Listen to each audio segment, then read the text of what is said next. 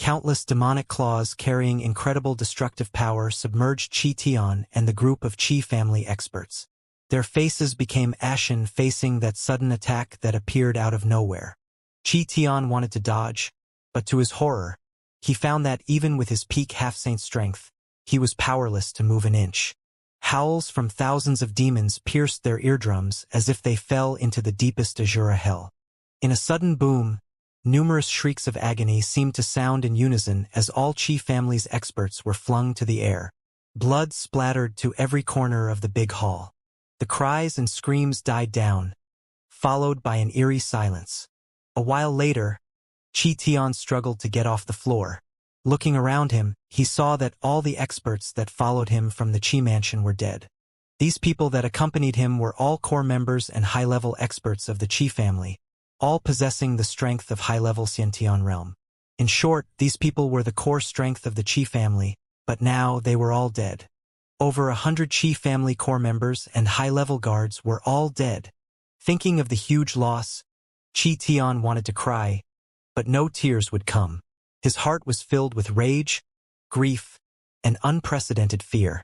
Dead. All dead. However, he knew that the reason he was still breathing was because the other side deliberately let him live, otherwise they would never have the chance to get up at this moment. Qi Tian stared fixedly at Huang Xiaolong with hate-filled eyes, screaming, "Who are you? No matter who you are, you murdered so many of my Qi family disciples and guards. You can only die. Our Qi family will definitely destroy you. Destroy your 9 generations." At the end of it, Qi Tian was roaring the words out at the top of his lungs. His voice sounded scratchy and hoarse, his face distorted with rage. "Kill my 9 generations?" Huang Xiaolong repeated the words devoid of any emotions. He had heard deity's Templar utter this line many times over. Wang Dingji turned toward Huang Xiaolong, respectfully saying, "Sovereign, this subordinate has more than 100 ways to torture this Qi Tian until he begs for death. Sovereign?" Catching the term that Wang Dingji used to refer to Huang Xiaolong was like being struck by tribulation lightning directly on the head. Qi Tian blanked fully for a second, and then his eyes widened in shock. "SOV Sovereign? Azura's gate SOV Sovereign?" Qi Tian stammered, his vigor and momentum earlier, his killing intent toward Huang Shaoling, his fury, all disappeared in the blink of an eye, leaving only terror. Huang Xiaolong looked impassively at Qi Tian. 100 ways? No need to trouble ourselves. It has been some days since my poison corpse scarabs ate. Poison corpse scarabs? Hearing this name, Qi Tian's knees went weak. The whites of his eyes rolled back and fainted. Huang Xiaolong waved his hands, releasing a large swarm of poison corpse scarabs. All fell above the bodies of these Qi family disciples and guards. Before Wang Dingji's non-stop twitching eyelids, a short while later, the poison corpse scarabs had gnawed clean the corpses on the floor. Huang Xiaolong retrieved the poison corpse scarabs, stating coldly, "Since Qi Lei wants to capture me so badly, I should go meet him." Wang Dingji's throat felt dry, detecting the unmistakable killing intent in Huang Xiaolong's eyes. He could already imagine the news he would be receiving a few hours later. The Qi family is forever erased from the martial spirit world. Less than 5 minutes later, Wang Dingji led Huang Xiaolong to the Qi mansion. However, Huang Xiaolong did not request for a lot of people. Other than himself and Wang Dingji, there were no more than a dozen Azura's Gate disciples with them. Although Huang Xiaolong did not bring many Azura's Gate disciples on this trip, there was Wang Dingji. With the city castellan's face amongst the group, it was enough to shock the experts loitering around Enigma City. "Isn't that Castellan Wang? Who is that black-haired young man beside him? Seems like Castellan Wang is heading to the Qi family's mansion?" Passers-by on the streets whispered amongst themselves. Others scurried far away, giving a wide berth to Wang Dingji's group. Within the Qi mansion's main hall, Qi Lei and the present Qi family elders were waiting for news from Qi Tian. "Why isn't Elder Qi Tian back yet after so long?" One of the Qi family elder couldn't resist saying out loud, "Could something have happened?" Another elder balked. "What can happen? Give that Wang Dingji leopard guts and he still wouldn't dare not surrender the criminal to us. If he has tact, he would hand over that criminal to Elder Qi Tian obediently. Then this matter will be resolved. Otherwise If that Wang Dingji dared to shelter the criminal, I say our Qi family can launch an attack and seize the Enigma City's Castellan Manor in one fell swoop, conquering the Enigma Oblast. The Enigma Oblast and Treasure Oblast are adjacent lands. With the Cosmos God cult as our backing, the people in the Azura's Gate headquarters wouldn't dare do anything to us. A Qi family elder put forth his thoughts. Just as his words ended, one of the Qi family's stewards entered the hall in hasty steps, reporting to Qi Lei. Reporting to Patriarch, Wang Dingji is on the way to our Qi mansion right at this moment. This message came too suddenly for everyone in the main hall. Qi Lei was slightly stunned. Wang Dingji is heading to our Qi mansion? Weighing the matter in his head, he asked, "Just Wang Dingji alone?" The Qi family steward promptly answered, "No, apart from Wang Dingji, there are about 10 Azura's Gate disciples. Right, there's also a black-haired young man with them. It seems that young man is the one that injured young noble Hu Guang." Qi Lei blanked for a moment. Then his face bloomed into a wide smile facing the Qi family elders. It seems this Wang Dingji still has some tact, personally bringing that criminal over to our Qi family. In Qi Lei's opinion, Wang Dingji was presenting the criminal right up to their doorstep. The Qi family elders echoed in the main hall. Young noble Hu Guang is Treasure City Castellan's most cherished disciple. Also the only son of Cosmos God cult's elder Hu. Intrepid as Wang Dingji may be, he wouldn't dare to protect that criminal. One of the elder laughed aloud. Qi Lei stood up with a wide smile hanging on his face. Since Wang Dingji is smart enough to send the criminal over personally, we shouldn't be a rude host. Come, let us go welcome this Wang Dingji. Hearing Qi Lei's words, the Qi family elders stood up from their seats, following behind Qi Lei as he exited the hall. The moment Qi Lei stepped out of the hall, he spotted Wang Dingji with a dozen Azura's Gate disciples walking into the compound. And beside Wang Dingji was a black-haired young man. Qi Lei was well aware, this black-haired young man was that criminal. Qi Lei greeted Wang Dingji with an affable laugh. "Castellan Wang, you have troubled yourself, bringing the criminal to us personally." Wang Dingji blanked momentarily at Qi Lei's words. Bringing the criminal over? A bout of speechlessness washed over him. He immediately understood that this Qi Lei assumed that the reason he came over was to hand over the criminal to the Qi family. Huang Xiaolong sneered inwardly at Qi Lei's assumption. Receiving no response from Wang Dingji, Qi Lei excused him, assuming that Wang Dingji felt it was beneath his status being made to send the criminal over himself. Thus he was too embarrassed to return his greeting. "What about our elder Qi Tian? Where is he?" Qi Lei's eyes casually scanned over the group and did not see Qi Tian's shadow. Qi Tian. A chilling smile tugged at the corners of Huang Xiaolong's mouth. "He won't appear ever again." "Won't appear ever again?"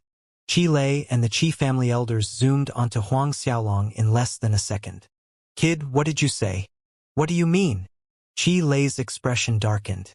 Huang Xiaolong glanced indifferently at Qi Lei. "When the lot of you arrive in hell, you can ask Qi Tian yourselves." Qi Lei's eyes narrowed menacingly as he turned back to Wang Dingji. "Wang Dingji, did you kill Qi Tian and those with him?" In Qi Lei's eye, only Wang Dingji had the strength to kill Qi Tian and Qi family's experts.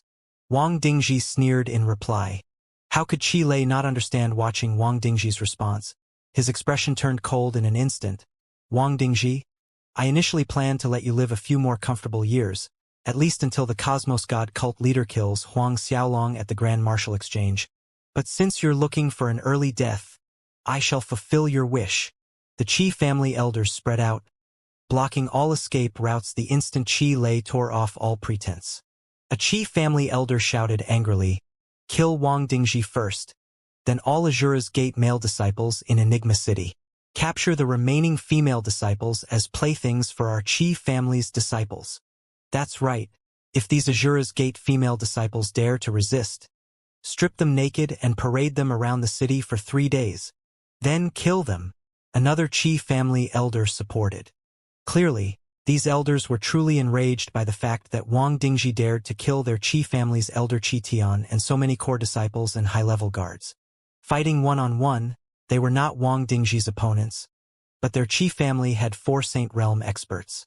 For Saint Realm experts attacking together, they could absolutely kill Wang Dingji. Qi Lei let out a loud bellow. His momentum rose to the peak as he summoned his martial spirit, an enormous eagle. The eagle was entirely black, emitting layers of black halo. Qi Lei immediately soul transformed and lunged toward Wang Dingji in attack. The other 3 main Saint Realm experts of the Qi family followed suit, soul transforming, and joined Qi Lei in attacking Wang Dingji. Judging from Qi Lei's actions, it seems that he intended for the elders to handle Huang Xiaolong and the Azura's Gate disciples. However, just as Qi Lei and the Qi family's other 3 Saint Realms experts leaped toward Wang Dingji, a powerful surge of energy suddenly spiraled from the ground.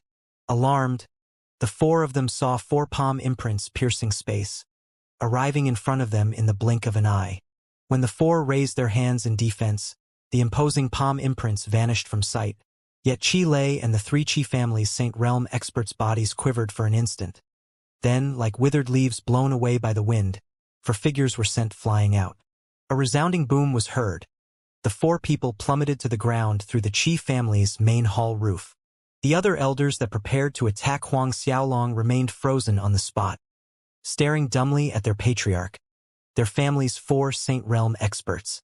Not one person utter a sound. At this moment, perhaps due to feeling too full or because he was frightened, one of the Qi elders farted big time. The stench and loud noise came too sudden, snapping the rest of the elders back to their senses. However, they weren't in the mood to find out what made that particular elder release such a big stinky fart as they hurried to Qi Lei and the 3 Saint Realm experts' side. Patriarch, Grand Elder Chu Yunhai. The group of Qi family elders clamored in panic. Everyone was confused and in disarray. Moments later, the 4 of them were helped up from the floor. It was you. Qi Lei stood up, fearful eyes staring at Huang Xiaolong. The person who attacked and injured that earlier was Huang Xiaolong. One move. That young man merely used one move. This black-haired young man they disregarded only used one move. Huang Xiaolong stepped out, slowly walking in Qi Lei's direction. Only now did Qi Lei and the elders notice that Wang Dingji followed behind the black-haired young man with a respectful demeanor. No, Wang Dingji was exactly like a flattering slave. Everyone on the Qi family's side was dumbfounded. Who are you? Qi Lei shouted. Behind our Qi family is the Cosmos God cult. We're Cosmos God cult's people. What do you want to do? Although they were dumbfounded with Wang Dingji's fawning slave behavior, neither Qi Lei nor the elders linked the black-haired young man to Huang Xiaolong. Subconsciously, they rejected the idea. How could the Azura's Gate sovereign suddenly leave the headquarters? And how could that person appear in their Enigma city? Huang Xiaolong chuckled coldly. Of course I know that your Qi family is a dog reared by the Cosmos God cult. The Qi family was Cosmos God cult's dog. Huang Xiaolong's blunt statement made Qi Lei and the Qi family elders look ugly. Although the Qi family was influential in Enigma City, to the extent of being able to suppress the city castellan, at the end of the day, they were just a dog kept by the Cosmos God cult. They wanted to deny, but it was a plain fact. Qi Lei collected himself fairly quickly, saying coldly, even if our Qi family is nothing but Cosmos God cult's dog, we're still a dog that has its use. If you kill us, the Cosmos God cult will not let you go. You'd better think twice. Huang Xiaolong didn't bother with Qi Lei further. He turned to Wang Dingji, saying, pass my order down. All Azura's Gate disciples are to block all exits in Enigma City. Not one Qi family disciple is allowed to leave the city. Yes, sovereign. Wang Dingji was surprised, but he complied with Huang Xiaolong's order. Sovereign. Qi Lei and everyone else caught Wang Dingji's salute to Huang Xiaolong, and similar to Qi Tian's reaction, after a brief moment of blankness, all of them were struck with fear. The black-haired young man's identity was glaringly clear. There was only one person that Wang Dingji could refer to as sovereign. The Azura's Gate sovereign. After giving Wang Dingji an order, Huang Xiaolong walked straight into the Qi mansion's main hall. Qi Lei couldn't maintain his calm facade any longer. staggering back in panic. Huang Xiaolong pointed a finger in the air. The absolute soul finger instantly pierced through Qi Lei's brows. Qi Lei tumbled down, dead before he hit the floor. The Qi family's elders turned sickly pale watching this. Out of nowhere, one of the Qi family's elder leaped to the sky, trying to make an escape. Huang Xiaolong waved his right hand and a golden round ring flew out at rapid speed, catching up to the elder in no time at all. In a bright flash of light, that golden ring locked the surrounding space. That elder was pinned to the air, unable to move at all. This golden ring was the heavenly treasure number 9, the God-binding ring. Every heavenly treasure had its own magical effect. As Huang Xiaolong's strength continued to rise, the uses and prowess of these heavenly treasures were discovered by him, displaying them one after another. Huang Xiaolong blasted the Qi family elder into pieces with a great void divine fist after pinning him in place with the God-binding ring. With fluid movements, he took out the supreme ghost flag and absorbed that Qi family elder's soul into the flag, turning him into one of the ghost spirits. The other 2 Saint Realm warriors planned to run as well, but witnessing that elder's end scared their movements to an abrupt halt. Young noble divine dragon, we're willing to betray Cosmos God cult and swear fealty to Azura's gate. One of the 2 Saint Realm experts fell to his knees in fear, anxiously pleading Huang Xiaolong, "Don't kill us!" The other Saint Realm expert reacted, quickly falling to his knees and begging for mercy as well. In a split second, all the Qi family elders knelt down like tumbling trees, kowtowing incessantly for their lives to be spared. A light flickered in Huang Xiaolong's eyes. His initial plan was to uproot this Qi family, annihilate every Qi family disciple in Enigma City. But now, looking at these Qi family elders, he had a change of plans. Enigma City was extremely crucial as the border adjacent to Cosmos God cult's territory. It would be best to have more Saint Realm experts assisting Wang Dingji in guarding the Enigma City. "Open the barrier to your soul sea," Huang Xiaolong ordered. "Open our soul sea barrier?" The Qi family experts were stunned. In the end, these Qi family experts could only listen like well-behaved children, letting down the barrier to their soul seas, enabling Huang Xiaolong to brand their consciousnesses.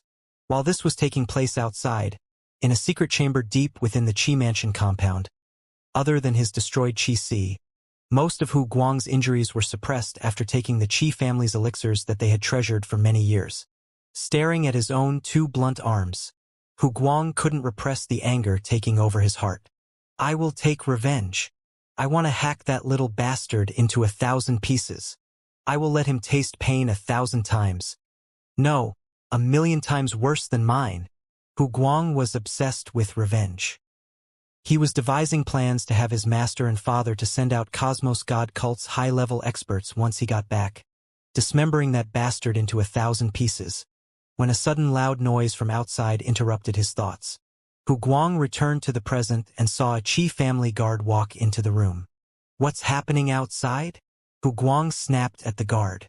That Qi family guard quickly answered. This small one heard from one of the stewards that Wang Dingji has personally escorted the criminal that hurt young noble. As for the loud noises coming from outside, this small one was just going to check. Wang Dingji personally escorted the criminal over? Hu Guang's eyes lit up and let out a braying laugh. Good. I initially planned to request Master to send experts over here to exterminate that Wang Dingji. But since he's so diplomatic, then this young master shall spare his life this one time. He ordered the guard, "Come with me. We're going to see what's happening outside." Hence, Hu Guang exited the underground secret chamber with the Qi family guard, heading to the main hall. However, Hu Guang was only halfway there when he saw Wang Dingji and 2 Qi families' Saint Realm elders walking in his direction. Hu Guang thought nothing of it and walked straight up to Wang Dingji. "Castellan Wang, I heard that you personally escorted that criminal over." "Good. Very good. When I return to the Cosmos God cult headquarters tomorrow, I will inform Father of your merit." That tone, as if he was praising his subordinate on a job well done. Hu Guang's father, Hu Chun, wasn't some simple Cosmos God cult elder. Elder Hu Chun was an enforcement elder and held high status and a significant level of authority in the sect. Even taking the entire Starcloud continent into consideration, elder who had quite a reputation, something that a person like Wang Dingji couldn't compare to. Wang Dingji's expression turned frosty at Hu Guang's praise. His hand reached out, clutching Hu Guang's throat and lifting him in the air, returning to the main hall in that manner. In fact, Wang Dingji and the two Qi family Saint Realm elders were on their way to carry out Huang Xiaolong's order, to bring Hu Guang, who was hiding in recuperation in the underground secret chamber, to the main hall. Pity that Hu Guang had yet to realize his situation, acting arrogantly in front of Wang Dingji. Hu Guang stared with disbelief at Wang Dingji's hand clutching his neck. Wang Dingji actually dared to insult him in this way. Hu Guang's enraged roar rang out. Wang Dingji, what do you think you're doing? How dare you treat me this way? You're so dead. Release me. Quickly. Release me this instant. Hu Guang tried to break free, but to no avail. His qi was damaged and he was physically handicapped. What qualifications did he have to struggle? The guard accompanying Hu Guang was rooted to the spot as he watched Wang Dingji lift Hu Guang up in the air with one hand, squeezing his throat. It didn't take long for the three people to return to the main hall with Hu Guang in hand. Entering the hall, Wang Dingji threw Hu Guang down on one side and saluted Huang Xiaolong respectfully. Sovereign, I've brought Hu Guang. With that, he stepped to the side with the two Qi family Saint Realm elders standing behind him. Hu Guang clutched at his neck, hawking endlessly. Raising his head, the image of Huang Xiaolong sitting on Qi family's patriarch seat entered his eyes while the Qi family elders stood respectfully in two lines. Sovereign? At this time, Hu Guang remembered that Wang Dingji called Huang Xiaolong sovereign. A cold shiver traveled down his back and his eyes widened in shock staring at Huang Xiaolong. A split second of shock later, Hu Guang screamed at the group of Qi family elders. You bunch of no-good dog slaves. How dare you betray the Cosmos God cult? Damn you all. The Cosmos God cult will annihilate you lot of dog slaves. Kill all of you. Hu Guang's voice came out grating and hoarse, overwrought with emotions. Hu Guang was no fool. How could he not understand looking at the scene before him? Those Qi family elders had already sided with Huang Xiaolong. The Qi family elders grimaced after being pointed at the nose and called dog slaves, especially the two Saint Realm experts. One of them took a step forward, saluting respectfully at Huang Xiaolong and ventured with caution. Sovereign, this Hu Guang is so arrogant. This subordinate suggests to cripple both his legs as well.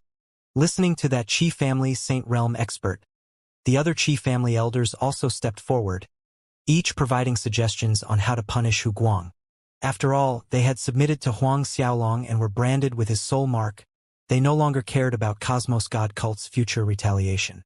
Hu Guang watched dumbly as these elders, who used to show him respect, flattering him in a complacent manner to the point of licking his butt if he asked, all just to get on his good side, actually suggested to Huang Xiaolong to break his legs, cut off his tongue, dig out his eyes, and all kinds of inhuman tortures. Hu Guang exploded with rage, waving his arm around. A group of damn dog slaves. I'll kill you all. He lunged forward, raising a leg at one of the Qi family elders. That elder didn't even bother to move. A thin protective barrier of battle Qi appeared in front of him. Hu Guang was rebounded, stumbling back again and again. Listening to the Qi family elder's suggestions, Huang Xiaolong nodded. Aloud. Hu Guang just managed to get to his feet when he heard Huang Xiaolong giving them permission and he passed out on the spot. If he was subjected to each and every punishment suggested by the Qi family elders, by the end of it, it would be worse than death. Half a day later, the Qi family was received under the Azura's Gate, and the two Qi family Saint Realm experts were appointed as Enigma City's deputy domain leaders under Wang Dingji's governance. Later, Huang Xiaolong left many tasks to the three of them before leaving Enigma City, continuing his journey to Treasure City. As for Hu Guang, he was eventually tortured to death by the group of Qi family elders. Before leaving, Huang Xiaolong gave Wang Dingji a strict order.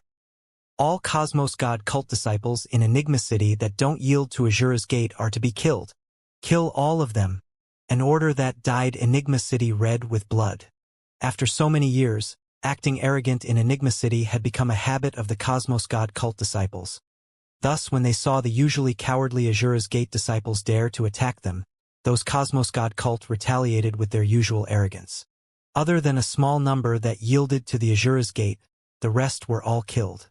Whereas many Azura's Gate disciples harbored great hatred toward these Cosmos God cult disciples for a long time, therefore, when these disciples attacked the Cosmos God cult disciples, none of them showed any mercy.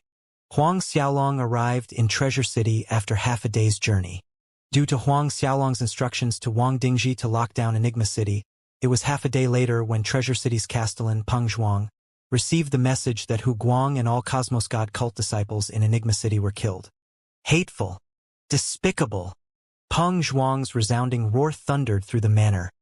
Violent energy blasted in the air, destroying everything around. Treasure City Castellan Manor's experts hid as far as they could, not daring to come close to Peng Zhuang. Some time passed before Peng Zhuang calmed slightly, yet his eyes were blood-red crimson. Huang Xiaolong, I vow to kill you or I'll kill myself. By this time, Peng Zhuang already knew that Huang Xiaolong was in Enigma City. Moreover, he was the person that injured his disciple, Hu Guang. Castellan. The manor steward Tan approached Peng Zhuang warily, reporting, Huang Xiaolong is in Enigma City, suddenly dealing with our Cosmos God cult disciple. Would he come and make trouble in Treasure City next? Peng Zhuang grew somber, eyebrows scrunched together in thought. What Tan's implying was, will Huang Xiaolong be acting against Treasure City next? In my opinion, mad as that Huang Xiaolong might be, he wouldn't dare to touch our Treasure City. One of the Castellan Manor's experts, Li Feng, stood out and stated, unless Huang Xiaolong wants to start a war with the Cosmos God cult. Peng Zhuang contemplated Li Feng's words and nodded in agreement. Enigma City was within the Azura's Gate territory. No one could find fault with Huang Xiaolong. After all, it was their Cosmos God cult disciples acting like a host in other people's home. They only had themselves to blame for their deaths. On the other hand, Treasure City was under Cosmos God cult's governance. If Huang Xiaolong dared to run rampant here, it would be a different matter altogether. Peng Zhuang too thought that Huang Xiaolong would not act recklessly in Treasure City. But still, for caution's sake, he took out the transmission jade slip and reported the matter to Cosmos God cult headquarters, requesting for expert reinforcements together with the message. However, he was cursed with a splitting headache remembering Hu Guang's father, Hu Chun. Until now, Hu Chun had yet to know about Hu Guang's death. Hu Guang was his only son. He was spoiled and pampered to the heavens. One could only imagine the severe consequences of Hu Chen's wrath after finding out about his son's tragic death in Enigma City. Peng Zhuang sighed heavily in his heart. After all, Hu Guang was also his most cherished disciple. He was talented and had a good chance of advancing to Saint Realm. He placed great hopes on this disciple, but he didn't expect Hu Guang to die in Huang Xiaolong's hands. Huang Xiaolong. The more Peng Zhuang thought about it, the hotter his anger burned. Huang Xiaolong was well aware that Hu Guang was his disciple and Hu Chen's son. Yet he still killed Hu Guang. It was evident that Huang Xiaolong did not put the Cosmos God cult in his eyes. Steward Tan's voice once again broke Peng Zhuang's thoughts. Castellan, this Huang Xiaolong is too audacious. How dare he kill young noble Hu Guang? He is challenging Cosmos God cult's prestige. Exactly. We cannot allow Huang Xiaolong and Azura's Gate to grow too bold. That's too risky for our Cosmos God cult. Li Feng chimed in. Peng Zhuang shook his head. I understand the logic of your words. It's just that leader is absent at the moment. Leader is absent? Tan and the manor experts present were stunned. Peng Zhuang nodded. Leader has some very important matters and went to Peace Emperor World a few days ago. Otherwise, do you think Huang Xiaolong could take over the Azura's Gate so easily? However, Leader was informed about Huang Xiaolong. Leader would definitely make it back in time before the Grand Martial Exchange. Tan, Li Feng, and the present experts exchanged a silent look among themselves. While Peng Zhuang was wrecking his head on how to break the news of Hu Guang's death to Hu Chen, Huang Xiaolong was strolling the streets of Treasure City without aim, blending into the hive of activity around him. Night gradually took over the sky. The flurry of activity in Treasure City continued into the night. Bright lanterns lit up shop fronts, small stalls, and entire streets. Huang Xiaolong inquired around for the Qin family's residence and headed to his destination without dallying further. The Qin family could be considered as one of the more renowned families inside Treasure City. Hence, it was easy to inquire the location of their residence. A short while later, Huang Xiaolong appeared in front of the Qin family's doors and informed the disciples on guard duty at the entrance the purpose of his visit. "You're looking for our patriarch?" The Qin family disciple scrutinized Huang Xiaolong up and down doubtfully before saying, "This warrior, please wait a moment, I will report inside." The guard turned around and ran inside. In fact, with Huang Xiaolong's strength, he could walk into the Qin family's residence without alerting anyone. But Huang Xiaolong's purpose was to buy the 8 stalks dragon god grass from the Qin family patriarch, a request to the other side. Qin Residence's main hall. Qin Goen and Qin family elders were gathered in the main hall in solemn ambience. Each person was solemn, with eyebrows furrowed at varying degrees. Clearly, the Qin family was facing some troublesome matters at the moment. From outside, a Qin family disciple entered the hall, reporting to Patriarch. "There's a black-haired young man outside requests to meet with Patriarch." A black-haired young man? It was out of the blue for Qin Goen. He asked the disciple, "Is he a disciple from families inside the city?" That Qin family disciple shook his head. "Not someone from the city, and his attire was very common. I won't see him. Tell him to leave." Qin Goen ordered with annoyance climbing up his face. Qin family's matters weighed heavily on his mind at the moment. "Yes, Patriarch." The disciple complied respectfully and quickly left the main hall. A Qin family elder muttered, "What do these commoners take our Qin family for? They think they can see our patriarch whenever they want." Qin Goen sighed dully. Ancestors' injuries can only be healed using the legendary 9 leaves purple grass. But a rare herb like the 9 leaves purple grass is 1 in a million. Where are we supposed to go look for it? The present Qin family elders fell into silence.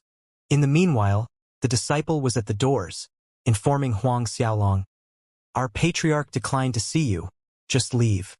Huang Xiaolong remained calm hearing these words. At his current strength, within the radius of 10 li, no movements could escape his spiritual sense. Therefore Huang Xiaolong knew what took place at the residence main hall as if he was there. "Make another trip. Tell your family patriarch that the 9 leaves purple grass that he wants, I have it," Huang Xiaolong said to the Qin family disciple. 9 leaves purple grass? The Qin family disciple had never heard of 9 leaves purple grass.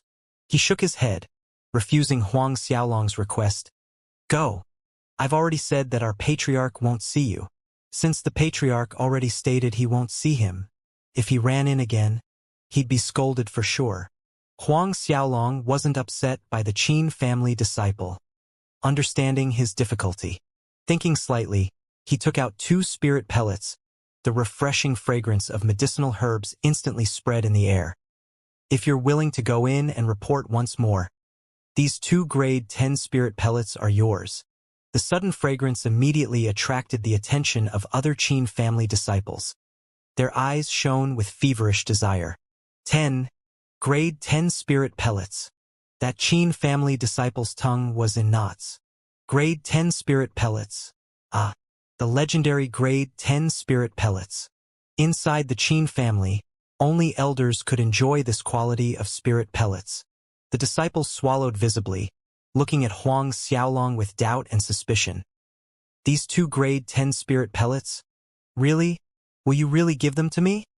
Huang Xiaolong chuckled. "Of course." Huang Xiaolong's finger gently flicked the 2 spirit pellets, sending them over to the Qin family disciple. Inside his Azura ring, grade 10 spirit pellets were the lowest grade. Grasping the 2 grade 10 spirit pellets in his hands, the disciple felt like he was dreaming, and he stood there in a daze for a long time. When he finally came to his senses, Huang Xiaolong's stature looked bigger in their eyes. "This lord, please wait here for a moment while I go in to inform the patriarch." The disciple's demeanor turned extremely respectful.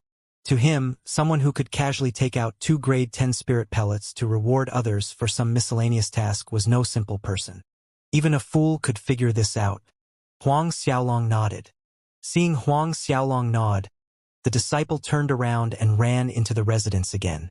Inside the Qin residence main hall, Qin Goen was still racking his brain, thinking about the 9 leaves purple grass. When he saw the same disciple enter the main hall again, he snapped angrily, "Who told you to come in?" Although that disciple was a main branch descendant, the patriarch unlading such a big temper on him still terrified him nonetheless.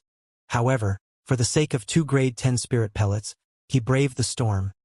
Reporting to Patriarch, the Lord just now said that he has the 9 leaves purple grass that Patriarch wants. The disciple could hear his heartbeat pounding in his ears, waiting for a reply. 9 leaves purple grass. This was out of Qin Goen and the elders' expectation. How did that person know we need 9 leaves purple grass? An elder exclaimed in doubt. Could it be someone from the Jiang family? Deliberately sending someone over to make fun of us? Another Qin family elder voiced his thoughts. It was none other than the Jiang family ancestor that injured their ancestor.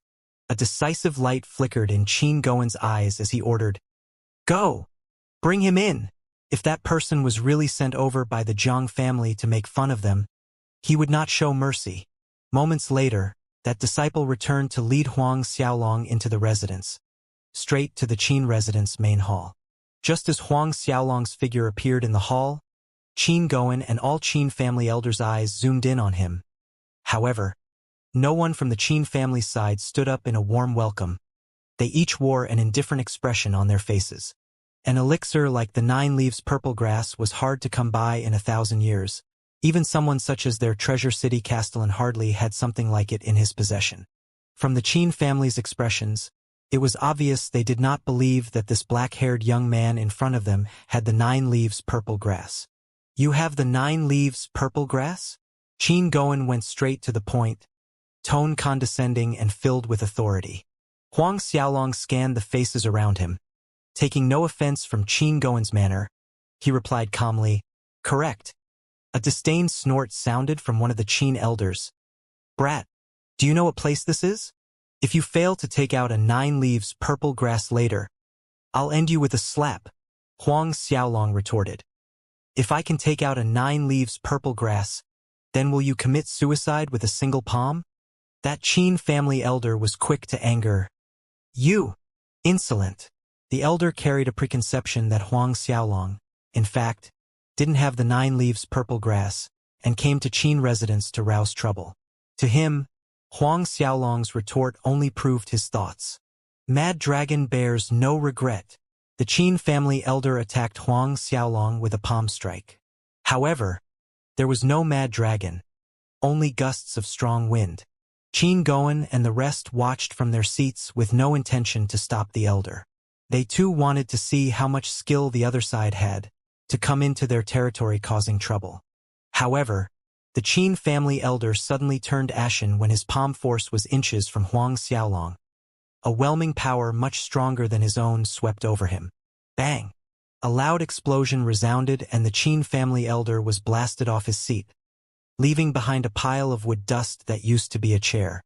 The robe on his body was shredded into many long stripes that hung down from his shoulder, not much different in appearance compared to a street beggar.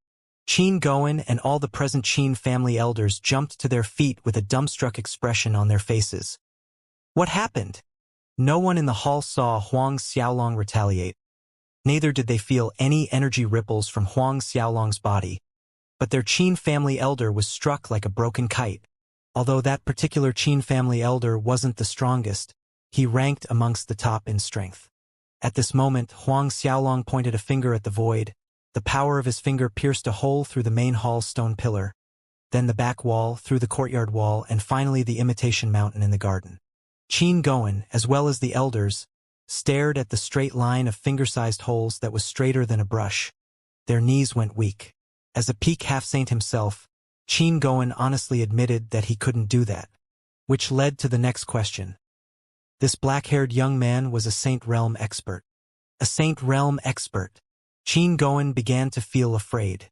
It was clear now that the black-haired young man wasn't someone sent by the Jiang family to disturb them. The Jiang family couldn't afford to hire a Saint Realm expert to deal with them. Senior, Jay just now Goen and the elders were impolite. We humbly beg Senior to forgive us.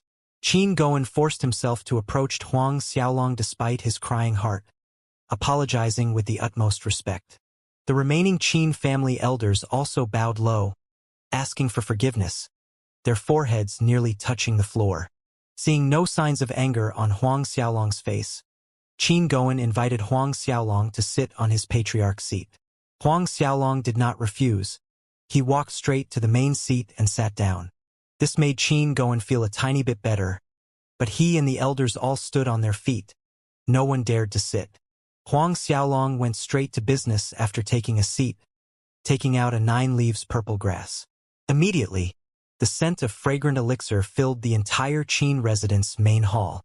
9 leaves purple grass.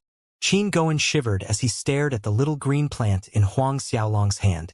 The elders' expressions mirrored Qin Goen's. Despite witnessing the black-haired young man's possible Saint Realm strength, a small portion of doubt still lingered in Qin Goen's and the elders' hearts about Huang Xiaolong actually having a 9 leaves purple grass. Right. 9 leaves purple grass. Moreover, it's close to 40,000 years in age.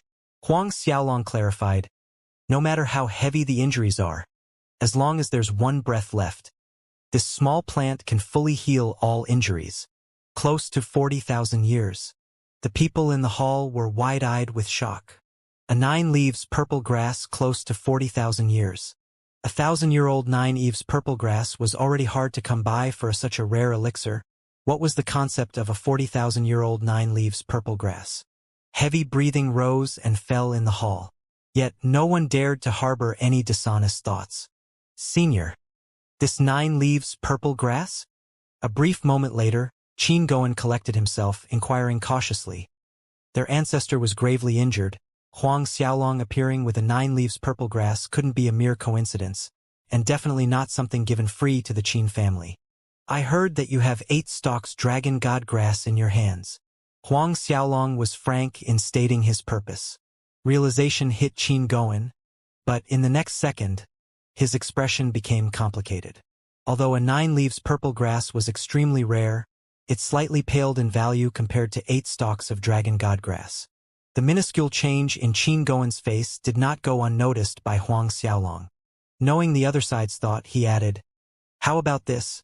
I'll use 8 herb stalks close to 40,000 years that are in the same grade as 9 leaves purple grass in exchange for the 8 stalks dragon god grass in your hand. 8 stalks of 40,000-year-old elixirs of the same grade as 9 leaves purple grass?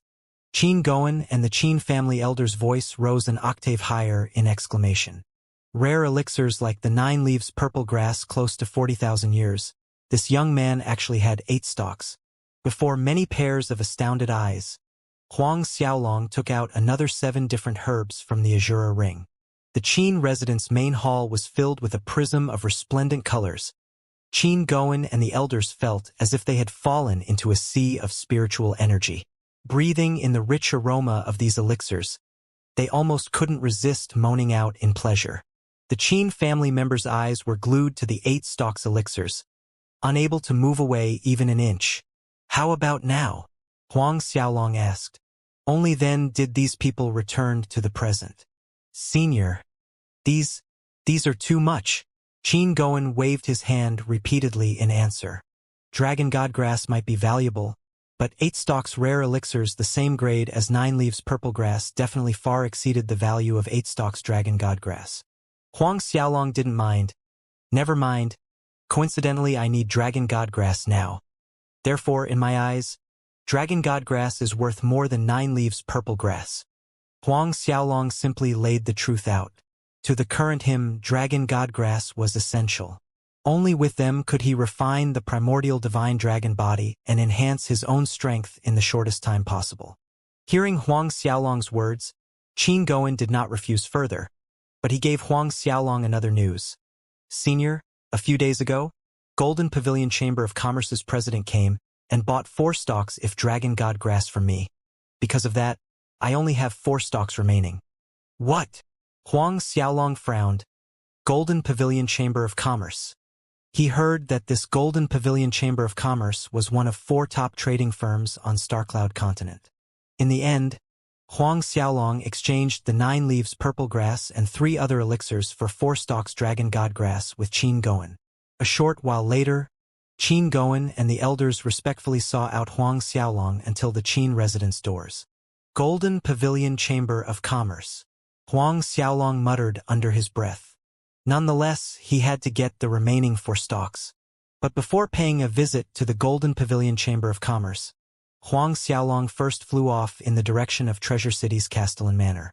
Shi Xiaofei went missing in Treasure City. With her strength, the only person strong enough to do any harm to her could only be another Saint Realm. Huang Xiaolong had a distinct feeling that this matter was connected to Treasure City's Castellan Manor. Treasure City, Castellan Manor's back garden. Steward Tan En and a Castellan Manor Saint Realm expert, Li Feng, were lounging at inside the stone pavilion, enjoying wine and leisure. I wonder what important matters cult leader has that he needed to make a trip to Peace Emperor World and could not return on a short notice. Tan En said while his fingers nursed the wine cup in a toast. Li Feng too raised his wine cup. 2 cups clinked and both men threw their heads back, gulping the wine down. Li Feng shook his head.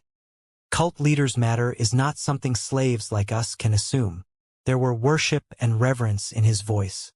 Then let Huang Xiaolong live a few more years of arrogance. Tan En simply said, then his tone changed. That woman? Is she really Shi Xiaofei?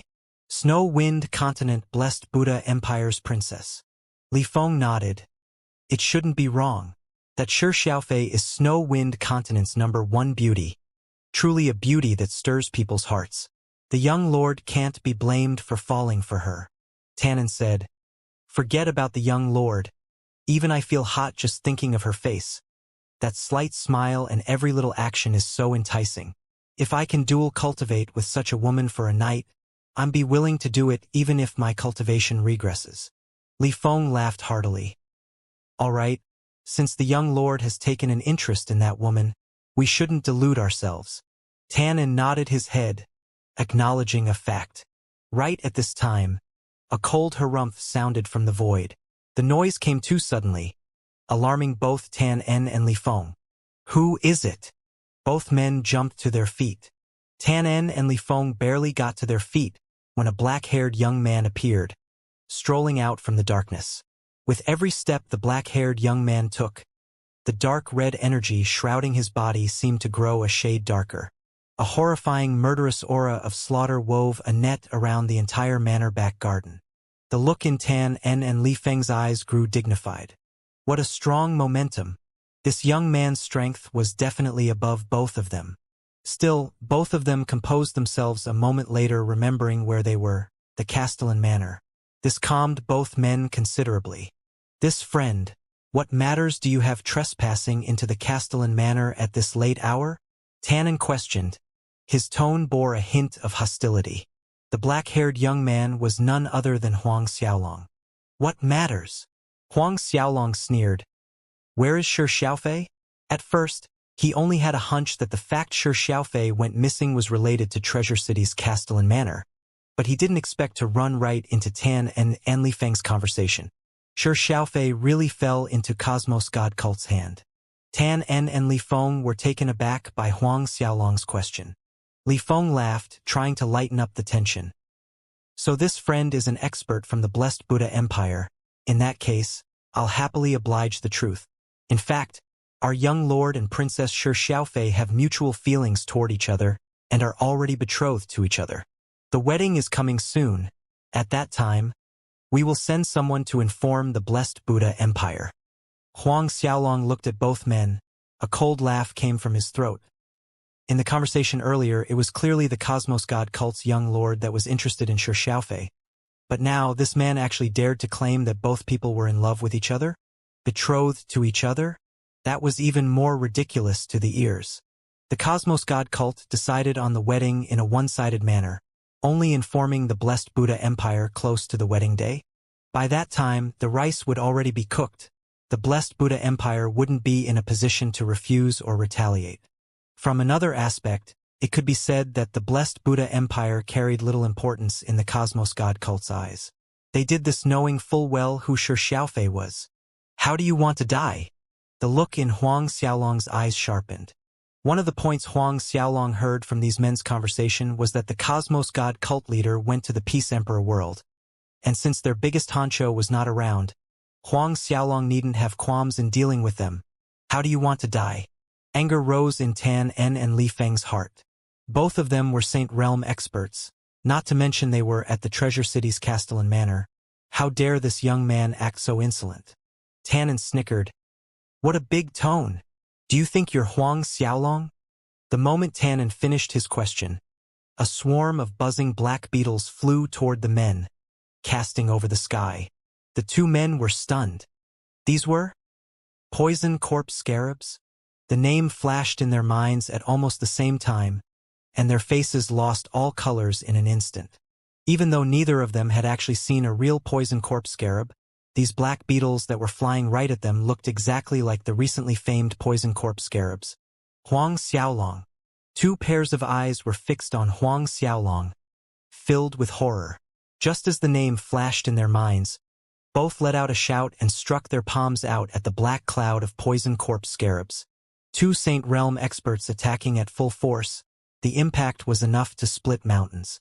Contrary to their expectations, when they struck to repel the poison corpse scarabs, a golden ring appeared above their heads, shining down a bright light that enshrouded them entirely. Tan En and Li Feng felt as if space solidified, their bodies unable to move a millimeter. God-binding ring!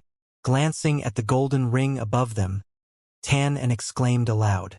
Before another word could come from Tan En's mouth, a sharp pain in his arm drew his attention. When his gaze shifted toward his arm, Tan En saw a poison corpse scarab crawling around. Just like the rumors described the process, it didn't take long for Tan En to feel numb all over his body, unable to gather any battle chi in his chi si. Tan En turned deadly pale. Almost at the same time, Li Feng was also bitten by a poison corpse scarab. Huang Xiaolong retrieved the god-binding ring and released from their binding. Tan En and Li Feng plummeted to the ground. The ground shook from the impact. Huang Xiaolong, what do you want? Crashed to the ground. Tan En could no longer conceal the great terror from his face, reiterating, "This is the Treasure City's Castellan Manor." Huang Xiaolong scoffed. "I know that this is Treasure City's Castellan Manor."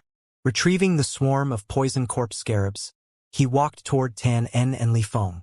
Watching Huang Xiaolong call away the poison corpse scarabs, both men looked slightly better, thinking that Huang Xiaolong still had qualms with them being inside the Castellan Manor. He wouldn't really dare to commit murder here. While both were thinking of ways to delay for more time until Cosmos God cult experts realized what was going on and hurry over, they saw Huang Xiaolong's pupils suddenly turn violet as two soul characters flew out from his eyes straight into Tan En and Li Feng's pupils. A bright violet light flashed in their eyes and disappeared, leaving two dull, dispirited-looking men. The violet light in Huang Xiaolong's pupils intensified. It was only half an hour later when they returned to normal. Huang Xiaolong was worse for wear, but Tan En and Li Feng appeared normal as they were, not dull and dispirited. What did you do to us just now?" Li Feng demanded as he glared at Huang Xiaolong. All he could remember was a flash of violet light in Huang Xiaolong's eyes, then nothing, as if he lost consciousness. Huang Xiaolong looked at the two men, chuckling as he brought the poison corpse scarabs out again. Soon, blood-curdling screams echoed in the back garden. This time, Huang Xiaolong absorbed Tan En and Li Feng's souls into the supreme ghost flag, turning the men's soul into ghost spirits for the flag instead of food for the poison corpse scarabs. Earlier, Huang Xiaolong used the ancient puppetry art and soul mandate to control the two men's souls, scouring through their minds for information. However, with Huang Xiaolong's current level of spiritual force, he could only manage a very small portion of memories, such as everything that happened in the recent 2 years' time. From Tan En and Li Feng's most recent memories, Huang Xiaolong found out that Shi Xiaofei and two of her maid that followed her to Starcloud Continent were all captured and brought to the Cosmos God Cult headquarters by Cosmos God Cult's young lord, Xia Hui. Huang Xiaolong's eyes glinted with a cold light, disappearing into the night's darkness in a flicker. Because Huang Xiaolong blocked the space around the back garden using the god-binding ring, The commotion that happened in the back garden went unnoticed by Peng Zhuang and everyone else in the manor. Next morning, when Peng Zhuang strode into the hall, he ordered one of the maids, "Go call Steward Tan in here. Since last night, there was a strong feeling of unease that wouldn't go away no matter what." Thus Peng Zhuang planned to have Tan and make a trip to the Cosmos God cult headquarters. Signed, sealed, and delivered. The maid respectfully complied, turning away in search of Steward Tan En. Peng Zhuang sat and waited calmly in the main hall. Before long, that maid returned. "Where's Tan En?" Seeing the maid returned but no signs of Tan En, Peng Zhuang demanded. The maid answered respectfully, replying to Castellan, "Steward Tan En is not in. No one knows where he is." Peng Zhuang's brows wrinkled furrowed. "Not in? Cannot be, if Tan En had matters that required him to leave the Castellan Manor, he would definitely come tell him in person." The more Peng Zhuang thought about it, the more things didn't seem right, and took out the transmission jade slip. However, a while passed, but there was no reply from Tan En through the transmission jade slip. The strong unease in Peng Zhuang grew. He hurried to his feet and moved swiftly to Tan En's courtyard. "Did Steward Tan En tell any of you where he was going?" Reaching Tan En's courtyard, Peng Zhuang interrogated Tan En's personal maid in the courtyard. Tan En's personal maid shook her head, replying to Castellan, "No, he didn't." "Oh right. Last night, Lord Li Feng came looking for Lord Steward." "Li Feng?" Peng Zhuang was surprised. "Yes."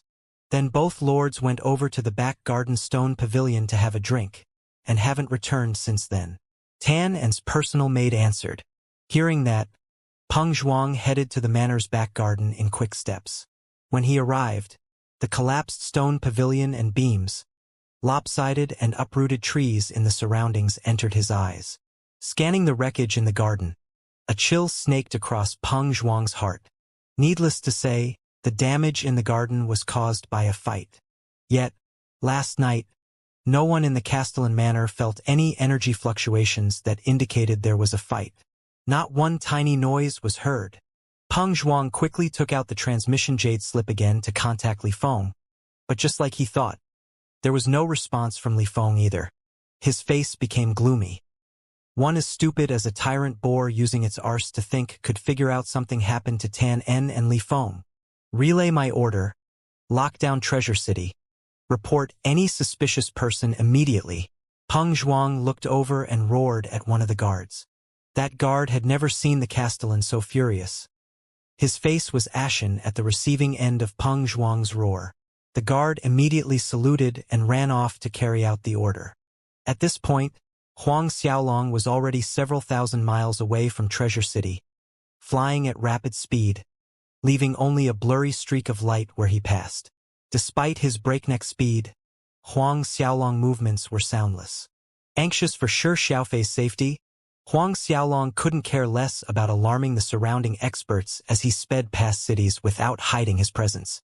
Huang Xiaolong's action inevitably attracted some Saint Realm experts' attention from these cities. Some of them even tried to stop Huang Xiaolong by blocking in front of his way. However, once they noticed Huang Xiaolong's terrifying speed, these path blockers ran far away to dodge, horrified. In time, Huang Xiaolong grew ever closer to Cosmos God Cult's headquarters. However, Cosmos God Cult's power was far-reaching. Just the number of obelisks under their territory exceeded 200, 10 times the land area compared to Azura's Gate. On top of that, Cosmos God Cult's headquarters was located right at the center of its territories. Hence, rushing all the way from Treasure City to Cosmos God Cult headquarters, Huang Xiaolong had to travel across 11 obelisks between the 2 points. Huang Xiaolong continued to fly madly at breakneck speed as his heart grew more agitated. He was the reason Shi Xiaofei traveled to Starcloud Continent. If something really happened to her, Huang Xiaolong would regret it for his entire life. How would he face senior brother Shi Fantian then? Xie Hui.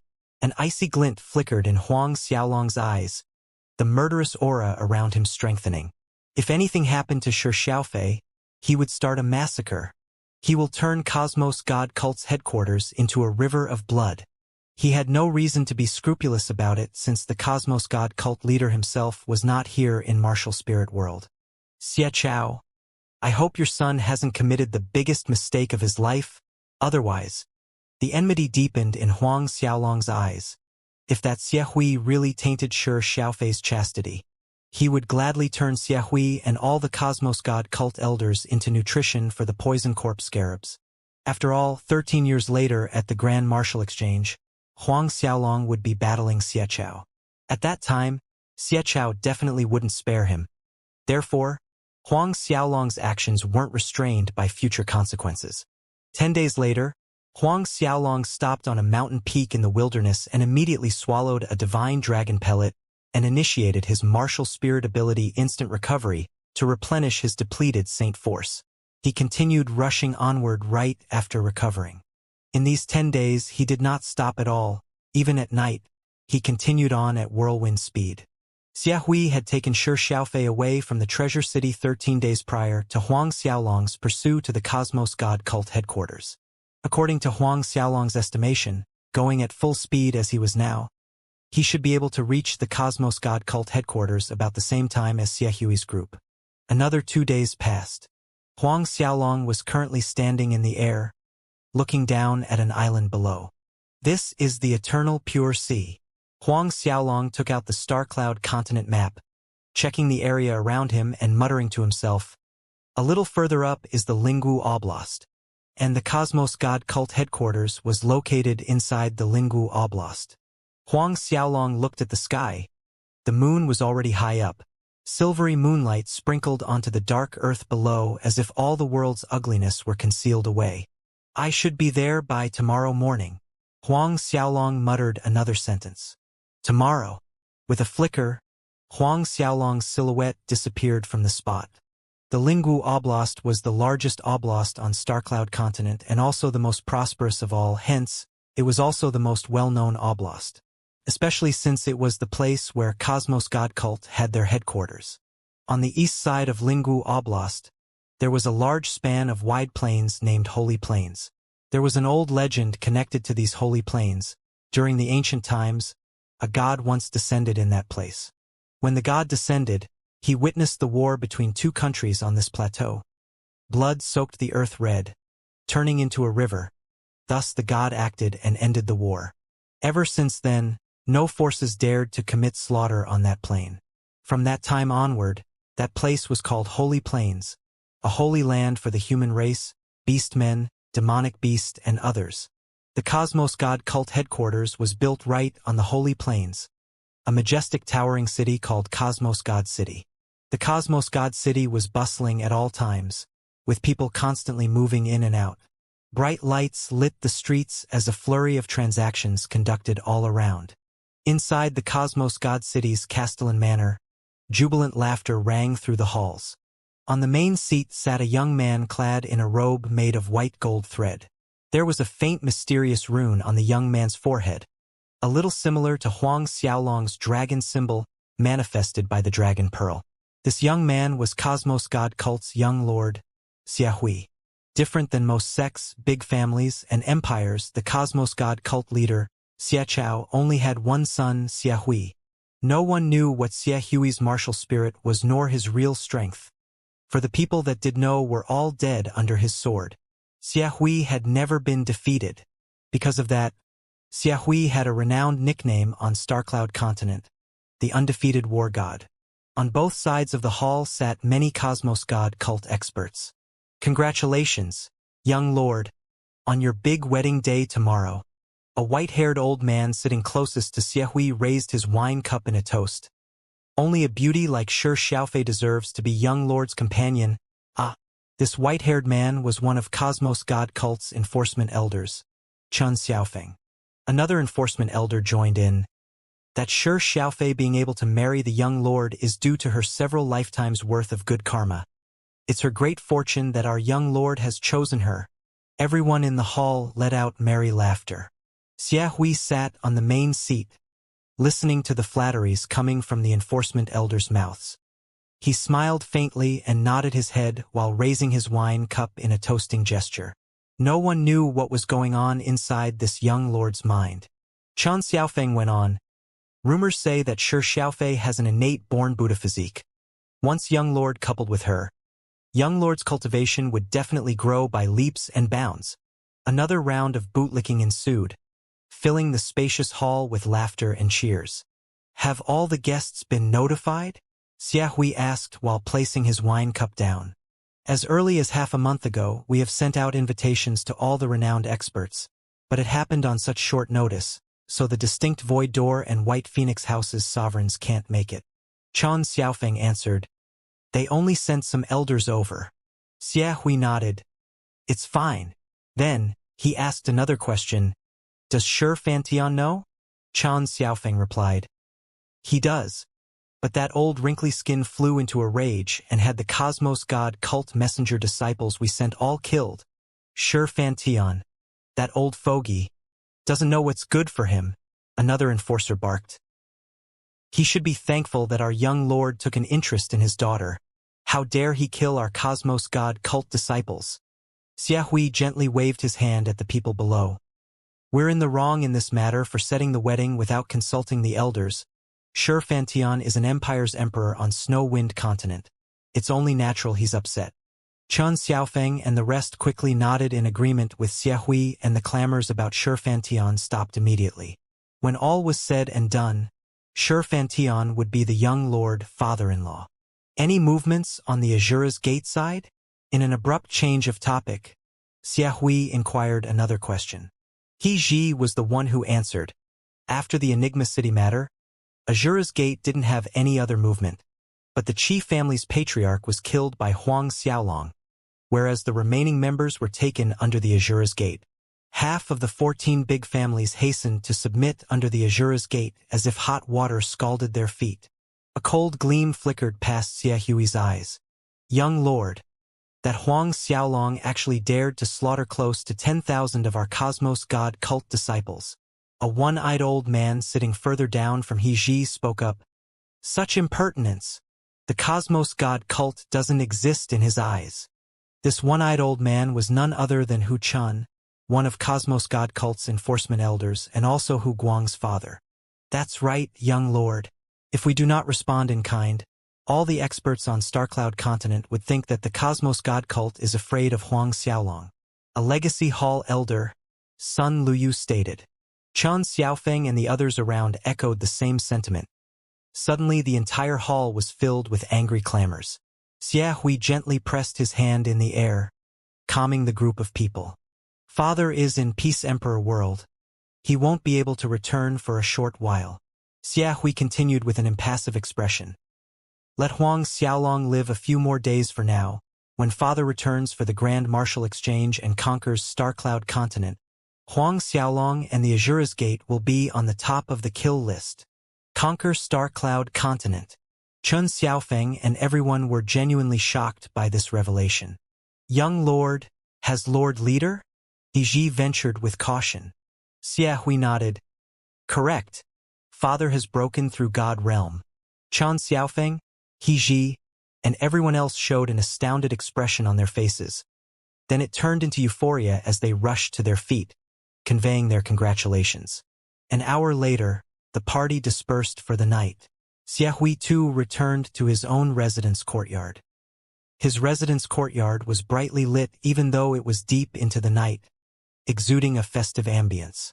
In the middle of the room was an extra-large bed, where a beautiful young woman sat in a waiting posture. This peerless beauty was Shi Xiaofei. Watching Xiahui walk into the room, Shi Xiaofei stood up angrily with her eyes glaring at Xiahui. Even Shi Xiaofei's angry expression was a sight to behold. "What did you do to Xiaoro and Xiaoye?" Shi Xiaofei demanded. Xiaoro and Xiaoye were the two maids that accompanied her from the Blessed Buddha Empire. Both girls followed Shi Xiaofei since her childhood days. Thus their relationship was very good. Facing Shi Xiaofei that looked like she wanted to swallow him whole, Xiahui maintained a suave appearance. "Don't worry, they're fine. However, if you do not cooperate tomorrow, I cannot guarantee what will happen to them tomorrow night." "You, despicable!" Shi Xiaofei gnashed each word through gritted teeth. Xiahui took no offense. A tiny grin emerged on his face instead. "Thank you very much for your compliment. I will show you just how despicable I can be." Shi Xiaofei was heaving with anger from Xiahui's words, her chest moving up and down. Xia Hui didn't bother to conceal his gaze as he stared at Shi Xiaofei's bosom. Noticing his eye level, Shi Xiaofei's hands flew to cover her bosom, spewing fire from her eyes. Xia Hui, don't even dream of touching a hair on my body, Xia Hui retorted. Do you think you have any hopes of resisting? Shi Xiaofei's face flushed red with anger. From the time she was captured, the other side fed her something unknown to her that hindered her from initiating a shred of battle chi from her chi si. The current her was vulnerable even facing the lowest of Cosmos God cult disciple, powerless to resist, not to mention going against someone like Xia Hui. Shi Xiaofei resorted to glowering at Xia Hui with an icy gaze. To tell you the truth, I already have someone I like. This drew a frown from Xia Hui. Compared to him, you're not even qualified to carry his shoes, Shi Xiaofei added with a vengeance. Xia Hui broke into an unruly laughter instead of getting angry. I, the young lord of Cosmos God cult, am not even qualified to carry his shoes? It sounded like the world's funniest joke in Xia Hui's ears. Indeed, if one were to compare identities, relying on his status as the Cosmos God cult's young lord, not only on Starcloud continent, but even in the entire martial spirit world, no more than 3 people could rival him. Regardless of that, the woman he set his eyes on, Shi Xiaofei, was saying it to his face that he, the undefeated war god Xia Hui, wasn't qualified to carry that person's shoes? If any of the Cosmos God cult elders like Chun Xiaofeng were here, watching Xia Hui's wanton laughter, they would know that Xia Hui was truly angered at this moment. There weren't many things or people that could truly anger their young lord. I'm really curious. Who is this person that has captured the heart of Snow Wind Continent's #1 beauty? His laughter died abruptly. A blizzard-cold aura seemed to come from Xia Hui's body. Shi Xiaofei's momentum matched Xia Hui's. He will come save me tomorrow. You will know at that time. Good. Xia Hui did not press the matter further. I shall wait and see the identity of this person whose shoes I don't even qualify to carry. Murderous intent flitted in Xia Hui's eyes. Tomorrow, if he dares to come, I shall fight him personally right in front of you, dig his heart out and feed it to the dogs. You! Shi Xiaofei choked with anger. But I won't let him die so easily. A wicked sneer hung on Xia Hui's mouth. Tomorrow night, I'll make him kneel here in this room, and watch how I press you under my body at my mercy. Let him hear your sultry moans in pleasure. Still, he's blessed to be able to see your enticing naked body before he dies.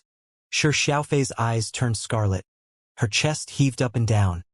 Her hands raised high, wanting to slap the person in front of her. Xia Hui reached out, grasping her wrist, then pulled it to his nose and took a whiff of her intoxicating scent, laughing as he said, I didn't expect that even your hand smells so nice. Shi Xiaofei was rendered into speechless anger and humiliation. Fret not, my dear, I won't touch you tonight. I will save that beautiful moment for tomorrow night. Xia Hui turned around and left in a good mood, leaving the sound of his laughter echoing in the room. Warm tears rolled down Shi Xiaofei's cheeks watching the receding silhouette. Tomorrow, will he really come save her? Although she wished he would come, would he really appear tomorrow? Perhaps he didn't even know that she had been captured. Having no idea at all that tomorrow, the night passed without incident. Early next day, radiant sunlight blessed a lively Cosmos God city. For today was Cosmos God cult's young lord's big wedding day. This was sensational news for the entire Starcloud continent, even the whole martial spirit world. Colorful lanterns lined the streets of Cosmos God City, the air buoyant with a contagious festive atmosphere. People from all big and small sects, renowned families, and forces came to send their well wishes. Cosmos God City's south entrance was more than a dozen zhang wide. Yet today it felt crowded. The area around the Cosmos God City's Castellan Manor was even more packed. Various shapes of luxurious carriages and imposing-looking mounts were moving in and out, bedazzling the eyes. Mid-divine grade spirit pellets, 10 pellets, 1,200 years old evergreen jade heartgrass, 3 stalks, sky dragon crystal, 2 pieces. Cosmos God cult elder Lin Shao was reading out the congratulatory gifts sent by guests that came for the wedding banquet. Any one of these gifts was enough to cause a sensation by themselves. This lowest grade of spirit pellets that the guests brought was low divine grade.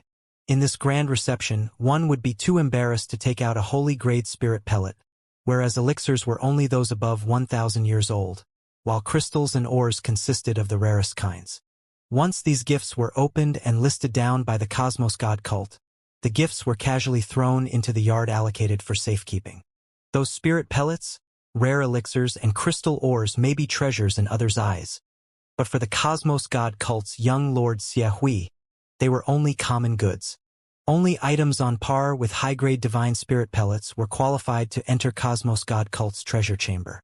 Right at this moment, Elder Lin Xiao suddenly announced in a high-pitched voice, "The distinct void door, high-grade divine spirit pellet, dragon tiger great rejuvenating pellet, one piece." This stirred the crowd's excitement. People craned their necks trying to get a looks at a high-grade divine spirit pellet. That was a high-grade divine spirit pellet. No wonder the distinct void door was one of the 12 super forces. Just a congratulatory gift they gave out was a high-grade divine spirit pellet. Time flows fast. Soon it was close to high noon. All the experts from other sects and big families trickled in, filling the many banquet seats arranged in the inner and outer hall. The inner hall was limited to Saint Realm experts. Hardly any 10th Order Xiantian realm warriors could be seen in this hall. As for those 7th and 8th Order Xiantian disciples of big families who weren't qualified to pass through the Cosmos God City Castellan Manor's doors, they could only join the banquet from restaurants across the street, stretching their necks for a glimpse into the Castellan Manor, at the important guests entering the manor premise. "I heard the Cosmos God cult leader has broken through to God realm. I wonder if that is true." "I'm guessing it's true."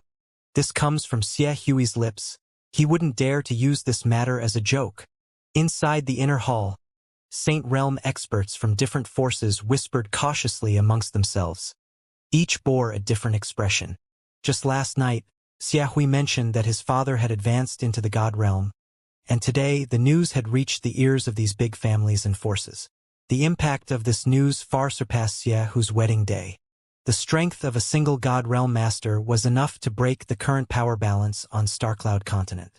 Each big forces and families showed varied reactions hearing the news. Certain big families decided to seize the opportunity before the end of Xie Hui's wedding to announce their submission to the Cosmos God cult. The way these families see it, since the Cosmos God cult's leader had broken through to God Realm, conquering the Starcloud continent was inevitable sooner or later, only a matter of time. Getting on board early beats latecomers. In Enigma City, close to 10,000 Cosmos God cult disciples died after Huang Xiaolong gave the kill order. Did you hear about this?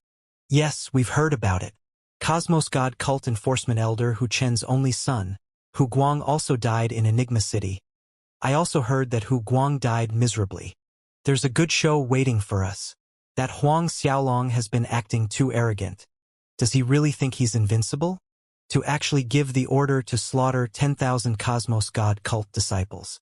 Mark my words, Huang Xiaolong and Azura's Gates days are numbered. Almost all the experts present were talking about the recent incident in Enigma City. For sure Xiaofei to be able to marry Cosmos God cult's young lord, sure Fantion must be beaming from ear to ear, since the blessed Buddha Empire on Snow-Wind continent is able to climb up this tall branch. Still, you can't deny the fact that Shi Xiaofei is indeed a beauty. It would be good fortune if I can have a daughter like her. The topics around the banquet shifted quick as the wind, changing to Shi Xiaofei and the blessed Buddha Empire. While this was happening, on the main street leading out of the city, at the southern city gates, space rippled gently and Huang Xiaolong's figure appeared from the void. He was delayed for a few hours due to a sudden enlightenment last night while pondering the 13 forms of the dragon god. Huang Xiaolong tilted his head slightly, looking at the sky. It was nearly noon, with sunlight pouring strongly down the city. By the time he reached the Cosmos God City's Castellan Manor, watching the endless parade of experts from various families and sect, doubt surfaced in his mind. He finally realized that it was Cosmos God cult's young Lord Xie Hui's big wedding day today by picking up the bits of conversation from the people around. Huang Xiaolong's eyes sharpened dangerously in an instant. He didn't expect to arrive right on Xie Hui's wedding day. The killing intent from Huang Xiaolong's body swept out like a 1,000-zhong giant blizzard. The experts passing close to him were alarmed, retreating as if their lives were in danger. The strong killing intent from Huang Xiaolong attracted the attention of Cosmos God cult disciples guarding the southern city gates. "Which sect or family are you from? Do you have an invitation on you?" Several Cosmos God cult disciples approached, questioning Huang Xiaolong. "We suddenly issued an order late last night. Only those who had an invitation on them could enter the city. Therefore, today, any experts that wish to enter the Cosmos God city must first show the invitation." However, it was as if Huang Xiaolong did not hear those disciples, walking straight toward the southern city gates. Watching Huang Xiaolong's actions, the several Cosmos God cult disciples' faces turned grim. "Stop right there."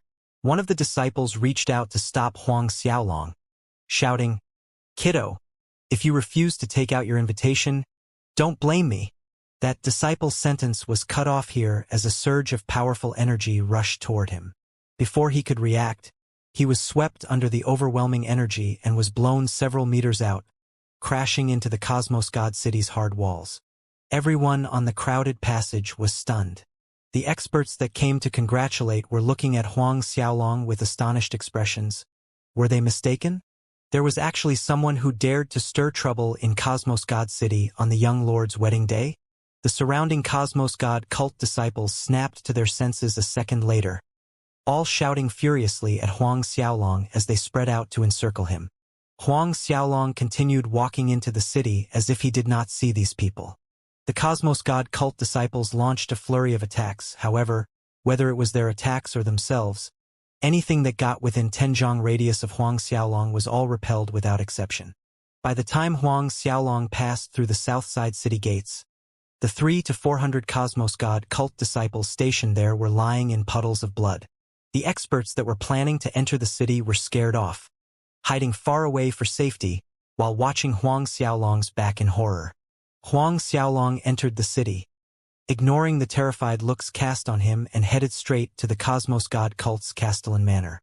Huang Xiaolong's initial plan was to sneak into the Cosmos God city and rescue Shi Xiaofei on the low, but he didn't expect the wedding day would be held today. Moreover, it was already noon. He was running out of time. Thus Huang Xiaolong decided to act outrageously this once. Frontal assault. Huang Xiaolong was getting closer to the Cosmos God city's Castellan Manor. However, the incident outside the southern city gates alerted the Cosmos God cult disciples. More and more Cosmos God cult disciples gathered from all directions, circling around Huang Xiaolong. Originally, the city was filled with a festive atmosphere. Carriages lined the streets as people hurried around. But the murderous aura exuded by the Cosmos God cult disciples as they all rushed toward one direction had startled everyone. In the blink of an eye, the streets were empty of people. Sensing powerful energies targeting him from all directions, Huang Xiaolong remained stoic. His feet did not falter at all as they continued to walk in the Castellan Manor's direction.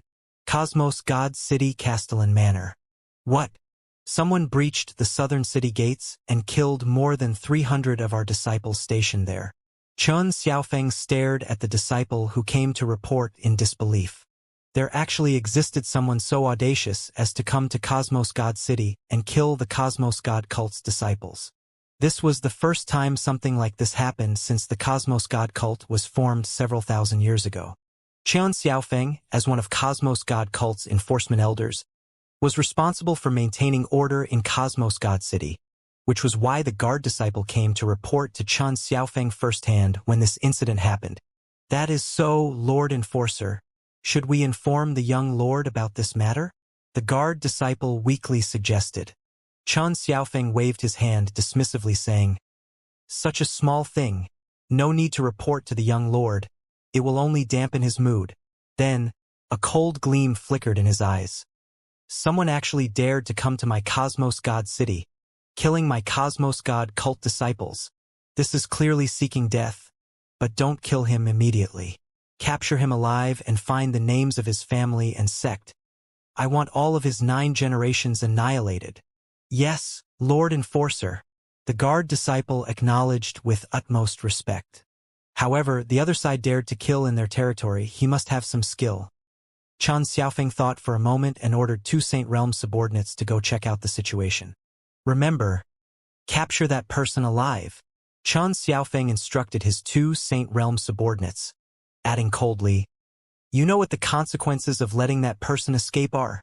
Please rest assured, Lord Enforcer." Both Saint Realm experts assured Chen Xiaofeng. Chen Xiaofeng waved them away. Both men saluted at Chen Xiaofeng and disappeared in a flicker from the spot.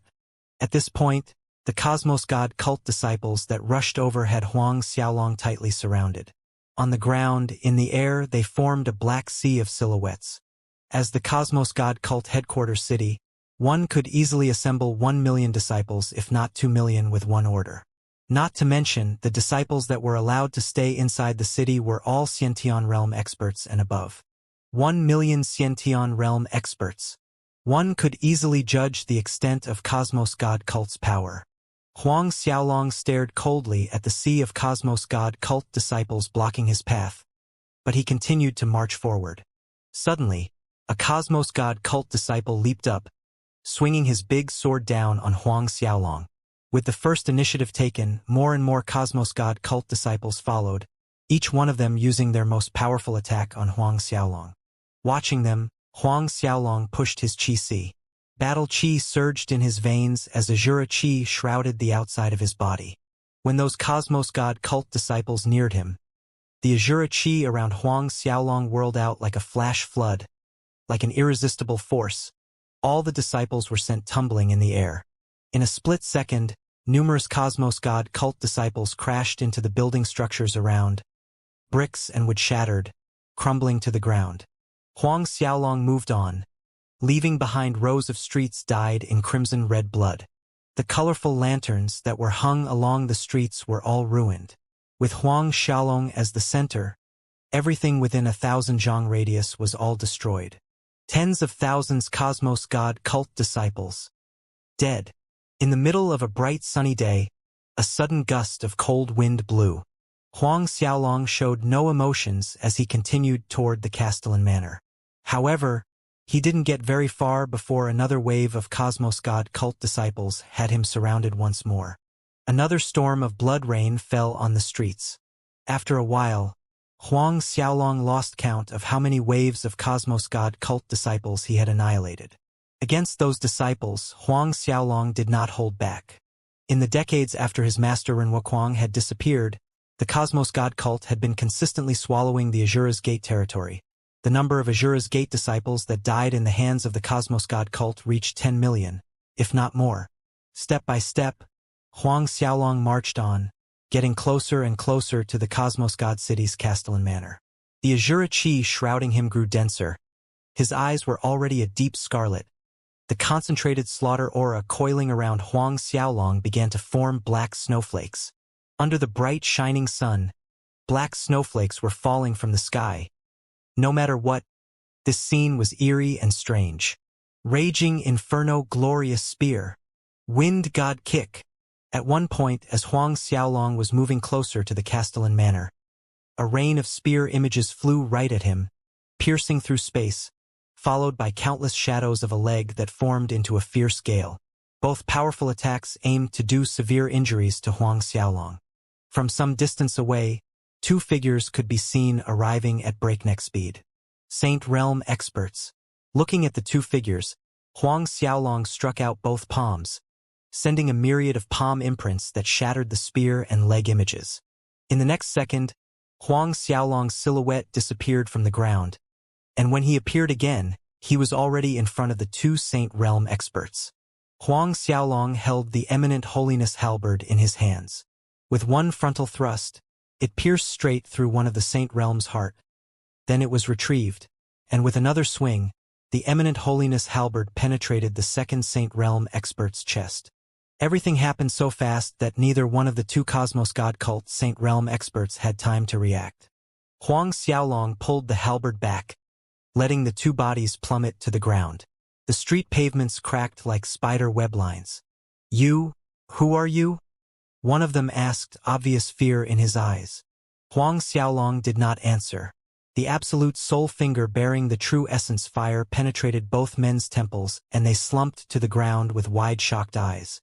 Huang Xiaolong put their bodies into the Linglong treasure pagoda as food for the poison corpse scarabs and went on his way.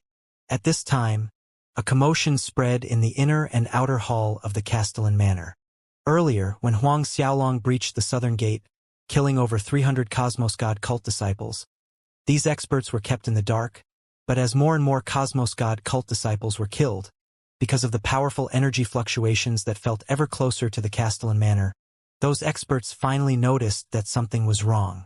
In the shortest time, those experts found out the shocking news that someone broke into the Cosmos God city, killing their Cosmos God cult disciples along the way.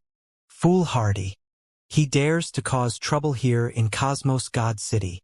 This person's dead for sure. But for him to breach Cosmos God city, he must have something up his sleeves. So what if he has something up his sleeves? Can he fight all the Cosmos God cult experts relying on him alone? I'm curious which family's disciple he is. Having such a mad disciple is the catastrophe of that family. Those experts stated their opinion in an unrestrained manner, whereas experts from the distinct Void Door, White Phoenix House, and others were secretly gloating in their hearts. On the big wedding day of the Cosmos God cult's young lord, someone broke into the Cosmos God city, killing numerous Cosmos God cult disciples? No matter the result, Cosmos God cult's reputation would suffer because of this. What? The Saint Realms I sent are both dead. Chun Xiaofeng was angered and shocked listening to the latest report. Among the two Saint Realm experts he sent, one was a 4th Order Saint Realm, while the other was a peak late 3rd Order Saint Realm. He didn't expect that both would be killed barely a few minutes after leaving the Castellan Manor. Chun Xiaofeng's eyes shifted. Then he hastened away in the direction of Xie Hui's residence courtyard. This matter had escalated to a level where the young lord had to be notified. When Chen Xiaofeng reached Xie Hui's residence courtyard, he saw several maids helping Xie Hui into a bright red brocade groom robe. Seeing this, Chun Xiaofeng's mouth opened and closed a few times, hesitant to bring the matter up. Speak, what is it? Xie Hui spoke first. Chun Xiaofeng hurried forward to report. Someone breached into the city through the southern city gates. Along the way he has killed a large number of our disciples. I've sent 2 Saint Realm experts over to deal with the trespasser, but both. His words trailed off awkwardly. Yet Xie Hui looked calm, checking his appearance before the mirror as he questioned, "How do I look in this outfit?" Chun Xiaofeng was slightly disconcerted as he looked at Xie Hui clad in a bright red brocade groom robe. Coupled with Xie Hui's good looks, he indeed looked dashing. However, Chun Xiaofeng did not expect the young lord to suddenly ask such a question, leaving him stumped. Xie Hui turned to the maid beside him, asking, "How is the young lady's preparation coming along?" Replying to young lord, "We have attired the young lady." The maid answered with respect and decorum. Xie Hui nodded. "Go. Bring the young lady to the front hall for the ceremony," waving away the maid with his hand. The several maids complied respectfully and retreated from sight. "Let's go." Xie Hui strode out toward the front hall with Chun Xiaofeng behind him. On the way, Chun Xiaofeng couldn't resist asking, "Young lord? Then that person, what do we?" Xie Hui merely waved his hand saying, "No need to rush. We'll talk after my wedding ceremony ends." After the ceremony was performed, then he and Shi Xiaofei would be true husband and wife. This trespasser was probably the person Shi Xiaofei mentioned before. The one whose shoes he, Xie Hui, wasn't even qualified to carry. A sharp glint flitted in the depth of Xie Hui's eyes. Recalling the tone and words Shi Xiaofei used when speaking to him last night, an intense murderous aura leaked from Xie Hui's body. Whereas Chun Xiaofeng could only acquiesce, the young lord had expressly said so. However, the sudden burst of killing intent from Xie Hui's body baffled him.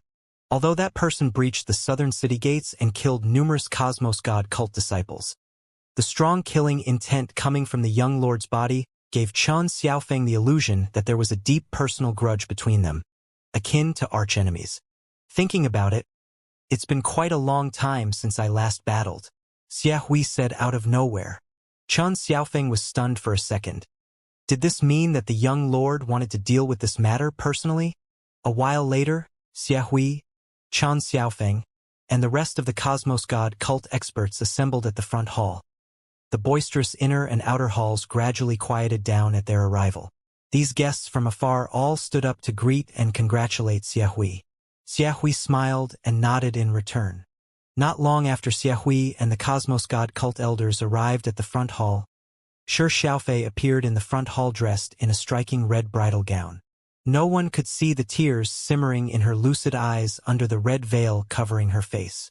Outside the Cosmos God City's Castellan Manor, Huang Xiaolong marched steadily under the sultry sun, enshrouded by a dense azure qi, as if he was the embodiment of an azura from the abyss of the netherworld, sending palpable fear into people's hearts.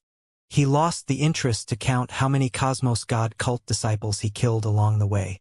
The Cosmos God cult disciples in the Castellan Manor's proximity watched tensely at Huang Xiaolong's approaching figure, a figure of darkness that contrasted with the radiantly shining sun. The path where Huang Xiaolong passed transformed into a river of blood, leaving Cosmos God cult disciples' corpses piled high in the streets of Cosmos God City. As Huang Xiaolong neared the Castellan Manor, the experts within the inner and outer hall sensed the terrifying murderous aura pouring out from Huang Xiaolong's body.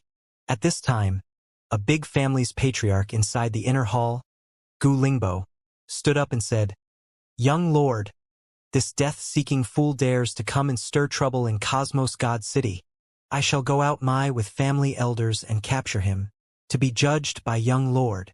Ever since he heard the news of Cosmos God cult leader Xie Chao's breakthrough to God realm, this Gu family patriarch, Gu Lingbo, had decided to submit under the Cosmos God cult, and the situation now was a heaven-sent opportunity for the Gu family to perform and exhibit their loyalty. Just as Gu Lingbo's voice fell, several other patriarchs and sovereigns stood up saying similar words, each claiming they were willing to capture this trespasser on behalf of Cosmos God cult and await young Lord Xie Hui's judgment. "Then I shall give my thanks in advance to all." Xie Hui smiled and said, "Young lord is too polite." Gu Lingbo, as well as the other patriarchs and sovereigns, quickly replied. Then they all left the inner hall in light steps, as if walking on cloud 9. When Gu Lingbo and a dozen other experts were outside the Castellan Manor, they immediately detected Huang Xiaolong's figure, shrouded in a dense fog of azure qi. Coincidentally, Huang Xiaolong just arrived at the Castellan Manor. Gu Lingbo let out a cold snicker spotting Huang Xiaolong. Without spouting any nonsense, he grabbed the chance to attack first before anyone else. Clenching his fist, Gu Lingbo struck a powerful punch at Huang Xiaolong's chest. Huang Xiaolong watched the opponent with frosty eyes. When the opponent was close enough, Huang Xiaolong raised his fist and punched out, meeting the opponent's fist directly. Gu Lingbo let out a cold sneer seeing this. The essence of his cultivation technique was hard and unyielding. Having a powerful physique was vitality. Although he was only a peak late 4th Order Saint Realm, average Saint Realm 5th Order experts wouldn't dare to take a punch from him. Above all, he had determined that Huang Xiaolong was just a mid-4th Order Saint Realm. This was the main reason that he dared to be the first one facing Huang Xiaolong. In a split second, Gu Lingbo's face stiffened. His eyes widened fearfully looking at Huang Xiaolong. But it was too late for him to retreat, and a loud boom rang out. Accompanying this blast was the sounds of shattered bones. In front of a group of shocked patriarchs and sovereigns, Gu Lingbo let out a ringing shriek of pain. His body rebounded back into the Castellan Manor, ramming over hundreds of Cosmos God cult disciples before finally crashing into an imitation stone mountain. After sending the Gu family patriarch flying with a single punch, Huang Xiaolong leaped high into the air and a giant saber appeared in his hand. The very same great saber that he got from the ancient Dragon Clan ruins. Ignoring the astonished looks around him, Huang Xiaolong bellowed as the giant saber in his hand heavily slashed down from high up. Dragon splitting the world. A larger-than-life saber light pierced through space with a blood-red dragon chasing behind it, exuding a suffocating bloodlust aura.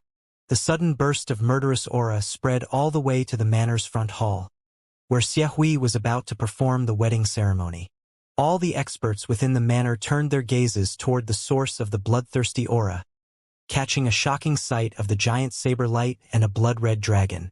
The saber light finally struck. The entire Cosmos God City Castellan Manor trembled. Strong tremors shook the ground.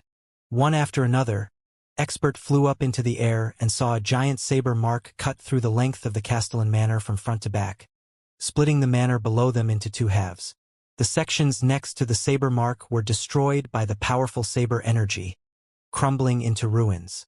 Stinging saber energy continued to vibrate in the air around the deep saber mark. Gaping at the result, everyone inhaled sharply.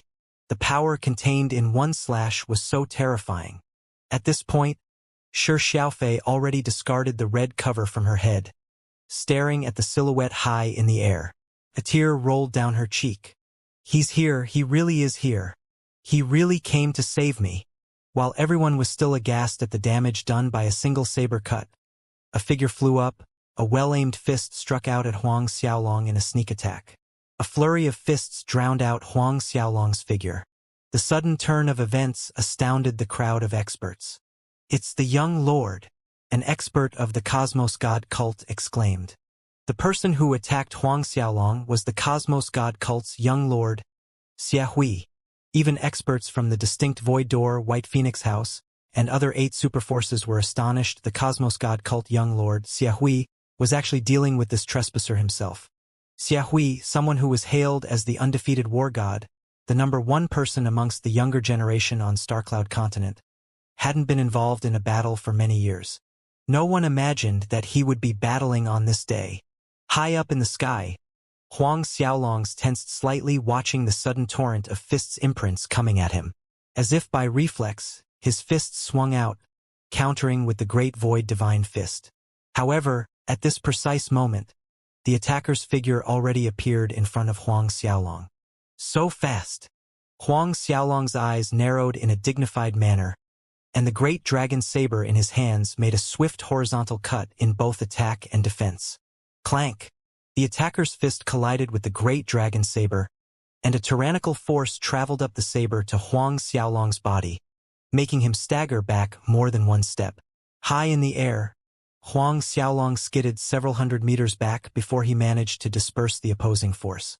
Even so, his hands still felt numb from the earlier collision. In fact, he nearly lost his grip on the great dragon saber in that collision. The exclamations below entered Huang Xiaolong's ears.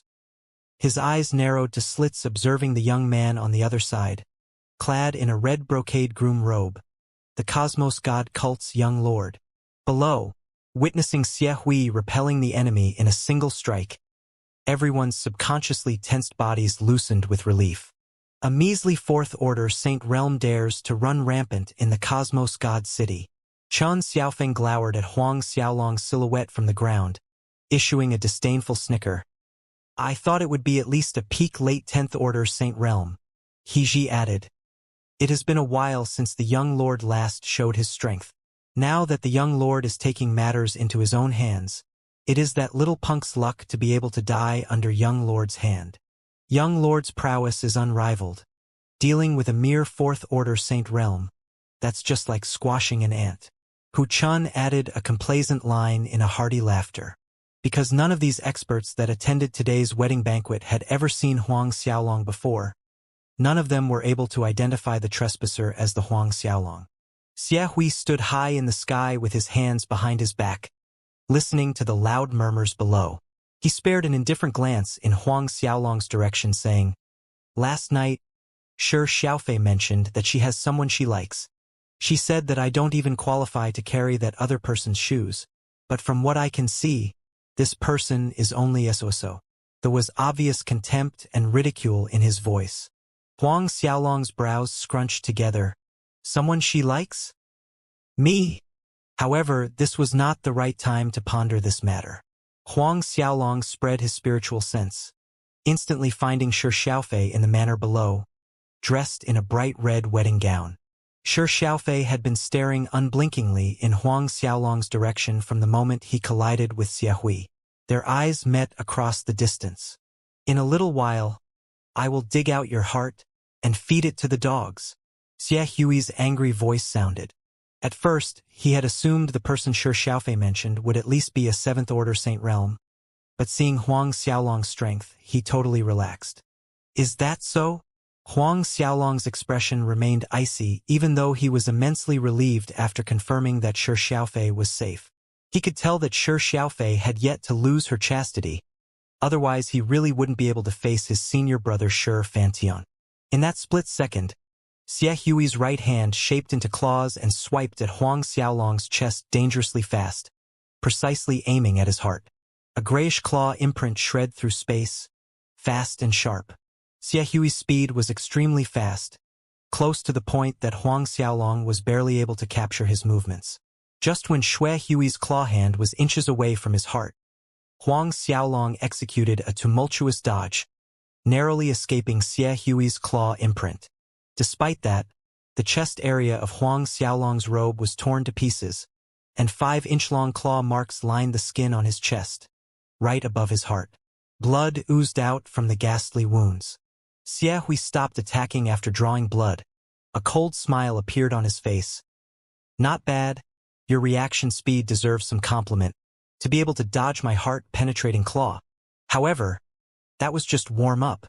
As his words ended, a darker gray light shrouded Xie Hui's hands, growing more intense as both his hands diffused a frightening death aura. Yet, there were signs of vitality weaving amongst the death aura, in delicate films of green energy threads. Death aura and vitality were contradictory forces at their core, unable to coexist, yet both energies appeared together around Xie Hui's hands. Death God's sinister technique. A distinct void door elder on the ground blurted. The other experts around him on the ground paled, showing similar shocked faces hearing that. Death God's sinister technique? The same Death God's sinister technique that was lost tens of thousands of years ago. A ruckus swept through the crowd of experts. During the ancient times, one of the 6 ancient kings, the Ghost King had 2 illustrious subordinates, and one of them was referred to as Death God. Although this death god wasn't on par with the 6 ancient kings, his strength was not to be scoffed at as one of the top masters of his time. The cultivation technique he practiced was called Death God's Sinister Technique. Right? It's the Death God's Sinister Technique. Xie Hui's voice sounded from above, confirming what the distinct Void Door Elder blurted out. A few years ago, inside the ghost city that only appeared once in 1,000 years, Xie Hui was there too. Although he failed to find the Ghost King Sutra, he left the ghost city with the Death God Sinister Technique. In these recent years, he secretly practiced this Death God Sinister Technique away from prying eyes in the Cosmos God cult's Holy Land, finally achieving success with the technique. Today was a great opportunity to display this technique, a show of power to deter all 4 directions. Xie Hui coldly faced Huang Xiaolong. In a split second, he lunged toward him with both hands bent into claws, ready to strike. Death God's boneless claw. A deluge of death aura churned like thick clouds dancing in the sky, shaping into numerous death god avatars waving their sharp claws, issuing menacing growls and eerie whimpers, trapping Huang Xiaolong in a circle with no way out. Huang Xiaolong's eyes grew icy looking at these death god avatars encircling him. Then, at this moment, he triggered the Azura physique transformation. Behind him, majestic ebony demonic wings appeared. From the time Huang Xiaolong refined the Azura bloodline, the power of his Azura tactics was magnified, and its effect raised the wings of demon to another degree. When the ebony black wings spread out, demonic runes glimmered in a golden hue. Huang Xiaolong's actions were lightning fast, swinging the great saber in his hands. Dragons stirring the heavens.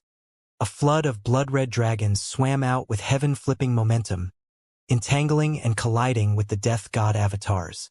Up in high air, attacks and retaliation, 2 different kinds of lights flashed endlessly.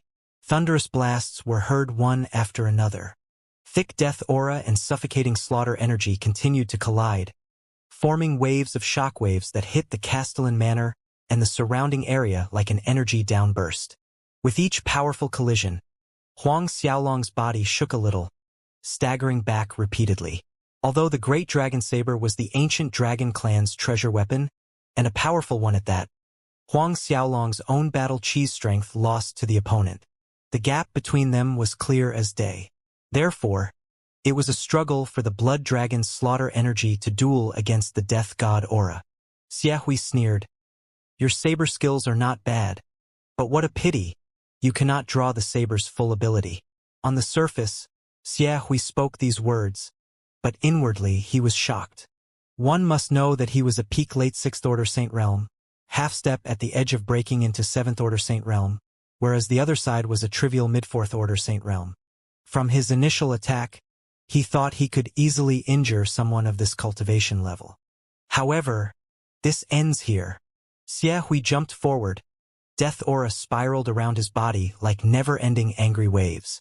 The tiny talisman symbol on his forehead glimmered as his momentum rose higher and higher, as if he turned into a god of death. The experts below watched Xiahui with apprehension. "It seems like I must summon my martial spirits." Watching Xiahui's rising momentum, Huang Xiaolong thought to himself. Unencumbered by his worries about Shi Xiaofei's safety, Huang Xiaolong wanted to battle this cosmos god cult young lord. He currently didn't want to use the poison corpse scarabs. Under the many watchful eyes below, one blue and one black dragon flew out of his body, issuing roars that distorted space. Looking at the black and blue dragon martial spirits high above, everybody almost shivered simultaneously. Twin dragon martial spirits. Huang Xiaolong, Azura's gate sovereign. Everyone exclaimed with eyes on the verge of falling out of their sockets, especially the group of patriarchs and sovereigns that came out together with Gu Lingbo in order to apprehend the trespasser. Their faces became ashen and cold sweat soaked through the back of their robes.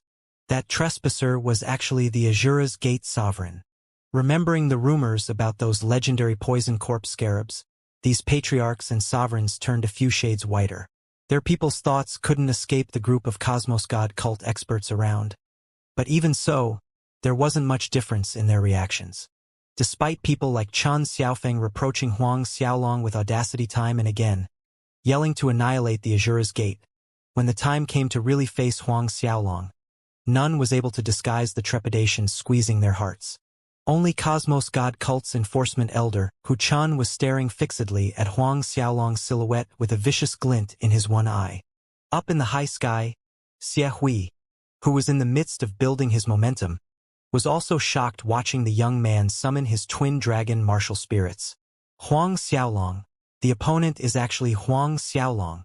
I wondered who could it be that dared to act with such unbridled arrogance in my Cosmos God city, killing my sect disciple in my territory. So it was you, Huang Xiaolong. Xiahui's gaze became sharper and colder.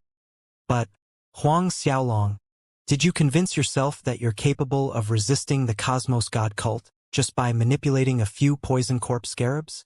In that short span of time, Huang Xiaolong had soul transformed, fusing with both black and blue twin dragon martial spirits. Iridescent dragon scales glimmered in the sunlight covered Huang Xiaolong entirely. On his back were lifelike tattoos of a black and a blue dragon heads, exuding an indomitable dragon might. Huang Xiaolong looked at the other side with impassive eyes, devoid of any emotions. You talk too much nonsense. As the last syllable fell, Huang Xiaolong had swung his fist, imbued with killing intent. Fist imprints seemed to overcast the sky, ethereal one moment, yet tangible the next. The great void divine fist. Huang Xiaolong half expected Xiahui to counter with a fist attack, but Xiahui actually retreated. Both of his hands signaled, commanding, "Prepare the corpseless poison powder." Instantly, Chen Xiaofeng and the rest of Cosmos God cult experts moved, appearing high in the air, encircling Huang Xiaolong in the middle. At the same time, they released a greenish-gold powder from their hands that flew through the air in Huang Xiaolong's direction. On the ground below, experts from the distinct Void Door, White Phoenix House, and others were agape in horror staring at the floating greenish-gold powder. Corpseless poison powder, the world's most savage poison. A Saint Realm expert's physique was extremely tough, able to ignore most poisons, but there were some exceptions. A Saint Realm expert's body wasn't immune to every kind of poison in the world, such as this corpseless poison powder. The corpseless poison powder's infamous reputation went back all the way to the ancient times.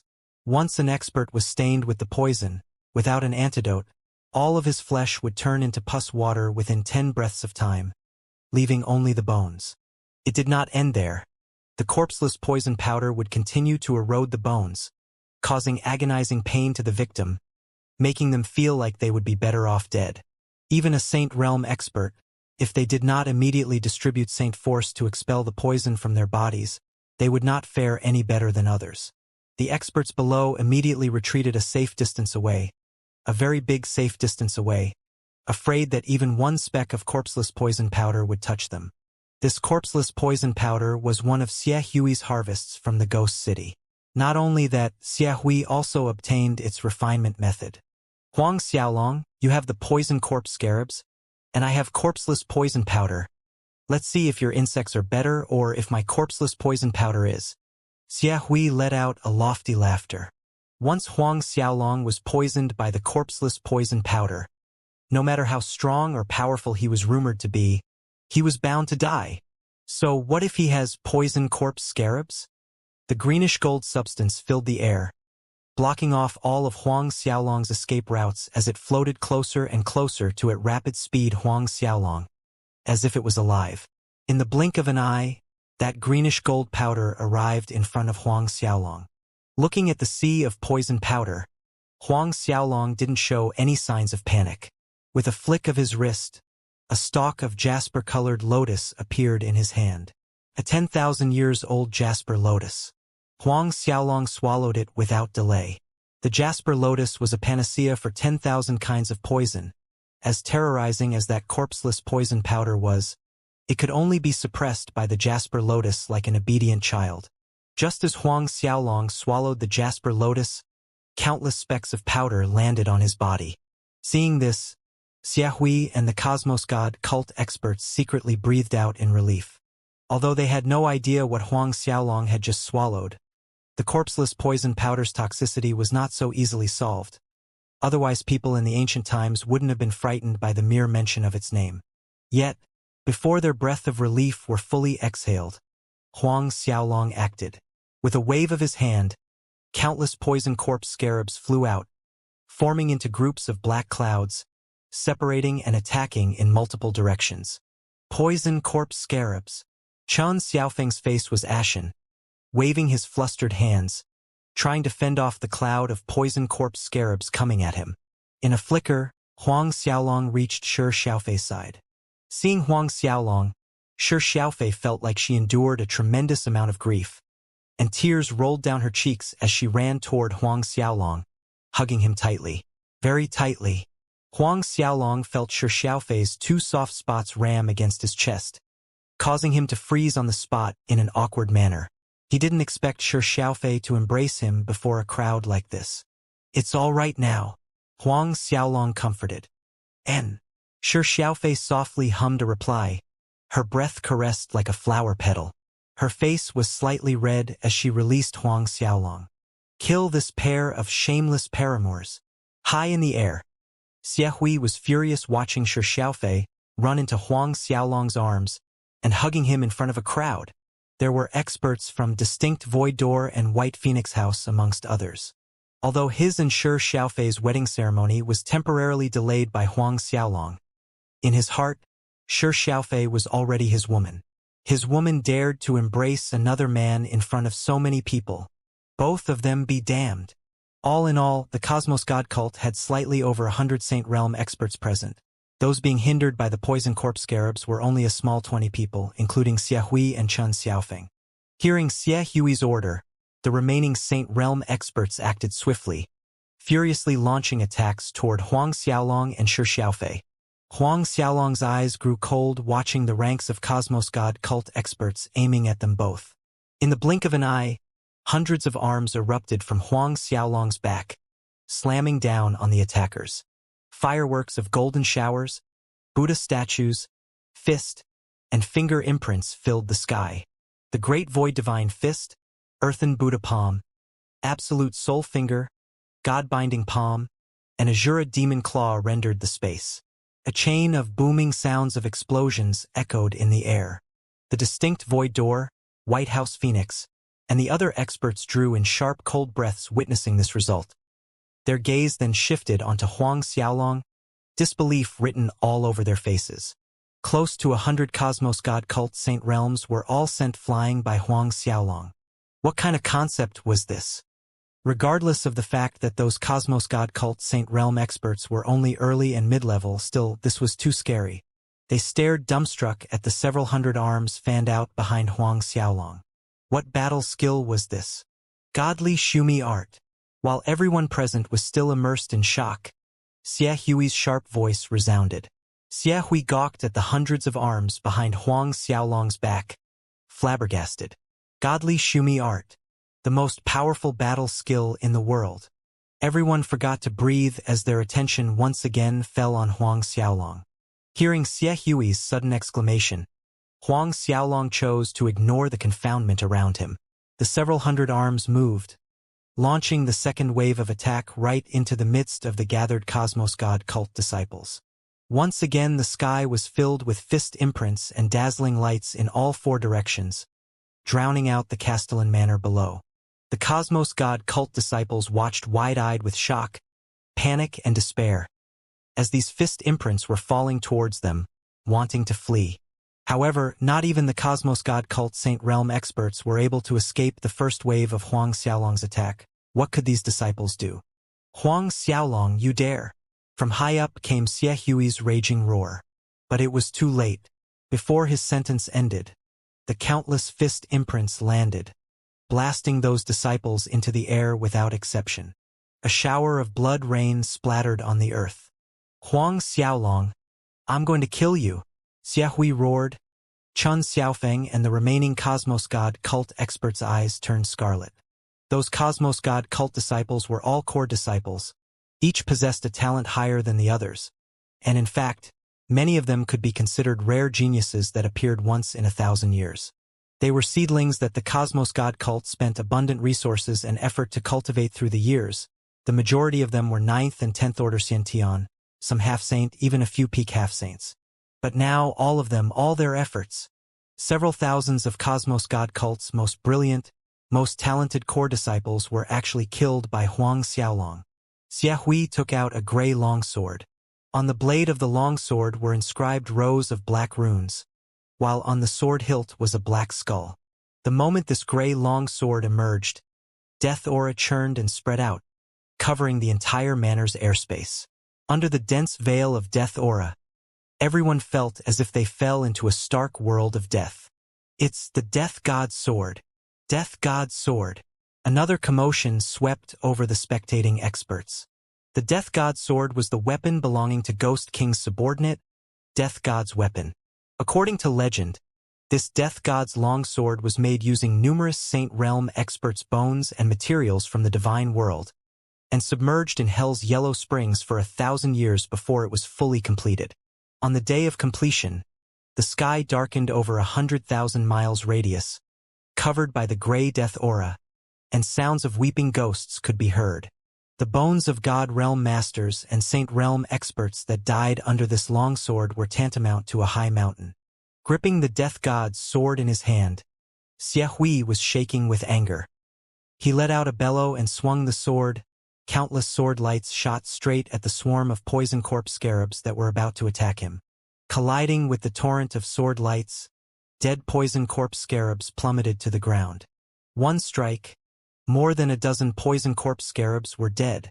After repelling a wave of poison corpse scarabs, Xie Hui turned around, facing Huang Xiaolong, and made a slash with the long sword. Die!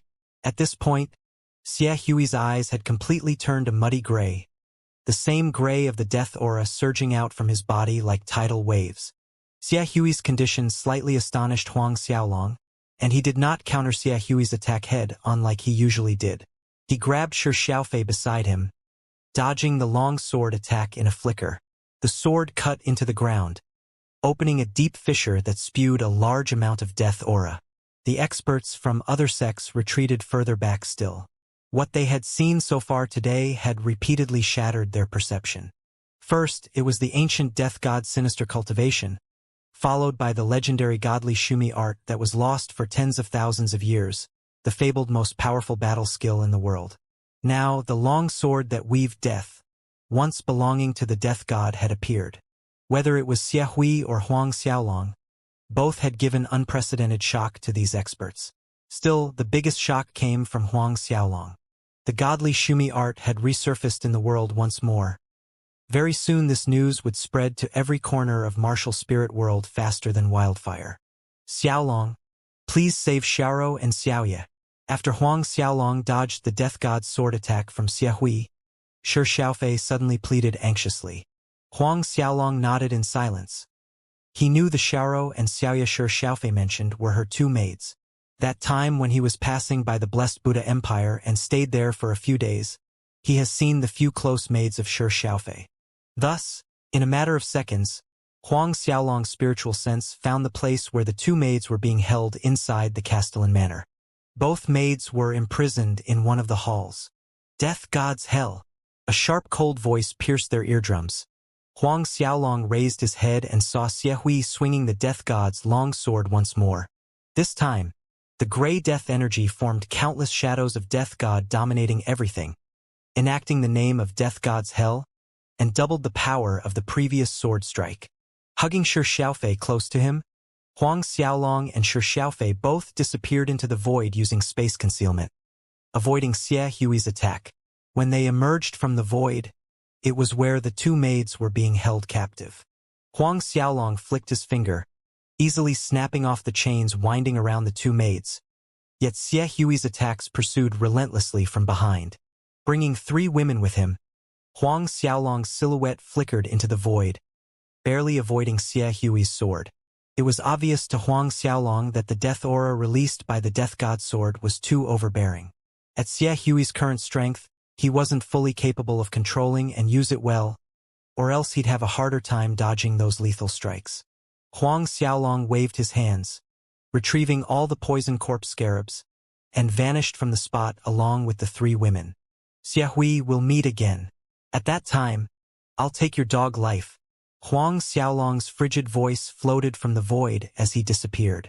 Gray death mist was flowing out of Xie Hui's eyes. Watching Huang Xiaolong disappear, he let out an ear-splitting furious roar. The death god's sword swung madly without aim, venting his fury. Multiple sword lights laden with heavy death aura shot out in a frenzied manner, and some Cosmos God cult disciples on the ground who were too slow to dodge died as these sword lights pierced through their bodies. Disciples that died under the death god's sword lights instantly turned into dried corpses that emitted death aura from head to toe. Young Lord, Chen Xiaofeng, He Ji, and some of the elders hurried towards Xie Hui, trying to restrain him from inflicting more damage. Young Lord, how's your condition? Chen Xiaofeng asked with concern when Xie Hui seemed calmer. Xie Hui looked at Chen Xiaofeng and the group of elders. The death aura in his eyes gradually subsided. The death aura within the death god sword was too heavy, too overbearing. He still couldn't fully control it at his current strength level. If he wasn't forced by Huang Xiaolong, he wouldn't have taken the long sword out.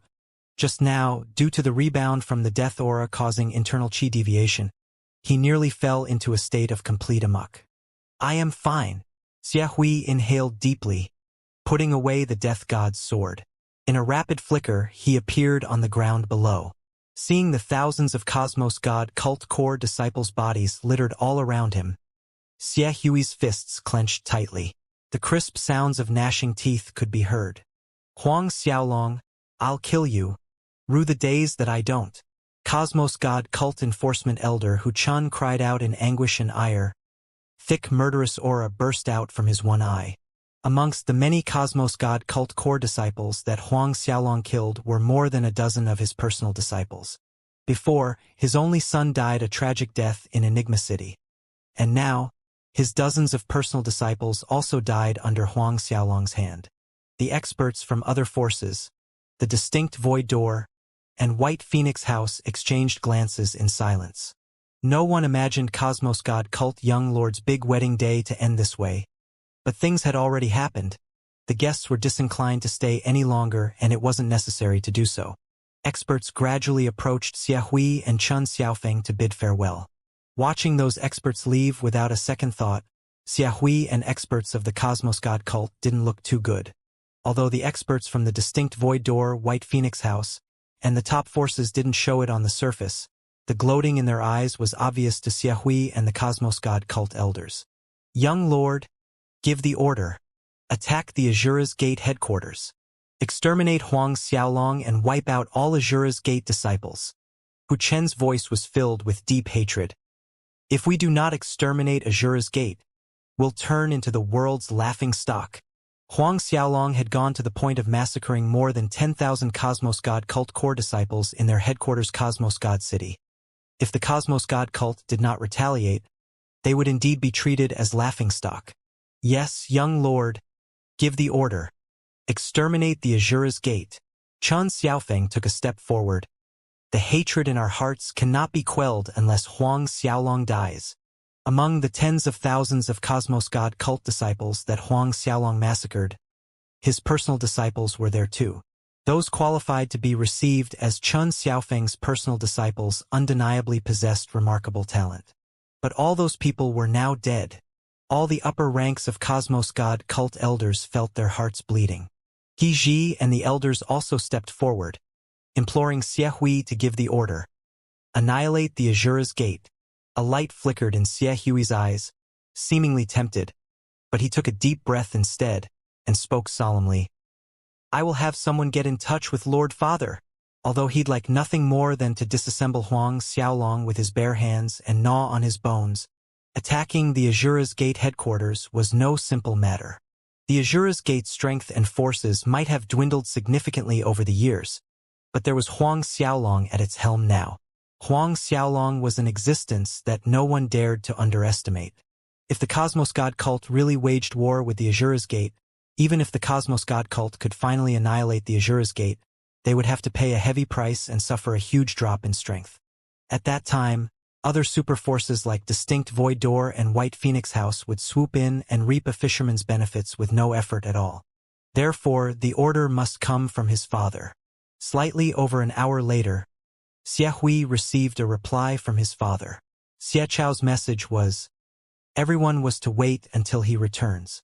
Chun Xiaofeng, He Ji, Hu Chun, and everyone else couldn't wait to tear Huang Xiaolong from limb to limb, but they could only suppress the hatred and anger in their hearts after receiving the leader's instructions.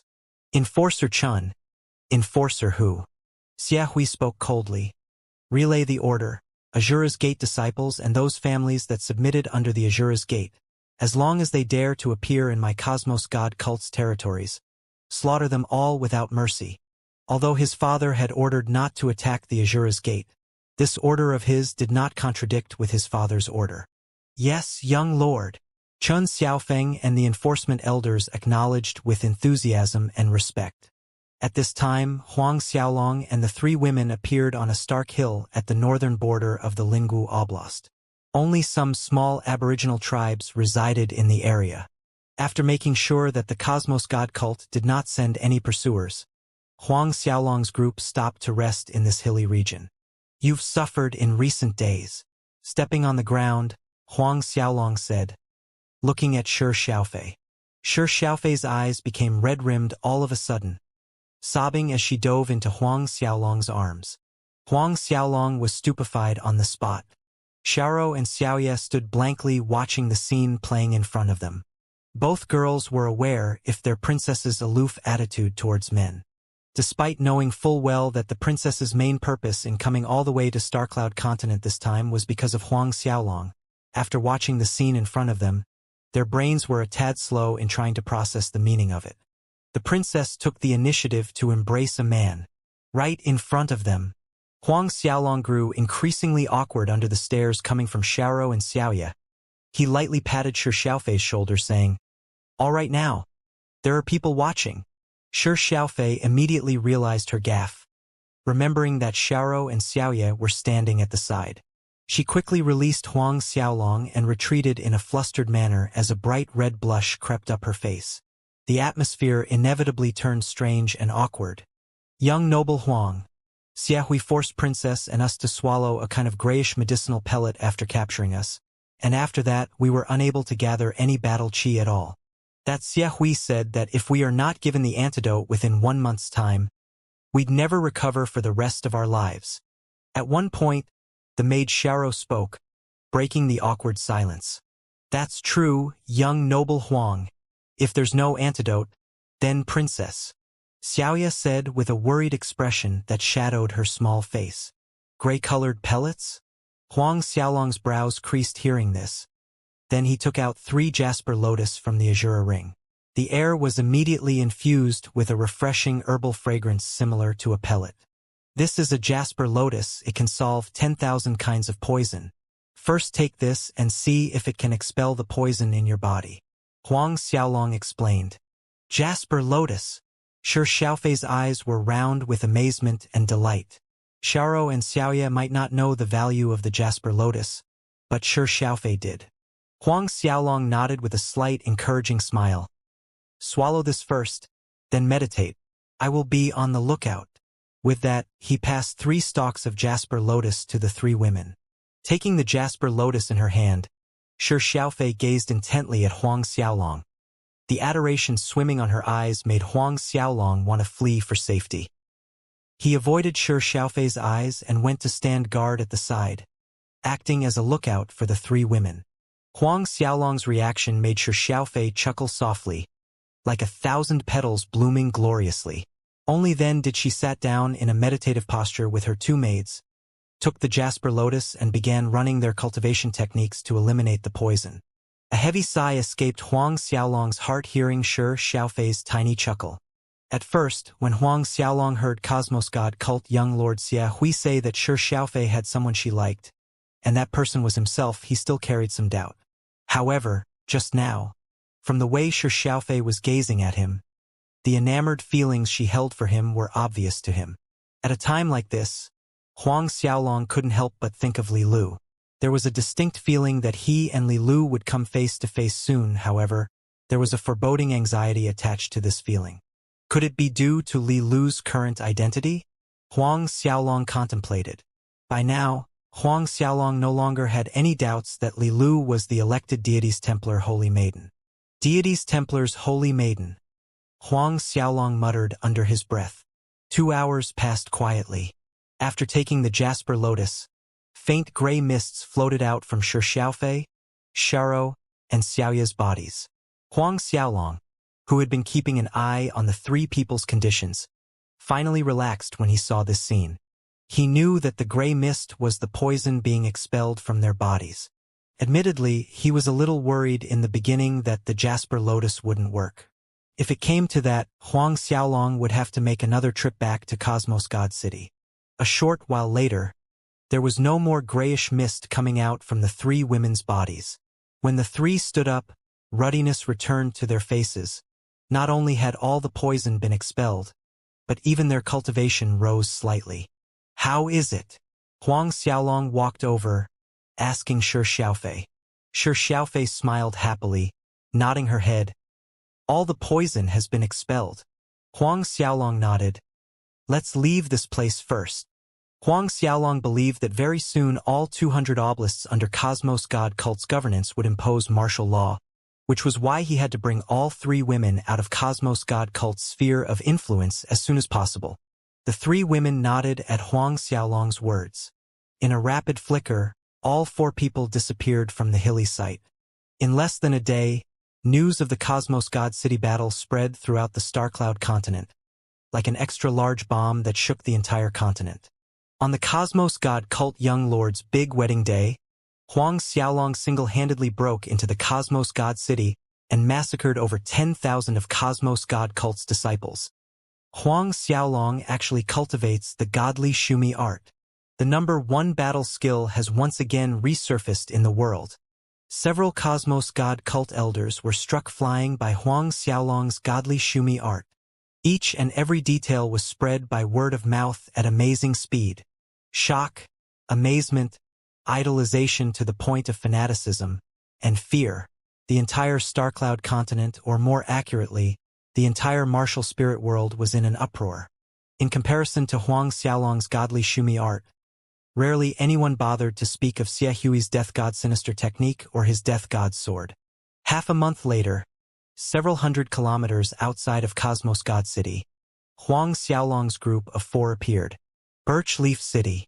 Huang Xiaolong examined the large city outside the city gates.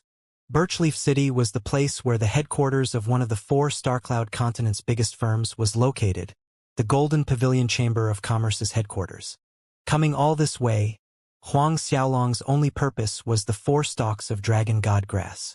The Cosmos God City battle made Huang Xiaolong realize that his own strength was still too inadequate. If there were no poison corpse scarabs hindering the group of Cosmos God cult elders and high-level Saint Realm experts, just a single elder like Chun Xiaofeng could easily kill him. Additionally, the godly Shumi art drained a terrifying amount of battle chi. At his current battle chi level, after exerting strenuous effort, he could barely execute the godly Shumi art twice. This was also why, after displaying the godly Shumi art twice, Huang Xiaolong left in a hurry with Shi Xiaofei and her 2 maids in tow. In this trip to the Golden Pavilion Chamber of Commerce, Huang Xiaolong was adamant to get his hands on the 4 remaining Dragon God Grass, no matter what. After he gathered all 8 stalks, Huang Xiaolong could refine 1 primordial divine dragon body, enhancing his strength to another level. Huang Xiaolong merely stopped for a brief moment before he lifted his foot and strode into Birchleaf City. Shi Xiaofei and her 2 maids followed closely behind. Even though the 3 women were curious why Huang Xiaolong came to Birchleaf City, Shi Xiaofei did not voice any objections. She was happy enough as long as she could remain with Huang Xiaolong and not be sent back to the Blessed Buddha Empire. Entering Birchleaf City, Huang Xiaolong asked around for the Golden Pavilion Chamber of Commerce's headquarters location, heading straight there without dallying. "Big brother Huang, is there something you want to buy going to the Golden Pavilion Chamber of Commerce?" On the way, Shi Xiaofei casually asked. Huang Xiaolong nodded. "I want to buy a few stalks of Dragon God Grass. I heard that the Golden Pavilion Chamber of Commerce has some." "You want to buy Dragon God Grass?" Shi Xiaofei's eyes widened. "That's right, what's the matter?" Shi Xiaofei's exaggerated reaction roused Huang Xiaolong's curiosity. "There are a few inside our Blessed Buddha Empire's treasure chamber," Shi Xiaofei revealed without holding back. Huang Xiaolong's steps halted abruptly. A quiver of excitement shot through his body as he asked in disbelief, "Your Blessed Buddha Empire's treasure chamber has Dragon God Grass?" Shi Xiaofei nodded heavily as if to emphasize the fact that she didn't lie. "We have, I am not sure how many we have, but definitely no less than 10. 10. Huang Xiaolong's breathing constricted a little. 10 stalks of Dragon God Grass. Inwardly, he couldn't help letting out loud wanton laugh. He didn't expect the Dragon God Grass that he had been searching for high and low for was quietly lying inside the Blessed Buddha Empire's treasure chamber. At least 10 stalks, adding the 4 stalks that he was going to get from the Golden Pavilion Chamber of Commerce, he could refine 2 primordial divine dragons. 2. Huang Xiaolong's larynx moved as he swallowed, nervous with excitement. "Big brother Huang, is that Dragon God Grass very important to you?" Noticing the joy on Huang Xiaolong's face, Shi Xiaofei felt happy as well. Huang Xiaolong calmed himself down, nodding seriously. "Yes, very important." Before the time for Grand Martial Exchange arrived, whether Huang Xiaolong could exceed 10th Order Saint Realm depended on finding enough Dragon God Grass. Therefore, Dragon God Grass was crucial to Huang Xiaolong. Huang Xiaolong was in an excellent mood after knowing there were 10 stalks of Dragon God Grass in the Blessed Buddha Empire's treasure chamber. At the same time, he was a little annoyed with himself. If he had known earlier, he would have tried to inquire some information from his senior brother Shi Fantian when he was passing by the Blessed Buddha Empire. A short while later, Huang Xiaolong, Shi Xiaofei, Xiao, and Xiaoya reached the Golden Pavilion Chamber of Commerce headquarters building. The Golden Pavilion Chamber of Commerce was one of 4 Starcloud continent's biggest trading firms, with branches in every oblast all over the continent. Including the 36 oblasts under Azura's Gate governance, there were many of its branches. The 4 biggest trading firms might not be at par with the continent's 12 superforces, but their actual forces did not fall far from the 12 superforces. Its headquarters was located on Birchleaf City's most expensive street, occupying a large land area. There were 8 sections to their main door. Each section was 5 to 6 meters in length. The whole place was lavishly decorated. People moved in and out in an endless stream. When Huang Xiaolong's group walked in, many people looked over and suddenly, it raised a commotion. This reaction brought a helpless bitter smile to Huang Xiaolong's face. Of course, he realized this commotion was due to Xiaofei. With her alluring beauty, no matter where she went, she would be the center of attention. With lightning speed, an employee had hurried over to Huang Xiaolong's group. Perhaps it was due to the presence of a great beauty like Xiaofei, but the employee was extremely courteous. May I ask what items the several young ladies are looking to purchase, or selling perhaps? The employee gave his best smile to Xiaofei, his eyes never leaving her. As for Huang Xiaolong, he was totally ignored and sidelined. Xiaofei was slightly irritated by the way the employee was staring at her. However, in front of Huang Xiaolong she was too embarrassed to throw any temper. Hence, she looked at Huang Xiaolong silently. "I would like to see your president," Huang Xiaolong said. The employee was stunned. He only noticed Huang Xiaolong's presence at this moment. "Want to see the president?" He scrutinized Huang Xiaolong from head to toe. "This brother, our president is not in. May I know what matters you have with our president?" The employee asked, not concealing the disdain in his eyes. "Want to see the president? How could their Golden Pavilion Chamber of Commerce's president be someone that anyone could request to meet? Even elders from the 12 superforces wanting to meet their president depended on whether their president is willing or not." Huang Xiaolong caught the disdain in the employee's eyes, but he did not say anything in that regard. He merely took out a jade bottle from the azure ring and took the pellet out. Instantly, a medicinal scent wafted in the air, filling the reception lobby with its fragrance, rejuvenating the soul and mind, at the same time shocking the people nearby. Everyone in the reception lobby was shocked, turning their attention over to Huang Xiaolong's direction. "This is a top-grade divine spirit pellet, golden jade sea dragon pill." Huang Xiaolong placed the round pellet on the table, then asked, "Now, can I see your president?" That employee's knees grew soft in an instant. "Top-grade divine spirit pellet." Hearing Huang Xiaolong's question, the employee remembered where he was. When he looked at Huang Xiaolong again, the disdain in his eyes had vanished to God knows where. "Young noble, please wait a moment. I shall go and report to our steward immediately," the employee said with all due respect. Huang Xiaolong nodded. Seeing Huang Xiaolong nod, the employee swiftly turned and ran inside.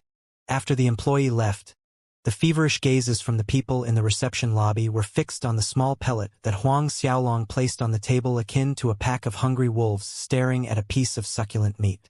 "Top-grade divine spirit pellet? Maybe it's a fake?" a big family's disciple mocked in a loud voice. "Who knows for sure? It's not like something of this nature didn't happen before," claiming a profound gold pill as golden origin pill. In the end, that swindler was beaten half dead by the Golden Pavilion Chamber of Commerce's elder. Another person chimed in. Although that person kept his life, both his hands were chopped off by that elder. Noises of discussions hummed in the lobby. At this time, a middle-aged pot-bellied man, dressed to the nines with sparkling gold and shining jewels, walked over to Huang Xiaolong, stopping in front of him. "This brother, I have some knowledge regarding medicinal pellets. With one look I can tell whether it is genuine or fake. May I take a look at this golden jade sea dragon pill?" Finished saying that, his hand reached out to pick up the round pellet on the table without waiting for a reply from Huang Xiaolong. However, before the pot-bellied man's hand even touched it, his hand was suddenly pinched in place by another hand. That middle-aged man's face tightened.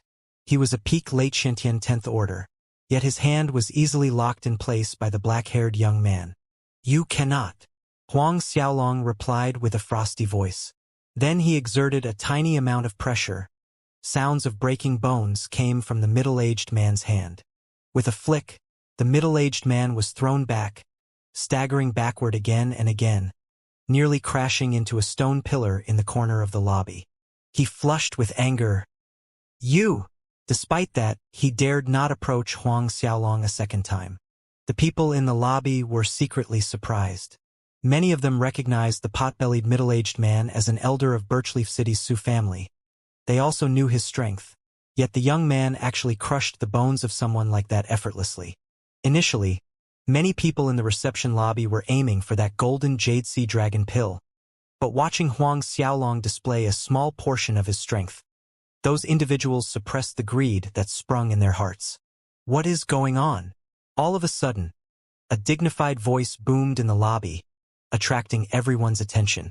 Turning their heads to look at the source, the employee that ran off earlier to report was walking out from the inner hall with two men in front of him.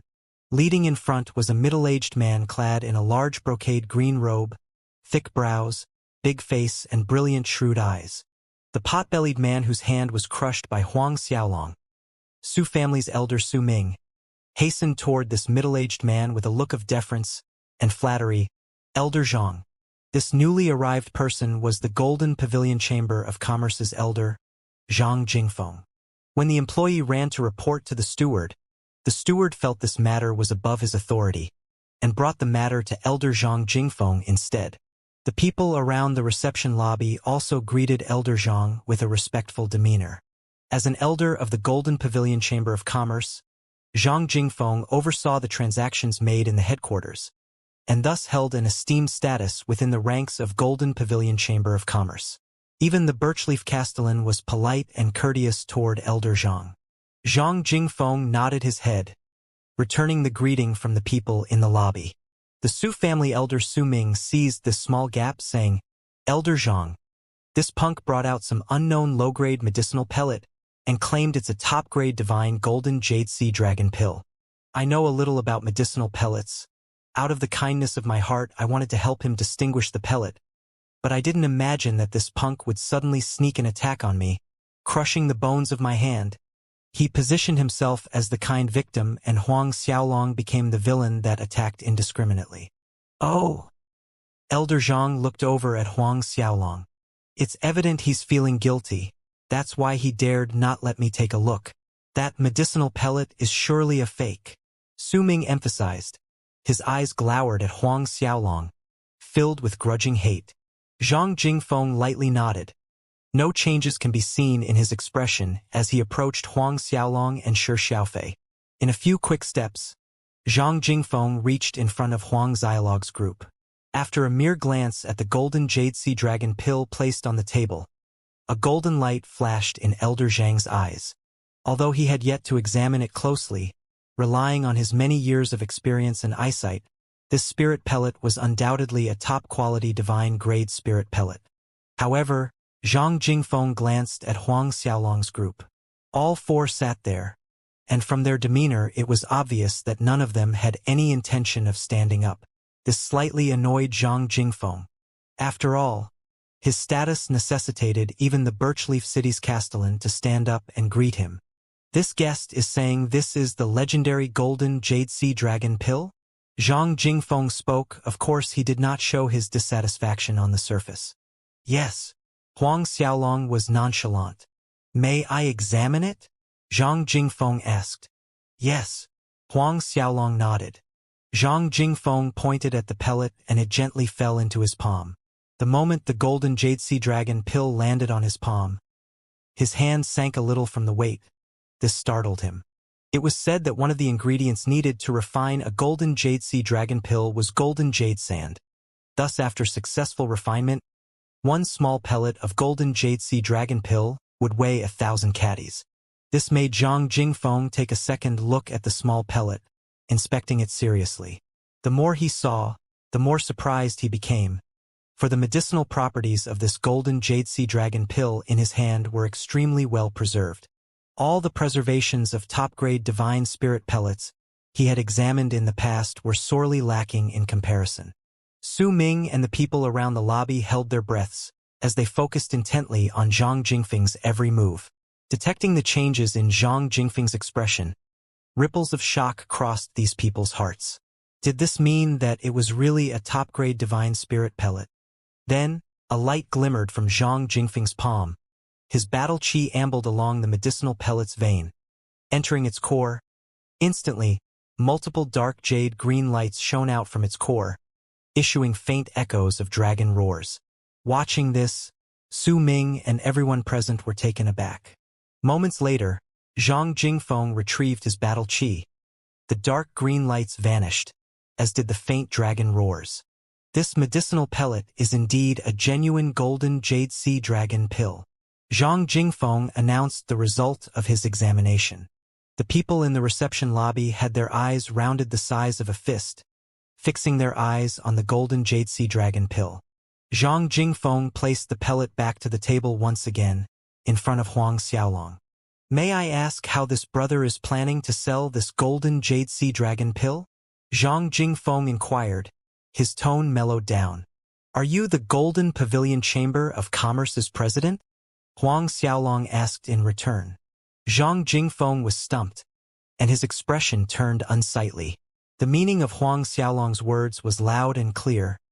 He would only speak to the Golden Pavilion Chamber of Commerce's president and no one else.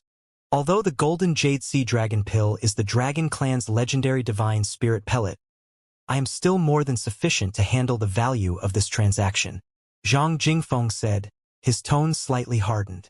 Zhang Jingfeng's meaning was clear as well. This Golden Jade Sea Dragon Pill was indeed valuable, but not enough to disturb their Golden Pavilion Chamber of Commerce's president. In short, Huang Xiaolong was still far from qualified to meet their president based on one Golden Jade Sea Dragon Pill. Su family's elder Su was gloating on the side watching the even play out. Huang Xiaolong's expression remained nonchalant, and he didn't miss the meaning behind Zhang Jingfeng's words. Before the gloating eyes of Su Ming and other individuals in the lobby, a dazzling light glowed from Huang Xiaolong's hand, and another burst of fragrance suffused the air. Everyone in the hall, including Su Ming, was surprised seeing another spirit pellet in Huang Xiaolong's hand. This is a water-fire dragon pill, top-grade divine spirit pellet. Huang Xiaolong's voice rang in the lobby. Then another spirit pellet appeared in Huang Xiaolong's hand. This is a reverse dragon pill, top-grade divine spirit pellet. This is a divine dragon pill, top-grade divine spirit pellet. In front of the dumbstruck Su Ming and the rest, Huang Xiaolong successively took out 9 spirit pellets. Without exception, all of them were top-grade divine spirit pellets, lined up on the table in a straight line. The medicinal fragrance coming from these pellets assaulted the nose. The entire lobby was transformed into an ocean of spirit pellet fragrance. Even as an elder of the Golden Pavilion Chamber of Commerce elder, Zhang Jingfeng couldn't help inhaling a sharp breath. These were 10 top-grade divine spirit pellets. It was a heaven and earth difference between 1 pellet and 10 pellets. If the remaining 9 pellets were also genuine top-grade divine spirit pellets, then Zhang Jingfeng's hand reached out and began to examine the spirit pellets one by one, and by the end of it, his hands were visibly trembling. Although Zhang Jingfeng did not announce his result like the first time, it was obvious to everyone from his expression that the remaining 9 spirit pellets were, without a doubt, top-grade divine spirit pellets. How is it? Can I see your president now? Huang Xiaolong asked. Huang Xiaolong's voice pulled everyone back to the present. The way Zhang Jingfeng looked at Huang Xiaolong completely took a 180 degrees turn. I have to trouble young noble to wait here for a moment. I shall notify the president immediately, Zhang Jingfeng said. His demeanor was much more polite and respectful. Huang Xiaolong nodded. Seeing that, Zhang Jingfeng turned around and left. After Zhang Jingfeng left, the way others around looked at Huang Xiaolong brewed something within. Everyone was guessing Huang Xiaolong's group's identities. Not even the big families in Birchleaf City could casually take out 10 top-grade divine spirit pellet in one breath. One such example was the Su family. Hiding amongst the people, Su Ming became more honest. Traces of fear flashed in his eyes as he cautiously sneaked glances at Huang Xiaolong. A short while later Zhang Jingfeng emerged from the inner hall, respectfully informing Huang Xiaolong, "Young noble, our president invites thee in." Huang Xiaolong once again nodded, retrieved all the spirit pellets on the table with a simple motion, and followed Zhang Jingfeng together with Shi Xiaofei and her 2 maids into the inner hall. Watching Huang Xiaolong's group disappear from view, The people in the lobby broke out in a ruckus. I wonder who that person is. Just like that, he could take out 10 top-grade divine spirit pellets. Perhaps he belongs to some hidden family that hasn't appeared in 1,000 years. He might even be an elder. Huang Xiaolong's group of 4 followed Zhang Jingfeng, ignoring the loud ruckus outside, passing through the Phoenix Hall and arriving at an elegant courtyard. Just as Huang Xiaolong's group of 4 entered the elegant courtyard, they heard laughter coming from inside the hall. Huang Xiaolong was slightly surprised. Judging from the sounds of laughter, there were 2 individuals in the hall. One of them was probably the Golden Pavilion Chamber of Commerce's president. Did that mean the president was seeing to another guest at the moment? Still, someone that was seen to personally by the president, that other person inside must be of high status. Led by Zhang Jingfeng, the 4 of them entered the hall. Stepping into the hall, Huang Xiaolong's attention immediately focused on the 2 middle-aged men sitting in the upper section of the hall. One of the men was clad in an eye-catching red brocade robe with a red ruby pendant hanging down from his waist belt. The ruby reflected a vibrant and vivid red hue that left no doubt about its value as a rare quality jewel. This particular middle-aged man was most likely the president of the Golden Pavilion Chamber of Commerce, Zhu Wuji. The other man was clad in black from head to toe except for the patch of embroidered flowing red clouds on his chest that seemed to glimmer like stardust. Someone from the distinct Void Door? When he was making his way to Starcloud Continent, cutting across the demonic beast's forest where Huang Xiaolong rescued Lil Tian, he had killed several distinct Void Door and White Phoenix House elders in the process. Thus it wasn't strange that Huang Xiaolong could recognize the distinct Void Door sect robes in a single glance. While Huang Xiaolong was studying both men, the same was true in reverse. Both men were also observing Huang Xiaolong. A person that was able to easily take out 10 high-grade divine spirit pellets roused Zhu Wuji and the other man's curiosity. Both Zhu Wuji and the man searched their own memories, but neither of them had any information about such a black-haired young man. However, their eyes lit up brightly when their gazes fell on Shi Xiaofei, especially the middle-aged man clad in full black. His feverish eyes did not move away from Shi Xiaofei's body. Detecting the reaction of the man beside him, Zhu Wuji inwardly shook his head with a trace of helplessness. He knew that the black-robed man did not have many interests. His only vice was women. President, it is this young noble who wishes to see you. Zhang Jingfeng led the group of 4 into the hall and reported to Zhu Wuji with deference. How should I greet this little brother? Zhu Wuji spoke, directing his words at Huang Xiaolong. And what matters do you have with me? Despite the seemingly amiable tone, neither Zhu Wuji nor the black-robed man stood up. Neither did they invite Huang Xiaolong and his party to sit down. Huang Xiaolong skipped past Zhu Wuji's questions and asked a question instead. I heard from Treasure City's Qin family patriarch that President Zhu bought 4 stalks of Dragon God grass from him. Dragon God grass? Zhu Wuji and the black-robed man sat a little straighter.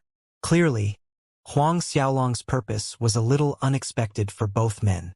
Zhu Wuji shot a quick glance in the black-robed man's direction before saying to Huang Xiaolong, correct? I indeed bought 4 stalks Dragon God grass from Treasure City's Qin family patriarch. But, just moments ago, they were bought by Deputy Sovereign Shao using 100 pieces of high-grade divine spirit pellets. Huang Xiaolong glanced over at the black-robed man. A tiny frown formed on his forehead. He didn't imagine such coincidence would occur. The 4 stalks Dragon God grass fell into this black-robed man's hand just 1 step ahead of him. Where were my manners? Allow me to make an introduction. This is distinct Void Door's Deputy Sovereign Shao Dongjian. Zhu Wuji smiled widely, pointing at the black-robed man next to him. The distinct Void Door's Deputy Sovereign Shao Dongjian. Huang Xiaolong was slightly stunned hearing that despite knowing that the black-robed man was someone from the distinct Void Door, the Deputy Sovereign at that. Hearing Zhu Wuji introduce him as such, Shao Dongjiang couldn't help feeling proud and complacent, and it showed on his face. You want the Dragon God grass? It's open for negotiation. Shao Dongjian spoke with a smiling face. Let's do it this way, as long as you can take out 20 top-grade divine spirit pellets. I'll reluctantly part with them. Huang Xiaolong sneered in his heart hearing that. 20 pieces of top-grade divine spirit pellets. What a shrewd business acumen. This Xiao Dongjian spent 100 high-grade divine spirit pellets to buy the 4 stalks of dragon godgrass. 100 high-grade divine spirit pellets was tantamount to a mere 5 or 6 top-grade divine spirit pellets at most. Yet he was asking for 20 of them. Zhu Wuji was speechless as well, but he did not voice a sound. Seeing Huang Xiaolong merely looking at him with an aloof expression, an irritation rose within Xiao Dongjian. Not even Zhu Wuji, the Golden Pavilion Chamber of Commerce's president, dared to look at him in the eye in such a brazen manner. He let out a cold snort. What, can't afford it? Oh right. My price of 20 top-grade spirit pellets is only in exchange for 1 stalk of dragon godgrass. If you want all 4, you must take out 80 pieces of top-grade divine spirit pellets. 80 pieces. Is that so? Huang Xiaolong calmed down, becoming even more detached looking at Xiao Dongjian. Xiao Dongjian snickered sounded lewd to the ears. Of course, if you cannot afford 80 pieces of top-grade divine spirit pellets, theirs is another method. Give me that woman as a maid, as long as she serves me well, making me happy and satisfied. I might even consider giving you the 4 dragon god grass stalks for free. Served him well. Happy and satisfied, insinuating Shi Xiaofei to serve him in bed. Of course, after the deed was done, whether he was satisfied enough to give the 4 stalks dragon god grass was another matter. Shi Xiaofei and her 2 maids were instantly angered by the vulgar words and prepared to attack. Huang Xiaolong raised a hand, stopping them. Then he turned to look at Xiao Dongjiang, the frost in his gaze piercingly cold. I hope the next time we meet, you can still utter these words.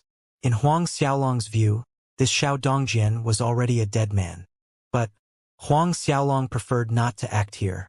Huang Xiaolong looked over at Zhu Wuji.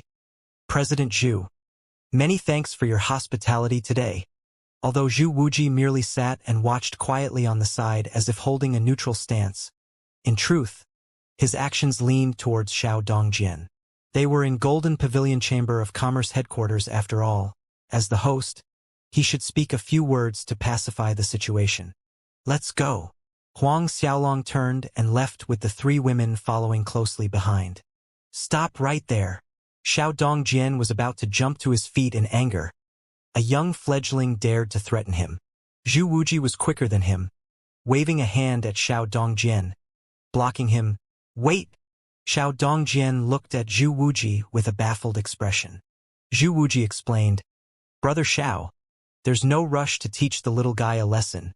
This was the Golden Pavilion Chamber of Commerce headquarters. If a fight broke out here, it would be a stain on the chamber's reputation. Only then did Xiao Dongjian calm down, nodding in agreement.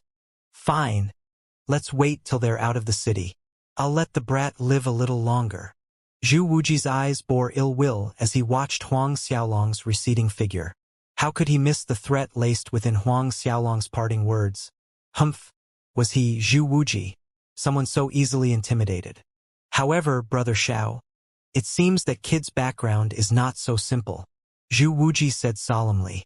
Able to take out 10 top-grade divine spirit pellets, the identity of such a person was never simple. Additionally, even knowing both his and Xiao Dongjian's identities, the fact that he still dared utter such thinly veiled threat made him contemplate deeper. However, Xiao Dongjian laughed instead. Brother Zhu, when did your guts become so small?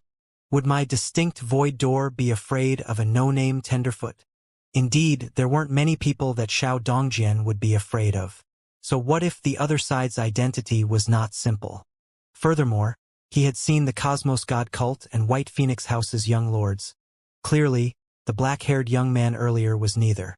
Suddenly, all gloom was gone from Zhu Wuji's face. Brother Xiao, the 10 top-grade divine spirit pellets on that kid. Could you make a concession and sell them to our Golden Pavilion Chamber of Commerce? Huang Xiaolong did not conceal his breath earlier. With these 2 old foxes' keen sight, both could determine that Huang Xiaolong was only a 4th-order Saint Realm. In Zhu Wuji's opinion, with Xiao Dongjian on the offense, that kid wouldn't be able to escape. Xiao Dongjian laughed heartily. That would not be a problem. Big Brother Huang, that Xiao Dongjiang, we?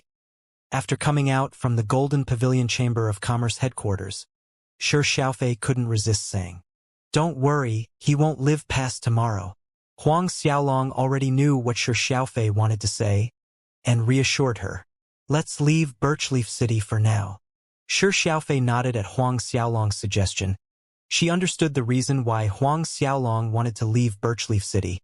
It was to lure the other side to come after them. Hence, the four of them did not linger in the city, exiting Birchleaf City without so much as another glance backwards. When Xiao Dongjian received the message that Huang Xiaolong's group had gone out of the city, a beaming smile emerged on his face. I didn't expect this little brat to be in such a hurry to die. He had thought that Huang Xiaolong might stay inside Birchleaf City for a few days. He didn't imagine that their group would exit the city immediately after leaving the Golden Pavilion Chamber of Commerce. Zhu Wuji laughed sordidly as he said, I shall wish Brother Xiao to obtain double happiness, both women and spirit pellets. Xiao Dongjian liked what he heard very much.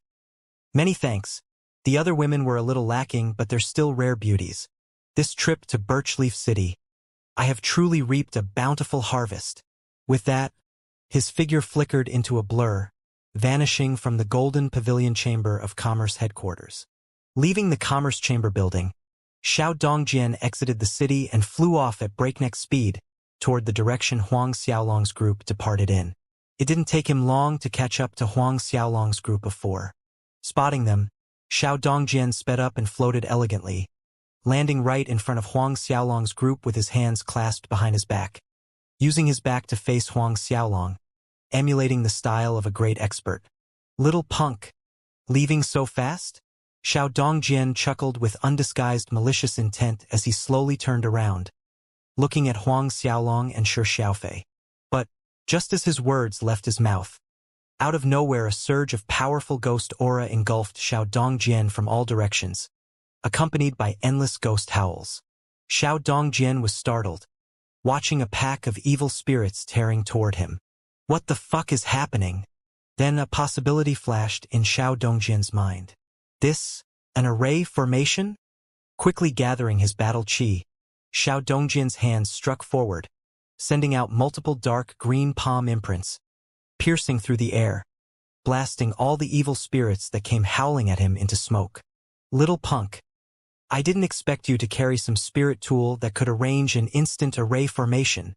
Xiao Dongjian's laughter grew pernicious. All the better after killing you. This array spirit tool shall belong to me.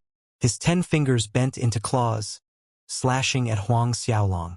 Dark green claw imprints pierced through space, reaching Huang Xiaolong in the blink of an eye.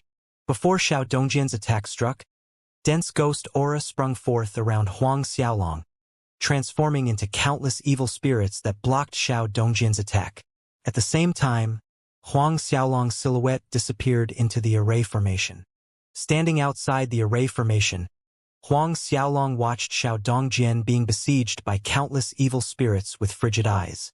This period of time, the Supreme Ghost Flag had swallowed a large number of Saint Realm expert souls, turning them into evil spirits inside the flag, greatly enhancing its strength. The ghost aura emitted could turn into evil spirits that possessed the strength equivalent to First Order Saint Realm. Although those First Order Saint Realm ghosts couldn't possibly kill Xiao Dongjian, who was a 10th Order Saint Realm expert, it was enough to trap him down for some time.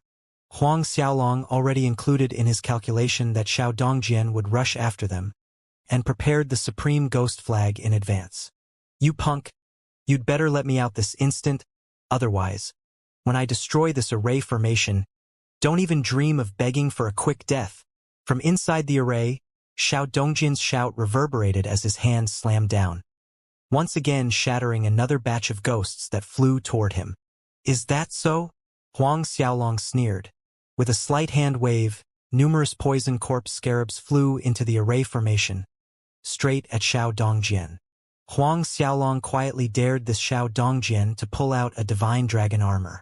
Inside the array formation, Xiao Dongjian had just scattered a batch of ghost, and prepared to search for the formation eye so he could break out from the array when countless black insects came flying at him.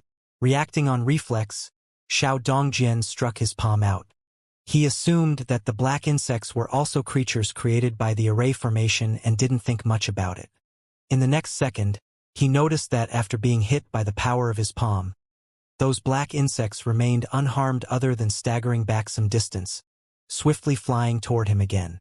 Xiao Dongjian frowned, striking out both palms at the incoming insects a second time, even increasing the power of his attack to a fourth of his strength.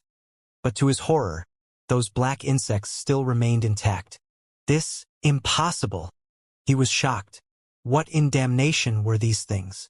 Not even a fourth-order Saint Realm demonic beast could withstand a strike from his palm.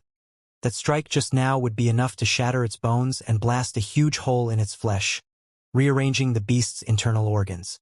Yet, these little black insects were actually unharmed. Then a thought struck his mind.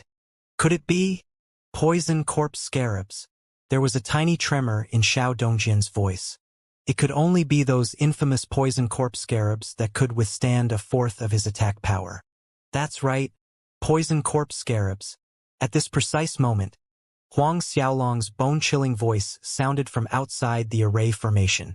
Initially, Xiao Dongjian was wishfully hoping that he guessed wrongly, but Huang Xiaolong's words totally shattered the last shred of hope he had. "You're Huang Xiaolong." Xiao Dongjian struck out both palms, barely avoiding the latest wave of attack from the swarm of poison corpse scarabs. One could trace the hint of fear in his voice. Huang Xiaolong, Azura's Gate Sovereign. Finally, fear crept up Xiao Dongjian's face. Never would he have imagined that he would be provoking this fiend. On the outside, Huang Xiaolong did not speak again, coldly watching the situation inside. So this brother is Azura's Gate Sovereign. In an abrupt turn, Xiao Dongjian changed his tone, laughed as he expressed goodwill. There were some misunderstandings earlier. I hope brother can overlook the matter. As the saying goes, an exchange of blows may lead to friendship. If brother is still interested in the 4 stalks of dragon godgrass, take it as a gift from me. No reply came from Huang Xiaolong, however, the attacks from the poison corpse scarabs intensified. Compared to the time of the Azura Square battle, the current poison corpse scarabs, in terms of speed, defense, and attack, far exceeded their previous state. Huang Xiaolong believed that Xiao Dongjian wouldn't be able to endure much longer.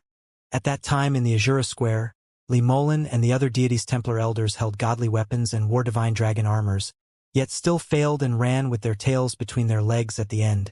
Forget a mere Xiao Dongjian. Sure enough, just like Huang Xiaolong predicted, Xiao Dongjian was having a hard time trying to avoid being bitten and dodging the poison corpse scarabs that attacked from everywhere. He was nearly bitten by them a few times. The goodwill he showed to Huang Xiaolong earlier were quickly replaced by mouthful of foul curses. Little mongrel. Kill me and the distinct void door would find out in no time. The distinct void door won't let you go. Quickly let me out. Xiao Dongjian shouted at the top of his lungs. Huang Xiaolong remained silent, ignoring him. A short while later, without any suspense, Xiao Dongjian that was trapped inside the sea of devils and ghosts array became nourishment for the poison corpse scarabs, slowly biting and gnawing their way through his flesh. Struggle, fear, pain, agony, and his screams made all 3 women watching ashen. Although all 3 women felt that Xiao Dongjian deserved to die, they couldn't help feeling that the method was too cruel, to the point of being gruesome. After the poison corpse scarabs did their work on Xiao Dongjian, Huang Xiaolong used the supreme ghost flag to swallow his soul, turning him into an evil ghost, and then recalled all the poison corpse scarabs. Huang Xiaolong opened Xiao Dongjian's spatial ring. The inside was filled with gold coins, spirit pellets, elixirs, and quite a number of grade 1 spirit stones.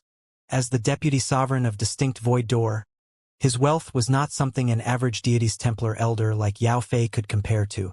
Among a pile of herbs and elixirs, Huang Xiaolong found the 4 stalks of dragon godgrass. Finally, he got the 4 stalks of dragon godgrass. Big brother Huang, are we going to the Azura's Gate headquarters next? Sure, Xiaofei asked. No. Huang Xiaolong shook his head. Back to Golden Pavilion Chamber of Commerce. At this time, inside the Golden Pavilion Chamber of Commerce headquarters inner hall, Zhu Wuji was sipping tea while waiting for Xiao Dongjian's return.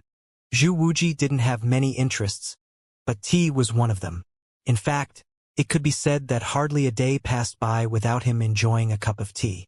Raising the teacup in front of him, Zhu Wuji leisurely took a small sip and closed his eyes in enjoyment, immersing in the flavor. The fragrant tea flowed onto his taste buds, making him crave more. His tea was brewed from special tea leaves aged more than 1,000 years. Not only could it boost spirit clarity, but drinking regularly could even strengthen his internal organs. Zhang Jingfeng stood not far away, hesitating several times. Zhu Wuji spared a glance in his direction, saying, "If you have something to say it." Zhang Jingfeng hesitated before speaking. "President, it has been quite a while since Deputy Sovereign went out. Could an accident has happened? Should we go and have a look?" Zhu Wuji laughed hearing Zhang Jingfeng's words. "I'm very clear of Xiao Dongjian's strength. To deal with a fourth order Saint Realm only requires moving a finger. What could happen? I like tea, he likes women. I'd say he's probably waging war with that 3 young women right now." Zhang Jingfeng loosened up. "It is this subordinate that thought too much. But frankly speaking, Deputy Sovereign Xiao is truly lucky. 1 against 3 at the same time." Zhu Wuji chuckled. "That also depends on the quality of goods. There aren't many that could enter Xiao Dongjian's eyes." "Is that so?" Just when their laughter rang out, a cold voice cut through their laughter. The voice appeared too sudden, startling both men. "Who?" Under the vigilant eyes of Zhu Wuji and Zhang Jingfeng, for silhouettes gradually appeared in front of them. Huang Xiaolong, Shi Xiaofei, Xiaoro, and Xiaoya. "It's you." Zhu Wuji stared at Huang Xiaolong, unable to conceal his shock. "You didn't die? Did Xiao Dongjian change his mind and did not kill this brat?" Zhu Wuji was confused and bewildered. "It seems like President Zhu is very surprised that I'm alive?" Huang Xiaolong sneered. Zhu Wuji placed his teacup on the table as he looked at Huang Xiaolong. "It was out of my expectations that Xiao Dongjian would spare your life instead of killing you. Other than this reason, Zhu Wuji couldn't think of any other reason. To say that a 4th Order Saint Realm escaped from a 10th Order Saint Realm's pursuit was absurd. Therefore, the most sound explanation for this was that Xiao Dongjian was wary of this young man's identity, sparing his life. "Where's Xiao Dongjian?" Zhu Wuji questioned. "Xiao Dongjian spared me?" Hearing Zhu Wuji's conjecture made Huang Xiaolong freeze for a second, and then he shook his head, flashing a cold smile at Zhu Wuji. "You want to know where Xiao Dongjian is? You'll know in a bit." "In a bit." There was doubt in Zhu Wuji's eyes, failing to understand the meaning behind Huang Xiaolong's words. Forgoing further pretense, a light flickered and the eminent holiness halberd had pierced through the center of Zhang Jingfeng's eyebrows. The halberd rotated, drilling a hole right through the skull, coming out from the back of his head. Blood spurted all over the floor as Huang Xiaolong pulled out the halberd. Zhang Jingfeng's eyes widened with disbelief, staring at Huang Xiaolong until the final moments when he tumbled to the floor. Zhang Jingfeng might be an elder of the Golden Pavilion Chamber of Commerce, but his strength was only at early 4th Order Saint Realm. For Huang Xiaolong, these were just enemies ripe for picking. Watching his subordinate fall lifeless to the floor, Zhu Wuji finally reacted. He didn't expect Huang Xiaolong to attack so suddenly, not to mention killing his subordinate right in front of him. Even more unimaginable was the fact that a 4th Order Saint Realm young man could slay an early 4th Order Saint Realm Zhang Jingfeng in less time than it took to breathe. "You!" Zhu Wuji flew to his feet, enraged. "You actually dared to kill him. So what if I did?" Huang Xiaolong retorted with a deadpan face. Zhu Wuji was pushed beyond anger, laughing instead. "Good! Good! You punk! I don't give a fuck who you are. I don't want to know why Xiao Dongjian spared your life. Today you must die." He was truly maddened. Letting the words echoed in the air, Zhu Wuji aimed a killer punch at Huang Xiaolong. Boundless golden dawn fist. Golden light exploded in the hall. Fist imprints spun with infinite changes. This Zhu Wuji was actually a notch stronger than Xiao Dongjian. But before his fist could land on Huang Xiaolong, a deluge of ghost aura soared to the sky, enveloping the entire inner hall. Malicious evil spirits rumbled like a tsunami, blocking Zhu Wuji's punch. In that split second, Huang Xiaolong disappeared from sight. Just like what happened to Xiao Dongjian earlier, Zhu Wuji was shocked and stunned. Array formation! Next, His vision was filled with little black insects that flew toward him. Like Xiao Dongjian, Zhu Wuji did not place any significance on these little black insects. Punches shot out, but after several punches, Zhu Wuji's face finally turned grim. Could these be? You're Huang Xiaolong? Zhu Wuji blurted. Huang Xiaolong snorted in reply. No further sounds came from him. A chill snaked up Zhu Wuji's heart. Silence meant acknowledgement. At this point, the poison corpse scarabs made another wave of attack. Watching the poison corpse scarabs, Zhu Wuji felt a chill spread all over his body, quickly striking his fists out to repel those black critters. It was as if a hammer slammed into his head. By now, how could he not know these little black insects were those terrifying poison corpse scarabs? Then, Xiao Dongjian. You killed Xiao Dongjian. Zhu Wuji couldn't help blurting out. A small part of him refused to accept Xiao Dongjian was dead. Didn't I say just now, you'll know in a little bit? Huang Xiaolong's cold voice sounded. Zhu Wuji lost all color from his face and started shaking. Half an hour later, without suspense, the poison corpse scarabs swarmed all over Zhu Wuji, stripping every piece of meat, and his soul ended up being swallowed by the supreme ghost flag, turning into an evil spirit. In fact, at the very end, Zhu Wuji pleaded Huang Xiaolong. As long as Huang Xiaolong spared him, he would submit under him. Unfortunately, at his current spiritual force level, he was unable to brand a soul imprint in Zhu Wuji's soul sea, making Zhu Wuji a constant risk that couldn't be fully controlled. In the end, Huang Xiaolong could only feed him to the poison corpse scarabs as nourishment, albeit reluctantly. After cleaning up Zhu Wuji and Zhang Jingfeng, Huang Xiaolong and the three women disappeared from the scene. Due to Huang Xiaolong's precaution measure, using the God-binding ring to lock the space around the inner hall, what took place did not alert anyone from the Golden Pavilion Chamber of Commerce in the lobby outside. Everything proceeded as normal. Xiao Dongjian and Zhao Wuji weren't any average Saint Realm experts. Xiao Dongjian was a late 10th Order Saint Realm, while Zhu Wuji was slightly stronger, closer to a peak late 10th Order Saint Realm. Their corpses were definitely not something that average mid- and high-level Saint Realm experts could compare. Nourished by such quality corpses, the poison corpse scarabs evolved again. Their shells were more lustrous, akin to a black ruby, and the feelers on their heads grew stronger and sharper. The Supreme Ghost Flag's power was also boosted with the addition of 2 strong souls.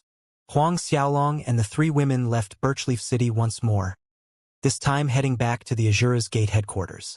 Huang Xiaolong's plan was to return to the Azura's Gate headquarters first, refine 1 primordial divine dragon, and after that, he would send Shi Xiaofei and her maids back to the Blessed Buddha Empire. Having some dragon god grass in hand, he wasn't as rushed on the journey back. Huang Xiaolong and the 3 women covered grounds during the day and stopped to rest at night, while Huang Xiaolong would cultivate the godly Shumi art, Azura tactics, ancient puppetry art, and soul mandate. At the same time, Huang Xiaolong continued to familiarize himself with the 9 tactics of pill refinement recorded inside the Golden Dragon pill refinement tactic. Killing Xiao Dongjian and Zhu Wuji provided Huang Xiaolong with a lot of ingredients from their spatial rings, thus Huang Xiaolong was definitely not lacking. The Divine Dragon pill, Golden Jade Sea pill, and other divine grade spirit pellets he had gotten from the ancient Dragon Clan's ruins were running out. He had to grasp the Dragon Clan's all 9 pill refinement tactics. At that point, as long as he had the ingredients, he could definitely refine them. Huang Xiaolong, Shi Xiaofei, and her 2 maids made their way back to Azura's Gate headquarters, traveling during the day, resting and cultivating at night. Inevitably, Huang Xiaolong exposed his excellent meat roasting skills before the 3 women, and without exception, all 3 were hooked. Even Shi Xiaofei had her noble lady demeanor swept aside, picking up roast meat with her bare hands and tearing meat off straight from the bone with oil glistening on her lips. Despite that, her actions did nothing to lessen her beauty. In fact, at the end of each meal, the way she sucked on her fingers would conjure some ambiguous fantasies in others. Ever since the first night she tasted Huang Xiaolong's roast meat, every evening when they stopped to rest for the night, Shi Xiaofei would swing Huang Xiaolong's arms, acting spoiled for roast meat. Her actions were almost a copy of Lil Tian in the early days. The lovely, cute, and untainted expressions on her face held a charm that was hard to say no to. It took Huang Xiaolong's group a little more than 1 month to arrive at the Azura's Gate headquarters. When they walked through the gates, Huang Xiaolong let out an obvious breath of relief. The daily responsibility of a cook was no easy life, especially playing cook for Snow Wind Continent's #1 beauty. Just as Huang Xiaolong returned to the Azura's Gate headquarters, Lil Tian came looking for him in his courtyard with tears streaming down his little face, clamoring why it took Huang Xiaolong so long to come back. Was he planning to throw Lil Tian away? Huang Xiaolong nearly sweated bullets. Lil Tian didn't know when Huang Xiaolong left the Azura's Gate headquarters.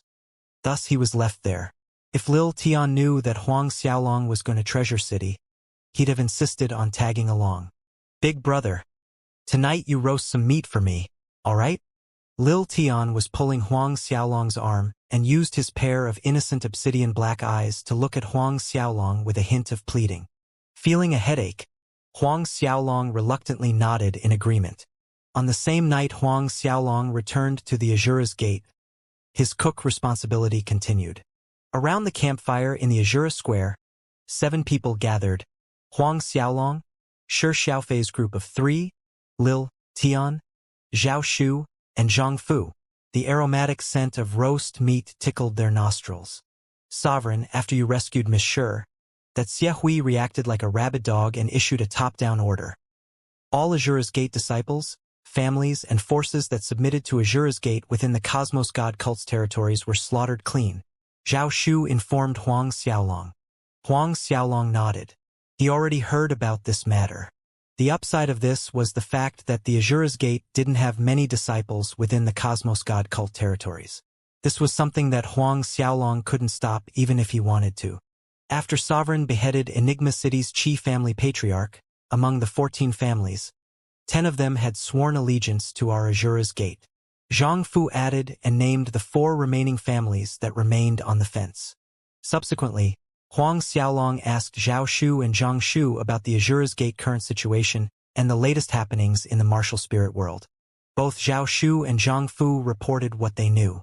Ever since the Azura Square battle, Deity's Templar had been keeping a low profile. Nothing out of ordinary was seen from their side. On the surface, they seemed to be behaving. While the 3 of them were discussing these matters, Lil Tian was happily gnawing on a roast tyrant boar leg while smacking his lips. These days, during Huang Xiaolong's absence, the little guy had suffered greatly. Tonight, he must eat his fill to compensate the recent day's suffering. Compared to Lil Tian, Shi Xiaofei and her 2 maids' eating mannerisms were more civilized and easy on the eyes. Though occupied with the tyrant boar meat in her hands, Shi Xiaofei's eyes weren't idle. From time to time she would sneak a furtive glances at Huang Xiaolong. Under the campfire glow, Huang Xiaolong's good looks seemed to exude a certain inexplicable charm. The little party ended several hours later and everyone dispersed for the night. However, when Huang Xiaolong barely stepped into his courtyard, Shi Xiaofei paid him a visit. "Big brother Huang, can you accompany me to look at the stars?" Shi Xiaofei came over with a request. "Look at stars." Huang Xiaolong looked at Shi Xiaofei with a dumb expression on his face. Shi Xiaofei grew shy under Huang Xiaolong's stare. A faint blush colored her cheeks. Fortunately, it was dark and wasn't noticeable despite the moonlight. She nodded at Huang Xiaolong.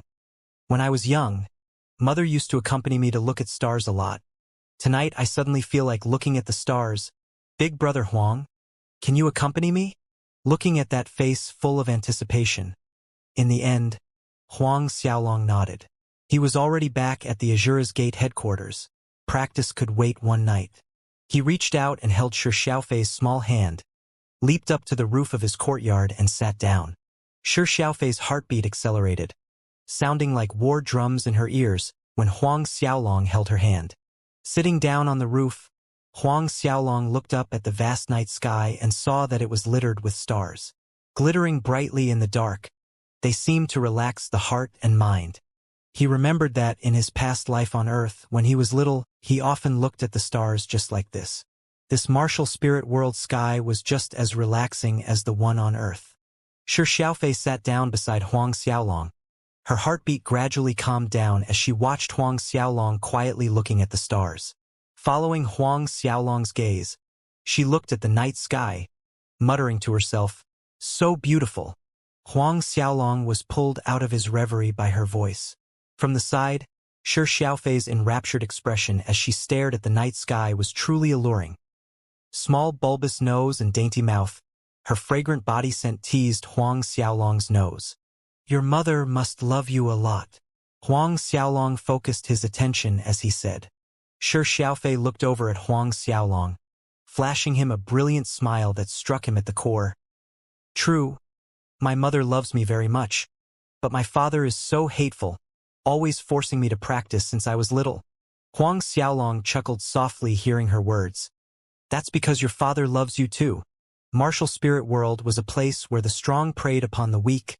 Shi Fantian forced his daughter to cultivate so she could have the capability to protect herself. Shi Xiaofei nodded. "I know," but her small face looked crestfallen. "Big brother Huang, am I useless?" Huang Xiaolong was taken aback by the question, but quickly understood that she was referring to herself being captured by Xiahui. "No," Huang Xiaolong replied. "Your talent is good. With your aptitude, there's only a handful of people considered more talented than you. You haven't cultivated for long, but already broke through to Saint Realm. It's an amazing achievement." Huang Xiaolong wasn't uttering sweet words.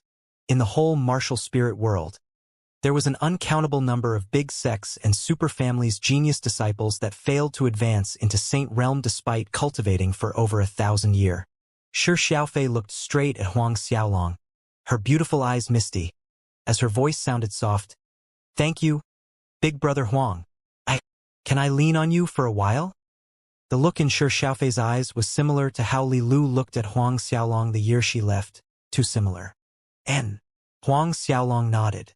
Getting Huang Xiaolong's permission, Shi Xiaofei slowly leaned closer, putting her head on Huang Xiaolong's shoulder, taking in the masculine scent coming from Huang Xiaolong's body. Her breathing quickened, blushing quietly in the dark. Both sat in silence like this, staring at the velvet night sky. Some time later, Huang Xiaolong turned over to look at Shi Xiaofei, only to find the girl had fallen asleep leaning on his shoulder. The sleeping beauty's eyelashes fluttered like dancing butterflies, her skin smooth and flawless, akin to a painting. Reluctant to wake her, he let her sleep, leaning on him. The night gradually faded. Shi Xiaofei woke up when the morning sunlight fell on her face. When she came to her senses, a small scream escaped her mouth, as if she couldn't believe that she actually fell asleep leaning on Huang Xiaolong's shoulder. "Big brother Huang, Shi Xiaofei blushed with embarrassment, feeling awkward. "It's fine," Huang Xiaolong teased. "Being able to become a pillow for a beauty like you is many men's lifelong fantasy."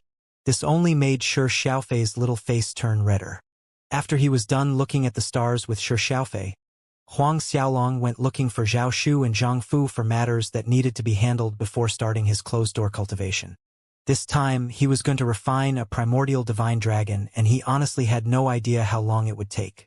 Thus, he cautioned Shi Xiaofei and her two maids as well as Lil Tian not to venture out of the Azura's Gate headquarters if possible. Hearing that Huang Xiaolong was about to go into closed-door cultivation for an indefinite time, Lil Tian sulked, pouting his mouth. He was extremely reluctant, for he wouldn't be able to eat delicious roast meat for a very long time. Watching Lil Tian's reaction, Huang Xiaolong laughed. "You must also put in effort to practice. When Big Brother comes out and you show improvement in your cultivation, I will roast 100 tyrant boars for you." 100. Lil Tian's eyes sparkled like jewels. He nodded heavily. "Don't worry, Big Brother. I will definitely practice hard." After saying what he needed, Huang Xiaolong disappeared into the Shumi temple in a flicker, staring at the 13 primordial divine dragons, contemplating for a moment as he looked at the 13 primordial divine dragon bodies. Huang Xiaolong decided that the first one he would refine would be the fire dragon. Amongst the 13 primordial divine dragons, the fire dragon was considered the weakest. The violent energy contained in its true dragon and blood essence would be less, making it slightly easier to refine. Once he decided, Huang Xiaolong sat cross-legged in the center of the Ten Buddha formation, taking out all the Grade 1 spirit stones from Xiao Dongjian and Zhu Wuji's spatial rings. He piled them up at the center and initiated the array formation.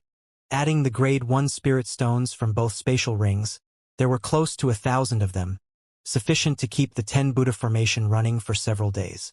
With the Ten Buddha formation as support, it would reduce the difficulties that Huang Xiaolong would encounter while refining the fire dragon.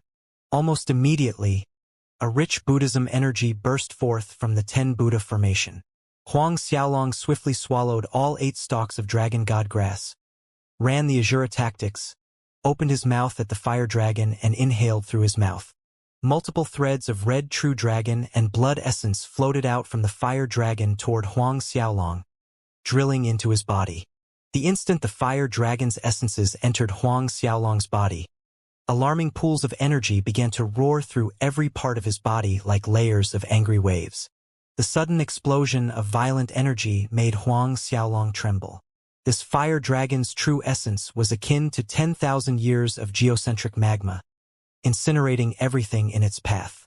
Hot, scorching hot, to the point that Huang Xiaolong felt like his soul was burning. That was the only thing he was able to sense.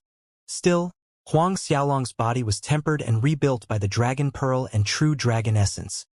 That's why hot as the fire dragon's true essence was, it could not melt Huang Xiaolong's body. If it was any other fourth-order saint realm instead of Huang Xiaolong, before one breath's time was up, that person would already turn into a pile of ash.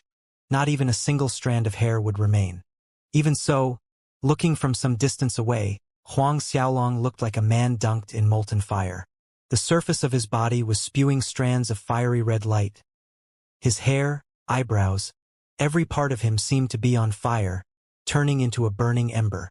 Fire-red smoke spiraled out from his nostrils and ear holes. Fortunately, the 8 stalks dragon god grass that Huang Xiaolong swallowed earlier mellowed the violent energy contained within the fire dragon's true essence. Otherwise, he would experience a greater pain. Huang Xiaolong continued to endure the excruciating pain inside his body, pushing himself to run the Azura tactics cycle after cycle, refining the true essence energy from the fire dragon. 1 day passed. 2 days passed. Half a month passed. The layer of burning embers enveloping Huang Xiaolong not only did not reduce, it actually grew slightly stronger. By now, the surface of Huang Xiaolong's skin was like a crystal, gleaming brightly. 1 month passed, yet that bedazzling ember red grew more intense, whereas Huang Xiaolong seemed to turn into a fire crystal statue. Half a year passed. The luminous light that engulfed Huang Xiaolong lit up the entire Shumi temple. Huang Xiaolong's silhouette could no longer be seen. Suddenly, one day, in this sea of radiant ember red, a fiery red shadow appeared, becoming clearer by the second. In the end, that shadow turned into a fire dragon. Huang Xiaolong's consciousness slowly blurred into haziness, falling into a deep sleep where he dreamt that he turned into a real primordial divine fire dragon, leaping joyfully in a sea of fire. Mottled lights appeared in his vision, gradually growing bigger and bigger. When the small dots of lights combined, filling his entire world with glorious bright light, Huang Xiaolong woke up. Opening his eyes, an enthralling vision of vivid red filled his sight, forming a flow of fire right in front of him. Huang Xiaolong moved his hands and a fire dragon danced according to his hand movements. Such pure fire essence energy. The current Huang Xiaolong was able to detect the purest fire element energy that was concealed in the deepest layer of space around him. This was something he had never felt before. Then, he quickly scanned the situation inside his Qi. Inside his Qi, his battle Qi surged with vigor, roaring with momentum. If in the past, his Qi was akin to a big river, and now it had evolved into a sea. 5th Order Saint Realm. Huang Xiaolong broke through from mid-4th Order Saint Realm to 5th Order Saint Realm. On top of that, his cultivation was at peak early 5th Order Saint Realm. The peak of early 5th Order Saint Realm. Entering the mid-levels of Sane Realm, every small advancement represented a whole different level of strength. In the Xiantian realm, it required an onerous battle for a Xiantian 4th Order warrior to win over a Xiantian 5th Order. In fact, It could be surmised as unrealizable unless it was a genius like Huang Xiaolong possessing superb talent twin martial spirits. When it came to Saint Realm level strength distinction, the gap in strength was even more prominent. One could hardly gauge how much Huang Xiaolong's strength had enhanced compared to before he went into closed-door practice. Xie Hui. Huang Xiaolong was confident that, at his current strength, he'd be able to face against a peak late 6th Order Saint Realm Xie Hui in battle. Checking the changes in his body, Huang Xiaolong noticed that after refining the primordial divine fire dragon, his spiritual force soared at least 6 to 7 times more powerful than before, whereas his physique, his veins and meridians were much tougher, comparable to a primordial divine dragon tendon. After gaining an understanding of the changes in his body, Huang Xiaolong exited the Shumi Temple. Next would be sending Shi Xiaofei and her maids back to the Blessed Buddha Empire. I wonder how many stalks of dragon godgrass there are inside the Blessed Buddha Empire's treasure chamber. Huang Xiaolong mused to himself if there were 16 stalks, he could refine another 2 primordial divine dragons. At that point, Huang Xiaolong's strength would double, even triple. If he ran into Xie Hui again, he could easily flatten that punk into mincemeat. Although dragon godgrass was valuable, if Huang Xiaolong made a request, Shi Fantian would surely give it this junior brother. Huang Xiaolong wasn't worried about this point at all. Everyone was happy seeing Huang Xiaolong coming out of closed-door practice. The moment Lil Tian saw Huang Xiaolong, he dashed up and wound himself around Huang Xiaolong's leg, declaring, "Big brother, I practiced very hard in these 7 months." The little guy immediately released his aura after saying that. The result slightly shocked Huang Xiaolong. Before he went into closed-door practice, Lil Tian's cultivation was at peak late 3rd Order Saint Realm, and now he was already a 4th Order. Only now did Huang Xiaolong realize that Lil Tian's cultivation talent was similar to the little violet monkey, similarly scary. "Good. Tonight I'll roast 100 tyrant boars just for you." Huang Xiaolong laughed. How could he not understand that the little guy was reminding him of his promise before entering closed-door practice, that 100 roast tyrant boars? As expected, Lil Tian's face brightened immediately after hearing what Huang Xiaolong said, jumping up and down in glee. Watching his childlike antics, Shi Xiaofei and the others laughed, influenced by the little guy's good mood. That night passed merrily, filled with the scent of good meat, good wine, and great company. When morning came the next day, Zhao Shu, Zhang Fu, and a group of Azura's Gate experts bid farewell to Huang Xiaolong, Shi Xiaofei, and her 2 maids as they made their way back to the Blessed Buddha Empire. 1 month after the group departed from the Azura's Gate headquarters, Huang Xiaolong and Shi Xiaofei's group of 4 finally reached the outer edge of the demonic beast's forest. Cutting across the demonic beast's forest would save them a lot of traveling time back to the Blessed Buddha Empire. However, while making their way across the demonic beast's forest, the group encountered some small problems. The demonic beasts residing in the forest seemed more irritated and violent than before. On top of that, those demonic beasts were actively roaming around instead of staying in their own territories. Huang Xiaolong's group had made every effort to pass those demonic beasts in a roundabout way, doing their best not to alert them. Despite that, they still ran into quite a few herds of demonic beasts. Fortunately, those demonic beast herds were the more common demonic beasts, and most of them only had Xiantian level strength, very few consisted of Saint Realm level. Though their numbers were high, it didn't pose any big problems for Huang Xiaolong's party. It's just that those small skirmishes delayed their progress. To cross the demonic beast's forest, the 4 actually spent more than a month's time, whereas the last time Huang Xiaolong was with Zhao Shu and Zhang Fu, it merely took them 20 days or so. When the group left the demonic beast forest behind, Maid Xiaoro patted her chest as she breathed in relief. Those demonic beasts, why did they suddenly go crazy? I wonder what the reason is. Maid Xiaoya agreed. Luckily, young noble Huang is with us this time. Otherwise we wouldn't have made it through the forest. On the way, they actually ran into Saint Realm level demonic beasts thrice. Moreover, the strongest was equivalent to a 3rd Order Saint Realm expert. Shi Xiaofei imagined their inhumane, brutal ending if they were captured by those demonic beasts if it weren't for Huang Xiaolong. Fear clenched her heart. In the past, Shi Xiaofei had never ventured out of the Blessed Buddha Empire. Feeling prideful of her strength, She had believed that her strength was considered top tier even among the world's genius experts. However, recent experiences proved how narrow-minded she had been, akin to a frog viewing the vast sky from the bottom of a well. Traversing across the demonic beast's forest this time around cemented her resolve to enhance her strength, putting more effort into her cultivation. 3 days later, the 4 people finally arrived at the Blessed Buddha Empire's imperial city. Entering the Blessed Buddha Imperial City, looking at the familiar surroundings around her, Xiaofei's exquisite face smiled widely, sending all the passers-by into a daze. Xiaofei rarely stepped out of the palace on normal days, and although she would make a trip to the Blessed Buddha Temple annually, not many people knew what the Empire's princess looked like. Xiaofei's beauty naturally triggered the lustful hearts of the many big families' disciples in the crowd.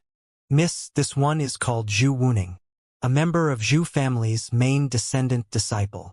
A young man with passable good looks approached Xiaofei with 2 guards following behind him. Closing the jade fan in his hand with a dramatic snap, he introduced himself in a flamboyant manner to Xiaofei. Zhu Wuning. Xiaofei instantly broke into a giggle, clear, crisp peals of laughter akin to pearls falling into a jade bowl. It was music to the ears. Zhu Wuning? Huang Xiaolong shook his head inwardly. This name truly made people think the wrong way. A man could say anything except the fact that he's incapable. The young man's name reminded Huang Xiaolong of the Golden Pavilion Chamber of Commerce's president, Zhu Wuji. There was only a single character difference between these 2 people's name. Zhu Wuning and the nearby disciples looked like they lost their souls watching Xiaofei laugh. So, it's young noble Zhu. May I know what matter young noble Zhu has? Xiaofei stopped laughing and asked. She had heard of the Zhu family. They could be considered as one of the more established families in the Blessed Buddha Imperial City. Hearing Xiaofei's voice, Zhu Wuning came back to his senses. Putting on an amiable, smiling face, he inquired, "May I ask where Miss is headed to? Have you perhaps eaten? This one knows a good place called First Dream Restaurant. Their wine and dishes are pretty excellent and would like to invite 3 misses to partake a meal." 3 misses, directly sidelining Huang Xiaolong as non-existent. Zhu Wuning's meaning and intention were clear as day. He was only inviting the 3 young ladies. But Xiaofei's lips curved into a smile. A slender finger pointed at Huang Xiaolong. "Young noble Zhu, it's truly unfortunate. This young noble Huang has extended his invitation to us prior. We're going to the Buddhist house." Only then did Zhu Wuning spare a glance at Huang Xiaolong. He had always been confident in his looks, but when he looked at Huang Xiaolong, he couldn't help comparing himself to him. Worse was, he actually found himself looking like a pig head next to Huang Xiaolong. This brother. Zhu Wuning took an intimidating step toward Huang Xiaolong, but just as he was about to say more, Huang Xiaolong raised a finger and pointed toward a stone statue not far away on the street. Instantly, that stone statue was blasted to dust, scattering on the street. That huge stone statue was as tall as 2 adult men, made of an extremely durable granite stone. Zhu Wuning stared dumbly at the curtain of dust floating down to the ground, the only remains from that huge stone statue. His face paled, then became ashen. The statue made out of granite stone. Even if the Zhu family's grand elder exerted full force in a palm strike, he still wouldn't be able to shatter it into dust powder. Not to mention, the young man merely used 1 finger. The disciples gathered round almost peed in their pants. "Let's go," Huang Xiaolong said to the 3 young women. To save himself from these troublesome family disciples, Huang Xiaolong decided to show a little bit of his strength as deterrence. Long after the 4 had left, Zhu Wuning was still rooted in the same spot. "Young noble." One of the guards with him approached closer, calling out to him. Zhu Wuning came back to his senses, and immediately felt the sticky dampness on his back. 2 hours later, Huang Xiaolong, Xiaofei, Xiao, and Xiaoya arrived at the Blessed Buddha Palace. Huang Xiaolong's arrival caused the palace atmosphere to boil up. It hadn't been long since the last time Huang Xiaolong was passing through the Blessed Buddha Empire. However, Huang Xiaolong's reputation and prestige nowadays superseded that time by far. repelling Li Molan and a group of deities Templar elders in the Azura Square battle, succeeding the Azura's Gate sovereign position. On top of everything was the Cosmos God City battle where Huang Xiaolong single-handedly broke into the city and fought one against many Cosmos God cults experts. The news had even spread to Snow Wind Continent's 17 empires. Due to this, Huang Xiaolong became the ideal husband candidate for all the young girls on Snow Wind Continent.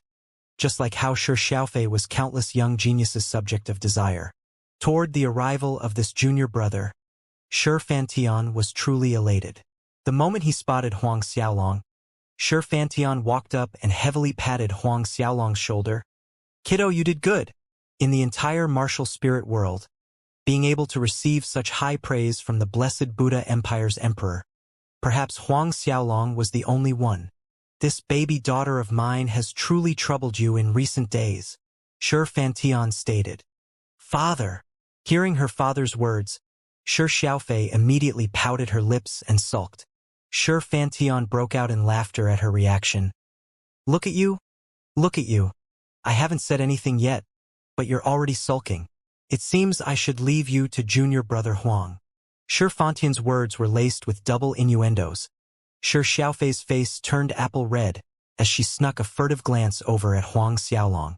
Shi Fantian ordered for a banquet to be prepared, inviting Huang Xiaolong. During the banquet, the disciple brothers talked and laughed in merriment. After 3 rounds of wine, Huang Xiaolong put his cup down, saying, "Senior brother, this time, other than sending Xiaofei back to the blessed Buddha Empire, I have a request. Hope I can get something from senior brother." Shi Fantian also put his wine cup down, smiling. "Why are you acting like a stranger? What do you need? Just tell me. I heard from Xiaofei that you have some dragon god grass inside the blessed Buddha treasure chamber," Huang Xiaolong said in a straightforward manner. "You want dragon god grass?" Shi Fantian was surprised. Huang Xiaolong's heart dropped noticing Shi Fantian's expression. He hoped that something like what happened with the Qin family, that someone bought it or it was given away to others, didn't happen. Shi Fantian went on, "I didn't know junior brother needs dragon god grass. Indeed, there is some inside my blessed Buddha treasure chamber, but not much is left. Only 17 stalks remained. These years, I have used some to refine some medicinal pellets. If I knew earlier, I would have saved them up." He already indicated people to go to the treasure chamber to fetch all 17 stalks of dragon god grass for Huang Xiaolong as he was saying these. 17 stalks. Huang Xiaolong's heart nearly jumped out with joy, repeatedly saying his thanks to Shi Fantian. Shi Fantian beamed. "Didn't I say you and I need not be so courteous?" In a playful tone, he added, "If you really want to thank me, gifting me a few more divine dragon pills would be wonderful." Hearing that his senior brother Shi Fantian wanted some divine dragon pills, Huang Xiaolong took out the remaining 20 divine dragon pill, waterfire pill, reverse dragon pill and others from the Azura ring without a word and gave them to his senior brother despite knowing that he was just joking. If his senior brother could take out all the dragon god grass from the treasure chamber because of him, he couldn't be stingy in reciprocating. Isn't that so? Shi Fantian and the blessed Buddha Empire experts stared stupidly at the 20 over pieces of divine grade spirit pellets. Mouths agape. "Junior brother. This?" Shi Fantian felt embarrassed. Huang Xiaolong waved his hand, smiling as he said, "Didn't senior brother just say that between us there's no need for so much courtesy?" Shi Fantian relaxed. "Fine then, senior brother will accept them," Shi Fantian said. No longer refusing, he put away the 20 pieces of pellets. A short while later, the person that Shi Fantian instructed to bring the 17 stalks of dragon god grass from the treasure chamber returned, lining them up before Huang Xiaolong. Huang Xiaolong was almost beside himself staring at the 17 stalks of dragon god grass. Moments later, he put all of them away in the Azura ring. 17 stalks dragon god grass. It was enough for him to refine 2 primordial divine dragons. Huang Xiaolong inhaled deeply to calm himself. The banquet lasted until wee hours of the night before everyone dispersed. Standing at the center of the palace residence courtyard, Shi Fantian arranged for him. A sudden mood hit Huang Xiaolong and he began to practice the martial arts he learned in his previous life in the yard. from ethereal palm to vanquishing devil fist. This was the imperial palace after all. As a newly arrived guest, Huang Xiaolong wasn't thick enough to enter a long period of closed-door practice to refine the primordial divine dragons. With the 17 stalks dragon god grass in hand, Huang Xiaolong didn't feel so anxious that he couldn't wait a day or two. After he had completed one round all the martial arts he learned in his past life, Huang Xiaolong took out a piece of Hell Royal Bloodstone and ran the Azura tactics to absorb the bountiful high-quality energy inside. These days, Huang Xiaolong's Azura tactics improved at amazing speed. He had entered the 6th stage and began comprehending the edges of mid-6th stage.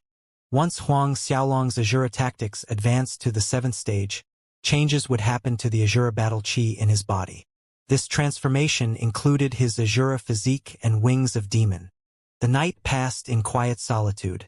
The next morning, the sun was shining bright and brilliant as Huang Xiaolong came out from his room. Just as Huang Xiaolong stepped out, Shi Xiaofei was already walking into his yard, inquiring if Huang Xiaolong had time to take a stroll in the streets. Stroll the streets. Huang Xiaolong looked at Shi Xiaofei with a blank expression. Shi Xiaofei's head lowered to hide her face. I have taken a stroll around the city for more than 10 years. More than 10 years? Huang Xiaolong was rendered speechless. Wasn't his senior brother too strict with his daughter? No wonder when he was traveling to Starcloud continent Shi Xiaofei wanted to follow and have a look. In the end, he nodded. He was planning to go out.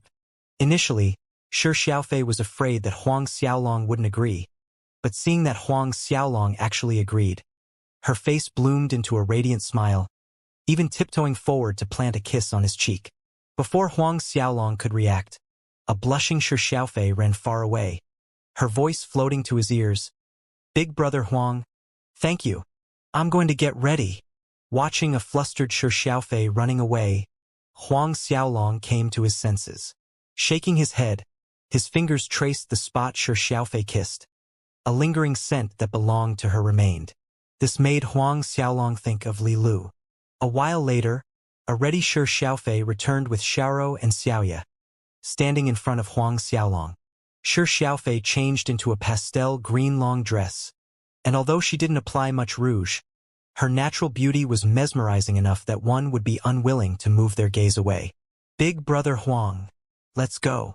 Seeing Huang Xiaolong was looking at her a little dazedly, Shi Xiaofei urged. Oh! Huang Xiaolong snapped back to his senses. A helpless feeling rose within. Ancient wisdom teaches that beautiful women are the root of troubles. This was indeed true. A woman being too beautiful might not necessarily be a good thing. Huang Xiaolong could predict the situation on the streets later. There were bound to be basketfuls of miscellaneous problems. As expected, when the 4 of them were walking in the streets, some self-assuming big family disciples that had utmost confidence in their outstanding good looks inevitably approached them to build some rapport. Our young noble divine dragon Huang Xiaolong could only take on the role of a cavalier. By the end of the day, Huang Xiaolong had lost count of the number of times he exposed strength in order to deter those outlandishly handsome big family disciples.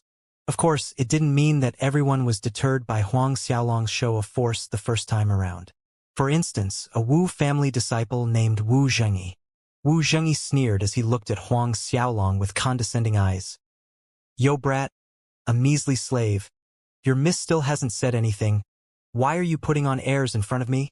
Xiaoro and Xiaoya were clutching their mouths exaggeratedly watching Wu Zhengyi. Their gazes baffled Wu Zhengyi. Shi Xiaofei frowned, and a trace of anger flickered past her face. Huang Xiaolong had yet to act, but her palm had struck Wu Zhengyi across space, sending him flying into high air with a dozen somersaults before falling to the ground. Big brother Huang. Shi Xiaofei faced Huang Xiaolong. It made her heart uncomfortable that Huang Xiaolong was scolded because he was protecting her. It's fine. Huang Xiaolong shook his head. A faint smile tugged at the corner of his lips. In the blessed Buddha Palace, hearing his subordinates report, Shi Fantian looked over at Li Mengel. This is the first time our baby daughter actually hit someone because of a man. Li Mengel smiled. Wasn't I the same in the past?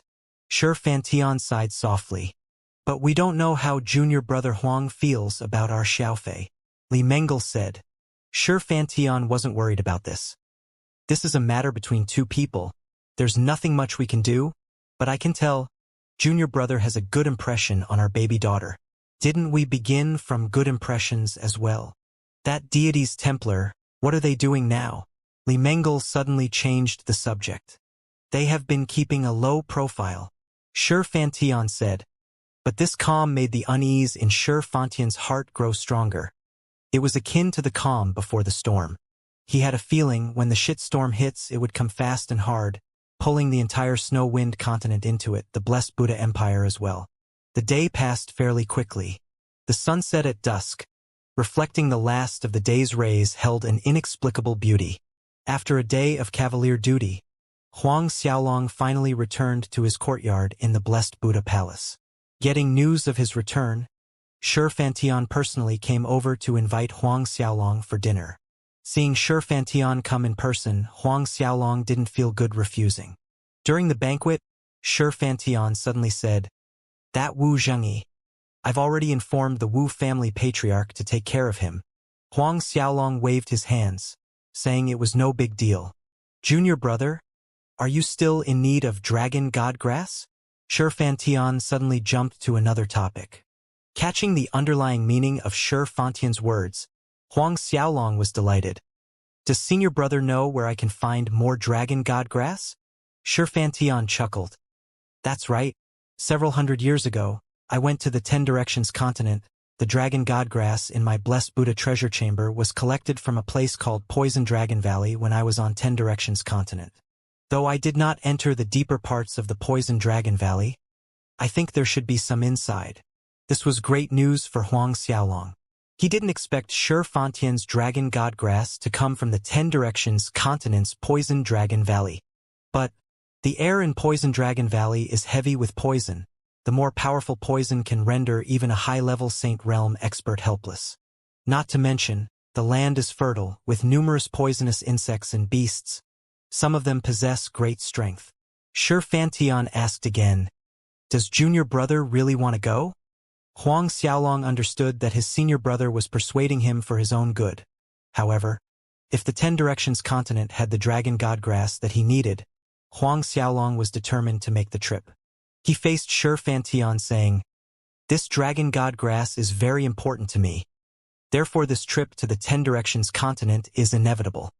Detecting the conviction in Huang Xiaolong's voice, Shi Fantian didn't try to persuade him further. Subsequently, Shi Fantian recounted his experience when he ventured into the Poison Dragon Valley so that Huang Xiaolong would have a minimum understanding of the place. Huang Xiaolong quietly took note of everything his senior brother said.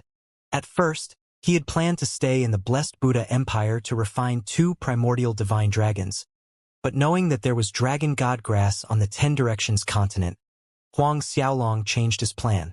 After staying for 2 more days in the blessed Buddha Palace, Huang Xiaolong departed for the 10 Directions continent.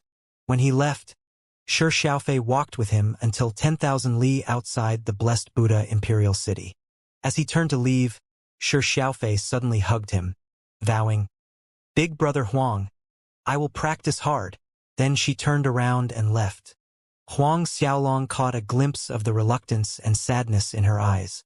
It was quite some time later when Huang Xiaolong turned around and flew into the air, moving further away from the blessed Buddha imperial city. Before going to the 10 Directions continent, Huang Xiaolong decided to make a small detour toward the secret space at the bottom of the Broken Tiger Rift to see his family. It had been a long time since he left the secret space, and Huang Xiaolong wondered if his parents and siblings were doing well. Apart from that, he planned to refine 2 more primordial divine dragons in the Eminent Holiness secret space. Flying the entire way, Huang Xiaolong reached the Eminent Holiness secret space 5 days later. Huang Xiaolong's return instantly brought a burst of cheer and liveliness in the Eminent Holiness space. Sounds of laughter filled the air. In little over a year since Huang Xiaolong left, everyone had improved greatly. His younger brother Huang Shaohai was already a second-order Xiantian. Fei Ho had entered the third-order Xiantian realm and was a peak early third-order Xiantian realm expert, whereas Marshal Hotian had reached the fourth-order Xiantian realm. After taking the 100 over Ghost King Dawn bestowed by Huang Xiaolong, Yu Ming's current strength had reached the boundary limit of peak half-saint. Although he had yet to break through to Saint Realm, it was only a matter of time. His parents, Huang Peng and Su Yan, looked more and more youthful with the spirit pellets and elixirs given by Huang Xiaolong. Though both of their cultivations stagnated at peak late 10th order Hotian, an average first order Xiantian realm expert wasn't their opponent. His sister Huang Min and Guotai both advanced one order, whereas his nephew, Guo Xiaofan, had grown a lot taller. At 7 years old, the little guy's martial spirit was awakened, and he began to cultivate battle qi. What surprised Huang Xiaolong was that Guo Xiaofan's martial spirit was a superb talent martial spirit, although being only a first-rank grade 11 martial spirit. With Huang Xiaolong's guidance, Guo Xiaofan had a good chance of breaking into the Saint Realm. After spending 10 carefree and relaxing days with the family, Huang Xiaolong once again went into closed-door practice to refine the primordial divine dragons. This time, Huang Xiaolong planned to refine the primordial divine water dragon. Like the fire dragon, the water dragon ranked at the bottom amongst the 13 primordial divine dragons that Huang Xiaolong had, which made the refining process easier. He sat cross-legged at the center of the 10 Buddha formation after swallowing 8 stalks dragon god grass. Breathing in, Huang Xiaolong opened his mouth and began sucking the faint blue water element true dragon essence as it slowly floated out from the primordial divine water dragon corpse, assimilating into Huang Xiaolong's body. At first contact, an overwhelming energy rushed into every corner of Huang Xiaolong's body. Extremely cold. This was Huang Xiaolong's first sensation. Subsequently, the coolness turned colder and colder, akin to pieces of 1,000-year-old ice that couldn't be melted. As time passed, Huang Xiaolong's skin, hair, eyebrows, his entire body turned blue. Just when Huang Xiaolong felt like he could no longer endure the cold, a warm energy emerged from inside his body. This warm energy source came from the primordial divine fire dragon true essence he had refined. The warm energy spread, reducing the coldness inside his body, bringing an indescribably comfortable feeling. Blue-colored light and fiery red glow continued to blend with each other. The whole Shumi temple shone brightly with the blue and red lights enveloping Huang Xiaolong. His figure could no longer be seen. Similar to the time when he refined the fire dragon, Huang Xiaolong had a long dream. In the dream, he turned into a primordial divine water dragon. Time flowed by. Huang Xiaolong gradually woke up at one point. Crystal blue light shone in his pupils as he opened his eyes. The space around was suddenly filled with droplets of water that turned into a small blue ocean. Those droplets were the purest water element energy hidden in nature. With a wave of his hand, the blue droplets gathered and turned into a blue water dragon, swimming in the blue ocean. When Huang Xiaolong's hand stopped, the water dragon disintegrated and disappeared. After refining the water dragon, Huang Xiaolong discovered that water and fire actually complemented each other, like the balance between yin and yang. His dragon essence body was once again enhanced, although still remaining extremely soft. Huang Xiaolong ran his battle qi and actually tried stretching his body, extending more than 100 meters. No matter which part or which direction, he was able to extend his body to a certain limit. This was something he couldn't do before. It also definitely wasn't something a 10th order Saint Realm expert could do. Huang Xiaolong hadn't imagined that there would be such a benefit after refining the primordial divine water dragon. Other than that, his battle qi broke through to 6th order Saint Realm, a great difference from a 5th order Saint Realm. His true essence and spiritual force also improved greatly. Huang Xiaolong sat down again at the center of the 10 Buddha formation a short while later, planning to continue refining the 2nd primordial divine dragon. The next one Huang Xiaolong picked was the black dragon. Among the 13 primordial divine dragons, the black dragon was ranked middle in terms of strength. He chose the black dragon next because one of his martial spirits was the black dragon. He believed that refining the primordial divine black dragon would bring great benefits to his black dragon martial spirit. To refine this black dragon, Huang Xiaolong swallowed all the remaining 9 stalks of dragon god grass at one go.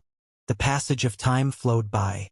Multiple strands of black dragon true essence entered Huang Xiaolong's body. What surprised Huang Xiaolong this time was the fact that there wasn't any pain. Instead, he was engulfed in an endless darkness. 1 year and 2 months passed. In the eminent holiness secret space, Huang Peng, Su Yan, and the others waited patiently for Huang Xiaolong to exit his closed-door practice. Before entering his seclusion, Huang Xiaolong told them that he would probably be in seclusion for 14 months this time. Now, it was already 14 months. As Huang Peng, Su Yan, and the rest waited for Huang Xiaolong to come out, a sudden big tremor came from the eminent holiness space entrance. Everyone's face tightened. "What is happening?" Huang Peng questioned. "Patriarch Huang, let me go have a look," Yu Ming stated respectfully. In a quick flicker, he disappeared, but very soon, he returned, laden with bloody wounds. Yu Ming, Huang Peng, Fei Ho, and everyone were shocked as they hastened to Yu Ming's side. "Patriarch Huang, it's not good. This eminent holiness secret space has been discovered by others. These people are from Snow Dragon City." Yu Ming heaved heavily, vomiting a mouthful of blood after barely uttering the last word. Snow Dragon City. Everyone paled hearing that name. One of the Bedlam Land's top 10 forces, Snow Dragon City. While everyone had yet to recover from their shock, an arrogant voice drummed into their ears. "I never imagined that a wonderful secret space like this would be hidden under the broken Tiger Rift." In the next second, a middle-aged man clad in luxurious silver brocade robes appeared in front of them, with 4 old men following closely behind him. Judging from their demeanor, the 4 old men were probably his personal guards. This middle-aged man was none other than Silver Dragon Ao Gu's eldest disciple, Han Qing. The 4 old men behind Han Qing were Snow Dragon City's 4 enforcers. Strolling into the eminent holiness secret space, Han Qing's eyes scanned around, nodding in appreciation as he praised, "Really a good piece of paradise. Looks like this secret space is a remnant from the ancient times. Excellent, excellent. Since it's a space that dates back to the ancient times, then the good things inside here should be aplenty." Han Qing was filled with excitement inside after confirming the space's value. Only then did he look over at Huang Peng's group of people. "Looks like it has been quite a while since you lot have discovered this ancient secret space. Take out all the treasures you've found." Han Qing drawled, an obvious threat in his tone. He wasn't worried at all that the bunch of people would escape. With his keen eyes, he easily determined that the strongest one in this bunch was the 4-meter giant concealed under that big black cloak. The second strongest would be the man he had wounded just now. The rest were early and mid-Xiantian realm that weren't worth mentioning. He could exterminate them with a simple wave of his hand. Huang Peng took a step forward, saying, "This brother, this one is Huang Peng." But Huang Peng's sentences barely ended when Han Qing suddenly struck Huang Peng with a palm, sending Huang Peng flying to the back. Huang Peng crashed into one of the straw huts, blood spurting out from his mouth. "Father! Patriarch!" Frightened exclamations sounded as faces paled. Han Qing issued a cold snort. "What do I care if you're Huang Peng or not? I asked you about treasures and I'm asking for the last time. Take out all the treasures you found here. If not, I won't be polite. At that time, with every countdown I make, I will kill 1 person." Huang Peng was helped to a stand, feeling as if every organ in his body was shattered. "And not dead."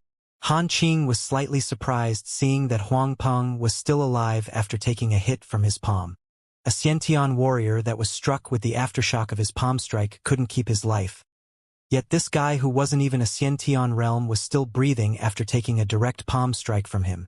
Despite the minuscule amount of strength he used in that palm strike, the fact that the man didn't die was enough to surprise Han Qing. "Good, good." Han Qing looked at Huang Peng with brilliant light shining in his eyes. "Still alive? It seems you must have eaten a lot of good treasures. Or perhaps some divine grade spirit pellets which toughened your physique to this extent." Treasures. Divine grade spirit pellet. Han Qing's gaze was fixed on Huang Peng at this moment. "Speak, and take out all the treasures you've got from here," he ordered as he walked toward Huang Peng. From these people's earlier reactions, it seemed like this Huang Peng was this group's pillar. "Feng Yang, attack!" Suddenly, Huang Peng shouted a command. In the next moment, Han Qing saw the 4-meter-tall giant hidden underneath a big black cloak moving to attack him. Unknowingly, the giant was gripping a 3-pronged spear. Han Qing was stunned for a split second, but his reaction was quick. A long sword appeared in his hand, slashing out and colliding with the big 3-pronged spear. His hand numbed from the impact and was forced staggering back. Saint Realm Ghost Creature. The 5 in Han Qing's group blurted out in shock, feeling the vibrant ghost aura bursting from the giant. A resounding roar came from Feng Yang as he dashed at Han Qing with a second attack. So, it's a Saint Realm ghost. Han Qing snorted. In his eyes, the giant was powerful, but it wasn't that strong, merely a first-order Saint Realm. Go! Exterminate this ghost thing, Han Qing said to one of the old man behind him. Yes, eldest young master, the old man acknowledged. The old man lightly extended a palm out, dispersing Feng Yang's attack without much effort. Then he punched out across space, accurately hitting Feng Yang and sending him somersaulting back in the air.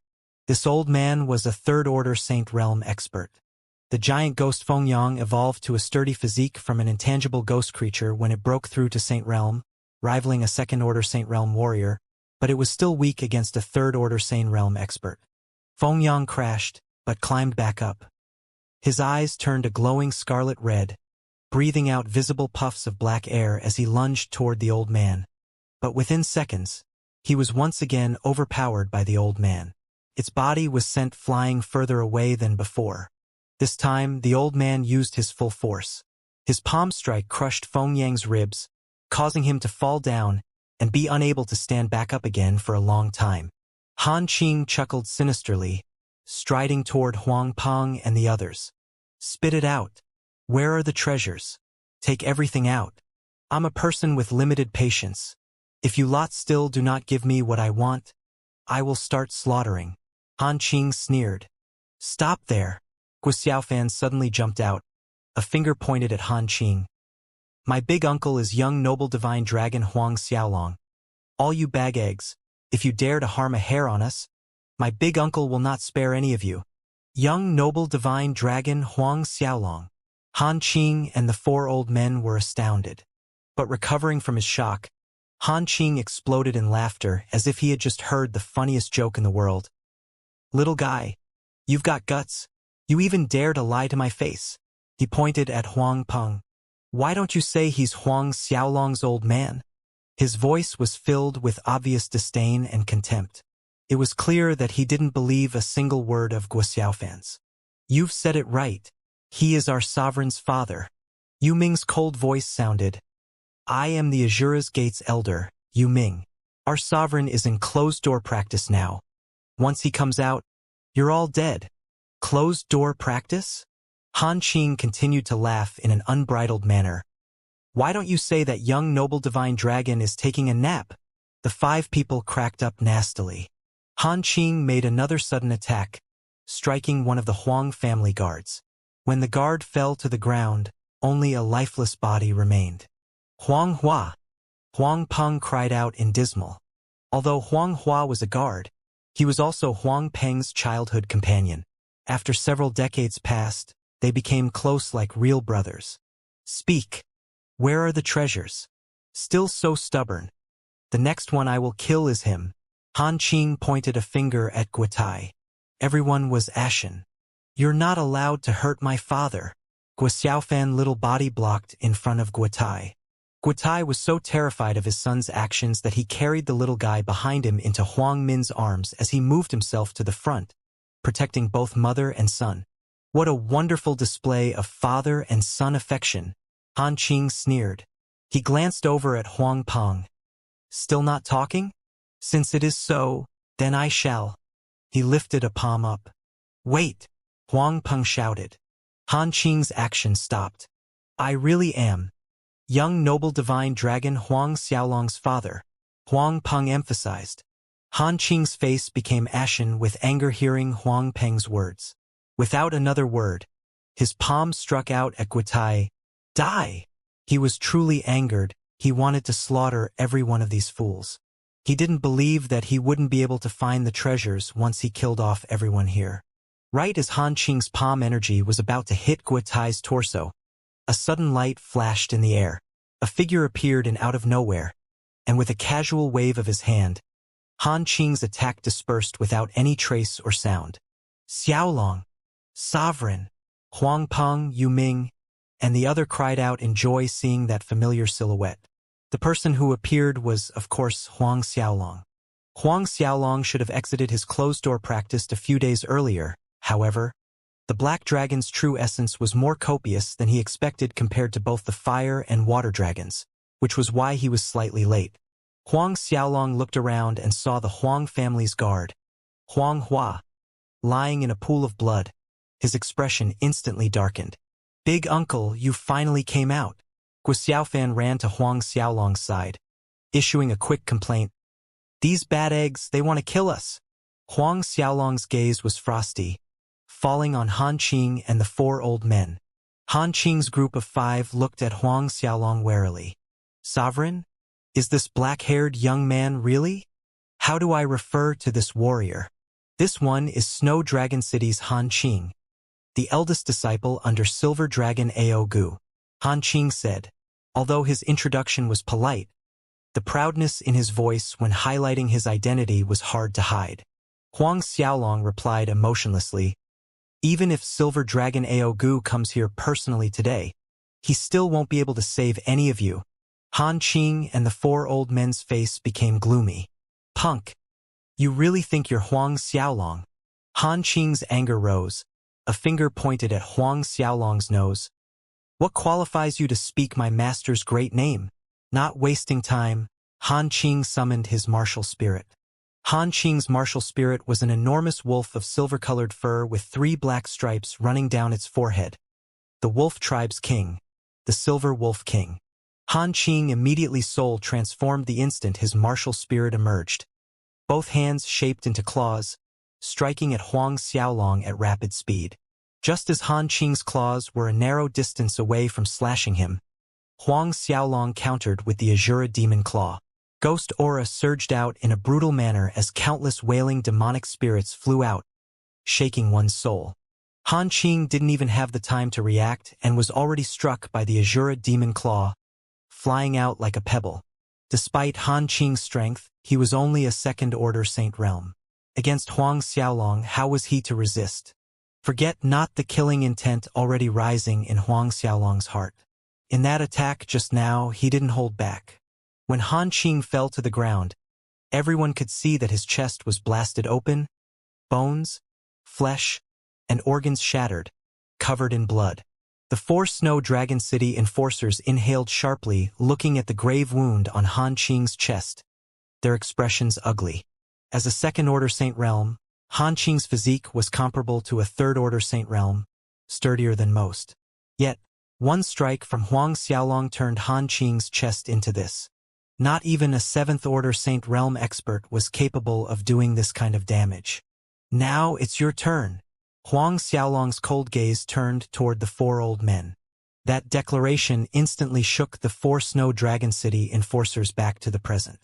Without a shred of hesitation, all 4 of them leaped up, dashing toward the exit, wanting to flee. The strength Huang Xiaolong had shown vanquished any thoughts of resistance in them.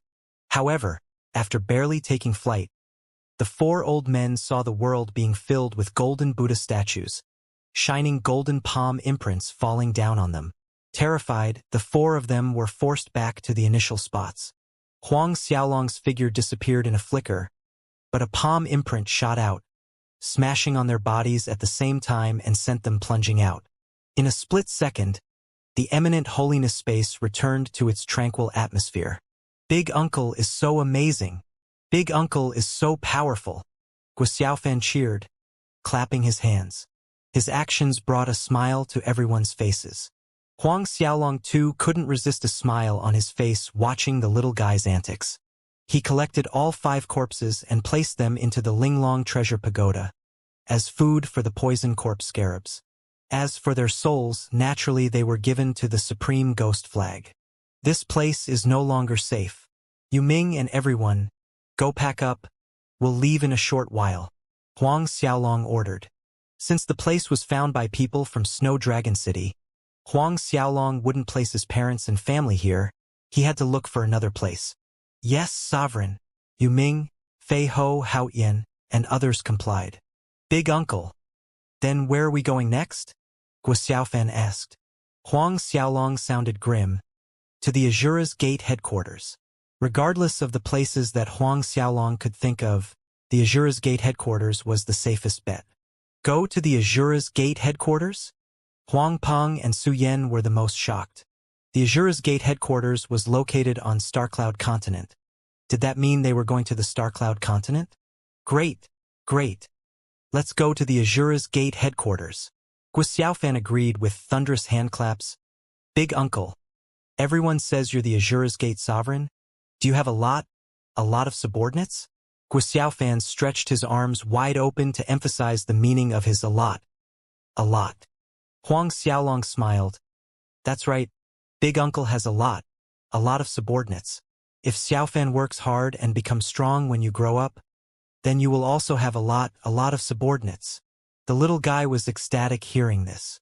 No one had any misgivings about Huang Xiaolong's plan to bring them to the Azura's Gate headquarters.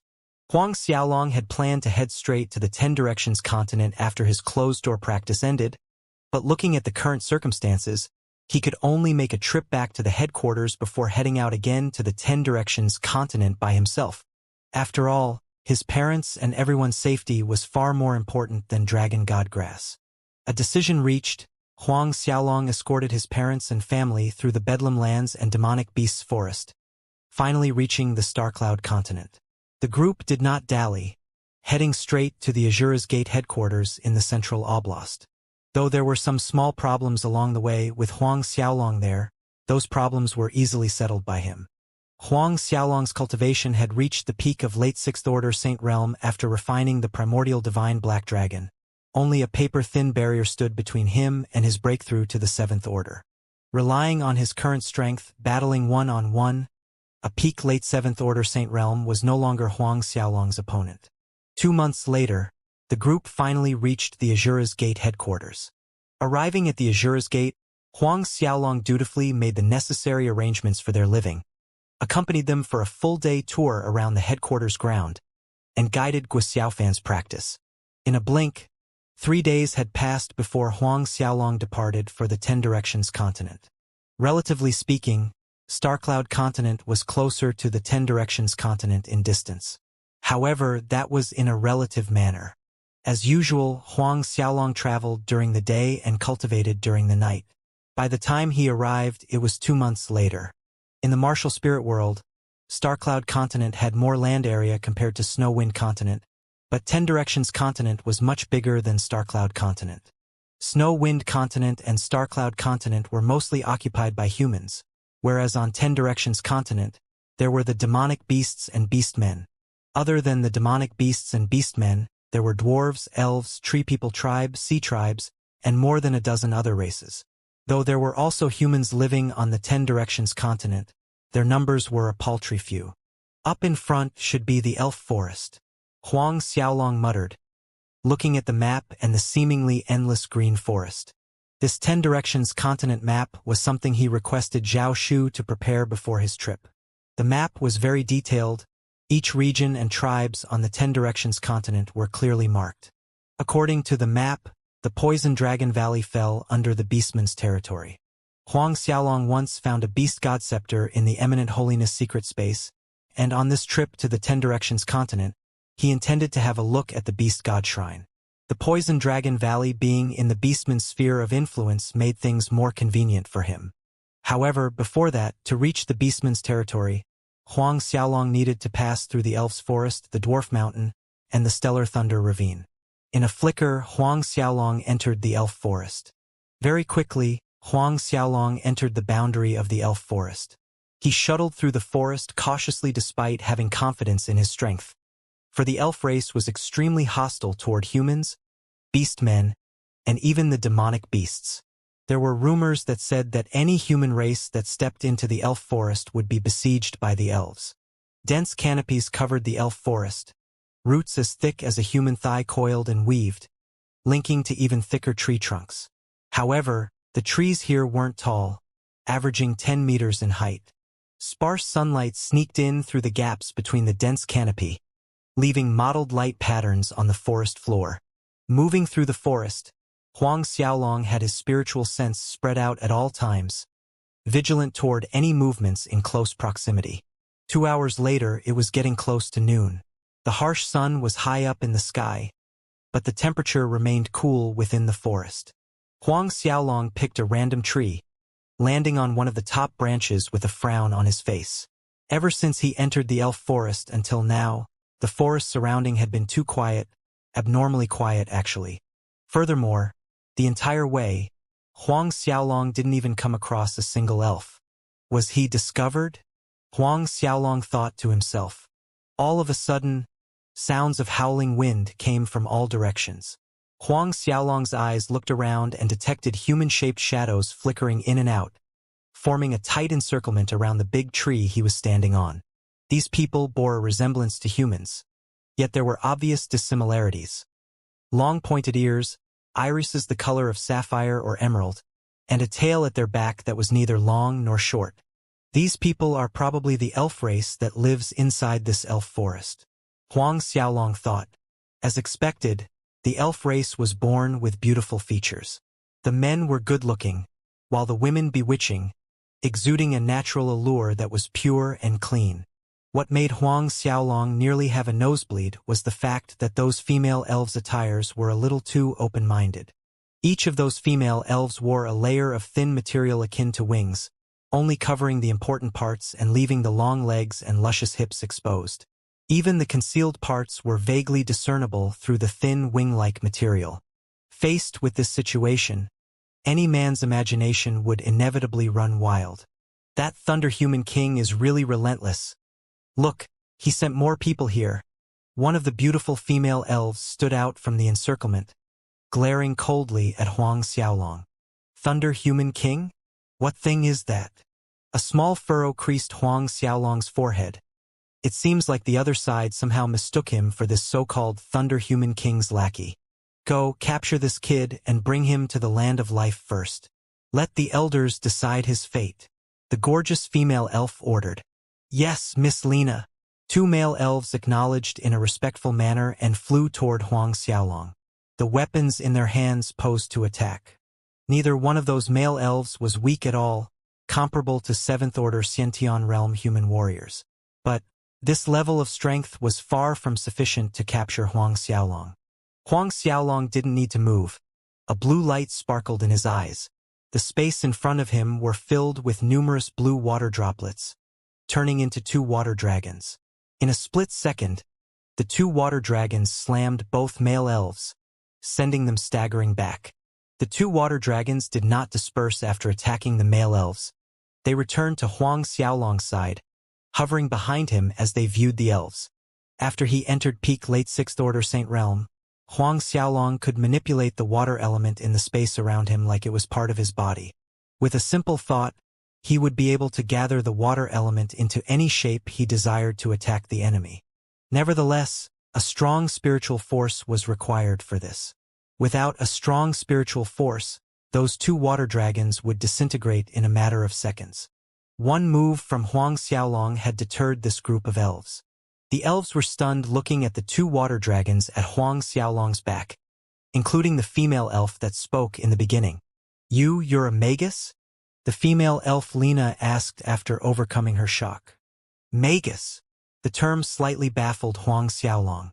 He had heard Zhao Shu mention in the past that the humans on 10 Directions continent practiced magic, thus were referred to as magus.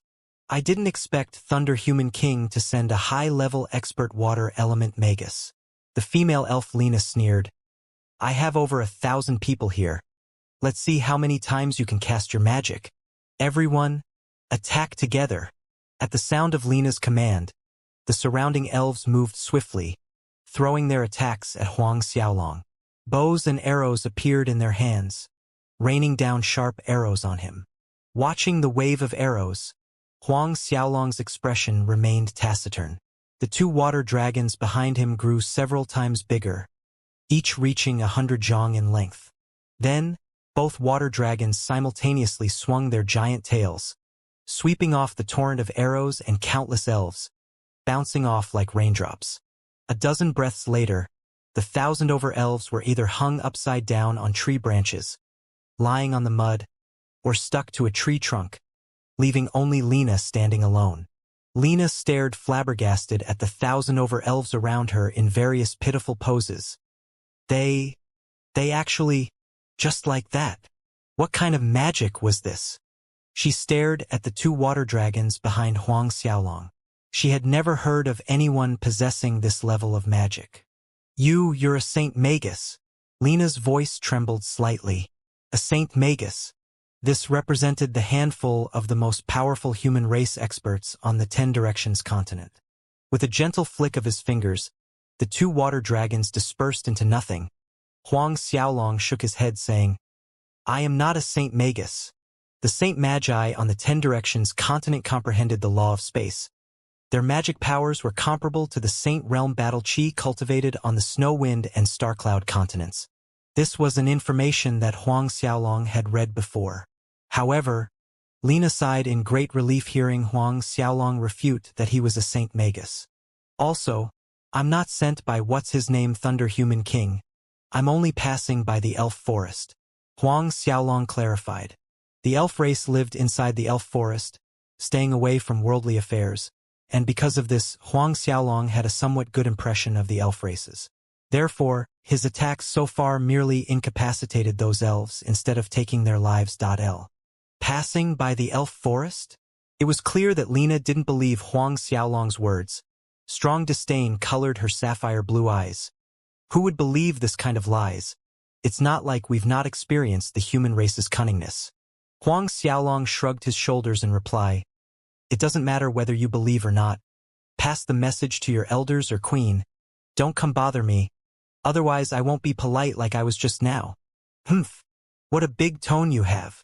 Just as Huang Xiaolong's voice fell, a harumph sounded in the far distant. 3 figures flew in their direction at rapid speed, reaching Huang Xiaolong in the blink of an eye. When the female elf Lena saw the 3 people, joy bloomed on her face as she hurried to greet them. Lena greets the 3 elders. All 3 elder elves nodded their heads at Lena. Young man, don't assume that knowing a little water magic makes you invincible in the world. Amongst the 3 elves, the tallest elf snapped, If you can defeat him, I'll allow you to leave this place. Huang Xiaolong shook his head. No need. All 3 of you can come together. Huang Xiaolong could tell with a glance that although those 3 elves weren't weak, the strongest was tantamount to a human 7th-order Saint Realm, and the weakest was only a 4th-order Saint Realm. Even with the 3 of them attacking together, Huang Xiaolong was confident he could easily defeat them. Huang Xiaolong's words had truly angered the 3 elf elders. Audacious! A short, thin elf elder shouted and was the first to attack. He dashed forward in a flicker.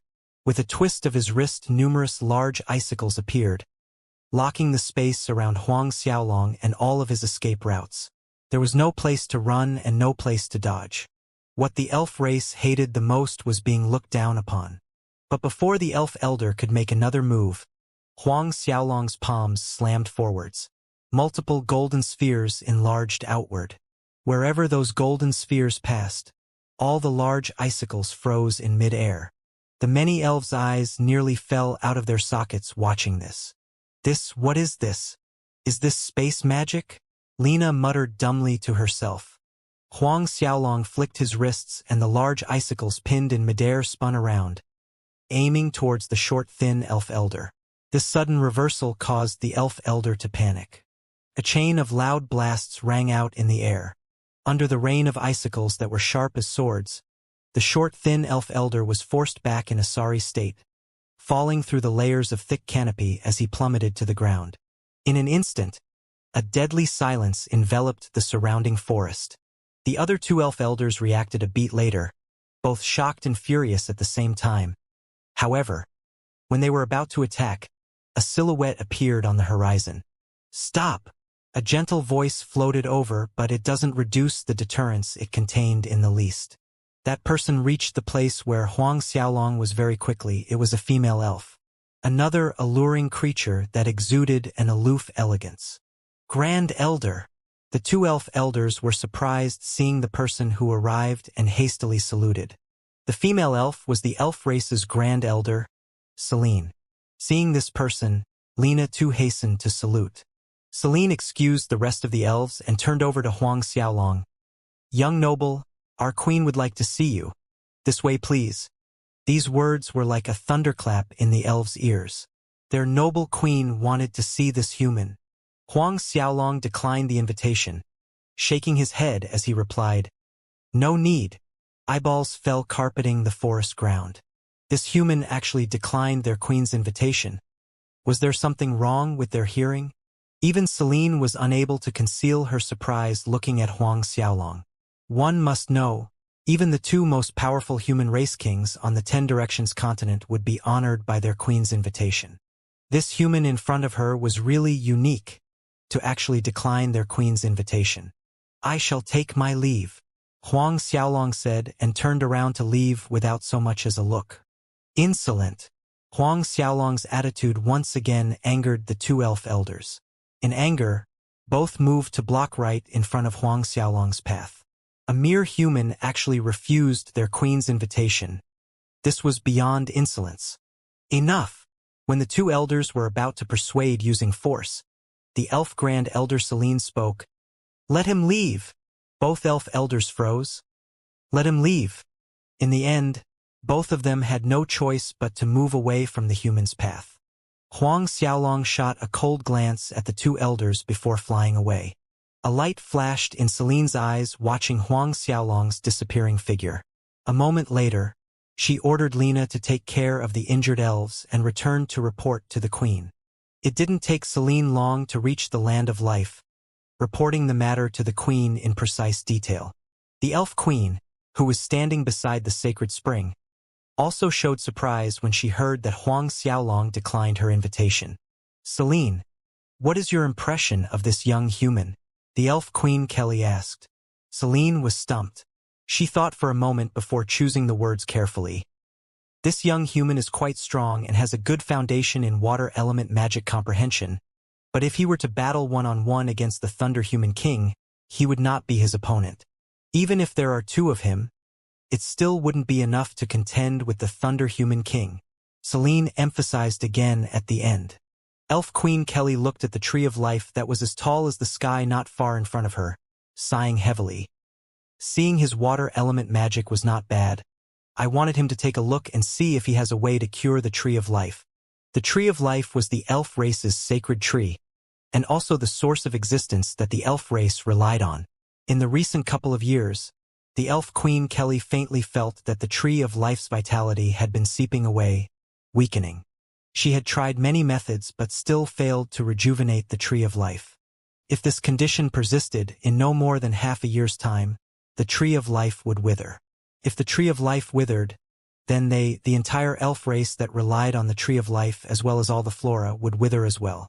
When it came to that, the elf forest would be no more. The elf race that had lived on this land for countless generations. Where should they go? Where could they go? Celine looked at the tree of life. Her eyes held the same worry in them, but she shook her head. That young human, although he has quite a good grasp of water element magic, it is not enough to save the tree of life. Unless he knows the long-lost magic spell of life restoration, only then would he have a slim chance. It's impossible that young man has the capability to perform such a magic spell. This was also the main reason why she allowed the young human to leave after meeting him. Both elves fell into a heavy silence. "Your Majesty, why don't we reveal the matter and request aid from other experts?" Celine suggested. The elf Queen Kelly shook her head. "We'll discuss again later. Too many things would be affected by this matter. Unless she really had no other way, she didn't want to expose this matter. At the moment, only the two of them were aware of the tree of life's condition. Whereas Huang Xiaolong traveled northwards, coming out of the elf forest half a day later.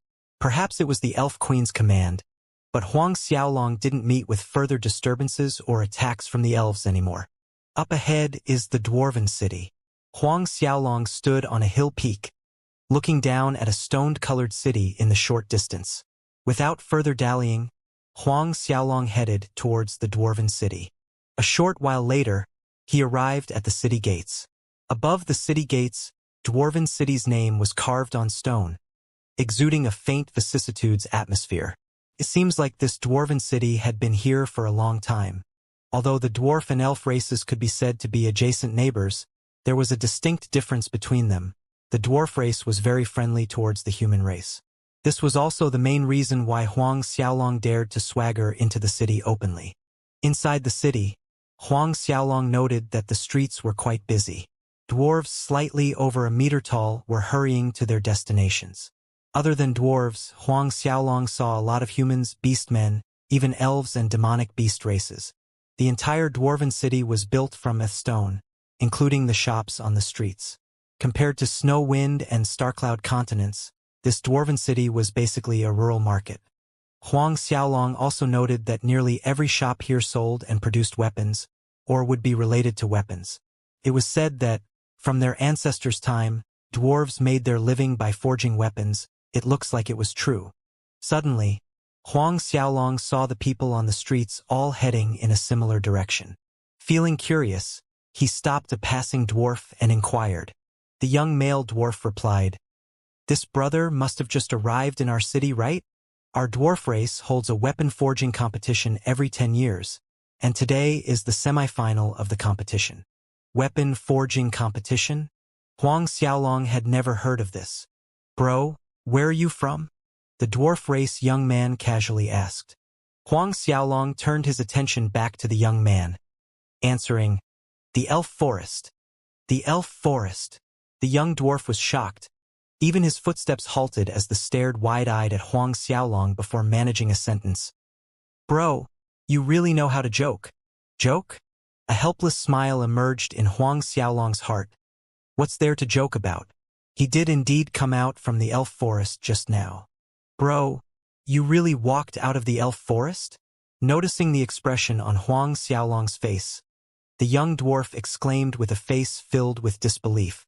Huang Xiaolong assuredly nodded. The young dwarf took a second look at the human race young man from top to bottom. "Bro, I really couldn't tell that you were able to survive the elf forest." "Ah." Then, the young dwarf lowered his voice in a secretive manner, whispering a question. "Were you poke-poke by those elves?" "Poke-poke?" Huang Xiaolong sweated at the term. The young dwarf nodded seriously. "Up until now, there hasn't been a human that managed to come out alive from the elf forest. All of them were poke-poke by those elves, turning into fertilizers for the elf forest."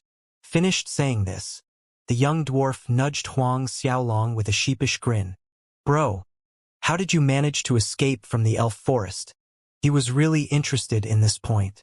Huang Xiaolong laughed. "I defeated the elf race's elder. They were probably afraid of me.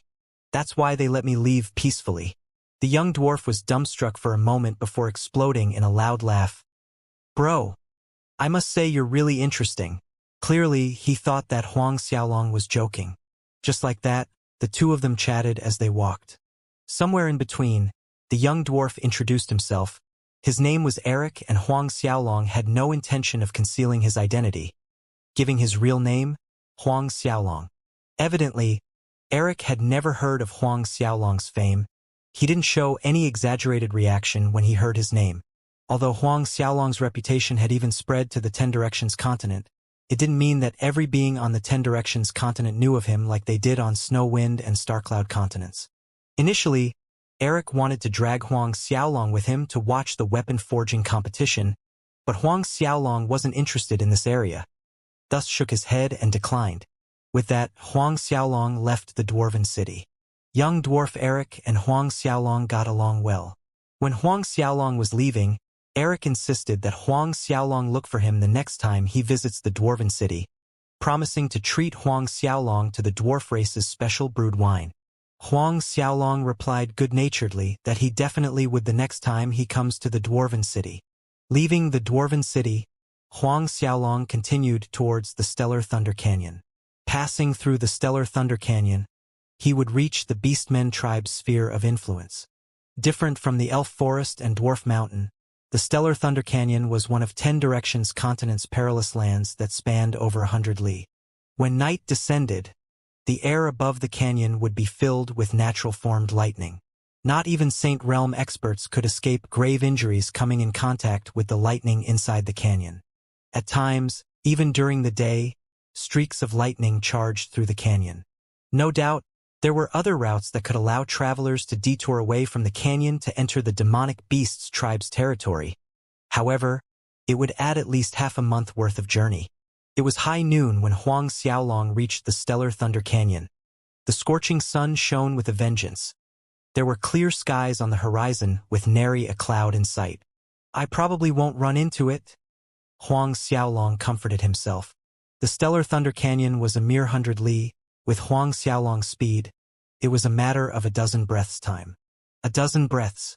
Still, taking precaution, Huang Xiaolong changed into the Azura physique, spreading out the wings of demon at his back, and even summoned both the blue and black twin dragons and soul transformed. Leaping into the air, Huang Xiaolong's silhouette instantly turned into a streak of light, zooming into the Stellar Thunder Canyon like quicksilver. Fierce howling wind rushed past his ears. Tree shrubs and flowers blurred to his back into nothing. In the briefest time, Huang Xiaolong was halfway through the 100 li canyon, reaching its center. At this time, a sudden change took place. Rumbling dark clouds that spanned 1,000 li suddenly appeared in the sky that was clear just moments ago. Loud thunders clapped as scary streaks of lightning zigzagged down the canyon like berserk snakes, growing ever more intense and frequent. A tremendous pressure of destructive power plunged into the canyon from high up. Staring stupidly at the abrupt change of weather, Huang Xiaolong couldn't resist letting out a swear. Damn it! The thing you least want to happen will usually come a-knocking. The destructive power continued to press down on the canyon, leaving Huang Xiaolong hanging in between. No path forward and no retreat to his back. Hit by a sudden eureka moment, Huang Xiaolong bellowed and flew straight up. As his feet touched the top of the canyon ground, multiple streaks of lightning, containing vast destructive power, barged down on Huang Xiaolong. Clenching his fists, Huang Xiaolong punched at the incoming lines of lightning. Z! A resounding blast rang out. Huang Xiaolong staggered back more than once. Numbness spread throughout his body, while the boulders and trees around were pulverized into dust. A deep shock reverberated in Huang Xiaolong's heart. The power of nature was truly terrifying. If he hadn't refined the 3 primordial divine dragons, not forgetting his current physique was rebuilt by true dragon essence and the dragon pearl, in that collision just now, he would have suffered severe injuries if not even die. Despite the fact, it lit up the battle desire in him. This time, a dozen bolts of lightning aimed at Huang Xiaolong at once. Determination flickered in Huang Xiaolong's eyes. Clenching his fists tightly, he punched out like he did earlier. Glaring light exploded. Hot air spiraled into tornadoes. Akin to an ancient war deity, Huang Xiaolong repelled wave after wave of lightning, even as the lightning grew more intense and overbearing. It only spurred Huang Xiaolong to fight harder. At some point, Huang Xiaolong discovered that every time he repelled a wave of lightning, it actually helped temper his physique, making his body stronger. Several hundred li away, a group beast men surpassing hundreds in number stood on a peak, looking at the violent ribbons of lightning above the Stellar Thunder Canyon. Each of their faces paled. Luckily, we listened to Budesi's advice and took the longer route. If not, we would be crossing the canyon right now. We'd perish without leaving so much as a single piece of bone. Beastman Amir exclaimed with trepidation. Hey, everyone look! One of the beastmen named Anthony shouted, pointing to a spot above the canyon. All the beastmen looked where Anthony pointed. The lightning was far denser there compared to other places in the canyon. Moreover, they seemed to spot a blurry figure moving around. Fighting against the lightning? A shiver ran down everyone's spines. This can't be real, right? Amir nervously swallowed. Definitely not. How is it possible? It cannot be real. How can a human withstand the lightning here? One of them shook his head. We're too far. Nothing can be confirmed. All around, everyone nodded in agreement. Furthermore, Even the several grand elders of their beastmen tribes dared not use their physical bodies to wrestle with the canyon's lightning. Watching a little while longer, the group left, shaking their heads and continuing on their way. Above the stellar Thunder Canyon, Huang Xiaolong let out a loud bellow after shattering a streak of lightning. Excellent! It was indeed thrilling for him. In the beginning, his body was totally numb after being struck by this lightning, pain shooting through his nerves. But now, the numbness and pain disappeared, leaving only a very comfortable sensation. Those lightning strikes felt as if they were massaging him instead, a pure enjoyment. Roughly an hour later, the lightning clouds scattered. The sky above stellar Thunder Canyon reverted to the calm clear sky from before. Watching the lightning clouds vanish, there was disappointment in Huang Xiaolong's eyes. He didn't expect the lightning phenomenon to end so fast.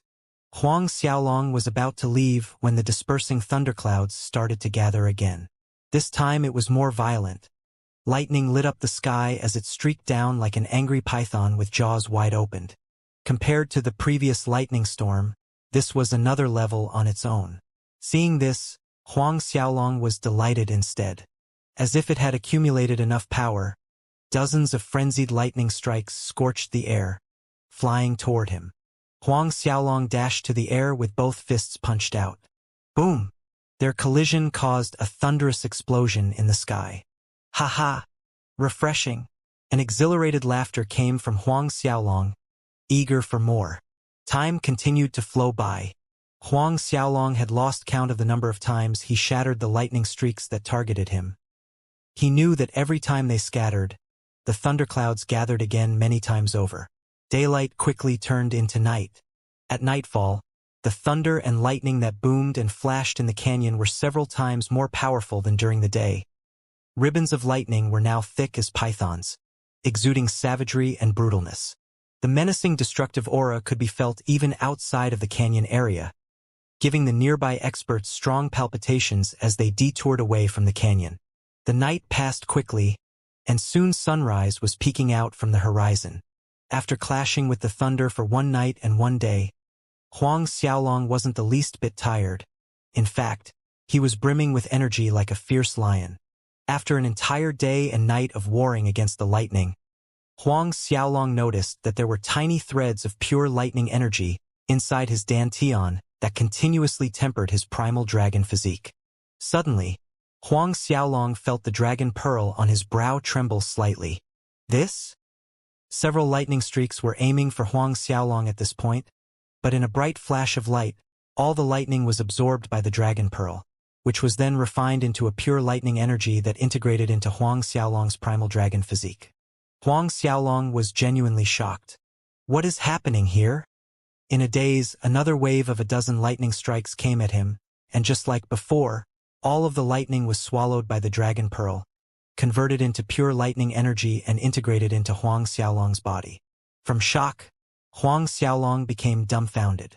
However, he immediately noticed that the lightning energy was much purer after it was converted by the dragon pearl, easier for him to absorb, and the effect was several times better.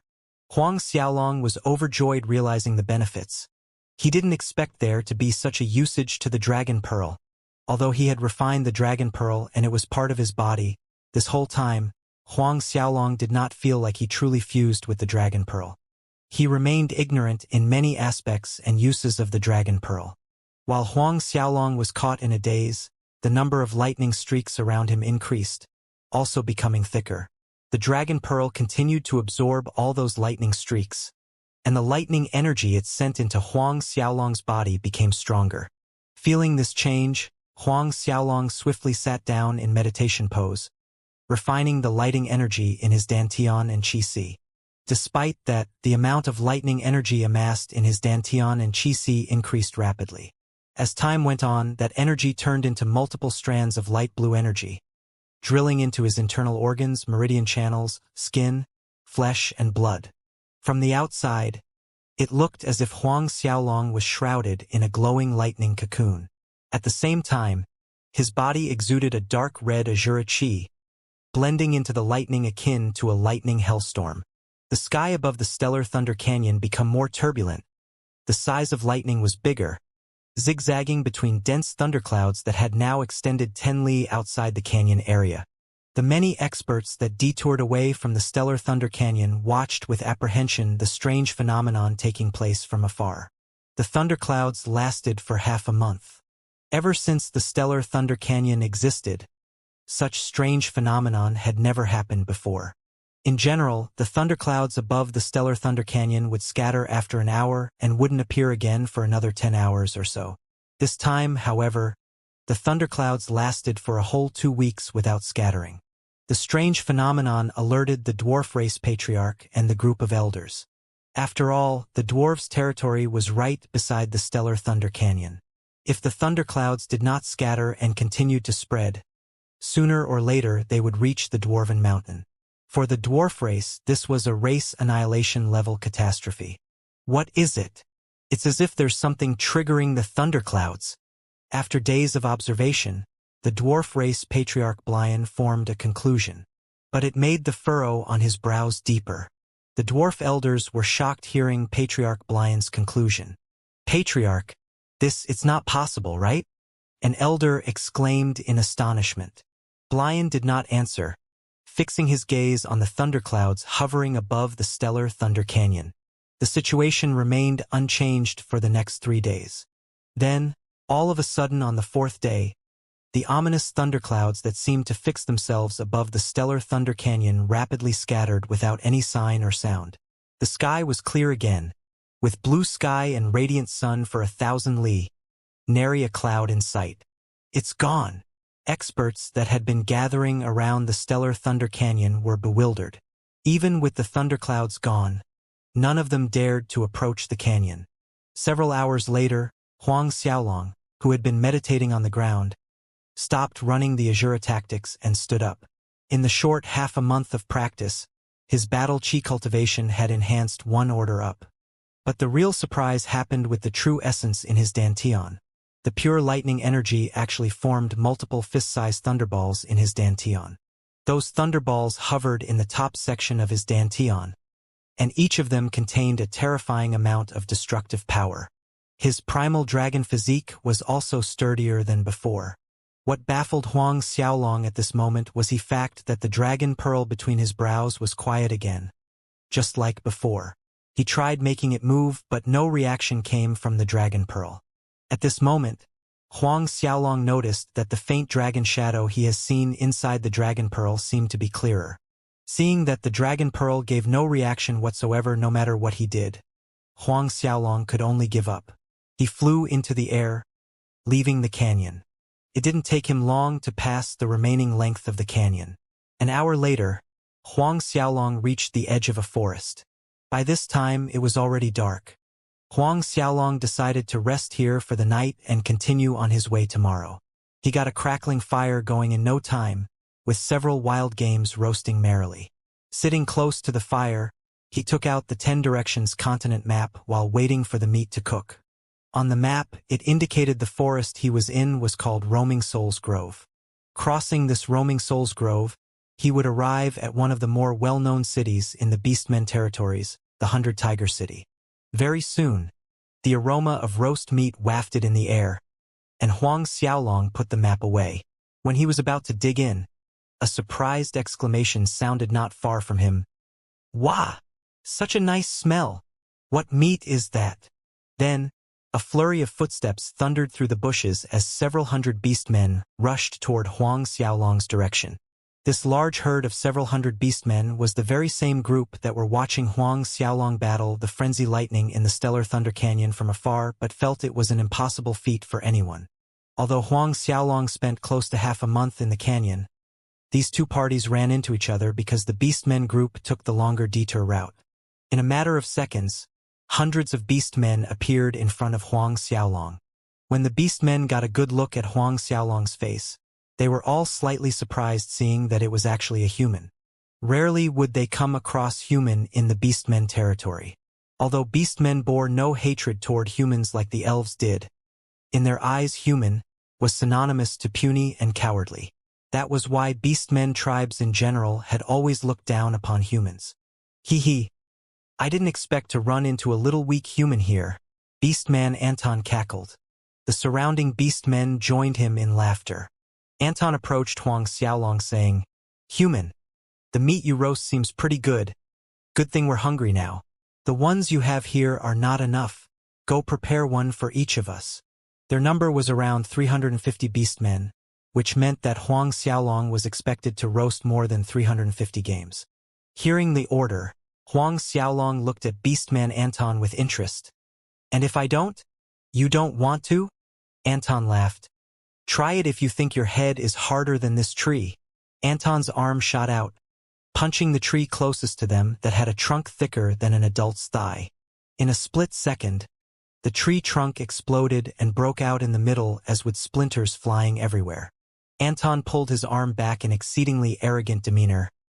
"How about that? Is your head harder than this tree?" Breaking into a bout of wicked laughter. Lofty laughter sounded from all around. Anton stopped laughing. His eyes glared menacingly at Huang Xiaolong.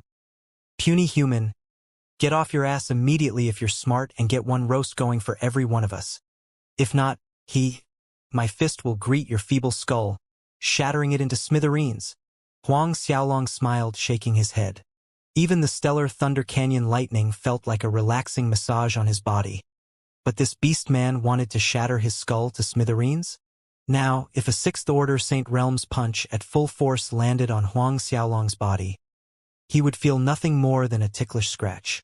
Anton watched Huang Xiaolong continuing to sit there with no intention of getting up, moreover shaking his head with a mocking smile. Anger rapidly rose in his heart. A puny human actually dared to ignore him. In great anger, Anton raised an arm, wanting to shatter this puny human's head. But before he could do so, he saw the puny human lift a finger and lightly tapped in the air. The long stretch of big trees in front of them tumbled one by one as if endless, all the way further than their eyes could see. Anton's mouth was agape.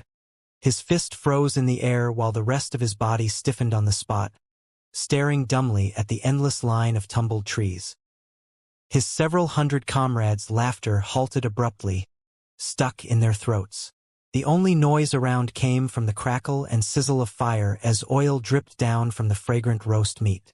Huang Xiaolong opened his mouth, tearing a generous bite of meat. "It does taste good." His voice was like a string that pulled all the beastmen's attention back.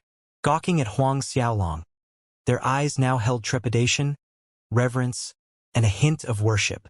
Compared to other races, beastmen had a fervid reverence toward strength and worshipped the strong. Huang Xiaolong took another ravenous bite. He wasn't sure why the practice in the stellar Thunder Canyon made him crave roast meat, as if he hadn't eaten it for many years. "Is your head harder than these trees?"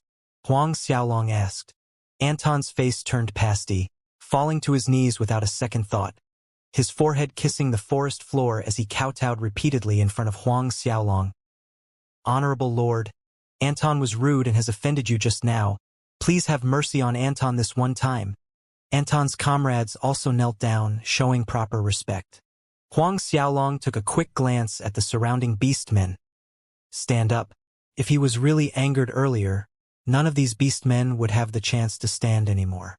Anton beamed with joy, respectfully complying to Huang Xiaolong's words, as did the other beastmen, retreating to stand at the side. "Who's the head?" Huang Xiaolong asked. At Huang Xiaolong's question, beastman Amir walked out from the large herd of people, stopping not far from Huang Xiaolong and introducing himself. "Lord, my name is Amir, the tribe's small captain. Sit." Huang Xiaolong pointed to a nearby spot.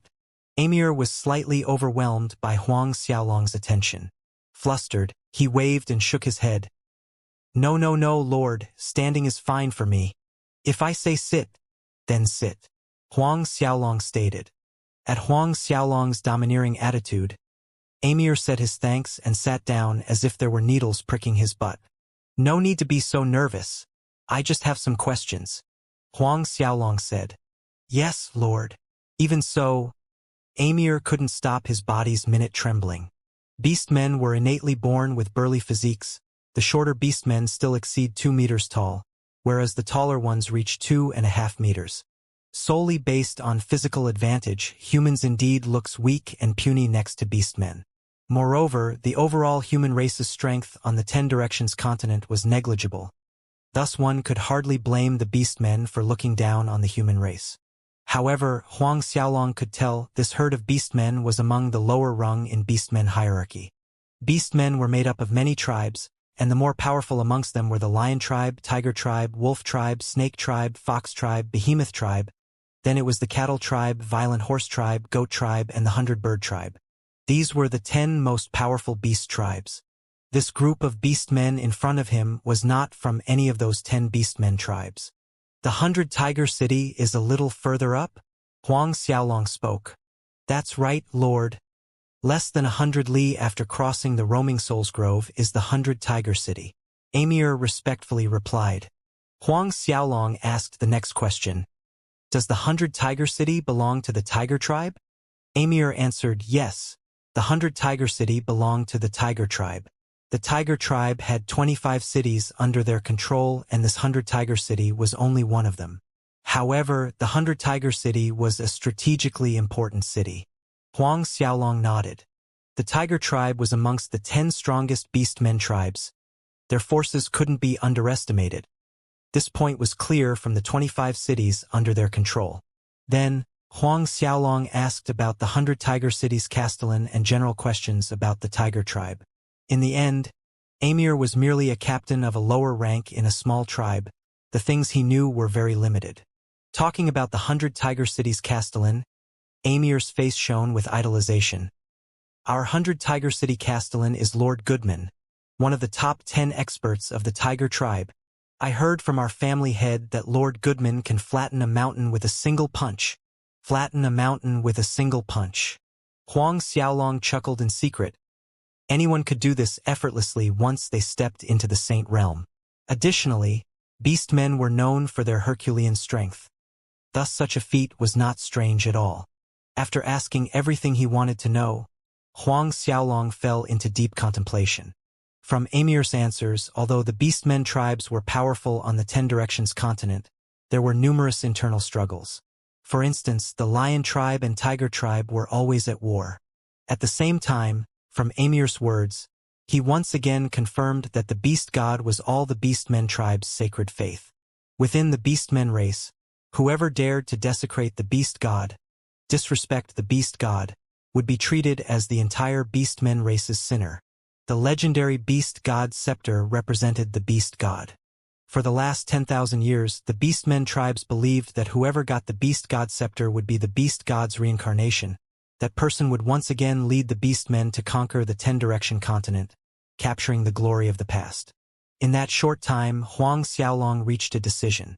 Since the beast god scepter was said to hold such power, passing by the 100-tiger city, he wanted to see if the beast god scepter really was as honored by the beastmen as they claimed. Lord? Seeing Huang Xiaolong become silent in contemplation, Emir called cautiously. Are you going to the 100-tiger city? Coincidentally, all of us here are from the 100-tiger city. Could we travel with Lord? Inside the Roaming Souls Grove, there was a kind of strange soul beings that had a tendency to devour their prey's blood and flesh while alive. If they could travel along with an expert like Huang Xiaolong, their chances of getting out of the Roaming Souls Grove would increase greatly. Huang Xiaolong knew what Emir was thinking about in a glance, but he still nodded in agreement. Seeing Huang Xiaolong agree to have the band travel with him nearly made him jump with joy. He, Anton, and the rest quickly saluted in thanks. The night passed peacefully. At daybreak, glorious sunlight began to light up the land. However, the Roaming Souls Grove remained cold and dark. The radiant sun couldn't penetrate into this gloomy and dark piece of land. Huang Xiaolong stood up, saying, "Let's move." "Yes, Lord." Huang Xiaolong walked at the front of the group as they entered deeper into the Roaming Souls Grove. In truth, the grove was not big. At most half a day was enough for the group to cut through. Huang Xiaolong and the beastmen had traveled for half an hour into the unearthly atmosphere of the grove. As they reached deeper into the forest grove, the air grew increasingly colder, with faint echoes of undulating shrill cries of unknown creatures playing with their hearing. Although Emir and the large group of beastmen kept close to Huang Xiaolong, those eerie cries brought goosebumps to the burly beastmen. Malignant spirits. Those are malignant spirits. Suddenly, one of the beastmen screamed in fear. Everyone quickly looked around and saw several strange creatures that were part transparent, part opaque, shaped like human soul, and glowing green eyes pounced on their group with bared fangs. Just when Amir and the beastmen were about to attack in panic, Huang Xiaolong was a step ahead of them. With a simple wave of his wrist, bright flames flickered past, and in an instant, those ghastly spirits were incinerated into plumes of mist. The beastmen were dumbstruck watching this scene. Those wandering spirits were hard to kill. Having no real body made of flesh and blood, the spirits weren't afraid of any swords or knives. The patriarch of their tribe was once besieged by 2 wandering spirits, and a few hours of backbreaking battle ensued before their patriarch was able to kill those wandering spirits and leave the grove, whereas this young human expert merely struck out a light palm and several wandering spirits were vanquished. "Let's move on," Huang Xiaolong said and continued moving. Amir and the rest hurried after Huang Xiaolong.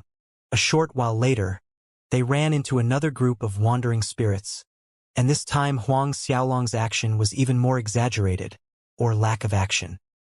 He didn't even raise his hand.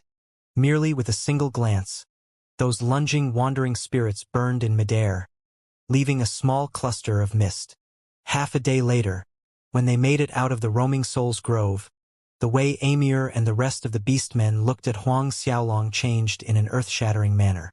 If it was awe before, now it was feverish reverence, showing utmost respect toward Huang Xiaolong. 1 hour later, the group reached 100 Tiger City. At first glance, the 100 Tiger City could be described with one word: huge, even rivaling some of Snow-Wind Continent's imperial cities.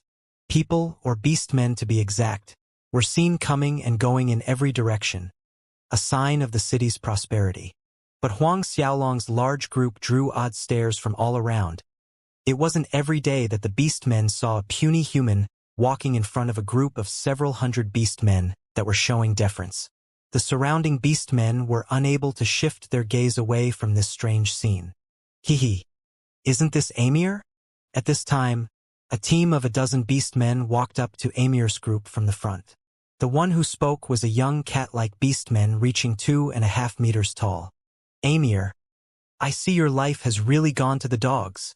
The young beastman snickered. "As a powerful beastman, how can you follow behind a puny human? Not to mention that loathful fawning expression on your face. Worse than the worst dog slave." The several beastmen behind the young beastman laughed brashly. "Insolent!" Amir strode out in anger and struck a punch at the young beastman. "Collins, how dare you disrespect the Lord?"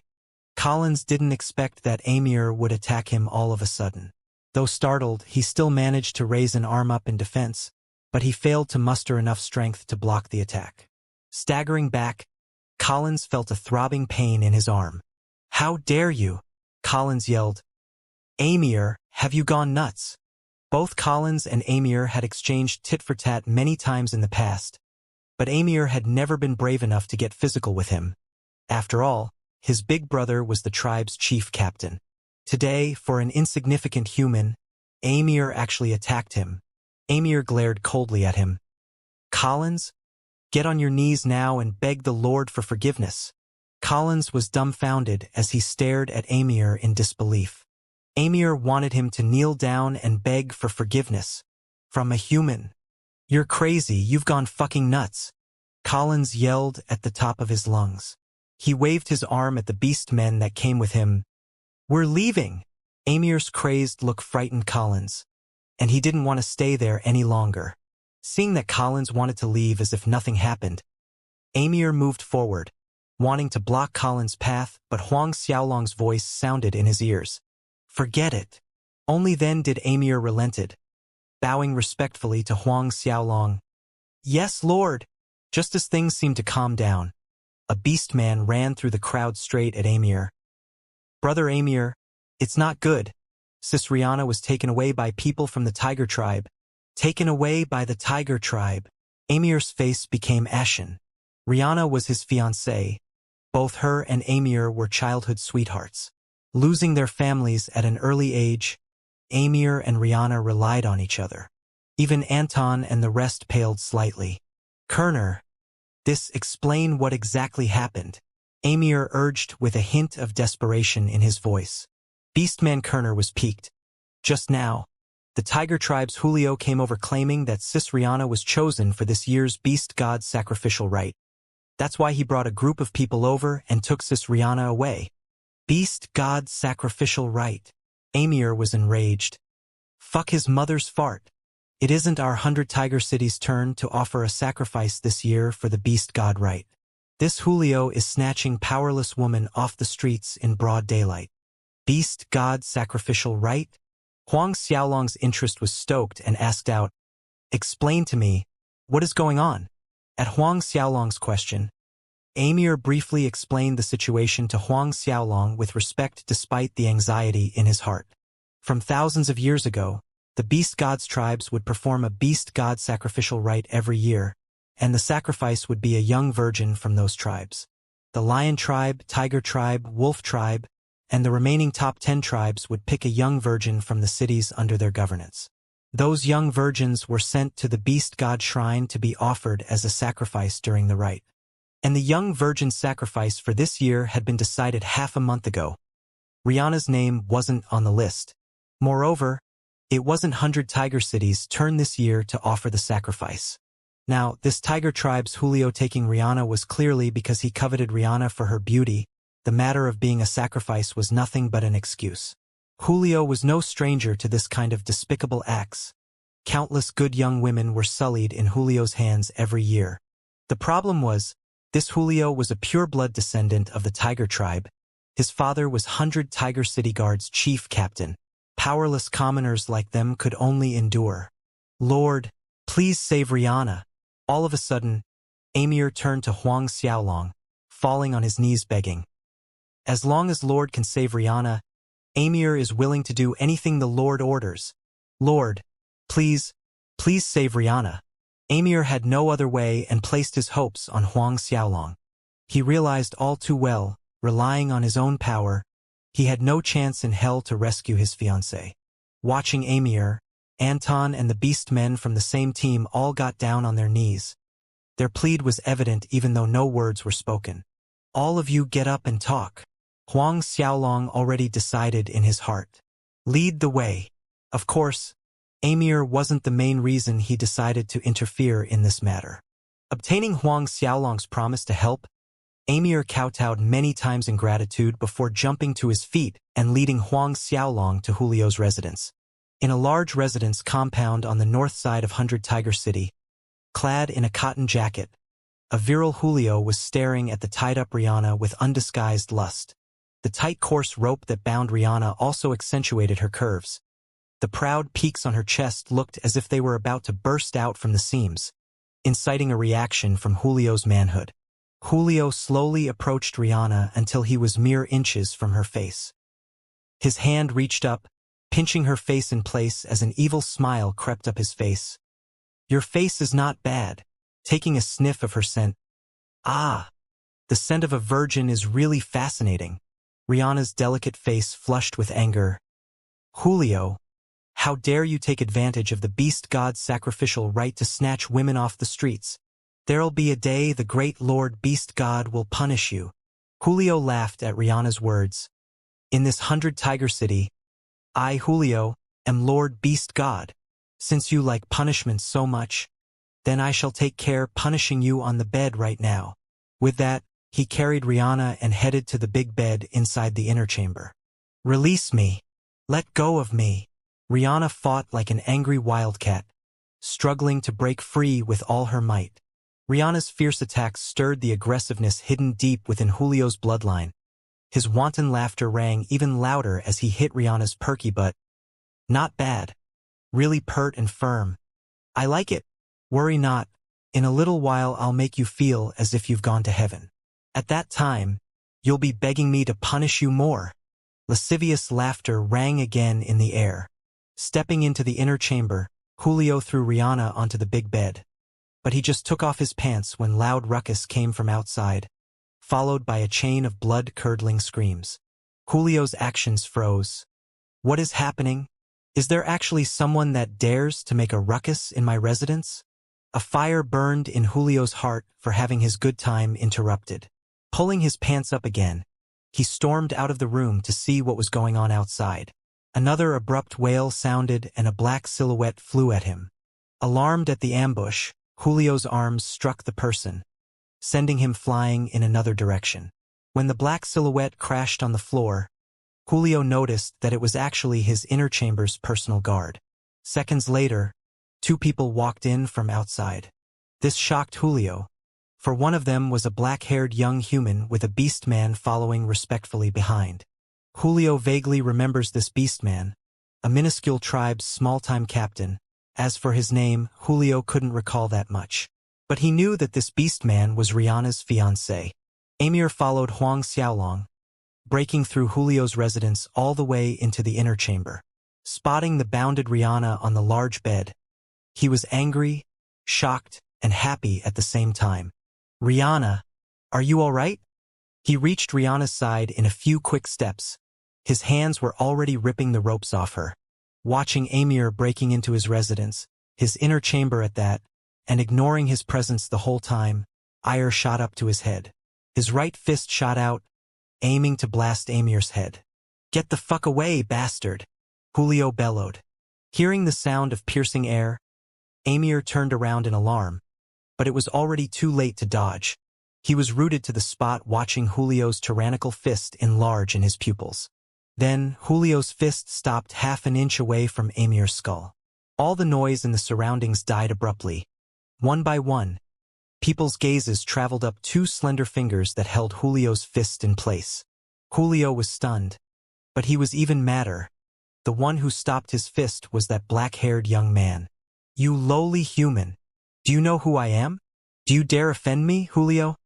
Offend me, and not even your Thunder Human King or Ice Human King can save your dog life." Julio glared furiously at Huang Xiaolong, jabbing a finger to his face. "Get on your knees now. After 3 kowtows and 9 worships, leave one of your arms. I can consider sparing your dog life."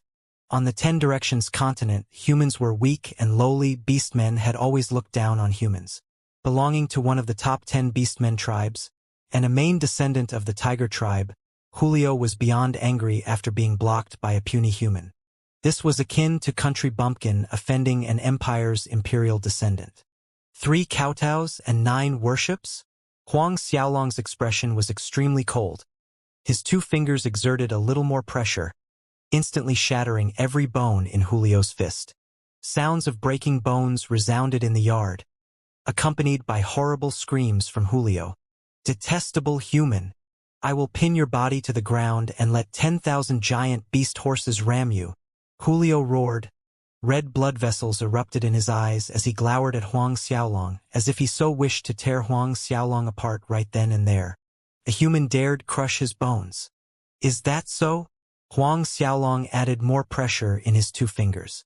Julio's arm was twisted at a 90-degree angle, and a series of breaking sounds filled the air, making the hair on Amir and Rihanna stand on ends. Julio was about to faint from the excruciating pain running through his every nerve. Outer appearance-wise, one couldn't see anything wrong with his arm. However, all the bones in his arm were crushed, shattered into pieces. I'm going to kill you, you lowly piece of shit." Julio lifted his left hand in a sudden move, striking at Huang Xiaolong's chest. But his left hand barely moved an inch when 2 fingers on Huang Xiaolong's left hand pinned it in place. Just like what happened to his right hand, the melodious rhyme of bones breaking sounded once more. After crushing both of Julio's arms, Huang Xiaolong's arms flicked, throwing Julio out rolling off to a corner. "Who is so daring, trespassing into my Bobby's residence?" At this time, a dignified roar reverberated in the air. Thunderous footsteps stormed into the yard, sending tremors through the ground. This was the sound of a large army surrounding the perimeter. Amir and Rihanna's faces lost all color. "Bobby, 100 Tiger City's city guard's chief captain." Even the patriarch of Amir's tribe needed to salute Bobby when he saw him, showing a demeanor lower than slaves, whereas in Amir's world, Bobby was an existence far out of his reach. Numerous Tiger Tribe city guards stormed into the yard. A middle-aged man in large sleeveless leather vest strode in. He had big eyes, coarse thick eyebrows, and was almost 2.7 meters in height. From head to toe, the middle-aged man exuded a fierce aura, especially his eyes. "Father, save me!" Seeing the burly Tiger Tribe middle-aged man, Julio struggled up from the floor and ran to the man's side. His eyes glowed with a vicious light as he pointed at Huang Xiaolong. "This damn vermin. He shattered the bones in my arms just now. Father, you must not let this vermin escape." However, Julio's words barely left his mouth when his father's palm struck across his face. The force made him twirl a few rounds on the spot. Julio was stupefied. "Trash!" Bobby cursed through gritted teeth. Frightened by his father's anger, Julio lowered his head and shrunk to the back, where one of the Tiger Tribe guards took care of his injuries. Bobby's sharp eyes swept over Amir and Rihanna for a brief moment, and both of them immediately felt as if they had lost all strength. Their legs softened, nearly kneeling down. "Young man, do you know the consequences of your actions?" Bobby's eyes finally stopped on Huang Xiaolong, his voice extremely cold. "This is the first time that a human dared to swagger into my residence and act so brazen. Consequences? I really don't know." Huang Xiaolong looked aloof as if he doesn't care. "Even if I knew, so what?" Bobby grinned without mirth. "Able to stay so calm even after seeing me, I have to say you're quite brave. Still, what a pity, you won't be able to see tomorrow's sunrise. Human race's Saint Realm experts could be counted on one hand, and he has seen them all." Bobby didn't believe that this black-haired young man was more powerful than him. At the drop of his voice, Bobby's figure blurred as he dashed up, his fist roaring toward Huang Xiaolong. The surreal image of a tiger head emerged, shrouding Bobby's fist. Tiger fist. Sky-soaring tiger glory. The power of a peak half-saint was released without holding back. Under Bobby's fist, airflow and space seemed distorted. Watching as Bobby's fist was about to strike Huang Xiaolong, Amir's face was ash-gray. He couldn't bear to watch the scene of Huang Xiaolong being shattered into meat paste and closed his eyes. It was common knowledge to everyone living in 100 Tiger City that Bobby, the 100 Tiger City's city guard's chief captain, was a peak half-saint. As strong as Huang Xiaolong may be, in Amir's eyes, it still couldn't rival a peak half-saint like Bobby. Bloodlust and excitement glowed in Julio's red eyes seeing his father attacking. There was just a tiny shred of regret that he couldn't end that human with his own hands. When everyone was expectantly waiting for Huang Xiaolong to die under Bobby's fist, Huang Xiaolong lifted his palm. With just gentle finger flick, the tiger shadow on Bobby's fist crumbled and disappeared in a blink. The distorted space reverted to normal. Most shocking of all was the fact that Bobby's fist was pinned in midair by Huang Xiaolong's 2 fingers. Just like what happened to Julio earlier. Felt like a déjà vu. Moments ago, there was a fierce hurricane. Yet in the blink of an eye, everything turned calm and peaceful. Bobby stared dumbly at his fist that was pinned by Huang Xiaolong's 2 fingers. Was this really his fist that could kill 1,000-strong cattle in one punch? Tiger fist? Sky-soaring tiger glory. Huang Xiaolong's snicker carried obvious contempt. "I say, this looks more like cat fist. Sky-soaring cat glory is more apartment." Huang Xiaolong added pressure in his 2 fingers. Ka-ka. Sounds of breaking bones resounded in the yard. As his bones shattered, acute pain spread. Even with Bobby's strong will, a scream escaped his throat. Huang Xiaolong's wrist then turned, wringing Bobby's arm like a rag cloth, crushing the bones in his arm.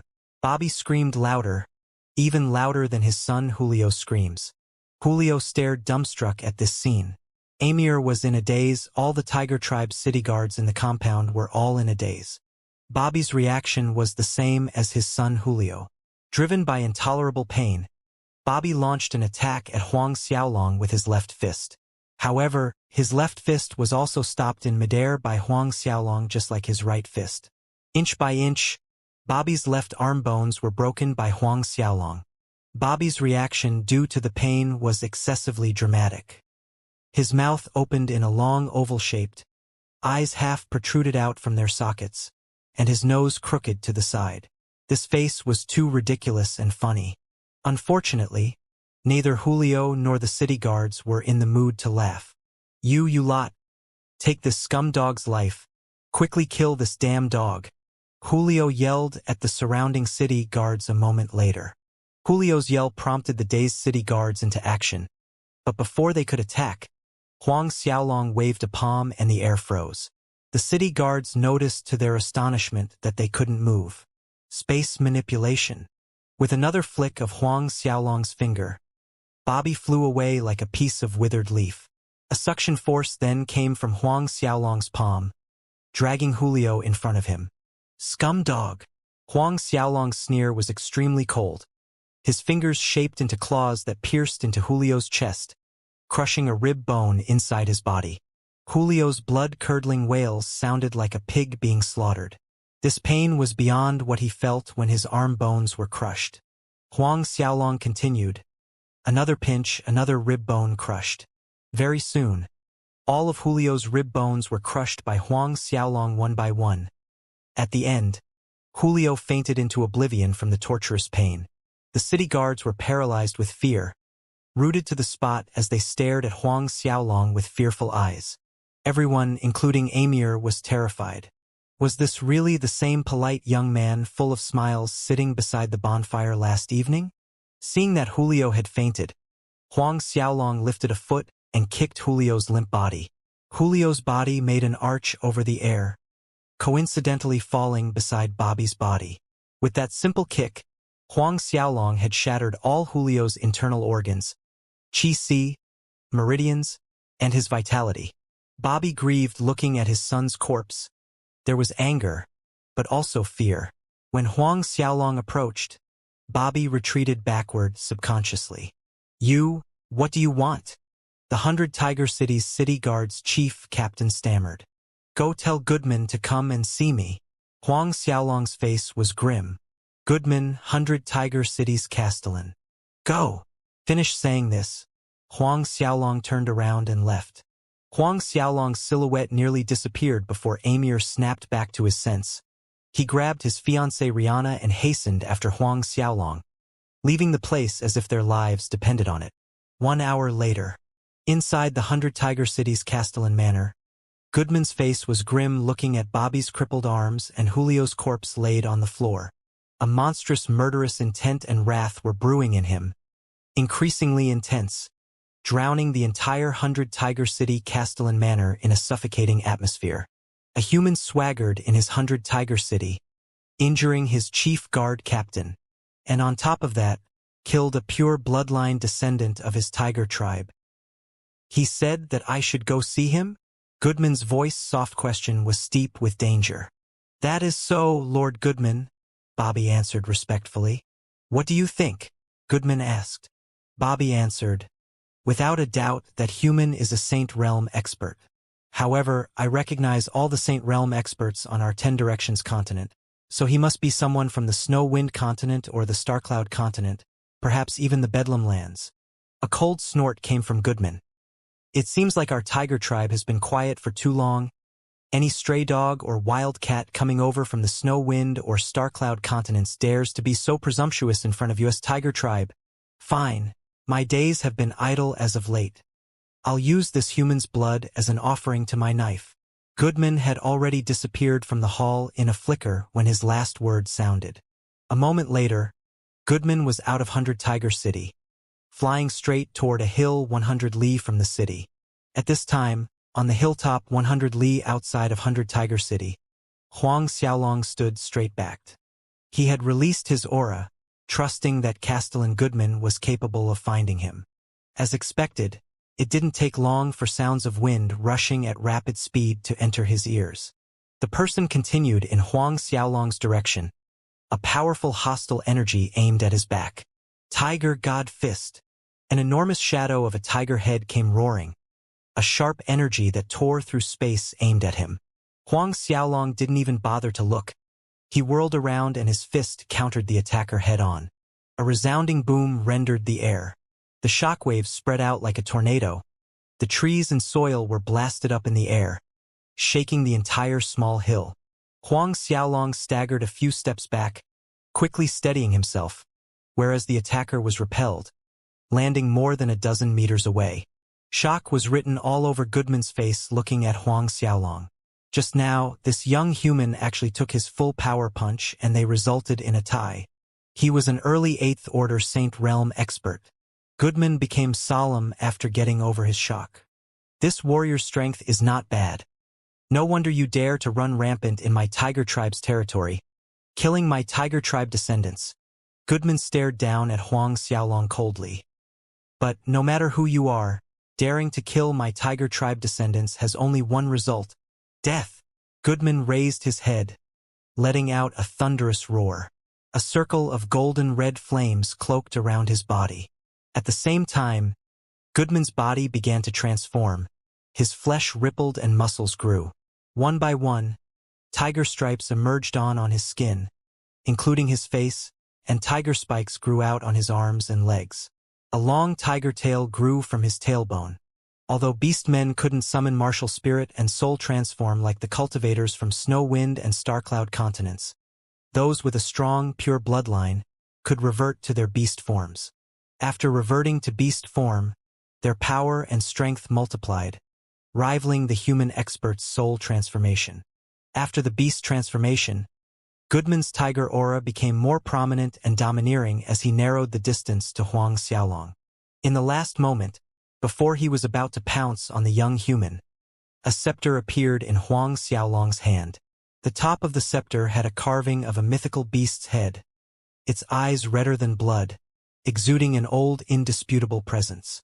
In front of this ancient mythical beast's might, Goodman felt a terrifying oppression that came from the deepest part of his soul. Goodman's face contorted with fear and disbelief. His eyes were fixed on the scepter in Huang Xiaolong's hand, shaking from head to toes. This is the Beast God Scepter. That's right. This is Beast God Scepter. Huang Xiaolong admitted. Beast God Scepter. The true Beast God Scepter. Goodman flushed with excitement as he prostrated. More precisely, he was hugging the great earth. Tiger Tribe's Goodman greets Liege Lord Beast God. Huang Xiaolong was bewildered hearing Goodman refer to him as Liege Lord Beast God. But a moment later he remembered the legend saying that whoever had the Beast God Scepter was the chosen successor, the next Beast God. It seemed to Huang Xiaolong that he had underestimated the venerable status that the Beast God held in beastmen's minds. Just now, Goodman, who was going all out wanting to kill him, prostrated before him in the blink of an eye after seeing the Beast God Scepter, instant deification. In fact, what Huang Xiaolong didn't know was that the Beast God Scepter contained a shred of the Beast God's aura. Moreover, that year when the Beast God forged the Beast God Scepter, he included many ancient beasts' bloodlines within. The kind of oppressive nature this had on the beastmen's souls was so great that no beastman could muster any will to resist in front of the scepter. This was the main reason why Goodman's demeanor was so respectful and prostrating with such reverence. On your feet. A moment later Huang Xiaolong permitted. Yes, Liege Lord Beast God. Only then did Goodman rise to his feet, but he still kept his head lowered in apprehension. He actually had the guts to attack the Liege Lord. According to the tribe laws, this was punishable by death. Huang Xiaolong knew what Goodman was worried about with a single glance. You're not at fault for not knowing, Huang Xiaolong said. I'm just passing by 100 Tiger City. Tomorrow you'll go to the Sacred Tiger City with me. Sacred Tiger City, like its name, was the Tiger Tribe's sacred city, acting as the Tiger Tribe's headquarters. On this trip, Huang Xiaolong's purpose was to meet the Tiger Tribe's patriarch. He decided to first subjugate the Tiger Tribe and then the rest of the Beastmen tribes. Strength-wise, the Tiger Tribe was far lacking compared to the Azura's Gate, however. Adding on the Lion Tribe, Wolf Tribe, and the rest of the Beastmen forces, it was a force more formidable than the Cosmos God cult. Yes, my Liege Lord Beast God. Hearing that Huang Xiaolong did not blame him, Goodman's heart started beating with joy and he hurriedly acknowledged Huang Xiaolong's order. Let's go back to the city. Huang Xiaolong spoke. Hence, Huang Xiaolong and Goodman made their way back to the city, to the 100 Tiger City's Castellan Manor. At this time, right inside the Castellan Manor, Bobby was waiting to welcome Goodman's return. Yet no matter how he waited, he failed to see Goodman through the doors. The unease in his heart grew. The manor steward noticed Bobby's growing anxiety as he paced back and forth and said, "Captain Bobby, with Lord Goodman's strength, even if the other side was the Thunder Human King or the Ice Human King, they would still not be Lord Goodman's opponents. Therefore, fret not. Maybe Lord Goodman has killed that human and is on his way back." Bobby nodded silently. Barely a breath time passed after the manor steward spoke those words, and their castellan was seen striding through the doors. Both Bobby and the manor steward were about to greet Goodman, but in that instant, they saw their Lord Castellan Goodman turn around and bend respectfully at the waist, gesturing courteously, "Liege Lord, please! Liege Lord, please!"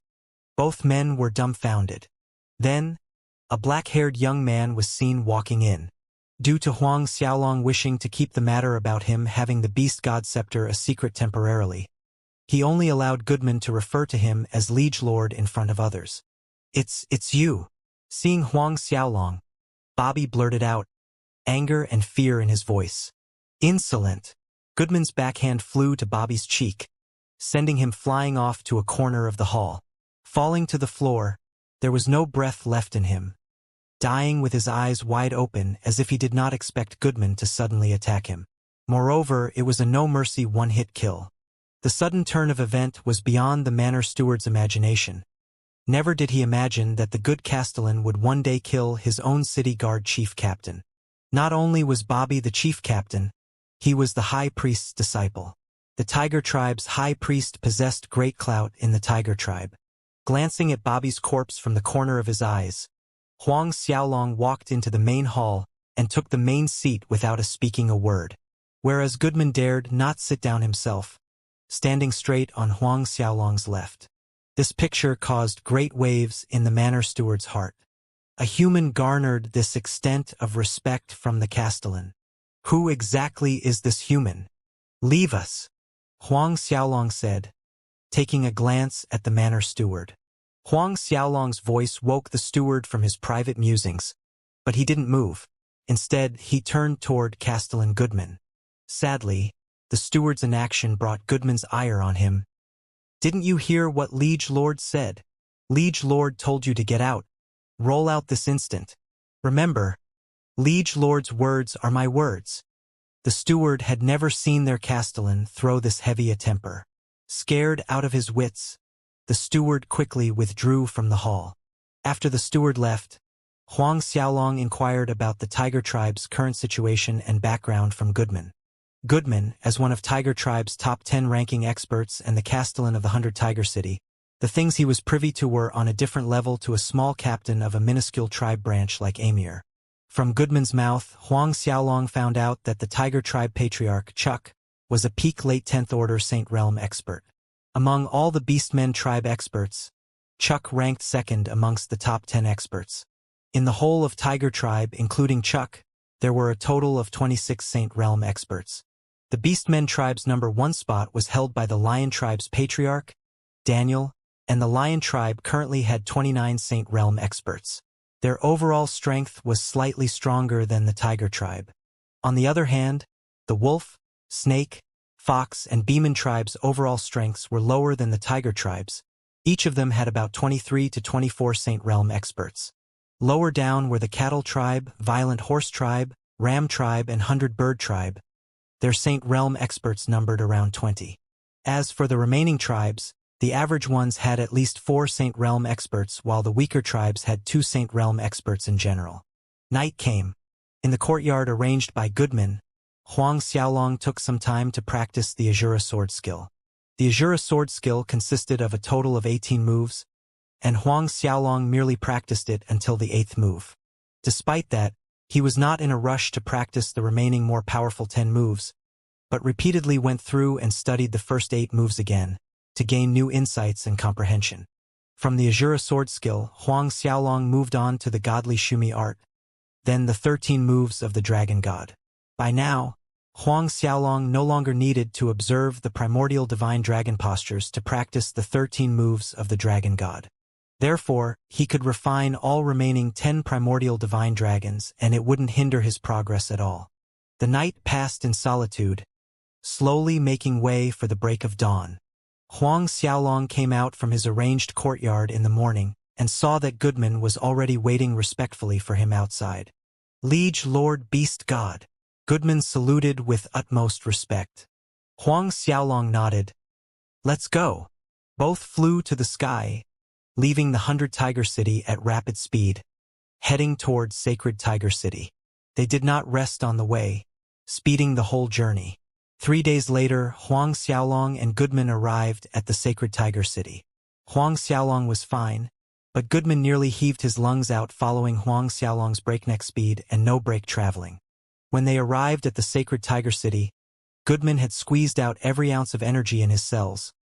He was dead tired like a lazy pig, nearly collapsing to slumber right in front of the Sacred Tiger City gates.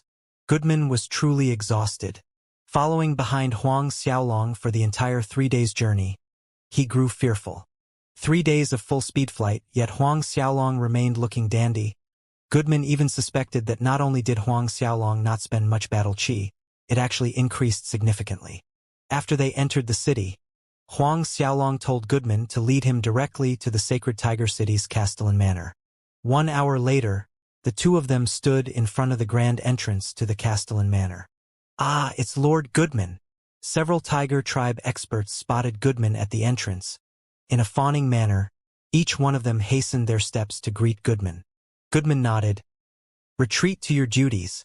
I'm here to see the Patriarch. With that, he walked in, leading Huang Xiaolong. However, one of the experts lifted his arm blocking Huang Xiaolong's path while another faced Goodman with a difficult expression, cautiously saying, Lord Goodman, this is not appropriate. Pointing at Huang Xiaolong, he continued, You know, a human is unqualified to enter the Sacred City Manor. Unqualified. This word caused Goodman to jump up in anger. A crisp sound rang as Goodman's heavy palm connected to the Tiger Tribe guard's face, sending his body flying out in an arch. When the guard landed on the ground, the right side of his face was swollen like an extra-large pig head. Scram for me!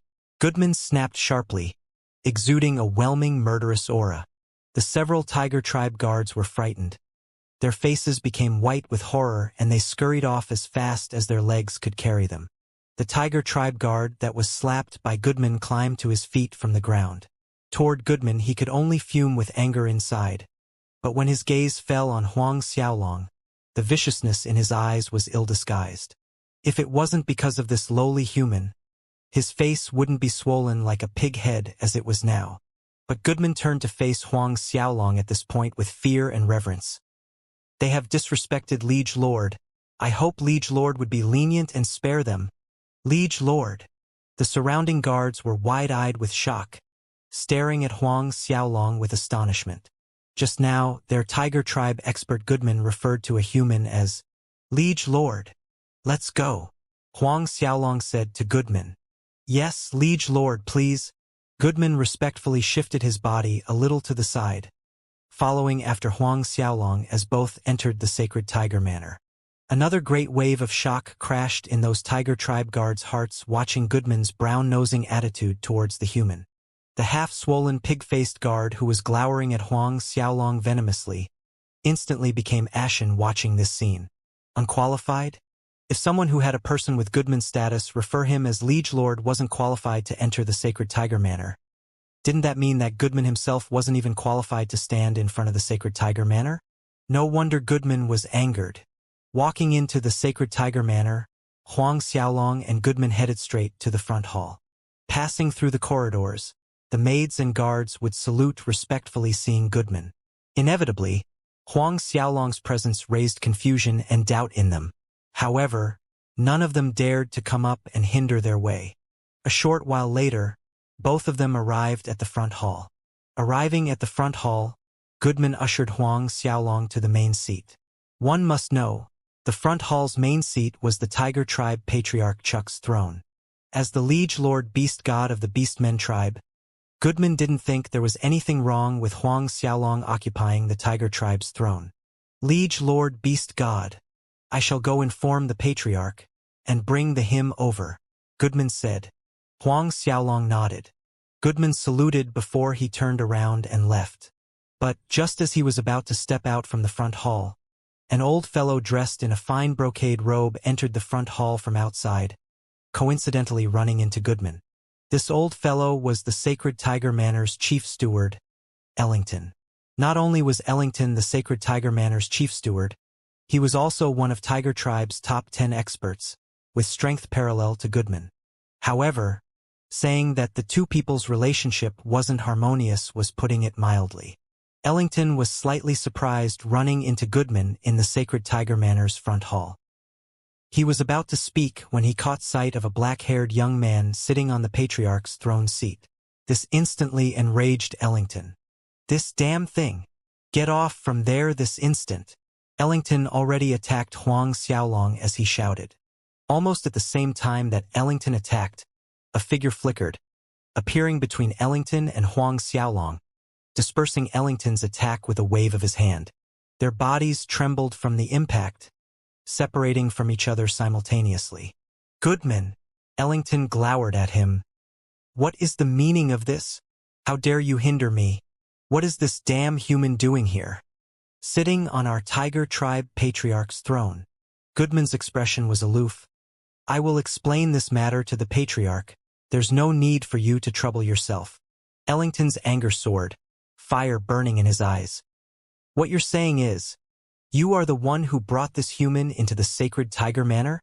Moreover, it was also you who allowed him to sit on the Patriarch's throne. Goodman, you're getting more audacious. How dare you rebel? Planning and usurpation." Ellington instantly capped Goodman with the crime of usurpation. In any tribe, this warranted a death penalty. "People, come!"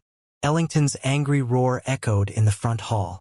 In the blink of an eye, all the nearby guards rushed into the front hall.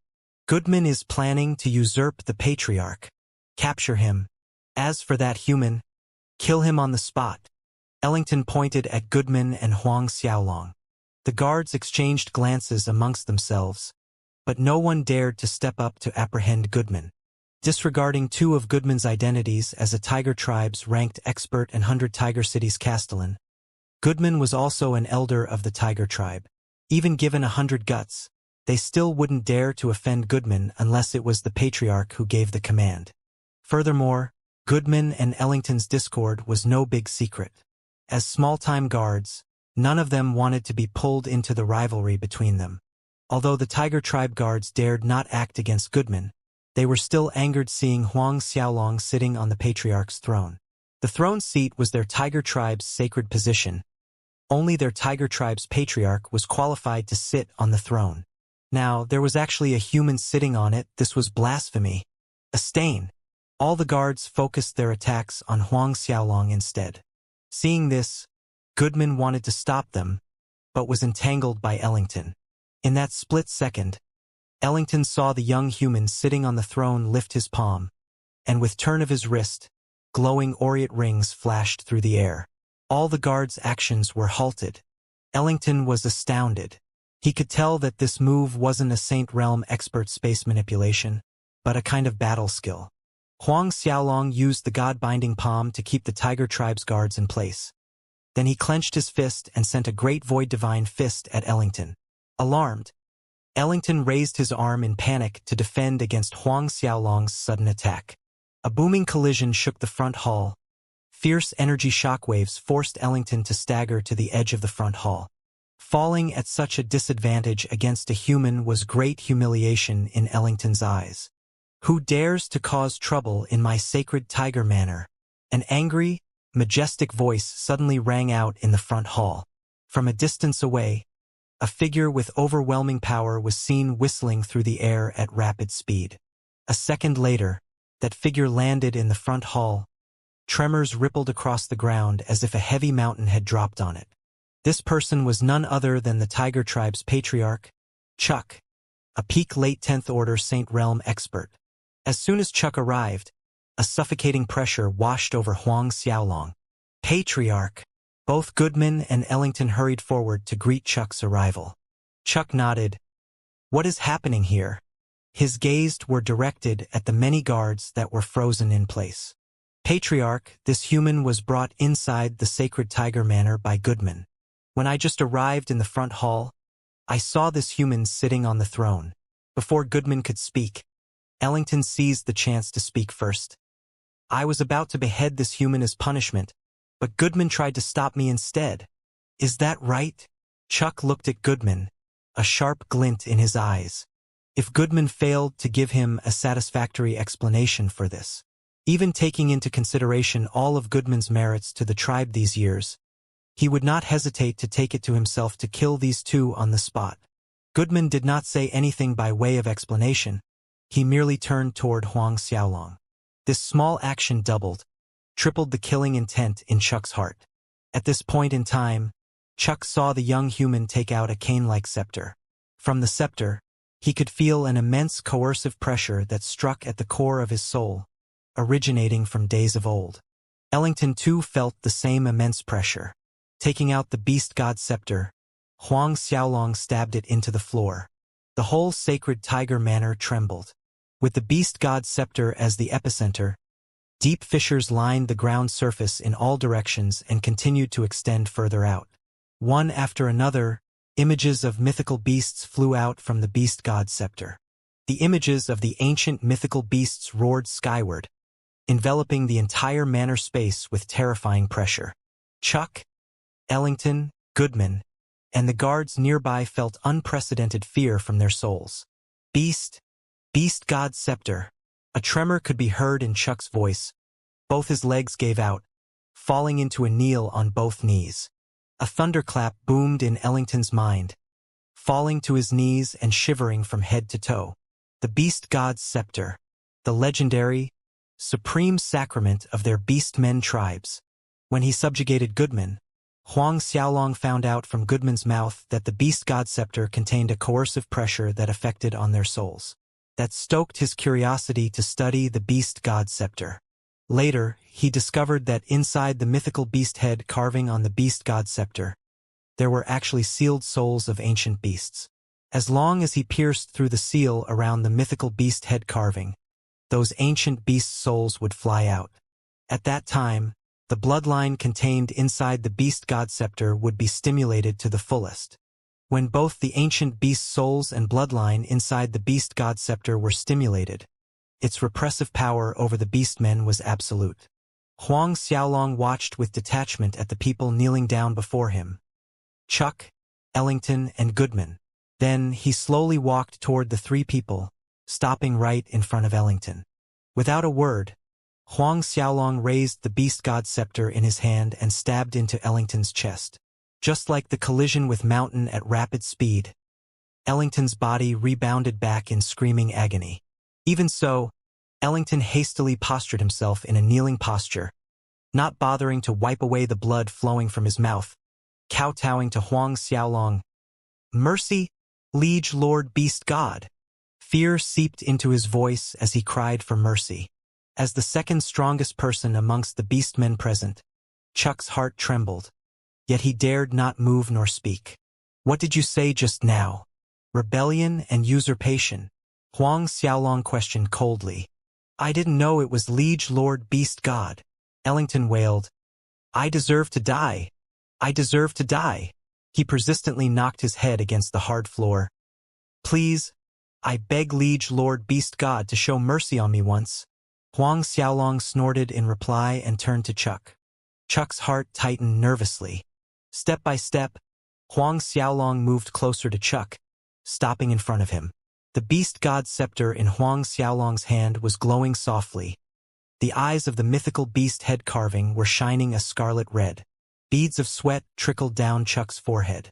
"Rise," Huang Xiaolong finally said.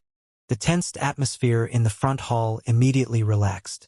Both Chuck and Ellington felt like they had just survived the greatest ordeal of their lives.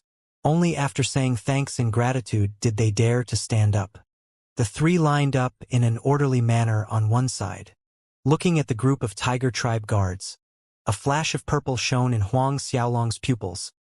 Multiple purple lights shining from the character's soul entered those guards' consciousnesses through the center of their eyebrows. I just erased their memory of today's event. Order them to retreat.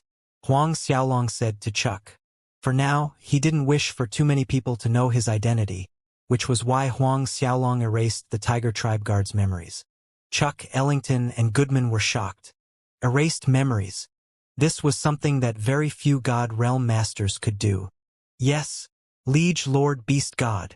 Chuck recovered the fastest among the three, acknowledging Huang Xiaolong's order respectfully.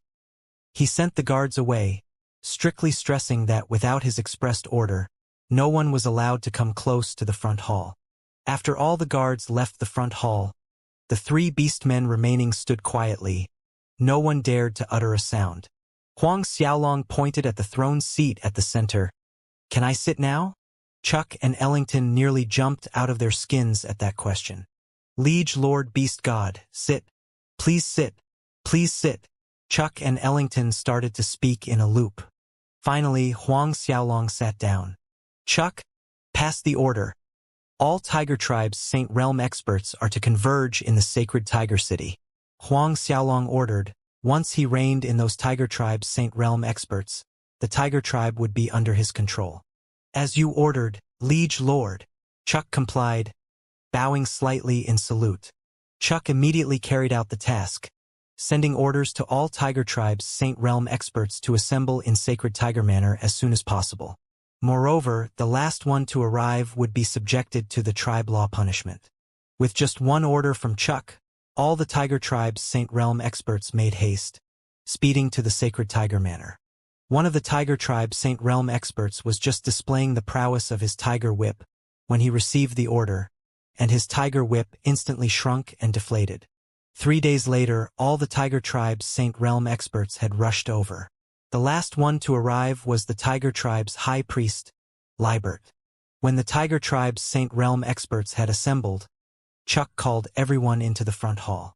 The floor that cracked 3 days earlier under Huang Xiaolong's Beast God Scepter had already been repaired. No clues could be seen of the damages it suffered just days prior. What confused those Saint Realm experts was that today, their Tiger Tribe Patriarch did not sit on the throne like he always did, but on a newly added seat down from the throne. In silence, everyone exchanged a doubtful look amongst themselves. What is happening here? Also, why did their patriarch had them assemble in such a hurry? An awkward silence filled the air. Though many were doubtful and surprised, no one asked. Patriarch, I have something to report. A moment later, taking the first seat on the left, High Priest Libert stood up and said, breaking the silence. Some days ago, a human trespassed into my disciple Bobby's residence, even breaking both of my disciple's arms. Who knew that after the matter, Goodman actually sided with the human and killed my disciple. Goodman favored outsiders, joining hands with them to kill my disciple. I implore Patriarch to mete out punishment to Goodman according to the tribe law. Libert's eyes looked at Goodman, filled with intense hatred as he said this. Bobby was his proudest disciple and had hopes of advancing into the Saint Realm. This news stirred the present Saint Realm experts. Those who were loggerheads with Goodman had gloating expressions on their faces. When everyone thought that Goodman would receive punishment without a doubt, Chuck waved his hand. I'm aware of this matter. We'll discuss this matter in the future. Libert, I have stated in my order, gathering all of you here, whoever arrived last would receive punishment. This was like a bolt out of the blue. Discuss in the future? But everyone could tell from the Patriarch's tone that Goodman wouldn't be punished.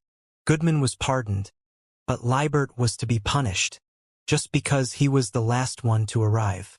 Patriarch, you? Libert looked at Chuck in disbelief, even wondering if he had heard wrongly just now. Chuck continued, considering the many merits you have contributed to the Tiger Tribe, after the meeting, you'll be imprisoned in the Poison Dungeon for 1 year. Poison Dungeon. Everyone drew in a cold breath. The Poison Dungeon was the Tiger Tribe's most terrifying prison. Inside it lived various different kinds of poisonous worms and insects. After being bitten by those poisonous insects, one wouldn't die, but the pain was excruciating. Libert was shocked and angry. Patriarch, I object. Object. A cold voice interjected from outside. Then everyone saw a young human walking into the hall. The group of Tiger Tribe Saint Realm experts was stunned. Insolent! Who allowed you to enter into the sacred Tiger Manor? Seeing a human entering the hall, a Tiger Tribe Saint Realm expert bellowed. But right when he was about to attack, the corner of his eye saw the Patriarch, Ellington, and Goodman rise to their feet respectfully and hurried before this young human. Liege Lord! Liege Lord! Everyone was dumbstruck. Huang Xiaolong walked to the Tiger Tribe throne and sat down. At that moment, the Tiger Tribe Saint Realm experts realized that today, their Patriarch's throne seat was reserved for this human. After he sat down, Huang Xiaolong scanned the Tiger Tribe experts. Without Huang Xiaolong's express permission, Chuck dared not sit, and seeing their Patriarch standing, the Tiger Tribe Saint Realm experts dared not sit either. Finally, Huang Xiaolong's gaze fell on the Tiger Tribe High Priest, Libert, saying, "I'm the one who killed your disciple."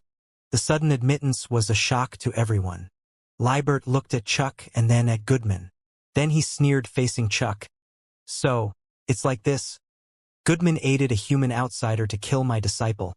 But not only you did not punish him, you even tried to imprison me instead. So you and Goodman have surrendered to a human." Libert turned towards the assembled Tiger Tribe Saint Realm experts. "Everyone, you all have seen it with your own eyes. Chuck betrayed our Tiger Tribe, surrendering under a human. He is no longer qualified to be our Tiger Tribe's Patriarch. I suggest the removal of Chuck from his Patriarch position, and the imprisonment of Chuck, Goodman, and Ellington on the crime of treason. According to the Tiger Tribe's law, if more than 60% of tribe experts agreed, they could remove the Patriarch from his position. As the Tiger Tribe's High Priest, Libert had a significant amount of influence within the tribe, only second to Chuck. He had many supporters amongst the tribe's experts, which were also the main reason why he dared to as such at this moment. As expected, barely a moment after Libert spoke, a Tiger Tribe Saint Realm expert, Parson, stepped forward. "That's right. Chuck, as our Tiger Tribe Patriarch, actually humbled himself to a human. This is a sin of betrayal to our Tiger Tribe, deserving death. He's not qualified to be our Tiger Tribe's Patriarch. I suggest that Chuck be removed and have Libert lead our tribe as the Patriarch from now on. I second that strength-wise Libert is as strong as Chuck. In recent years, Libert has annihilated the Devil Scorpion tribe and had the Sky Ant tribe surrender under our Tiger Tribe. All these are meritorious deeds for our Tiger Tribe. In my opinion, only Libert is qualified to be our Patriarch." Another Saint Realm expert Dunham stated. All in all, there were 12 people agreeing. A feeling of proud complacency swirled in Libert's heart, throwing a provocative look toward Chuck. He had 12 people's votes, 13 including himself. If he had 16 people on his side, that would surpass the required 60%. He merely needed 3 more votes. The remaining Saint Realm experts exchanged looks amongst themselves. In fact, those Tiger Tribe Saint Realm experts had been Chuck's avid supporters. However, now that Chuck allied himself under a human, it greatly disappointed them. Not to mention the uncomfortable feeling in their hearts. For in their eyes, a human status was at the lowest rung, yet their Patriarch actually served under a human now. "Patriarch, you really surrendered to this human?" A Saint Realm expert named Base that has always stood by Chuck questioned. "Correct," Chuck calmly answered. Base was extremely disappointed hearing the answer. "Chuck, then I am sorry. I support Libert as our Tiger Tribe's Patriarch." Base stated his reference to Chuck has already changed. Inwardly, Libert was somersaulting with joy as he glanced at Chuck. Now, he only needed 2 more people to support him. Then he would the Tiger Tribe's new Patriarch. "I also support Libert," another Saint Realm expert declared. "Only one more." The smile on Libert's face has begun to bloom, yet Chuck remained unperturbed by the situation and the smile on Libert's face. "I'll also support Libert," another Tiger Tribe Saint Realm expert declared. The smile on Libert bloomed, turning into a hearty laugh. "I thank everyone. Please rest assured, after taking the Patriarch position, I will strive to make our Tiger Tribe the Beastman's first tribe," he proclaimed with beaming confidence. He then turned to Chuck with a cold snicker. "I have 16 people supporting me, meaning that I am the new Patriarch. Chuck, you actually submitted to a human that colluded with Goodman to kill my disciple. Your punishment shall be imprisonment in the poison dungeon for 100 years. 100 years. Everyone had an unnatural expression on their faces. 1 year inside the poison dungeon was already a living nightmare. Compared to the excruciating torture of being imprisoned there for 100 years, death was a better option by far. Liebert was retaliating against Chuck for wanting to imprison him in the poison dungeon for a year. Huang Xiaolong watched the whole farce calmly without interjecting a word the entire time. After stating Chuck, Goodman, and Ellington's punishment, Liebert's sharp gaze was fixed on Huang Xiaolong. Punk! How dare you kill my disciple? On top of that, a lowly human is so brazen as to sit on our tiger tribe's throne. But, don't worry, I won't let you die so easily. I will throw you into the poison dungeon. For all eternity till the day you wish for death. Guards, capture this lowly human for me. Yes, Patriarch. Immediately, Parson and Dunham, who were standing beside Liebert, acknowledged loudly and leaped forward, wanting to capture Huang Xiaolong. However, just as the two of them acted, 3 silhouettes moved to block in front of them. This stunned everyone. Chuck, what are you 3 trying to do? Liebert glared angrily. At this stage, you still refuse to yield? The 3 who blocked Parson and Dunham were none other than Chuck, Goodman, and Ellington. Chuck looked coldly at Liebert. Liebert, you will regret this in a little while. Liebert laughed in anger. Regret? You say I will regret? Chuck, if the 3 of you insist to go against me, then don't blame me if I order for your immediate execution as traitors. A murderous aura flowed from Liebert's body. Everyone could clearly tell that if Chuck, Goodman, and Ellington continued to hinder him, Liebert would not hesitate to give out the execution-on-the-spot order. The 3 of you retreat. Suddenly, Huang Xiaolong, who has been keeping silence the entire time, spoke. The 3 complied and retreated to the side. This drew everyone's attention on Huang Xiaolong. Liebert sneered watching this. He really wanted to see what this lowly human would do next. Kneel down in front of him and beg for mercy? Or try to escape? But in the next moment, a light flashed in the human's hand and a cane-like scepter appeared in his palm. This scepter actually made him feel a sliver of fear deep in his soul. This is? Huang Xiaolong took out the beast god scepter and imbued it with battle chi. Just like 3 days ago, he stabbed the scepter into the floor, releasing a powerful energy shockwave in all directions. Countless images of ancient mythical beasts flew out. The whole beast god scepter was glimmering in a red glow. Fear filled Liebert, Parson, Dunham, and the rest of the Saint Realm experts. Beast god scepter, a voice exclaimed, and in a split second, those Saint Realm experts were on their knees. The beast god scepter. Liebert felt something exploded in his mind, barely able to think straight.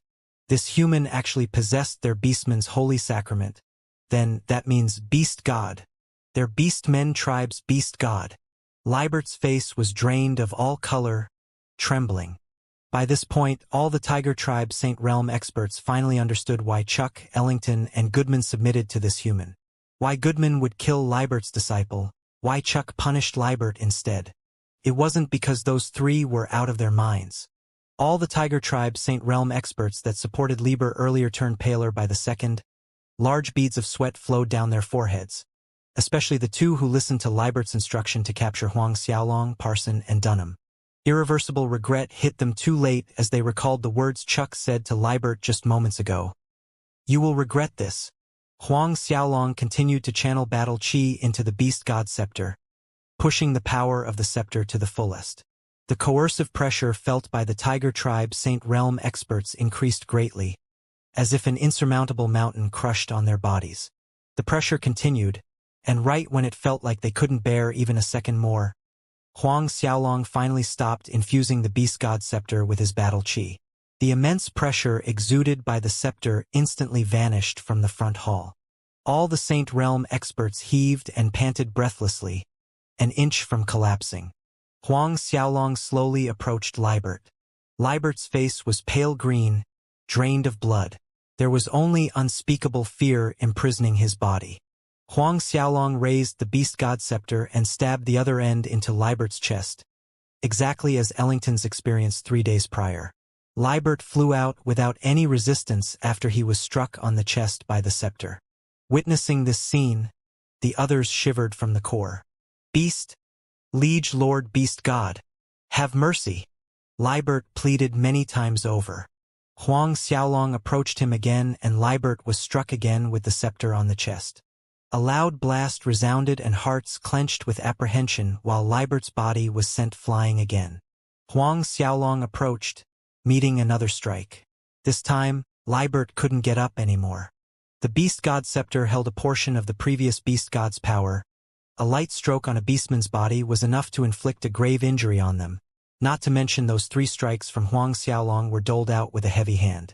As the Tiger Tribe's high priest, his strength rivaled Chuck as the second strongest person within the ranks of Tiger Tribe, but despite that, before Huang Xiaolong, he failed to muster even a shred of resistance.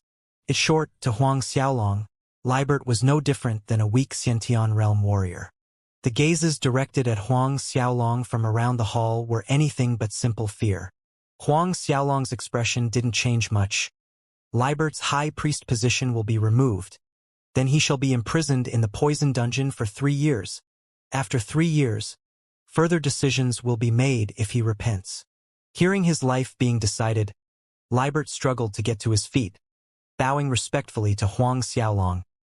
This one thanked the liege lord beast god for sparing this one's life. To Libert, Huang Xiaolong's willingness to spare his life was the biggest exoneration. He dared not bear any complaints in his heart. I do not wish a word of what happened today to get out. Huang Xiaolong scanned the group of Tiger Tribe Saint Realm experts. Whoever dared to leak a word out, the result would be death by the beast god scepter. Murderous intent surged in the air. Chuck and the others quickly complied, feeling the whelming murderous aura coming from Huang Xiaolong. It was clear to everyone that Huang Xiaolong did not wish for his beast god identity to be exposed at this time. Ordering the guards to bring Libert away, Huang Xiaolong once again sat on the throne seat in the hall while the Tiger Tribe experts were still on their knees. Stand up. The permission finally came. Feeling like their lives were pardoned, the experts stood up respectfully after giving their thanks. Sit, Huang Xiaolong commanded. At Huang Xiaolong's command, everyone took a seat. Organizing his thoughts, Huang Xiaolong said, I need dragon god grass. Who among you has dragon god grass or know of its whereabouts? With these Saint Realms experts under his command, Huang Xiaolong wasn't in a hurry to control the whole Tiger Tribe. For him, the most crucial was still to enhance his own strength. Liege Lord needs dragon god grass? Chuck stood up hearing that, venturing with caution. This little one has 3 stalks of dragon god grass. With that said, Chuck took out all 3 dragon god grass from his spatial ring, offering them up with both hands to Huang Xiaolong. From the other Saint Realm experts, another 3 people stood up, respectfully offering up the dragon god grass in their possession. In total, Huang Xiaolong collected 10 stalks. 10 stalks, this would allow Huang Xiaolong to refine another primordial divine dragon. Huang Xiaolong was happy. He didn't expect that a casual question without harboring much hope would really result in people with dragon god grass appearing. Wonderful, wonderful. Putting away the 10 stalks dragon god grass, Huang Xiaolong was in a generous mood. I'm a person that's fair in punishment and reward. Chuck, these 3 dragon blood crystals are yours, Huang Xiaolong said as he took out 3 pieces of dragon blood crystals. Everyone was flabbergasted looking at the 3 pieces of lustrous ruby-red crystal falling into Chuck's hands. Dragon blood crystal. Heated gazes filled the hall. Dragon blood crystals contain the dragon clan's blood essence and true dragon essence. One could imagine the benefits for beastmen in their cultivation. No, no, no, liege lord. How could I receive your dragon blood crystals? Chuck shook his head and waved his hand to decline after regaining his senses. Keep it. Huang Xiaolong waved his hand with irrefutable authority. Seeing this, Chuck no longer refused. Giving his thanks to Huang Xiaolong, Chuck put away the 3 pieces of dragon blood crystals. Huang Xiaolong also rewarded the other 3 people according to the number of dragon god grass given. All 3 were delighted. giving their thanks profusely. Liege Lord Beast God. This subordinate knows a place that has dragon god grass. Ellington stood up to report. Are you referring to Poison Dragon Valley? Huang Xiaolong asked. Ellington answered with respect. Yes, Liege Lord Beast God. Then Ellington continued to describe the situation inside the Poison Dragon Valley. Similar to Sherfontian's description, he mainly emphasized the various and many poisonous insects and creatures, thus its danger. Other Tiger Tribe Saint Realm experts that had knowledge of the Poison Dragon Valley also shared their experiences with Huang Xiaolong. From them, Huang Xiaolong also understood the Tiger Tribe's position amongst other Beastmen tribes. It was half a day later when Huang Xiaolong excused everyone from the front hall, leaving only Chuck, setting him to some tasks. In the end, he informed Chuck that he would enter closed-door practice for some time, and without his express permission, no one was allowed to disturb him. Chuck heeded each of Huang Xiaolong's orders to the letter. With things settled, Huang Xiaolong began his closed-door practice in a secluded courtyard on the manor grounds. Sitting cross-legged in the center of the 10 Buddha formation in the Shumi Temple, Huang Xiaolong swallowed 8 stalks of dragon god grass in one go. This time, Huang Xiaolong planned to refine the white dragon. Like the black dragon, the white dragon's strength ranked in the middle amongst the 13 primordial divine dragon corpses that Huang Xiaolong had. The black dragon controlled the power of darkness while the white dragon ruled the element of light. When darkness and light blend with each other, like fire and water, it would bring unimaginable benefits to Huang Xiaolong's enlightenment in cultivation. Half a year passed by. Compared to the Tiger Tribe's usual demeanor this half a year, their behavior seemed reined in. Even with other tribes' provocations, the Tiger Tribe took a step back instead. This made the other tribes feel that something was strange. In the Lion Tribe's headquarters in Alpha Lion City's Castellan Manor, the Lion Tribe's reigning patriarch, Andrew, was pacing back and forth with a stern, contemplative expression on his face. His actions halted all of a sudden. Speaking to his steward, Andy, how do you see the Tiger Tribe's behavior for the last 6 months? This subordinate is also very much baffled. However, this subordinate thinks that this matter is very likely related to the assembly of all Tiger Tribe's Saint Realm experts that Chuck summoned half a year ago. Andy continued in a solemn voice. This subordinate also found out that Chuck sentenced Liebert to 3 years of imprisonment inside the poison dungeon. Andrew sneered. Regardless of what Chuck and the Tiger Tribe are plotting, our plans remain unchanged. The Beastmen Tribe's congregation shall take place in 2 months' time. Andy reported. The Wolf Tribe, Snake Tribe, and the Fox Tribe have agreed to ally with us. This time in the Beastmen Tribe's congregation, Patriarch will definitely be elected as the new Beast God, uniting all the Beastmen with glorious deeds that will be passed on for generations. Andrew showed a satisfied smile and nodded. At this time, inside the Shumi Temple, the white dragon's essence rushed into Huang Xiaolong's body. He finally broke through to 7th Order Saint Realm. Another month passed. Huang Xiaolong had fully refined and absorbed the blood and true dragon essence of the white dragon.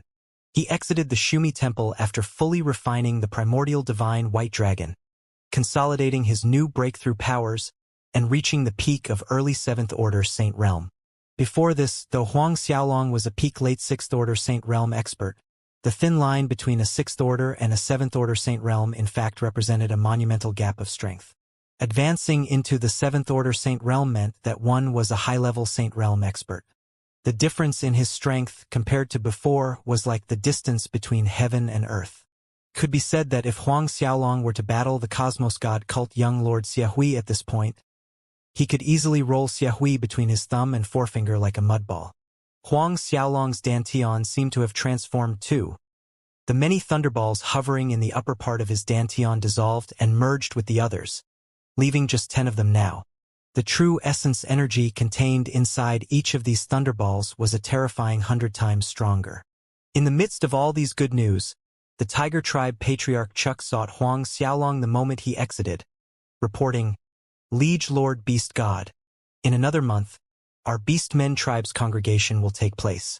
This little one received information that in this time's tribe's congregation, The Lion Tribe's Andrew has rallied support from the Wolf Tribe, Snake Tribe, and Fox Tribe with the aim of electing a new beast god during the tribe's congregation. Oh! A light flitted in Huang Xiaolong's eyes. This was a little unexpected. Furthermore, the message also said that Andrew managed to contact the deities Templar and received their aid. That means that in the coming tribe's congregation, there would a lot of deities Templar experts present to support Andrew on that day. Patriarch Chuck added. Deities Templar. The look in Huang Xiaolong's eyes sharpened at the mention of deities Templar. Is that so? This deities Templar truly resembled a stubborn, lingering spirit that refused to move on. Regardless of where he went, he would run into them. Will deities Templars Li Molan and Lu Yang be there? Huang Xiaolong asked. Noticing the sudden change of atmosphere around Huang Xiaolong, Chuck felt strange. But he didn't forget his place. Replying respectfully, he said, That is so, Liege Lord Beast God.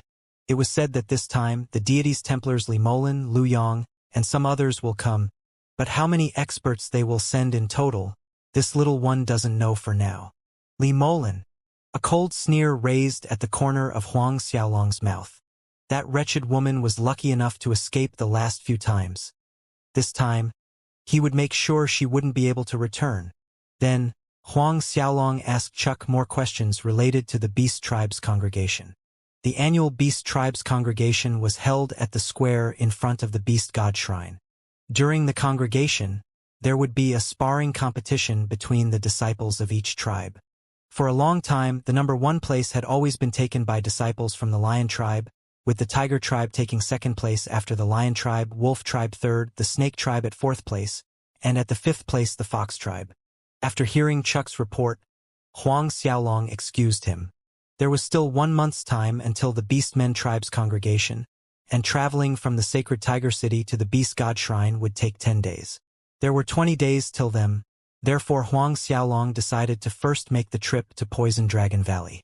Since even the Tiger Tribe's Saint Realm experts said that there was dragon godgrass within the Poison Dragon Valley, then he shouldn't return empty-handed. However, he decided to proceed alone instead of bringing Chuck or the others. The next morning, Huang Xiaolong left the sacred Tiger City, flying at breakneck speed in the Poison Dragon Valley's direction. The Poison Dragon Valley was relatively close to the sacred Tiger City, so after 1 day of travel, Huang Xiaolong reached his destination. Like the demonic beasts forest on the snow-wind continent, the Poison Dragon Valley was a land that had existed since long ago, a perilous land to the beastmen, yet also a utopia of poison. Here, one could find almost all of Martial Spirit World's most toxic beings. Standing in front of the path leading into the valley, he could see intertwining green mists flowing out.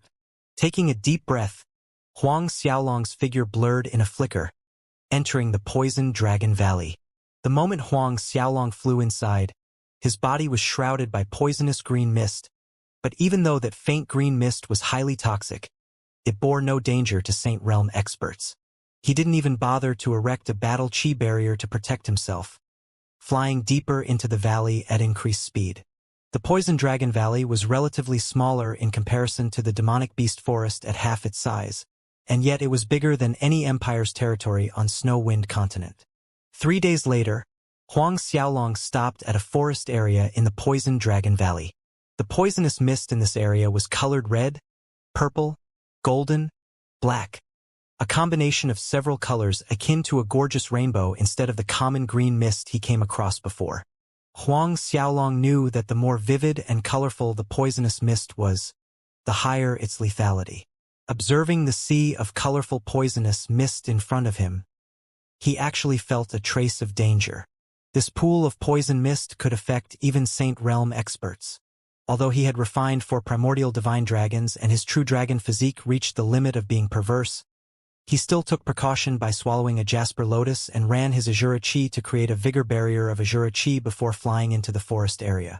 The instant he entered the colorful sea of poison mist, he felt its horrifying corrosive power as the mist tangled around him. It actually corroded the surface of his Azura Chi vigor barrier. As the Azura Chi vigor barrier continued to thin, he had no other choice but to run his Azura Chi to maintain the protective barrier. However, 1 hour later, Huang Xiaolong noticed that his battle chi was being depleted at a rapid speed. taking more than what he needed to battle an 8th Order Saint Realm expert. 2 hours later, Huang Xiaolong needed to use his martial spirit's instant recovery to replenish his exhausted battle chi. Just as Huang Xiaolong was about to come out from the colorful sea of poison mist, something with strong malicious intent attacked him out of nowhere. Huang Xiaolong's palm struck out in defense.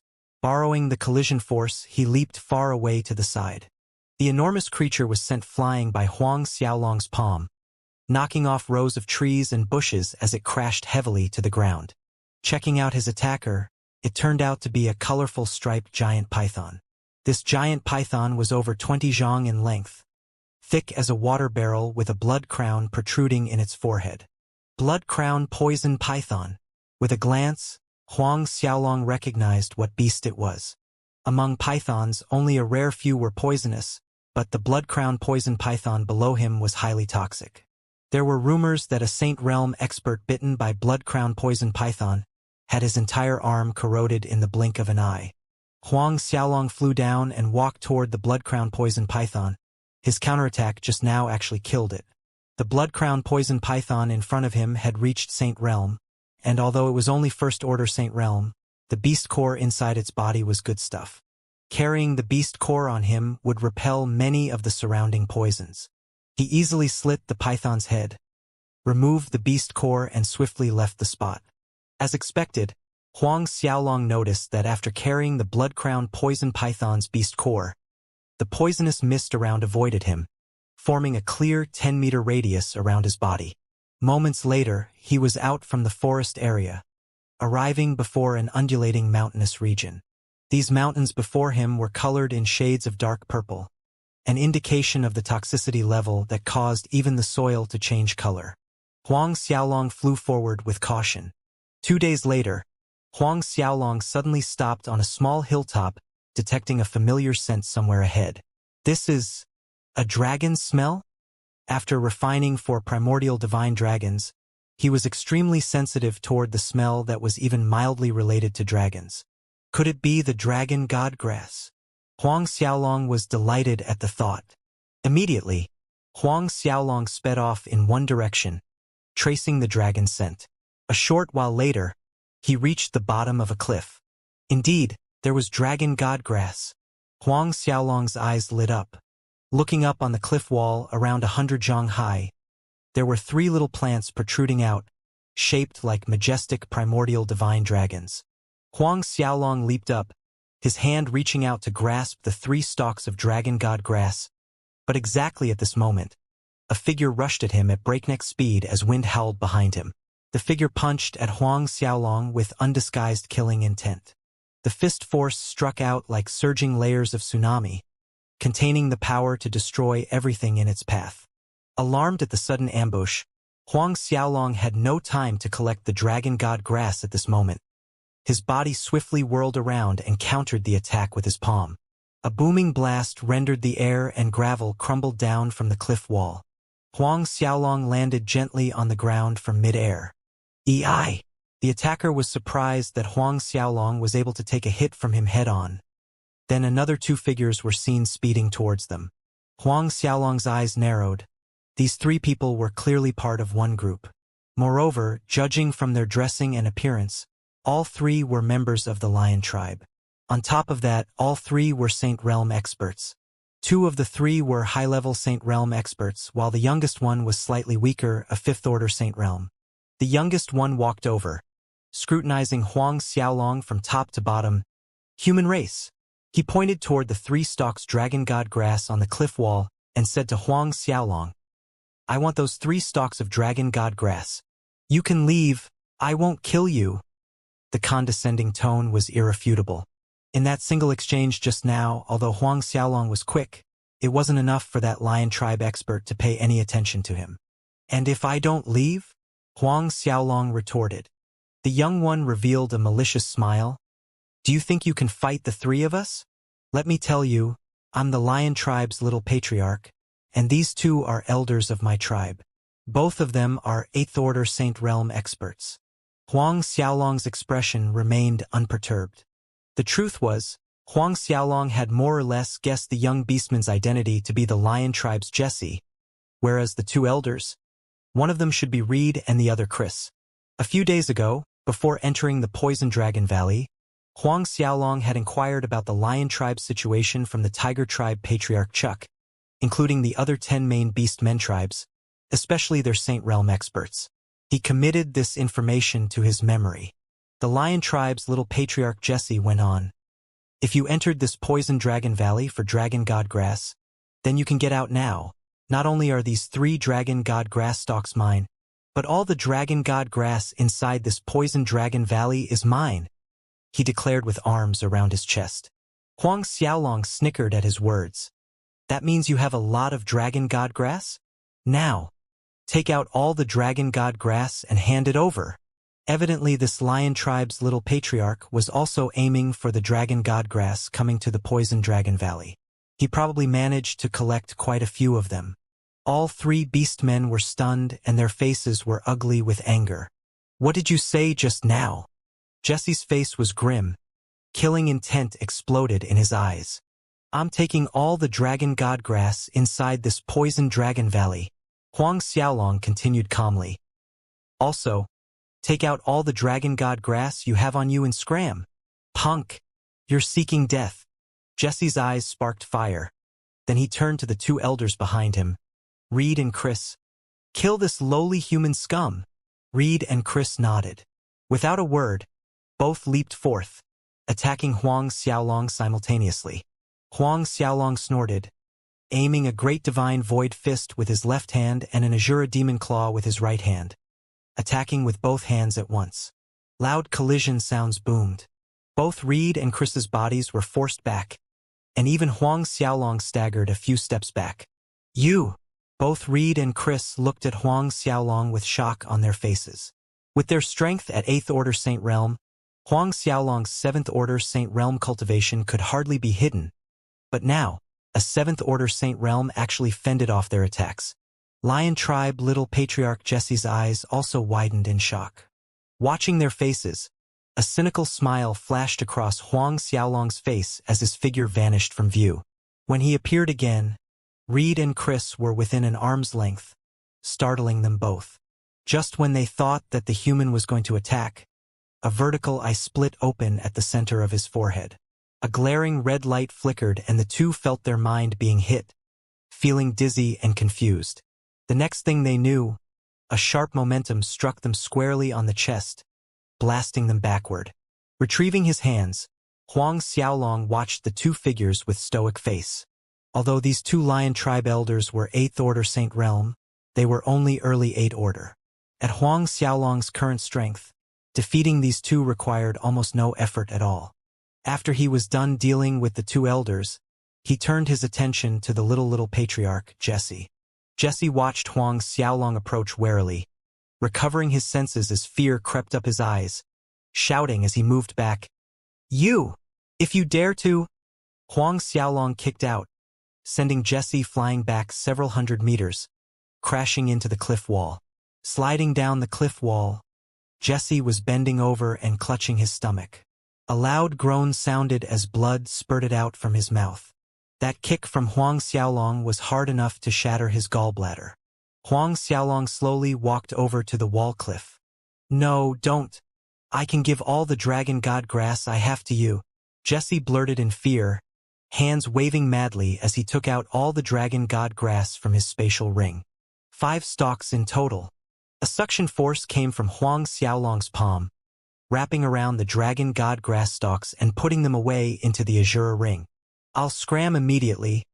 I don't want any Dragon God Grass here in Poison Dragon Valley. I don't want any." Jesse stumbled and fell as he scrambled to his feet to flee. Reed and Chris also struggled to their feet, trailing behind Jesse, disappearing in less than a second. Huang Xiaolong watched the 3 sorry figures fleeing, but he didn't pursue. When the 3 figures disappeared from view, he leaped up the cliff wall again, collecting the 3 stalks of Dragon God Grass. He received 5 stalks Dragon God Grass from the Lion Tribe's little patriarch, Jesse, and adding the 3 stalks from the wall cliff, he had a total of 8 Dragon God Grass stalks. Huang Xiaolong still had some Dragon God Grass from before, so he could refine another primordial divine dragon. But he was not in a hurry to leave. Instead he proceeded deeper, continuing the search. Jesse and the two elders ran as fast as they could in panic, and when they were sure that the human did not chase after them, the three of them stopped on a random peak. Jesse's fingers dug into his palm as he glared in Huang Xiaolong's direction, his eyes filled with rage and hatred. "Lowest of scum dog, there will come a day when I'll let you die without an intact corpse. Little Patriarch, in just a few more days, the annual tribe's congregation will take place. And at that time the Patriarch will definitely be elected as the new beast god, ruling over all beast men tribes." Reed added, "Even if we have to dig 3 feet under, we'll dig that punk out. Human race." Jesse's eyes were tinged scarlet. "When Father rules over the beast men, the first one I'll destroy will be none other than the human race. Little Patriarch, shall we return to Alpha Lion City for now?" Chris suggested. Jesse was unwilling to leave just like that, but he knew that the three of them weren't Huang Xiaolong's opponents. In the end, he nodded with reluctance. "Go!" The three flew away. Very quickly 10 days passed. In 10 days' time, Huang Xiaolong practically flipped the Poison Dragon Valley over, finding more than 20 stalks of dragon god grass. Bearing good harvest, Huang Xiaolong left the Poison Dragon Valley. On the way, Huang Xiaolong killed numerous poisonous Saint Realm creatures, which turned into the Poison Corpse Scarab's nourishment, triggering another transformation. The Sea of Devils and Ghosts array was more powerful with the addition of these souls. When Huang Xiaolong made it back to the Sacred Tiger City, here were 10 days left to the Beastmen tribe's congregation. Back in the Sacred Tiger City's Castellan Manor, the Tiger tribe's patriarch Chuck and the elders were already waiting for Huang Xiaolong. "Liege Lord Beast God." Seeing Huang Xiaolong return, Chuck and the elders stepped forward and saluted. "Rise," Huang Xiaolong said, scanning the group of people. Chuck and the elders complied respectfully before getting up to their feet. "Let's go to the Beast God Shrine." Huang Xiaolong did not tarry, commanding everyone to depart. From the Poison Dragon Valley, he collected a total of 36 stalks of dragon god grass, enough for him to refine 4 primordial divine dragons. But now wasn't the right moment for him to go into closed-door practice with the Beastmen congregation around the corner and that Lion tribe's Andrew eyeing the beast god position. Not wasting a moment, with Chuck leading the group of elders, Huang Xiaolong's group departed for the beast god shrine. In the past, every year when it was time to head to the beast god shrine, other than the Saint Realm experts, some disciples would be selected to follow and participate in the annual sparring competition. But this time, Huang Xiaolong had ordered the contrary. Thus only the Tiger Tribe Saint Realm experts and Huang Xiaolong himself were included in this trip. 9 days passed by quickly. Darkness covered the sky as the sun was setting in the dusk horizon. At a large open space in the forest, Huang Xiaolong and the group of Tiger Tribe Saint Realm experts sat around the bonfire, aromatic meat roasting over the fire. In order to prevent Li Molin's deity's Templar group from recognizing him, Huang Xiaolong used the true essence energy to change his facial features. At the moment, his jawline was sharp, eyebrows thick like swords, looking closer to 30 years old, exuding the mature charm of a slightly older man. His physique was more robust and muscular. Chuck and the rest of Tiger Tribe Saint Realm experts stared in awe and astonishment as Huang Xiaolong's face changed right before their eyes bit by bit.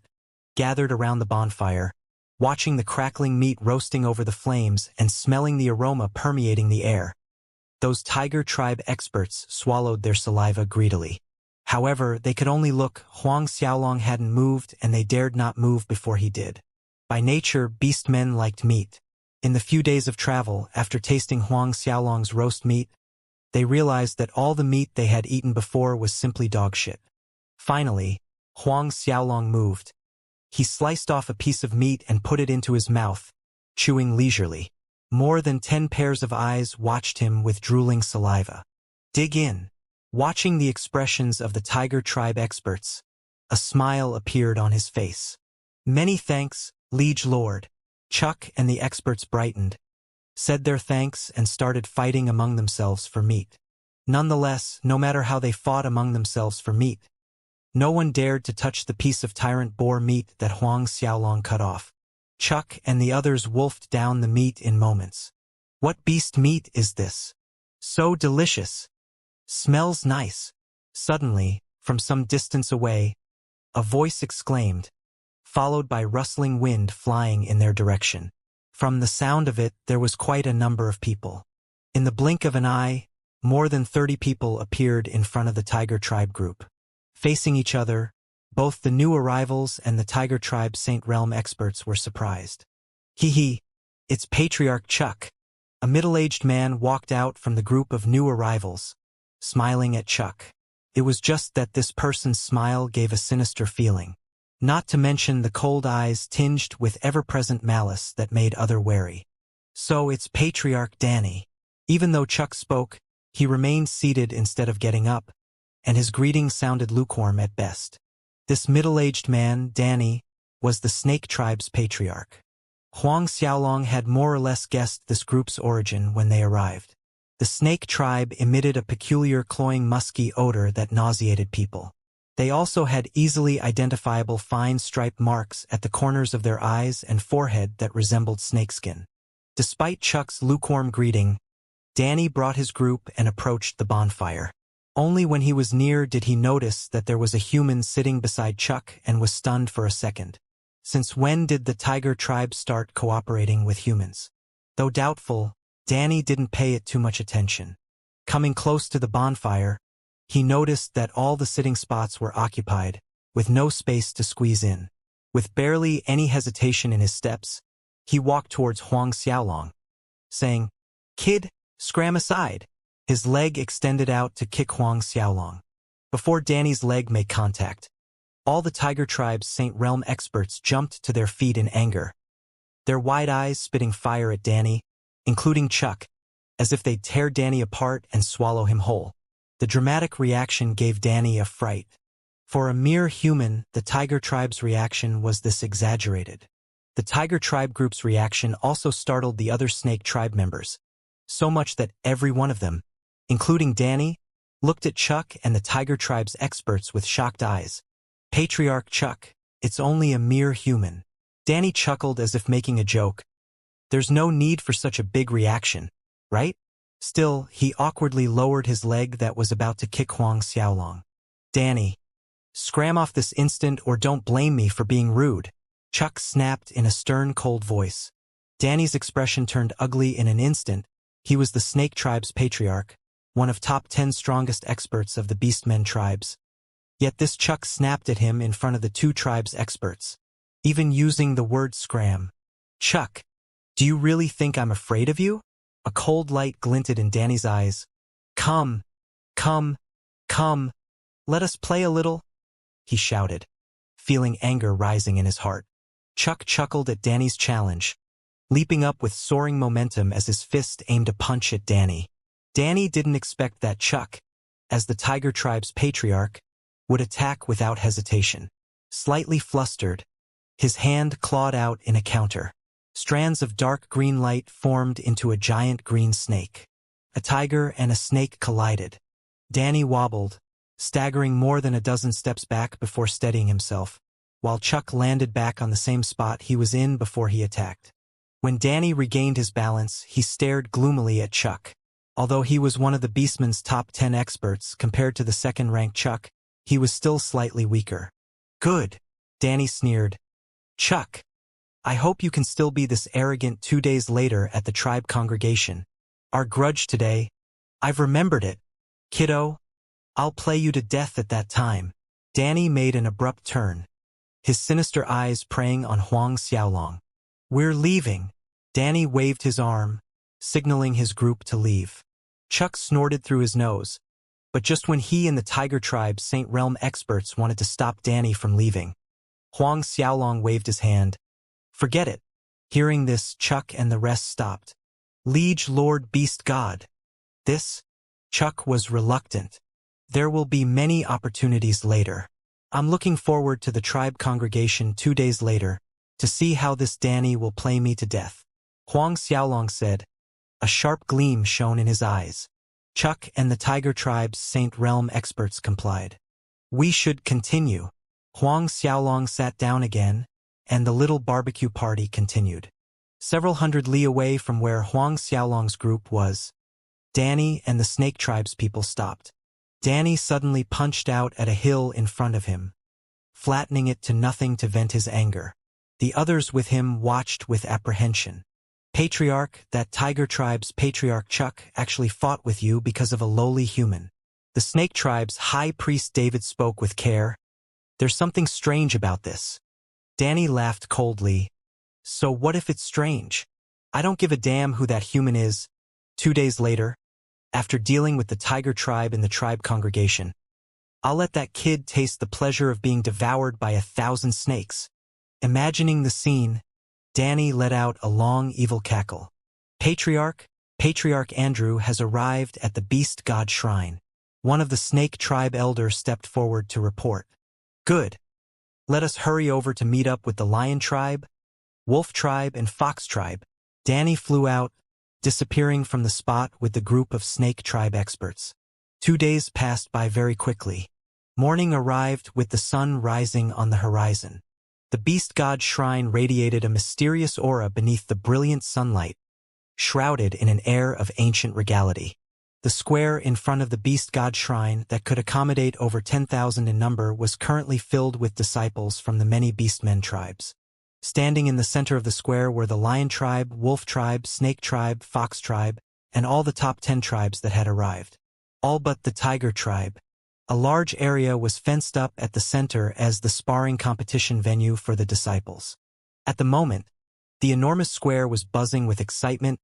Disciples and elders of different tribes were either whispering or discussing a similar topic. Rumors say that this time a new beast god will be elected. I wonder who our new beast god will be. But whoever it is, it has nothing to do with our insect tribe. The noises of discussion on the square grew louder. The Lion Tribe's patriarch Andrew was seated on a chair with his eyes closed in meditation posture, as if the discussions around had nothing to do with him. As the noises in the square reached a peak, they halted abruptly. From every corner of the square, heads turned toward the entrance, watching Chuck and a group of Tiger Tribe Saint Realm experts as they made their way to the square center. What surprised them was the human walking beside Chuck. Andrew, who seemed to be meditating, opened his eyes. A sharp light glinted as his piercing gaze focused on Chuck. Sensing something, Chuck looked over. 2 rivals' gazes collided in mid-air, creating an invisible surging energy that exuded a silent pressure over the square. The slightly weaker patriarchs and elders quickly retreated away, failing to withstand the pressure. A mere second later, Chuck and Andrew retrieved their gazes. The people in the square immediately breathed out in relief. Andrew turned to his steward, Andy, signaling with a look. Andy nodded in acknowledgement and walked over to the Tiger Tribe group. Stopping in front of Chuck, Andy raised an arm to block Chuck's path, speaking in a voice that was neither too loud or soft. Patriarch Chuck, today is our Beastmen Tribe's congregation, but you actually brought a human here. What is the meaning of this?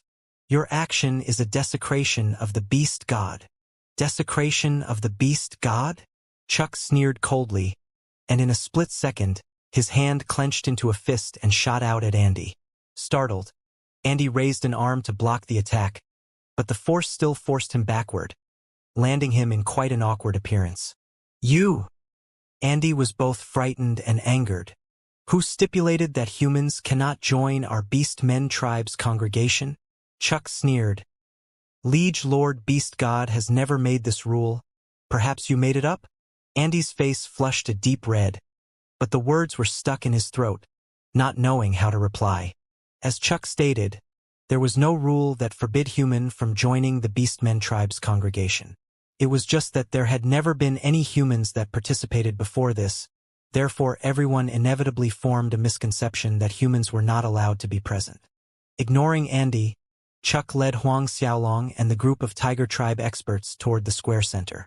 Arranging for another chair to be added, Chuck, Huang Xiaolong, and all the Tiger Tribe Saint Realm experts sat down. Andy retreated back to Andrew's side. Andrew didn't speak, maintaining a stoic face as if nothing happened just now. Sitting far away, the Snake Tribe's patriarchs took a quick glance at Huang Xiaolong with cold eyes. With the Tiger tribe's arrival, all the tribes had arrived before the Beast God Shrine. Andrew commanded to Lion Tribe High Priest Phil, who was beside him, "Begin." During the tribe's congregation, disciples from each tribe would participate in the sparring competition, and the next year's tribe congregation would be hosted by the winner's tribe. Last year, the first-place winner came from the Lion Tribe. Therefore, this year's congregation was hosted by the Lion Tribe. The Lion Tribe's High Priest Phil stood up, complying with Andrew's order as he made a respectful bow before walking to the center of the square. Then he spoke in a sonorous voice. "Today is our Beastmen tribe's congregation, and according to the usual events, the congregation should begin with the disciples' sparring competition. However, this year, the disciples' sparring competition will be pushed back." Pushed back. A commotion spread throughout the large crowd as if they could already guess what was about to take place. As expected, the Lion Tribe's High Priest went on. "More than 10,000 years ago, our glorious liege Lord Beast God led the Beastmen tribes in conquering this 10 Directions continent. All other races surrendered under his rule. But after liege Lord Beast God disappeared, we fought amongst ourselves. Internal conflicts and discord arose, never seeming to cease, resulting in the decline of our Beastmen tribe's power. If we continue down this path, us Beastmen will be suppressed by the demonic beast clans, or worse, swallowed by them. Therefore, we Beastmen tribes must come together and elect a new Beast God, so the new liege Lord Beast God can lead us to become stronger again, to prosper, conquering the 10 Directions continent once again, to recover our past glory and might." The Lion Tribe's High Priest was righteous in his words, stirring the crowd's emotions. "A new Beast God?" An ironic snicker sounded from the Tiger Tribe's direction. From Chuck.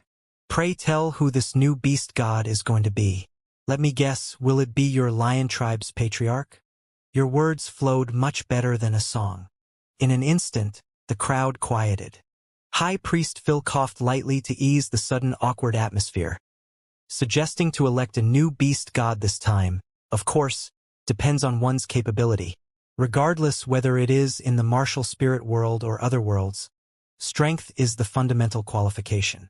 Therefore, our new liege Lord Beast God would be selected based on the strongest one amongst us. The strongest one amongst us.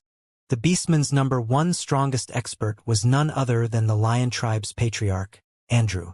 It was evident from High Priest Phil's words that no candidate was more befitting than their Lion Tribe's patriarch Andrew as the new liege Lord Beast God. Chuck snickered. He was about to speak again before hearing Huang Xiaolong's voice in his ear, stopping his next action. "I strongly nominate my Lion Tribe patriarch Andrew as the new Beast God. Only our patriarch is capable of leading us to a stronger force, reproducing our Beastmen ancestors' glory," High Priest Phil lauded. Some in the crowd were moved by his words.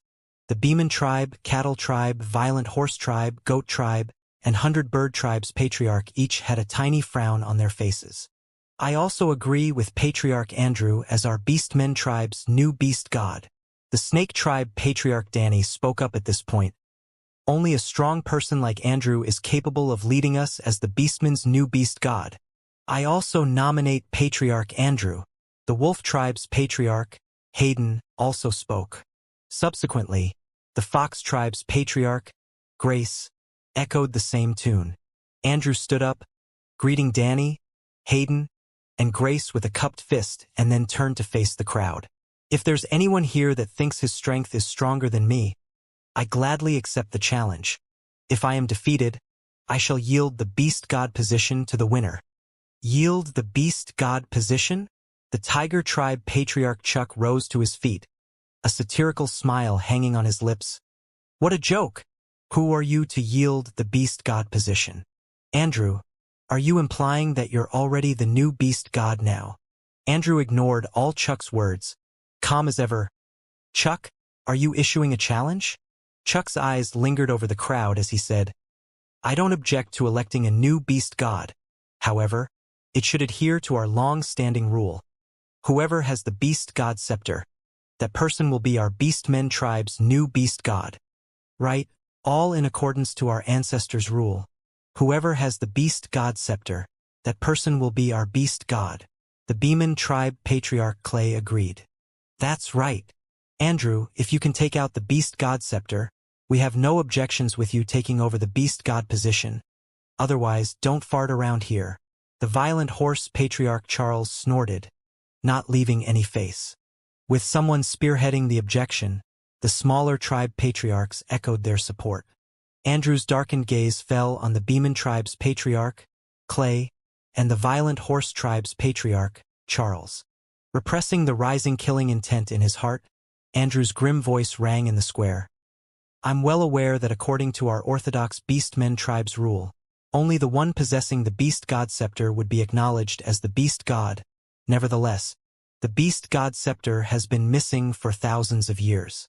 Should we continue to decline due to internal discord and conflict as we wait without hope for the beast god scepter to appear?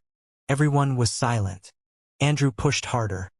We're using this way to elect a new beast god, as it is the fairest method within the limited options we have. Of course, whoever comes forward with the beast god scepter in the future, I will yield the beast god position to him accordingly. Beeman tribe patriarch couldn't resist issuing a disdainful snort. Beautiful words. If the beast god scepter never appears, does that mean that you, Andrew, will be occupying the beast god position forever?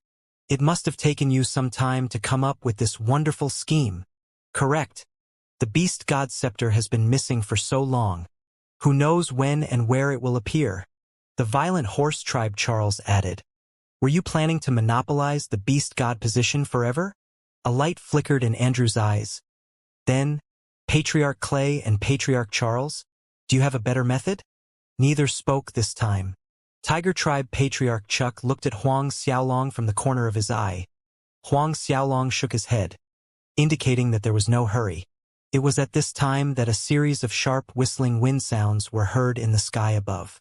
More than a dozen figures arrived, exuding terrifying momentum that spread around the square like great waves. The beastmen crowd below tensed up in an instant, staring at the group of over 60 intruders that were all Saint Realm experts. Moreover, the majority of them were high-level Saint Realm experts. Deities Templar. They're people from the Deities Templar. Shock swept through the beastmen crowd. Huang Xiaolong inwardly sneered. He didn't expect that Deities Templar would send over 60 Saint Realm experts here. Moreover, most of them were high-level Saint Realm experts. It was clear from this alone the importance that Deities Templar had placed upon this new beast god selection. And the one leading at the front was Li Molin. It had been 3 years since the battle on the Azura Square, and appearance-wise, Li Molin didn't seem to have changed at all compared to 3 years ago. Yet Huang Xiaolong keenly felt that Li Molin's breath seemed more solid. Beside Li Molin was Lu Yong. Seeing Li Molin and the Deities Templars group of experts arrive, the Lion Tribe Patriarch Andrew and the Lion Tribe experts stepped forward in greeting. Hands cupped accompanied by bright smiles, Elder Li, the Snake Tribe Patriarch Danny and the others in the agreed alliance swiftly followed behind in a complacent manner. Li Molin nodded slightly. The large group followed Li Molin to the square center and sat down in an obvious assuming manner. Initially, our Deities Templar did not plan to interfere in the Beastmen tribe's matter. But we don't have the heart to see you lot continue to crumble from the inside, fighting amongst each other. Li Molin drawled. Our Deities Templar believes that Patriarch Andrew, after being elected as the new beast god, is capable of leading the Beastmen tribes to the peak of your most glorious historical day, conquering the 10 Directions continent once more. Li Molin's words were plain and direct in support of Andrew as the new beast god. Of course, her words were also laced with threats. Whoever dared to object indirectly meant going against the Deities Templar. They would become Deities Templar's enemies. A heavy silence filled the square. No one dared to utter a sound. The Beeman tribe and Violent Horse tribe patriarchs that were protesting strongly earlier turned mute. After all, not everyone was willing to offend a behemoth force such as the Deities Templar. Andrew smiled at Li Molin. Many thanks to Deities Templar and many thanks to Elder Li. Please rest assured, Elder Li. Once I'm elected as the Beastmen tribe's beast god, I shan't disappoint the Deities Templar. This sentence was an outright display of loyalty toward Deities Templar. The underlying meaning rang loud and clear to everyone present. Anger burned in the Beeman tribe patriarch Clay and Violent Horse tribe patriarch Charles's eyes. Lee Mullen replied to Andrew with a smile on her face. Patriarch Andrew can also rest assured. Our temple preceptor has spoken. Our deity's Templar will aid the Beastmen tribes in conquering the 10 Directions continent, bringing back the Beastmen tribe's eminence of old days. I hope Elder Lee can bring back a word to the temple preceptor. I, Andrew, am very much grateful and indebted to the temple preceptor's support. Lee Mullen nodded. Good. Then begin the beast god's sacrificial rite. After the beast god's sacrificial rite was performed, Andrew would be the uncontended new beast god. Prepare the sacrificial altar. Andrew waved his arm and commanded. The beastmen watched as the lion tribe disciples prepared the sacrificial altar item by item, but no one said anything. A short while later, the sacrificial altar was ready. Just as Andrew prepared to place incense Joss stick as worship in the beast god shrine, a clear voice rang, "Wait!" came too sudden that everyone's action paused abruptly. Turning towards the source of the voice, they found that it was none other than the human that arrived with the tiger tribe. For a second, everyone was stumped. What is this human planning to do? Lee Mullen looked at Huang Xiaolong, a little surprised. She didn't know why this human gave her a familiar feeling, but searching through her memories, she couldn't recall where she had seen him before. Caught in the center of attention, Huang Xiaolong stood up and walked toward the square center. Andrew frowned with displeasure, signaling a lion tribe elder close to him. Receiving Andrew's order, that elder marched toward Huang Xiaolong with hostility, raising an arm to block Huang Xiaolong's path. Little brat, don't think that just because Chuck brought you here we won't dare to kill you. No matter who it is, daring to interrupt the beast god's sacrificial rite, the punishment is death. The elder's surging battle chi was locked on Huang Xiaolong. Huang Xiaolong flashed a smile, then his fist already struck the lion tribe elder. Before he could react, Huang Xiaolong's fist blasted a hole in his chest. Flesh and blood splattered and pieces of internal organs were littered on the ground. The elder's blood-curdling scream shook the air and his body was thrown out of the square area. Sharp intakes of breath could be heard from all around. Most people recognized that lion tribe elder, a late 6th Order Saint Realm, but his strength rivaled a 7th Order Saint Realm. Yet, this human blasted a hole in the elder's chest with just one punch. Everyone looked at Huang Xiaolong with fear in their eyes. That right hand was comparable to a godly weapon. A human's physique could actually be invulnerable to this extent. This shocked even Chuck and the Tiger Tribe Saint Realm experts, including Lee Mullen and the experts from Deity's Templar. Andrew regained his composure fairly quickly. His eyes narrowed dangerously as he walked over to Huang Xiaolong. Lee Mullen remained sitting where she was with no intention to interfere. Despite this human's sturdy physique, she could see that he was merely a 7th Order Saint Realm. A measly 7th Order Saint Realm was incapable of causing any big waves in her eyes. Stopping in front of Huang Xiaolong, the aura of a Lion King flooded out from Andrew's body, forming dark yellow strands of energy visible to the naked eye that soared to the sky. His robe fluttered without wind. "I don't kill a nameless face," Andrew stated loftily. "Speak your name." Huang Xiaolong shook his head at Andrew. "Not necessary. For someone who's going to die, is there a need to know?" What Huang Xiaolong loathed the most was Deity's Templar, and this Andrew actually sought to cooperate with them. He was already a dead man in Huang Xiaolong's eyes. Andrew laughed in spite of his anger. Then he suddenly attacked, striking a palm at Huang Xiaolong. The energy contained in that palm formed a shadow of a lion head that seemed to leap at Huang Xiaolong. Before one could blink, the attack landed on Huang Xiaolong's chest.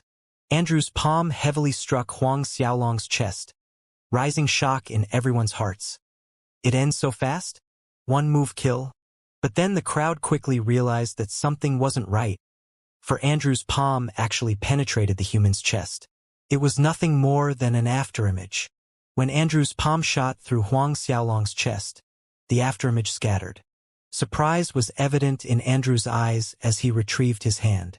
However, Huang Xiaolong appeared again on the same spot as if he hadn't moved an inch. This scene shocked the crowd, while Li Molin's eyes narrowed in a dignified manner.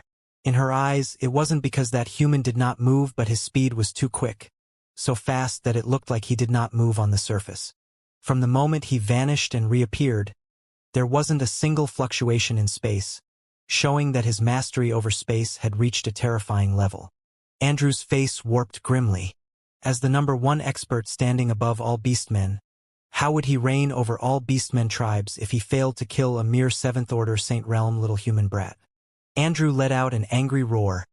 A yellow energy rolled out like raging waves from his body, the color growing more intense and vivid with every second, becoming a dark yellow. At the same time, Andrew's physical body changed. Muscles and flesh rippled under his skin, bulging under his robe, a head of golden hair, with his face and mouth protruding out as lion whiskers shot out from the sides of his lips. The aura of a lion king overcast the heaven. Beast transformation. After the beast transformation, Andrew's momentum more than doubled, causing the furrows on Li Molin's brows deepen even more. The transformed Andrew gave her a sense of foreboding danger. The rest of Deity's Templar experts also lost the relaxed expressions on their faces. Die! Andrew bellowed, attacking Huang Xiaolong with both palms. The dark yellow energy whirled like it could swallow heaven and earth. A larger-than-life lion head flickered in and out in the surging yellow energy whirlpool. The roar of a lion king shook the air miles away. Numerous minuscule space cracks spread out. Some distance away, the Tiger Tribe Patriarch Chuck and the Saint Realm experts jumped to their feet, wanting to rush to Huang Xiaolong's aid. But an indifferent voice sounded in their ears. No need! Before many astounded faces, a light flashed in Huang Xiaolong's hand and a beast head rod appeared in everyone's sight. The eyes of the beast head were a bright crimson. Imbued with Huang Xiaolong's battle chi, countless beast images flew out from the rod. In an instant, an overwhelming pressure descended on the beastmen in the square, repressing their souls and will. Every beastman in the square was terrified, trembling where they stood. The fanatic lion tribe patriarch Andrew that was on the verge of hammering the human into meat paste suddenly froze. The fear on his face mirrored the other beastmen as he stared fearfully at the many beast images in the air like he was witnessing the world's most terrifying object. The sudden turn of situation baffled Li Molin and the Deity's Templars experts. What is happening here? Up until this point, they had yet to figure out the meaning of that beast-headed rod in that human's hand. Ignoring everything else, Huang Xiaolong slowly walked towards Andrew, step by step. From the Deity's Templar expert's perspective, Andrew suddenly knelt down before Huang Xiaolong with an expression of absolute terror. Stopping in front of Andrew, Huang Xiaolong channeled more battle chi into the rod, and the other end poked hard at Andrew's torso. A resounding blast rang in the square, followed by Andrew's miserable scream as he flew out without any resistance. Blood of golden red color splattered on the square from the air, conspicuous under the radiant rays of sunlight. Andrew struggled to get up, but Huang Xiaolong was in front of him. The rod struck another time, just like how the Tiger Tribe Castellan Manor's Steward Ellington was punished before. Andrew, the Beastmen tribe's #1 expert, knelt on his knees again and again as he was struck repeatedly by a human. By the third strike, Li Molin finally regained her reason, realizing that there was something very wrong with Andrew's behavior. She and the many Deity's Templars experts rose to their feet. Could it be? Li Molin's focused on the beast-headed rod in the brat's hand. A sharp excitement flickered in her eyes. Beast God Scepter. The Snake Tribe Patriarch Danny stammered in a quivering voice. Although his voice wasn't loud, it was loud enough in the silent square. Even the Deity's Templar experts caught every word. Beast God Scepter. Although Li Molin guessed as much, she still shook a little, hearing an affirmation to it. Lu Yang and the rest of the Deity's Templar experts were also stunned by the revelation. The Beast God Scepter. The Beast God Scepter that disappeared for more than 10,000 years had resurfaced once more. This? Huang Xiaolong ignored the reactions coming from the Deity's Templar's side as he stood in front of Andrew with a stoic expression, staring at him. Liege, Liege Lord Beast God. Have mercy. Andrew's intermittent voice sounded, barely breathing and filled with inexplicable terror as he struggled to his knees, pleading Huang Xiaolong. Andrew has always been loyal and devoted to the Beastmen tribes. My innocence can be witnessed by all. I have unknowingly offended Liege Lord earlier. Please spare this small one. This small one is willing to lead the Lion tribe to serve under the Liege Lord Beast God. Loyal and devoted? Huang Xiaolong sneered, conspiring with the deity's Templar. Not only has the Lion tribe surrendered to deity's Templar, you even wanted the entire Beastmen tribes to be deity's Templar servants. You deserve to be beheaded for this.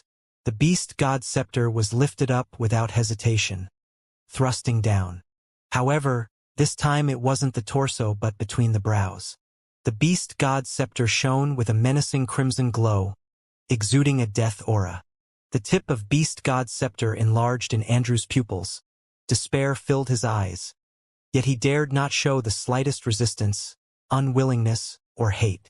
Watching the Beast God's scepter about to end Andrew's life, Li Molan shot Lu Yong beside her a look. Complying with her wishes, Lu Yong flew out, sneaking an attack on Huang Xiaolong from the back. However, at the same time Lu Yong leaped out, another person also acted, aiming a palm strike at Lu Yong, dispersing Lu Yang's attack on Huang Xiaolong. In this split-second window, the Beast God scepter in Huang Xiaolong's hand met its target. Kacha! The sound of shattered bones rang. Andrew's body was seen flying out. A big bloody hole in the middle of his brows. Red and white pieces of flesh littered on the square. Lying in a pool of his own blood, Andrew's body twitched, still alive. On the other side, Lu Yong was taken aback by the sudden attack and glared at the attacker, the Tiger Tribe Patriarch. Chuck. Protect the Liege Lord Beast God. Chuck commanded. The large group of Tiger Tribe Saint Realm experts shot out, glowering at the group of deities Templar experts as they stood behind Huang Xiaolong. Subsequently, experts from the Beeman Tribe, Violent Horse Tribe, Ram Tribe, Hundred Bird Tribe gathered behind Huang Xiaolong after the Tiger Tribe. Moments later, the Wolf Tribe, Snake Tribe, and Fox Tribe also hurried to show their support behind Huang Xiaolong. Witnessing their momentum, the smaller Beastmen tribes hastened to secure a place, including the remaining experts from the Lion Tribe. More than 1,000 Beastmen experts locked onto Deity's Templar's group with an air of hostility. The intense pressure made Li Molan, Lu Yong, and all Deity's Templar's experts' nerves stretch tautly. Li Molan never imagined that a mere Beast God scepter would have such a deterring power over the Beastmen tribes. Even the Lion Tribe experts viewed them as enemies to be swallowed alive. She didn't doubt one bit that if the human kid commanded it, those Beastmen experts gathered would tear each and every one of them alive. After momentarily losing her composure, Li Molan flashed a brilliant smile in Huang Xiaolong's direction. I didn't expect this warrior to possess the Beast God's scepter. Us Deity's Templar congratulate this warrior. Huang Xiaolong remained stoic. He wanted to see what this Li Molan was playing at. Just now, we were merely curious about the Beast God scepter in this warrior's hand. We only wanted to have a look and had no other intention. Li Molan continued with a smiling face. I hope this warrior does not mind it. She was referring to the matter of Lu Yong attacking him from the back. You lot's curiosity is really morbid. Huang Xiaolong's words were filled with sarcasm. Li Molan giggled. Our deity's Templar has always hoped that the Beastmen tribes could unite, becoming stronger, and bring back the splendor of their past glory. Now that this warrior found the Beast God scepter, and you are fated to unite the Beastmen tribes, our deity's Templar is happy for the entire Beastman race. Huang Xiaolong sneered, inwardly listening to Li Molan's display of goodwill. Deity's Templar hoped that the Beastmen tribes could unite, become stronger? Hoping the Beastmen tribes would submit under Deity's Templar was the real truth. Since this warrior possesses the Beast God scepter, then we shall take our leave first. We shall return later with congratulatory gifts. Li Molan looked over at Lu Yong. Let us leave. Finished saying that, she turned to leave with Lu Yong and the experts from Deity's Templar. The Beast God scepter resurface in the world. The person they bet on, Lion King Andrew, was no different than a dead man. Li Molan knew that, with all these staggering changes, it was impossible for the deity's Templar to control the Beastmen tribes. Therefore, she acted decisively, first returned to report the situation to the temple preceptor and await his decision. Not so fast. Just as Li Molan and the large group of deity's Templar experts prepared to leave, Huang Xiaolong spoke. Make sure none of them leaves this place. Yes, Liege Lord Beast God. The beast men present acknowledged his command. Their voices rumbled in the square, shaking the heavens. In the blink of an eye, several thousand experts lunged forward, attacking with zeal. All deities' Templar experts' faces tightened. A volley of blasts sounded, forcing Li Molan and the 60-plus experts back to their original spot. This warrior, what is the meaning of this? Li Molan's face distorted with anger. Her eyes glared fiercely at Huang Xiaolong. Up to this point, she still hadn't realized that she was facing an old friend, Huang Xiaolong. Meaning? A faint satirical smile flitted past Huang Xiaolong's face. There's no other meaning. Today, I'm succeeding the beast god's position. In a little while we need to perform the beast god's sacrificial rite. Thus are in need of some sacrificial offerings. I want to use your heads as my offerings. Use the over 60 deities Templar experts' heads as sacrificial offerings. This offering was earth-shaking. What do you lot say? Is it good if we use their heads as offerings? Huang Xiaolong scanned the numerous faces of the beastmen experts. Good. Great. Liege Lord Beast God is mighty. Liege Lord Beast God mighty. Hearing those words, the beastmen experts felt their blood boil with excitement, hollering their agreement. The sound of their voices pierced the sky. Animalistic instinct for blood shone from their eyes. Truth be told, the majority of the beastmen felt antagonistic toward these deities Templar experts from the moment they appeared. Huang Xiaolong's call instantly stimulated the ferociousness embedded deep within their bloodlines. Just the mere thought of using over 60 deities Templar experts as their sacrificial offerings to the beast god made their hearts race. Only a beast god of this caliber was qualified to be their beastman's liege lord. Li Molan, Lu Yong, and all the deities Templar experts paled slightly looking at the layers of beastmen experts' encirclement around them on the square. Taking some time, Li Molan made an effort to compose herself. Her eyes spit fire glaring at Huang Xiaolong. I truly admire your courage, but do you really think you can keep all of us here? Despite having thousands of beastmen experts surrounding them, Li Molan was confident in her strength. If she wanted to flee, she had a high chance making it out of there. Although you might be the new beast god, do not assume that after uniting the beastmen tribes you can do as you like in the martial spirit world. If you dare to kill even one of our deities Templar people today, Li Molan left her threat hang in the air for a second. At that time, our deities Templars experts will come out in full force to annihilate every single beastman tribe. The taste of threat intensified at the end. Huang Xiaolong shook his head. Li Molan, you escaped the several times before. Do you really think you'll be able to escape this time as well? Several times before? Li Molan frowned at those words, confusion in her eyes as she stared intently at Huang Xiaolong. Did they know each other from before? On this day, not only will I use your head as offering for the beast god's sacrificial rite, I will also use your head to worship my brother, Lu Kai. Huang Xiaolong's cold voice reverberated in the square. Lu Kai. An image flashed in Li Molan's mind. That measly, insignificant Luotong Kingdom Prince Lu Kai? You're Huang Xiaolong. Li Molan blurted the name before she could stop herself. Huang Xiaolong. Both the deities Templar and the beastmen experts' attention focused on Huang Xiaolong. Before the crowd's intense focus, Huang Xiaolong's facial features and body slowly changed, reverting to his original features. That's right, it's me. Huang Xiaolong's expression was grim and cold facing Li Molan. Watching Huang Xiaolong's features reverting back to his original face, the deities Templar experts subconsciously shifted to the back in fear, whereas the beastmen grew more fanatic, feverish, worshipping, and reverent looking at Huang Xiaolong. So their beast god was actually the stalwart persona whose name had spread throughout all three continents, hailed as the young noble divine dragon, Huang Xiaolong. Present in the square were experts of each beastmen tribes.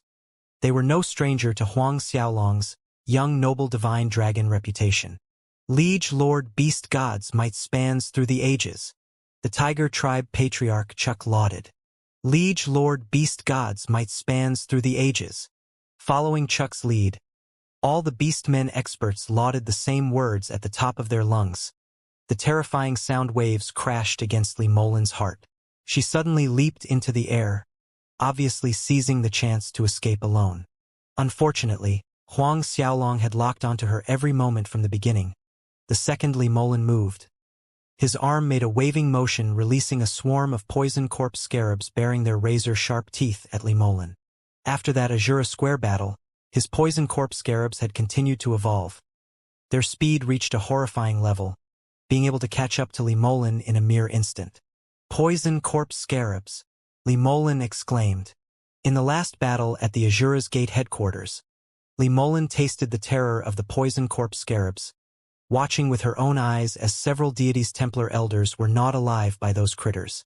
That battle left a deep fear that penetrated into her soul toward the poison corpse scarabs.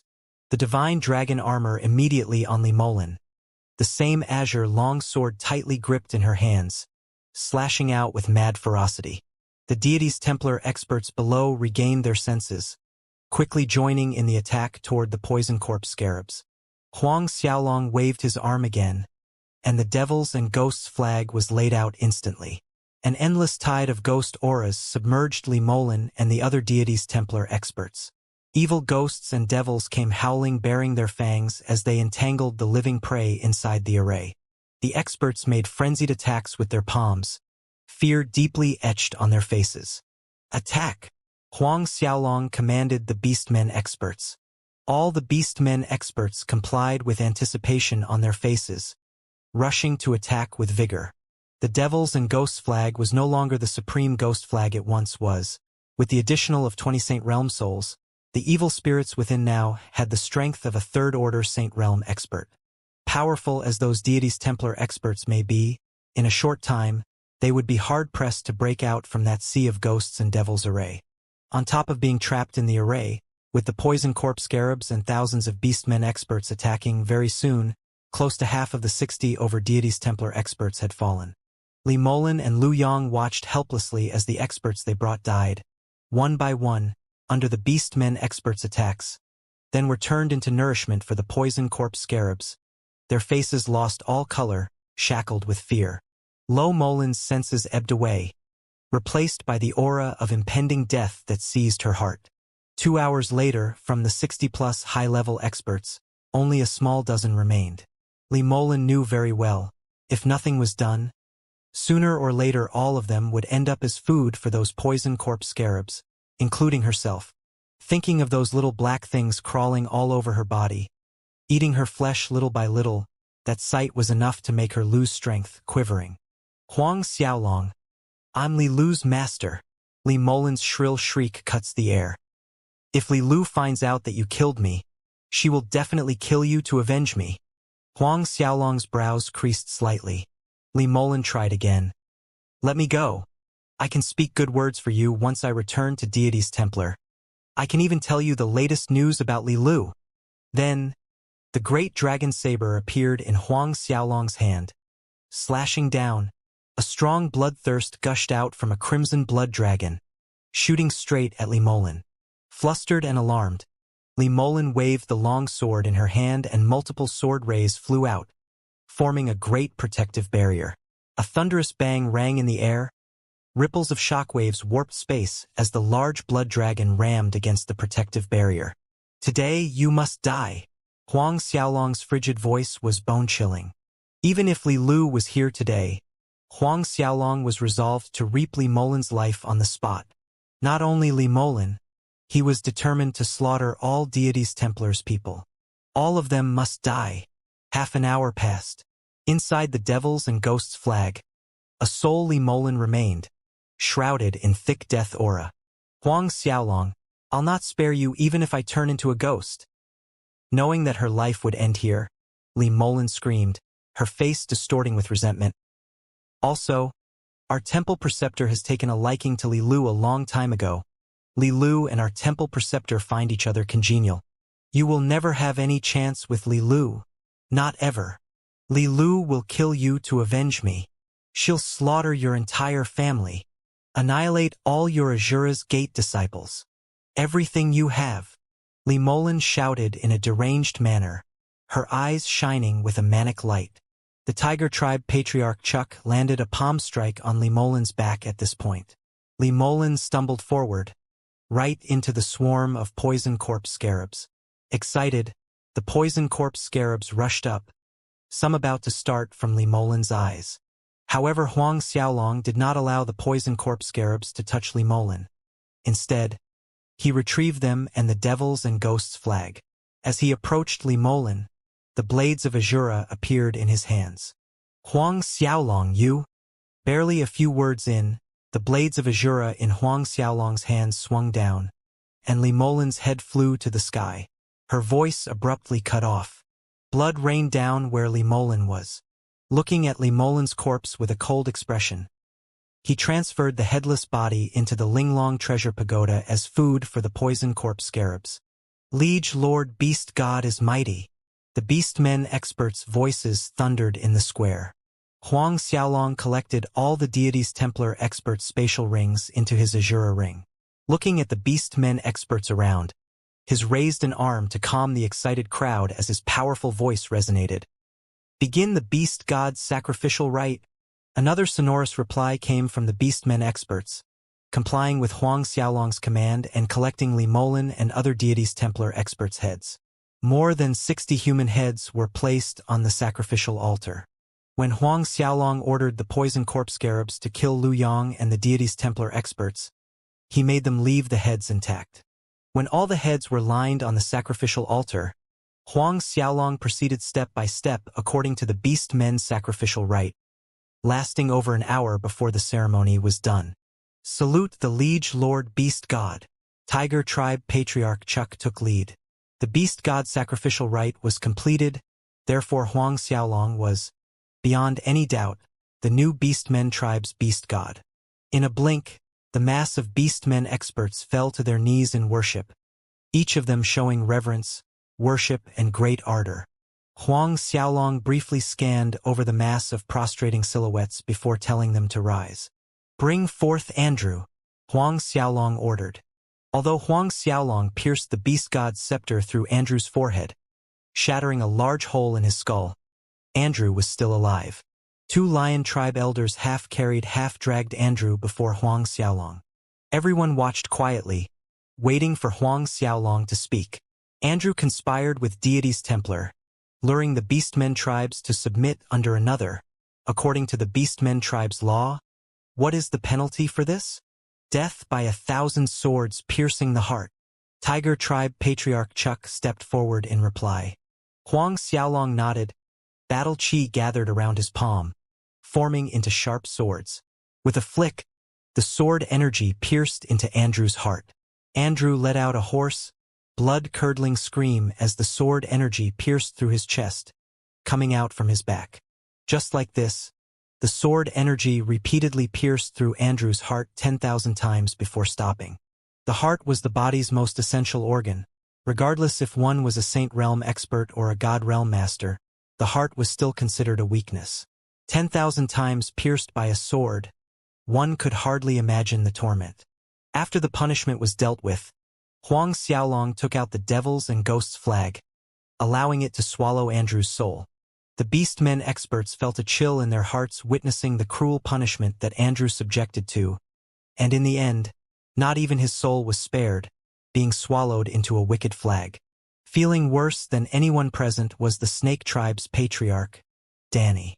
A few days earlier, he actually said that he would play Huang Xiaolong to death, even declaring out in the open that he would let Huang Xiaolong taste the pleasure of being bitten by 10,000 snakes. Danny! Huang Xiaolong's voice boomed like a thunderclap in Danny's brain.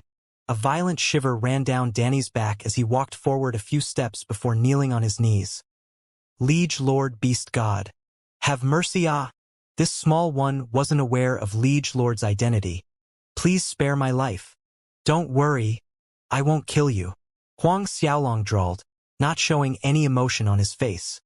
Upon returning to the snake tribe, enter the 1,000 snake cave. Come out after you've been bitten 10,000 times. The words Danny spurted after leaving that night. Huang Xiaolong heard every word clearly with his spiritual sense. Danny turned deathly pale, yet he dared not raise the slightest objection, kowtowing in gratitude toward Huang Xiaolong for sparing his life. Subsequently, Huang Xiaolong held a small discussion on the spot, re-establishing certain rules as well as assigning some tasks to the many beastmen patriarchs. Several hours later, Huang Xiaolong excused all the tribes back to their territories. One of the tasks Huang Xiaolong gave them was to spread the word of what took place in the beastmen tribe's congregation to the outside. Huang Xiaolong would hang Li Molan and all the deities' Templar experts' heads upon the sacred Tiger City's gates. He was curious to see if the deities' Templar would be sending people to come collect their heads. If they dared not, then deities' Templar would be reduced to nothing but martial spirit world's biggest laughingstock. If deities' Templar really sent someone over to collect those heads, Huang Xiaolong sneered, he would make sure that the heads of the people that came would decorate the sacred Tiger City walls together. Huang Xiaolong returned to the sacred Tiger City with the group of Tiger Tribe experts, bringing the heads with him. As for the rumored beast god heritage within the beast god shrine, Huang Xiaolong planned to return after refining the primordial divine dragons with the dragon god grass he had. After all, he was now the beast god that united the beastmen tribes and could enter the beast god shrine anytime. While Huang Xiaolong and the Tiger Tribe experts were back in the sacred Tiger City, hanging the heads along the city walls, the whole martial spirit world was driven into a furor. What? The beast god scepter has resurfaced. Huang Xiaolong has the beast god scepter and became the beastmen tribe's beast god. Huang Xiaolong is reigning over the beastmen tribes. Deities Templars Li Molan and more than 60 experts were all killed by Huang Xiaolong. Their heads are hanging on top of the sacred Tiger City walls at this very moment. Akin to an enormous meteor crashing into its soil, the whole martial spirit world was shaken. Forces big and small found it hard to believe it. They were shocked and dumbfounded by the news. Trepidation gradually spread among the experts and disciples of Cosmos God cult. Every family and forces that was at odds with Huang Xiaolong fell into a foreboding doom. When Zhao Shu, Zhang Fu, and the Azura's Gate experts and disciples heard the news, excited cheers sounded in every corner of the Azura's Gate, brimming with anticipation. On the snow-wind continent, within the palace walls of the blessed Buddha Empire, Shi Fantian's hearty laughter echoed through the corridors hearing the news. I didn't expect, that junior brother got the beast god scepter, uniting the beastmen tribes. The next time I see junior brother, it seems I also need to greet him respectfully as Lord Beast God. How powerful the united beastmen tribes were, anyone could imagine it even using their toes. Without a doubt, in the martial spirit world, they were the strongest force. In front of the united beastmen tribes, the Cosmos God cult was nothing but a smelly fart. Shi Xiaofei was cultivating in her yard when her maid Xiao ran in flushed with giddy excitement. Baffled why Xiao was acting this way, before Shi Xiaofei could ask, Xiao blurted out, Princess, young noble Huang. He's now the beastmen tribe's beast god. Beast god. Shi Xiaofei's big eyes widened. The astonished expression on her face remained for a long time. Somewhere near the Dead Sea Gorge, on the deity's Templar's unique floating island, the temple preceptor, Yingtian, sat enshrouded in a rolling black mist that actually blurred the lines of space, as if his entire being integrated with the surrounding space. Below the dais, many deities' Templar experts were kneeling, too scared to move an inch, afraid that their breathing was too loud. A heavy silence submerged the hall, and only the occasional dita noise of sweat falling to the floor can be heard. In the dead quiet hall, a low laughter suddenly sounded from within the black mist. Yingtian's low laughter grew louder, veering toward manic, harsh to the ears. Every note hammered at the hearts of those kneeling deities' Templar experts. Those familiar with temple preceptor Yingtian knew that at this moment, he was beyond enraged. More than 60 Saint Realm experts. Furthermore, the majority of them were high-level Saint Realm experts. All dead. Even for a hegemony force like Deity's Templar, a huge loss like this hurt to the bones. On top of everything, that Li Molan and 60 other heads were still hanging above the sacred Tiger City's gates. Should he or should he not send people to collect them? The whole martial spirit world was looking at Deity's Templar like a joke. The experts in the hall lowered their heads even further, not daring to lift them. A while later, Ingtion's laughter stopped as abruptly as it started, looking coldly at the group of people below him. "Who's going to the sacred Tiger City?" Ingtion spoke. No one made a move, no one said anything. A malevolent black light burst in Ingtion's eyes. Intense murderous aura turned the hall's atmosphere into a sinking dead swamp. The trembling figures of the experts kneeling before become even more visible. Just when those experts felt death inching closer, the suffocating killing intent vanished as if it was never there. "All of you leave," Ingtion spoke, his voice laced with a trace of coldness, helplessness, anger, and venomous hate. The experts swiftly complied and fled the hall. Once outside, each of them was washed with feelings of survival. When all the experts had left, a figure walked out from the back of the hall, Li Lu. "You make a trip to Starcloud Continent," Ingtion said. A sharp light glinted in his eyes. "Yes." Li Lu complied respectfully and retreated from the hall. 1 month passed by in a blink. In the end, Deity's Templar did not send anyone to retrieve the heads hanging above the city wall, turning Deity's Templar into an after-dinner joke. After the Beast God Shrine battle, Deity's Templar's prestigious reputation was shattered. Even the forces and families in small kingdoms like the Luotong Kingdom that submitted under Deity's Templar rebelled one by one. Submit to Deity's Templar meant offending Huang Xiaolong, who, at this time in the whole martial spirit world dared to offend Huang Xiaolong. This 1 month, Huang Xiaolong waited in the sacred Tiger City, practicing the godly Shumi art, Azura tactics, body metamorpho scripture, Azura sword skill, absolute soul finger, Azura demon claw and others, going through all of his battle skills. That time in the ancient dragon clan ruins, the beastmen tribes managed to snatch 2 primordial divine dragon corpses, both falling into the hands of the lion tribe, which explained why the lion tribe's young patriarch Jesse was searching for dragon god grass in the poisoned dragon valley. With him holding the helm, the lion tribe obediently offered up both primordial divine dragon corpses with smiling faces. After refining 4 primordial divine dragons, Huang Xiaolong had 9 left. Adding 2 more brought it up to 11. 11 primordial divine dragons. If he could find enough dragon god grass, it could definitely help Huang Xiaolong break through to 10th Order Saint Realm, even reaching peak late 10th Order Saint Realm. Not to mention, the addition of 2 more primordial divine dragons would elevate his self-created skill to 15 moves of the dragon god. Studying the additional primordial divine dragons for 1 month enabled Huang Xiaolong to gain new insights, smoothly incorporating them into the 13 moves of the dragon god. 1 month passed, yet Deity's Templar did not send anyone to collect Li Molan and the others' heads. Bored, Huang Xiaolong didn't bother to wait anymore. All the heads turned into more nourishment for the poison corpse scarabs. Reminding the Tiger Tribe Patriarch Chuck to keep an eye on Deity's Templar's movements, Huang Xiaolong began his closed-door practice. This time, Huang Xiaolong decided to refine the Earth Dragon, originally Wind Dragon, Wood Dragon, the 5-clawed Golden Dragon, as well as the Buddha Dragon. Prior to this, Huang Xiaolong had refined the Water Dragon and Fire Dragon. Adding the Earth Dragon, Wood Dragon, and the 5-clawed Dragon, his 5 elements could be considered complete. Comprehending the 5 elements was essential to enhancing his strength to another level. Huang Xiaolong's godly Shumi art was by origin a Buddhist world battle skill. Refining the Buddha Dragon would bring unimaginable benefits in this aspect. The first one would be the Earth Dragon. The passage of time flowed and 1 year went by.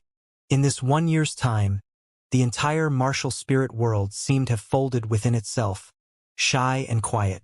Since the Beast God Shrine battle, Deity's Templar became the total opposite of its previous flamboyant self.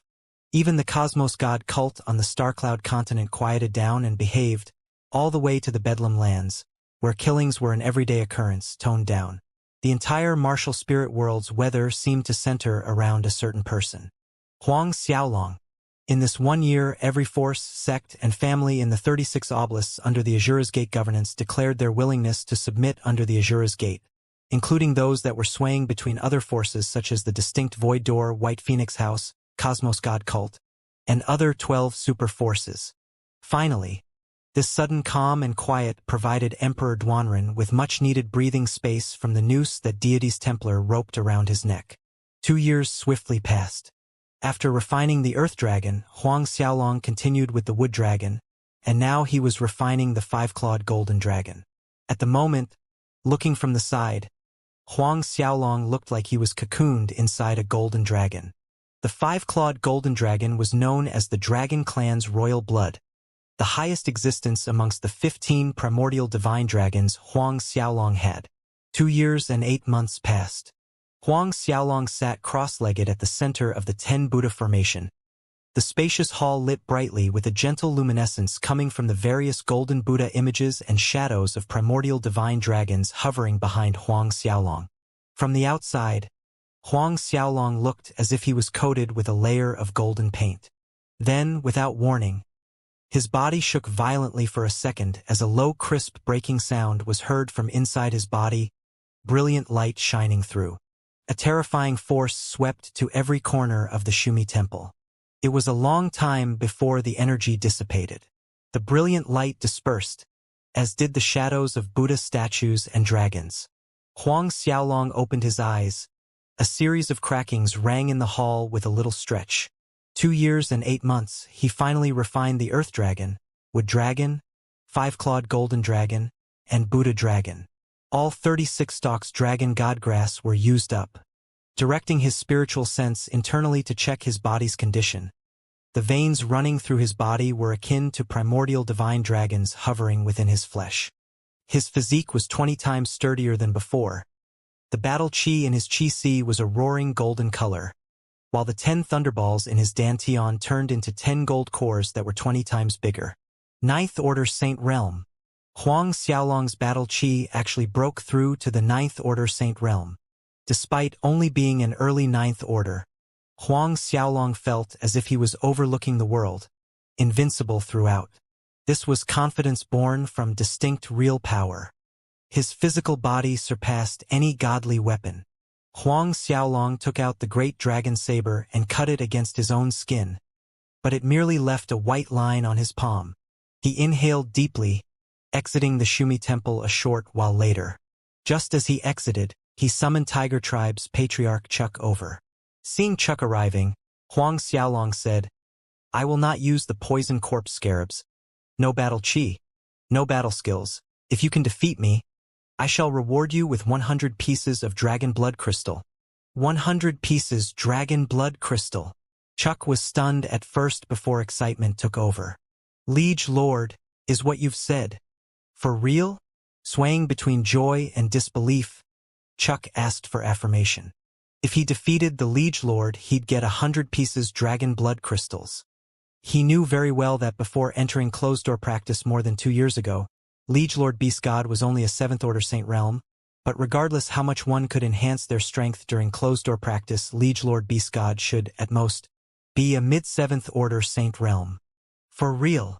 Huang Xiaolong replied with a serious face. Moments later, both appeared above a peak in a mountain range several hundred li outside of Sacred Tiger City. 2 figures stood on opposite sides in silence. Huang Xiaolong made the first move. Both hands formed into claws as he flew toward Chuck. In that instant, the 5 elements power, water, fire, earth, wood, and metal erupted like a volcano. Violent tremors shook the mountain range below, as if the entire mountain was about to crumble into dust under Huang Xiaolong's hand. Chuck was genuinely alarmed by Huang Xiaolong's momentum, quickly countering with a sacred tiger fist. The tempestuous collision was ear-splitting. Scary shockwaves blasted outward onto the boulders and cliffs, pulverizing everything into dust. After the impact, Huang Xiaolong and Chuck retreated back more than 100 meters from each other. In that one exchange, Chuck felt a numbing sensation on both hands.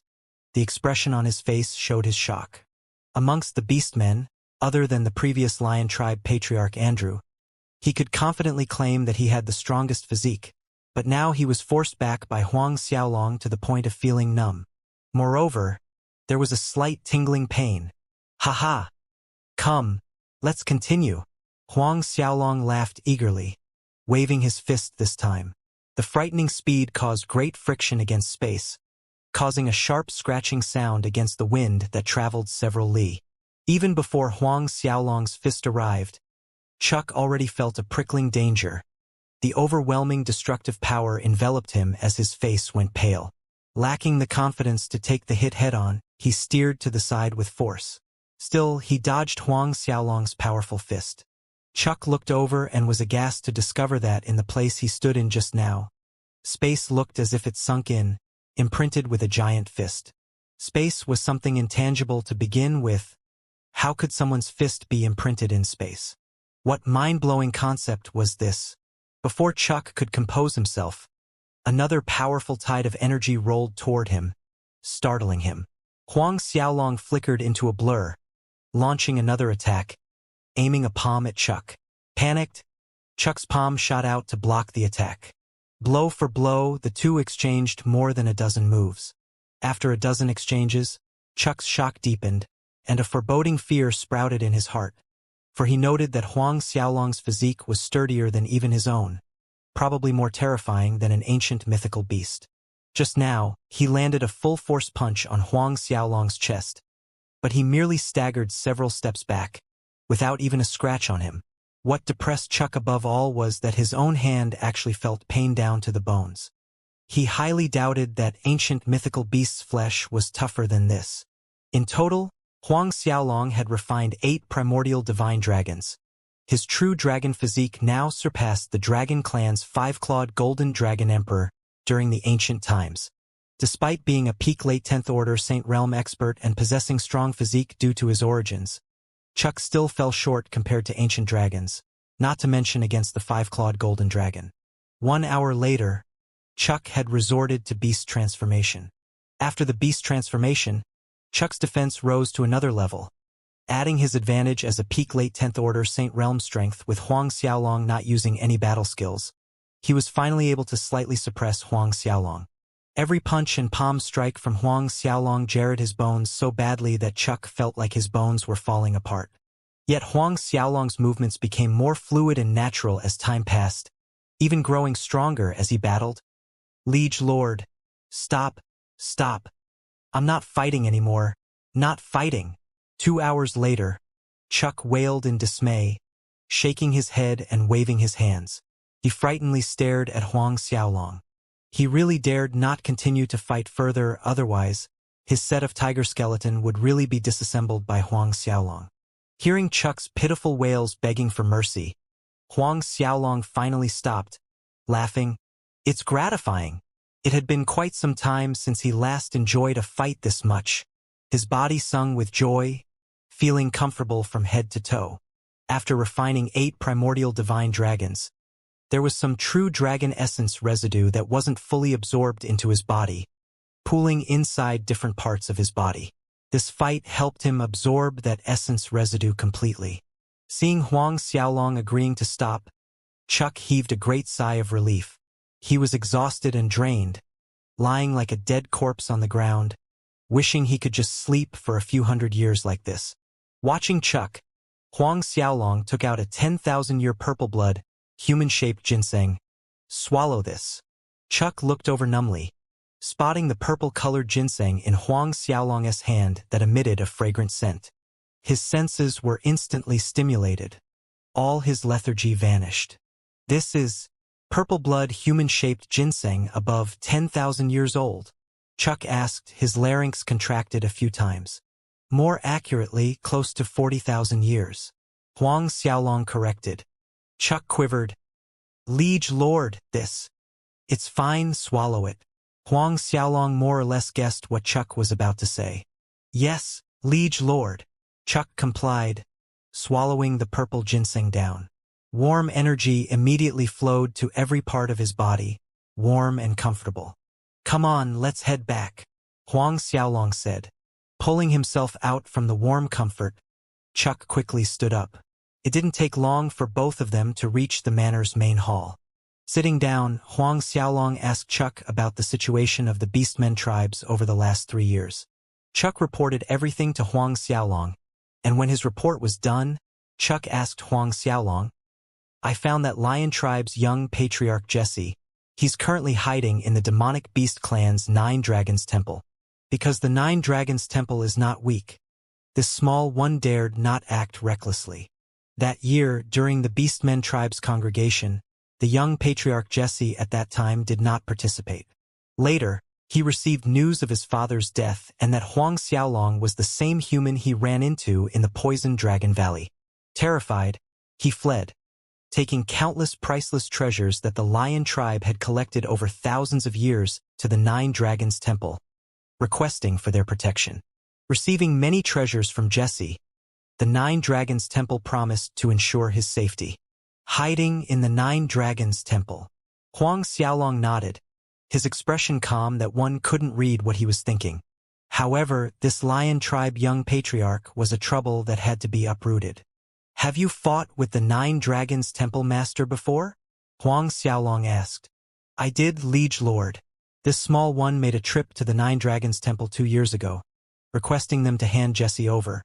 But the Temple Master said that Jesse is one of their hall masters, and even if Liege Lord went, they wouldn't hand Jesse over," Chuck reported. "Oh, is that so? Since they said so, then he would personally make a trip to this Nine Dragons Temple."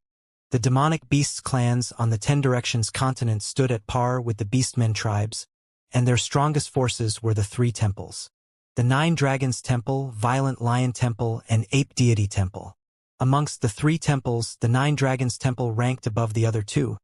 It was the leader of millions of demonic beasts, thus the arrogant attitude. "Any movements from the deity's Templar's side?" Huang Xiaolong asked another question. "There have been no actions from the deity's Templar side in the recent 3 years," Chuck added respectfully. But the Elf Queen suddenly extended an open invitation to all forces experts to their elf race's holy land. "Oh, do you know why?" His curiosity was aroused. "Rumors say that it is related to the elf race's sacred tree. A problem occurred with the Tree of Life, that it started to wither, and whoever can heal the Tree of Life, the Elf Queen has promised 10 life crystals as reward." Chuck elaborated respectfully. 10 life crystals. Huang Xiaolong was astounded. He knew very well how valuable life crystals were. On some occasions, something called life dew would form on the surface of the Tree of Life's vibrant leaves, and as time passed, life dew drops pooled together, forming a fountain of life. Every 1,000 years, the fountain of life would produce 1 life crystals. This life crystal contained nature's purest water element life energy. Any average mortal that was fortunate enough to take a life crystal could drastically improve their body's vitality. Even if the person was 100 years old and only had 1 breath remain. Swallowing 1 life crystal could extend his life for a few more years. Whereas for cultivators, other than improving the vitality in their bodies, it could also enhance one's cultivation. Even in the eyes of a peak late 10th Order Saint Realm experts, it was a rare treasure. "I'll make a trip to the elf forest later," Huang Xiaolong said after contemplating the matter. "Liege Lord wants to go?" Chuck was surprised with Huang Xiaolong's unexpected decision, saying, "From the message I received, many experts already tried, yet no one has been able to cure the Tree of Life. I'm just going to take a look. Curing or not is irrelevant." Subsequently, Huang Xiaolong asked about the Cosmos God cult and the Azura's Gate situation. By the time Chuck was excused, several hours had passed. After Chuck left, Huang Xiaolong's figure blurred, leaving the sacred Tiger City like a whistling wind, heading towards the Elf Forest's direction. Heading to the Elf Forest, Huang Xiaolong did not plan to take any Beastmen experts with him, journeying alone. 1 day later, Huang Xiaolong reached the 100 Tiger City. However, he did not stop, speeding past the city and arriving at the Roaming Souls Grove several hours later, deep in the night. Gusts of freezing wind blew out non-stop from the eerie dark grove. The temperature dropped inhumanely cold, with greenish snow drifting to the ground. In fact, Huang Xiaolong was curious how this colding energy inside the Roaming Souls Grove came to be. When night fell, even a high-level Saint Realm expert would think twice about making their way through the grove, Nonetheless, Huang Xiaolong's courage was bigger than most. He flew straight into the curtain of falling green snow, entering the roaming soul's grove in the deep of the night. He flew on without reducing his speed. He quickly noticed that the green snowflakes formed from coldine energy actually stuck to his skin. Moreover, once stuck, it was quite the trouble to shake them off, and as those green snowflakes gathered more and more, the coldine energy seeped into his body, accumulating faster as time wore on to corrode even a Saint Realm expert's vitality. Then again, although the green snow may threaten other Saint Realm experts, it wasn't an issue for Huang Xiaolong at all. Gathering the true essence energy in his dantian, true essence fire appeared above his skin, and the green snowflakes were immediately turned into mist. On the way, all he wandering malevolent souls he came across were dealt with in one stroke. 3 hours later, Huang Xiaolong exited the Roaming Souls Grove. Passing through the Roaming Souls Grove, Huang Xiaolong reached the Stellar Thunder Canyon. Unfortunately, history had a habit of repeating itself. The clear night sky turned turbulent a short while after he entered the canyon. Fierce wind started howling and ribbons of lightning illuminated the dark sky as they struck down. Huang Xiaolong was dumbfounded staring at the sky. Was the lightning in the Stellar Thunder Canyon specifically against him? Last time, the sky was clear for 1,000 li, and this time it was the same, yet the weather acted up almost immediately after he entered the canyon. Out of nowhere, a streak of lightning bolted down directly at him, as if he was targeted. Huang Xiaolong did not dodge. Neither did he counter or defend. Instead, he allowed the lightning to fall on him. Nice! Huang Xiaolong exclaimed as a numbing sensation spread over his body. The last time he passed through Stellar Thunder Canyon, this lightning was capable of injuring him. But this time, being zapped felt more like a comfortable massage. Since there was a free nature massage, Huang Xiaolong wouldn't decline it. He chose to fly straight up into the dark clouds filled with brewing lightning, shuttling through them, letting the snakes of lightning hit his body, faster, fiercer, and more brutal. The numbing sensation grew more intense, and he actually felt like laughing out loud while being bombarded by the lightning. Because sometimes the lightning would hit more sensitive areas, such as his nipples or his lower part. When the lightning brushed his lower part, the ticklish feeling made him want to laugh. Of course, if others found out that it merely gave Huang Xiaolong a tickle when such lightning struck his lower part, it would probably frighten them to their deaths. No high-level Saint Realm experts dared to expose themselves to the terrifying lightning in Stellar Thunder Canyon. The stalwart prowess of his lower part was beyond imagination. Huang Xiaolong stayed about an hour in the Stellar Thunder Canyon. Seeing that the clouds and lightning showed no signs of dissipating, having enjoyed enough of nature's massage, he flew out from the canyon. A short while later, he reached the dwarves' dwarven city. The hustle and bustle scenes of the city were similar to the last time he was here. Brother Huang. Not long after entering Dwarven City, as he was strolling in the streets, a voice sounded behind him. Turning around to look, it was the young dwarf he met the last he hear, Eric. Although 3 years had passed, Eric recognized Huang Xiaolong in a single glance. Brother Huang, it's really you. Eric was delighted seeing Huang Xiaolong, and it showed on his face akin to a reunion of old friends. He reached Huang Xiaolong's side in a few quick steps, patting Huang Xiaolong on the shoulder. But, with Eric's stature of little more than a meter, even extending his arm, he merely reached Huang Xiaolong's upper arm. Seeing who it was, Huang Xiaolong flashed a wide smile. I'm just passing through the Dwarven City. I didn't expect to run into you, Eric. Eric and he were on the same wavelength.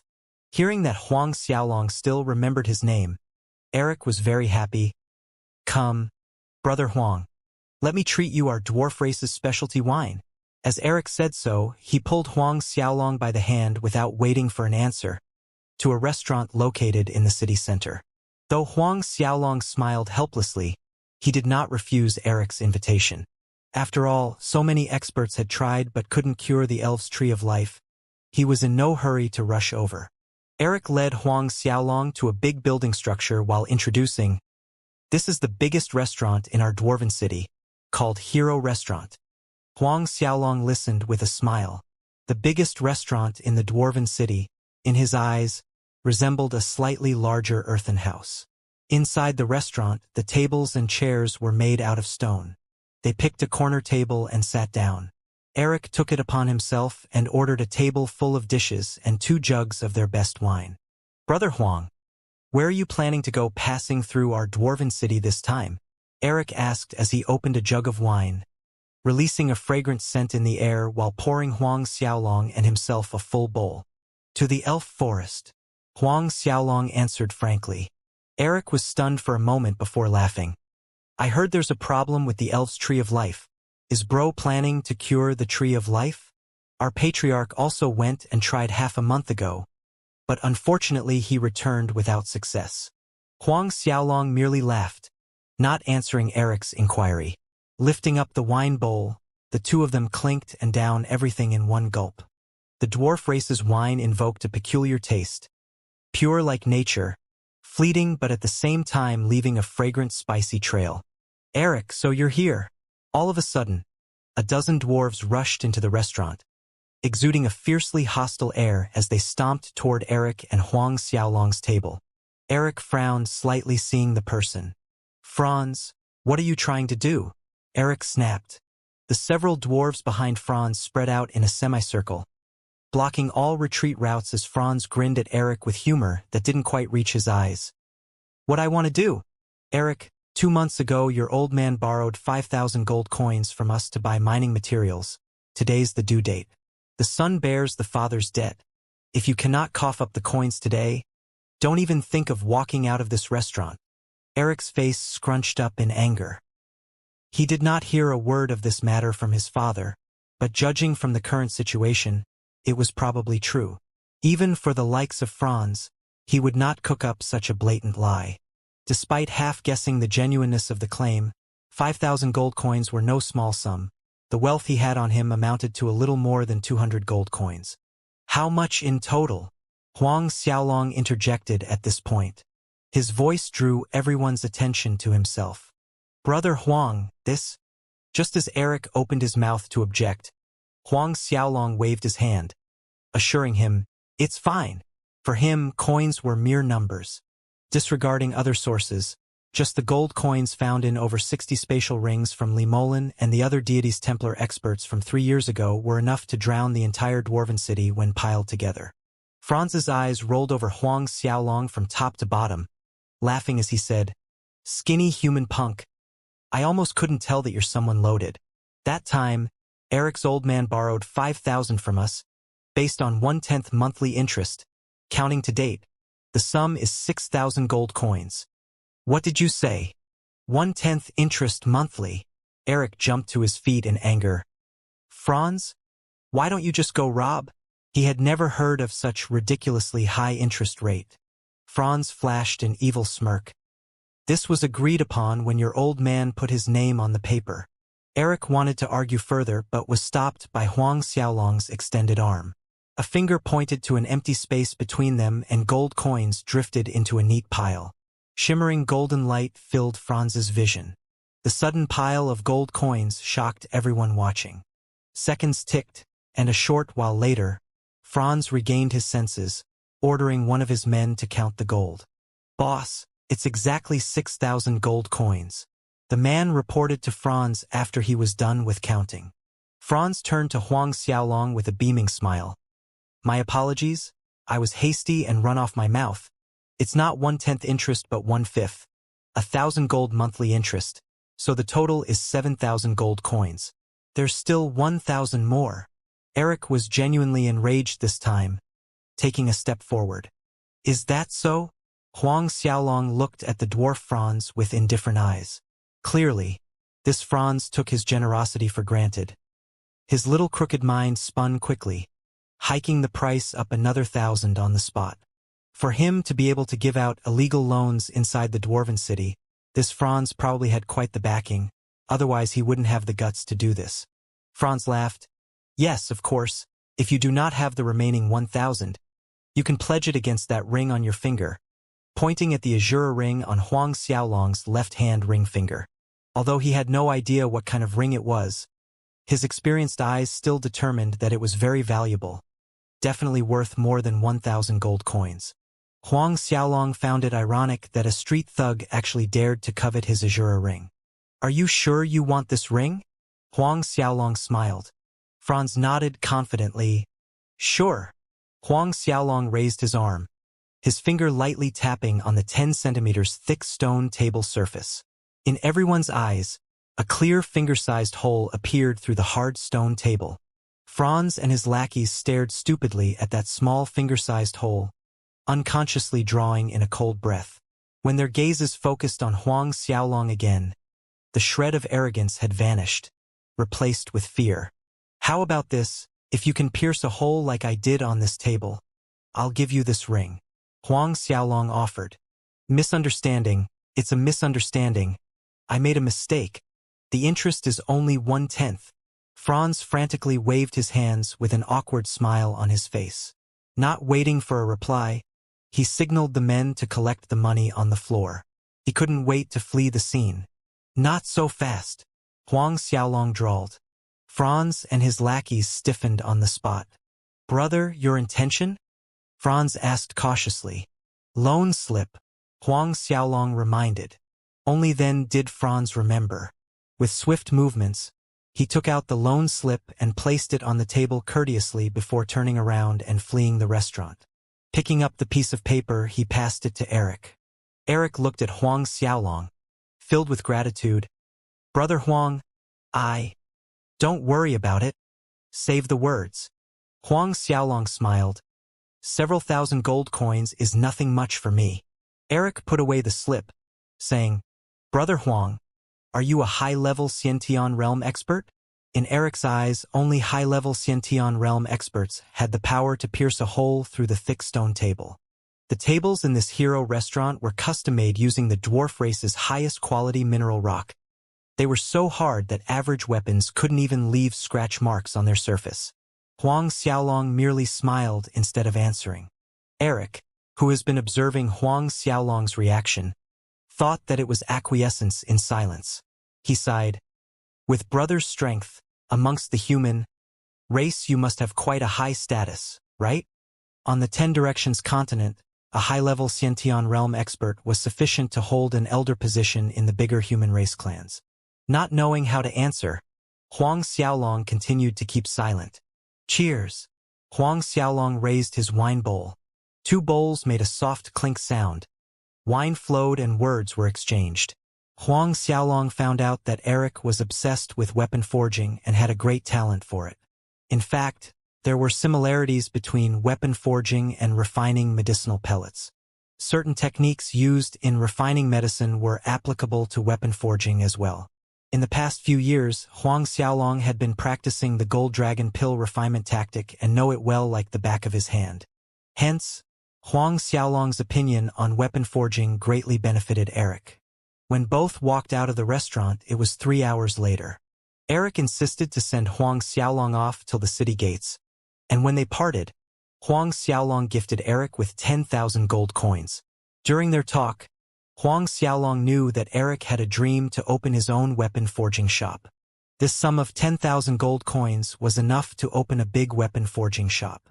Eric refused to take it at first, but in the end, he kept it, promising Huang Xiaolong that he would return this 10,000 gold coins and the previous 6,000 once his business took off.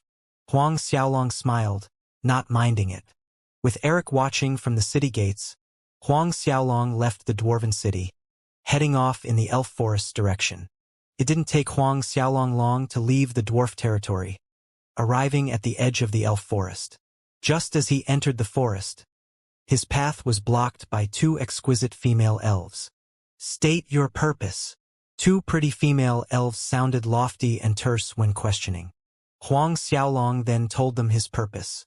The 2 pretty female elves gave Huang Xiaolong a look over with slight contempt. One of them spoke. "Nowadays, all kinds of wild cats and stray dogs can use healing our tree of life as an excuse to enter the elf forest while harboring ill intent in their hearts. Forget it. The queen has ordered. Anyone who comes to heal the tree of life must be treated with courtesy." The other one said, turning to Huang Xiaolong, "Follow us, don't get lost." The elf race had always carried a hostile attitude toward humans. Seeing that Huang Xiaolong was of the human race, neither of them bothered to show basic courtesy. The truth was, there had been many who claimed to came to heal the Tree of Life, yet upon entering their holy land, countless attempts were made to steal the life water from the fountain of life. Although life water couldn't compare to life crystals, it was still a priceless treasure nevertheless. A tiny frown etched on Huang Xiaolong's brows at both female elves' attitude. However, he did not say anything. Half an hour later, the two female elves led Huang Xiaolong to a cluster of bamboo huts. One of them pointed to one of the small bamboo huts, saying, "You stay there. Tomorrow someone will come guide you into the Holy Land. I hope you don't run around when healing the Tree of Life. If anything unfortunate happened, don't blame us." Finishing their words, both elves turned their backs and left, no longer bothering themselves with the human. Huang Xiaolong looked at the cluster of temporarily erected bamboo huts. The small bamboo hut assigned to him was about 5 to 6 square meters. This obvious bias treatment was proof that they took him as someone who came to Elf Forest to play, or someone harboring other intentions. If the person was someone of status and identity, their treatment would be different. At the very least, they wouldn't be living here. "This brother, what's your name?" Just as the two female elves left, a voice sounded behind Huang Xiaolong. Turning around, Huang Xiaolong was surprised, for the person greeting him was a young man. He didn't expect to meet another human here. "My surname is Huang," Huang Xiaolong casually replied, then walked into his little bamboo hut. That young man followed Huang Xiaolong into his bamboo hut, a grin on his face.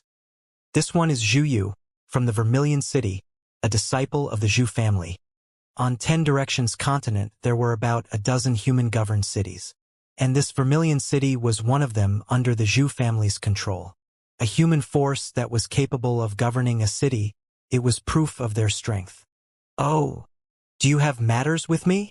Huang Xiaolong remained indifferent after Zhu Yu's introduction. Instead, it was Zhu Yu who was taken aback, not expecting the other side to show indifference upon hearing of his background. Nothing special. I merely wanted to befriend this brother. If you are free this evening, we could go take a look around outside together." Zhu Yu added with a smile. "Apart from me, there's the Sun family's Sun Hong and the Qiu family's Qiu Xianxia." The Sun and Qiu families were considered forces of equivalent status as Zhu family. "Not interested," came Huang Xiaolong's blunt reply. He understood the underlying meaning of the other side's look around. His place was the elf forest. Taking a look around was proof of hidden intentions. Not to mention, they were strangers. An open invitation on a first meeting to join them should be treated warily. In such situations, these people most likely were just looking for a scapegoat to carry the black pot for them if anything happened. Zhu Yu's face didn't look that good at Huang Xiaolong's blunt refusal. "Since it's like that, I shall not bother this brother. If brother visits Vermilion City in the future, I definitely will show brother a host's hospitality." Throwing an ill-disguised threat, Zhu Yu flicked his sleeves and stormed out of the bamboo hut. "Wait!" Huang Xiaolong suddenly said. Zhu Yu made an agile turn, a bright smile on his face. "Did brother have a change of mind?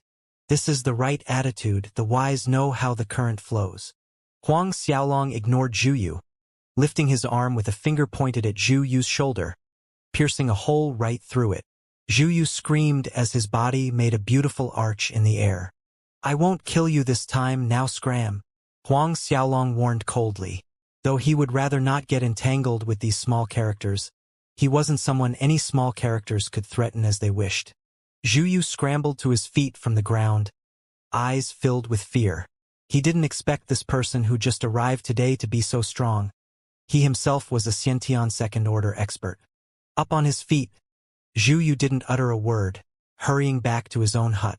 When Huang Xiaolong couldn't see him anymore, viciousness flashed in his eyes, vowing inwardly, "Punk! Pray you don't ever show up in my Vermilion City."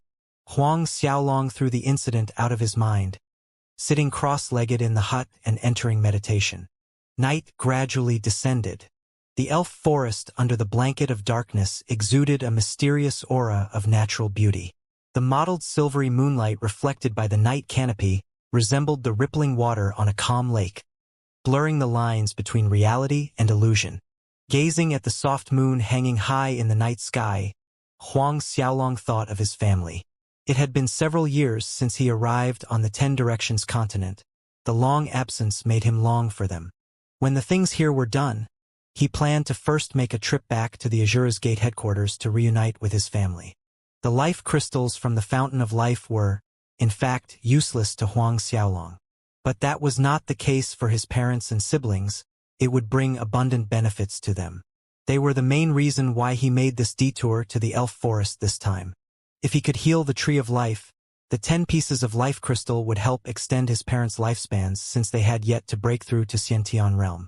His main concern was to find ways that would extend his parents' lives until he broke through to peak late 10th Order God realm, forming the Godhead. Hopefully, at that time, he would have a way to help his parents break through to Xiantian realm. Huang Xiaolong spread out his spiritual sense.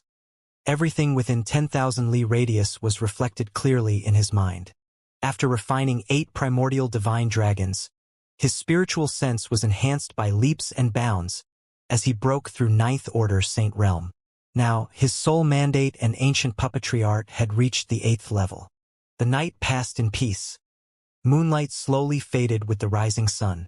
Brilliant morning sunlight shone down on the elf forest, exuding a vivid aura of vitality. The refreshing fresh air made one feel alive.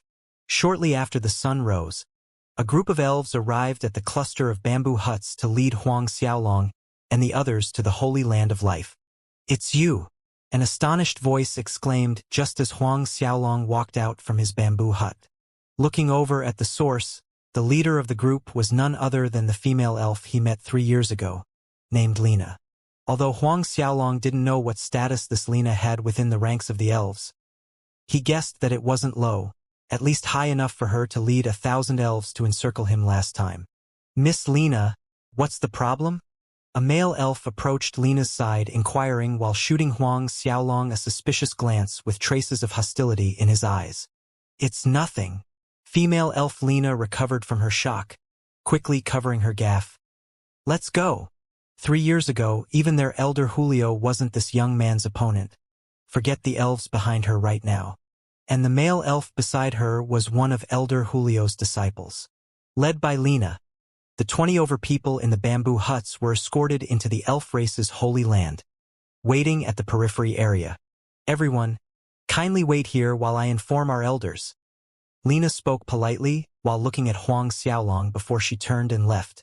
A trace of doubt flickered in that elder Julio's disciple's eyes, noticing Lina's strange action. He shot a sideways glance at Huang Xiaolong, wondering why their captain was so polite to this group of people.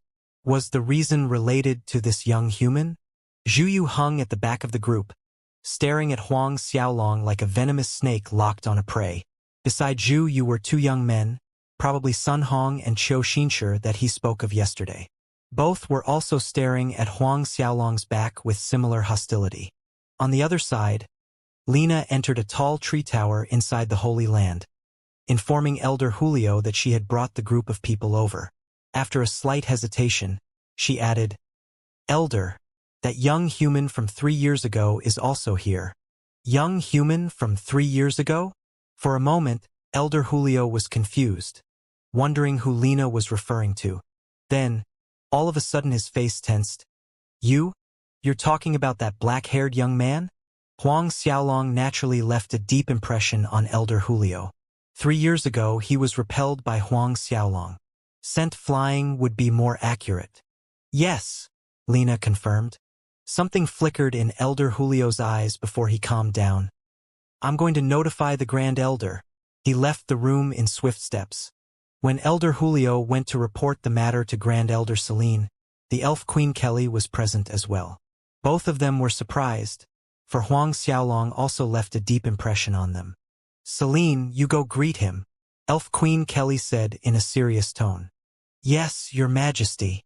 Grand Elder Celine complied, leaving with Elder Julio to receive Huang Xiaolong together with Lina. Coming out with another group of elves in tow, the Grand Elder spotted Huang Xiaolong amongst the waiting group and walked straight toward him. The surrounding elves were stunned seeing their grand elder present, each quickly kneeling down in salute. Zhu Yu and the others waiting were also shocked. Even if their family's patriarchs were here in person, the elves' grand elder Selene wouldn't come to welcome them unless it was the human kings, Thunder Human King and Ice Human King. Before everyone's eyes, Grand Elder Selene stopped in front of Huang Xiaolong, smiling as she said, "I didn't imagine that young noble would visit the elf forest again. We were lacking in our hospitality. We hope that young noble won't put it to heart." The two female elves that led Huang Xiaolong to the bamboo huts watched with mouths agape.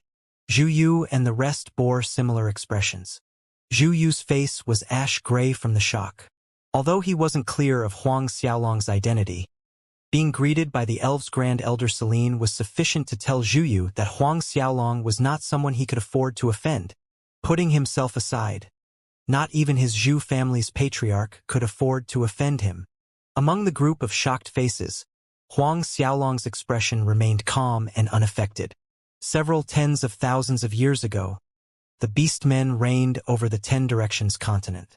All other races, from demonic beasts, elves, dwarves, golden giants to the skeleton tribes were vassals, submitted under the beast god.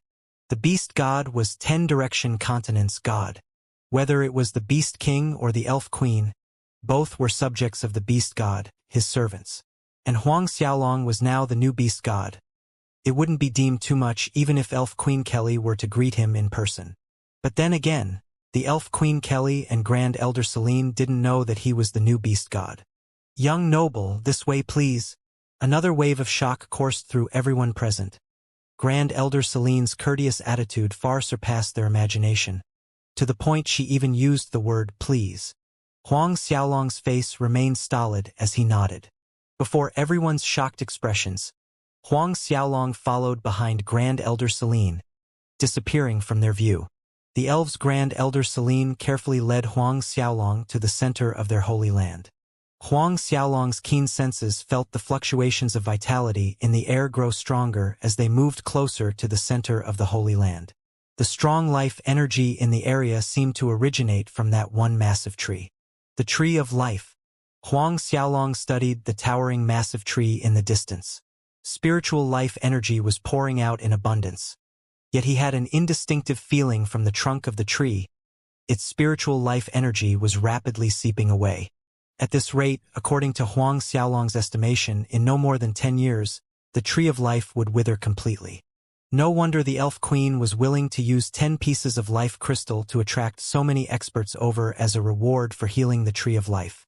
Not far from the Tree of Life there was a hall. At this time, 6 people were sitting on the stage in the hall. Judging from the looks of it, all 6 were the elves' honored guests. All 6 exuded the strong aura of Saint Realm experts. Huang Xiaolong swept across these 6 people's faces. 2 of them belonged to the demonic beasts clan, 1 from the golden giant race, someone from the green demon tribe, and the remaining 2 were experts from the sea tribe with an air of nobility around them. On 10 Directions continent, other than the beastmen tribes and demonic beasts clan, the other strong force was the sea tribe. When they saw Grand Elder Selene lead Huang Xiaolong toward the hall, all 6 of them couldn't help looking at Huang Xiaolong, each showing a different expression. Grand Elder Selene escorted Huang Xiaolong to a seat on the left side. However, just as Huang Xiaolong was about to sit, a voice sounded, "Kiddo, who are you? What's your identity and background? Do you think you're qualified to sit with us here?" Huang Xiaolong glanced at the person who spoke.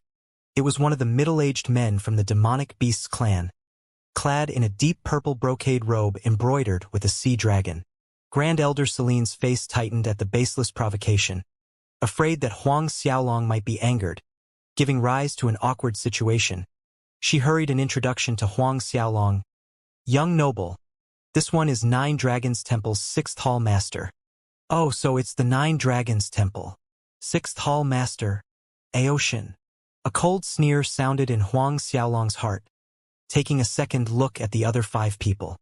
Although these 5 people did not say anything, the look in their eyes spoke volumes of disdain and scorn. Clearly, these 5 people held a similar opinion as Aoshin that a young man of the human race was not qualified to be seated with them. So, It's a little worm from the Nine Dragons Temple, Huang Xiaolong retorted, sneering at Aoshin. The Nine Dragons Temple's 9 hall masters were originally sea dragons.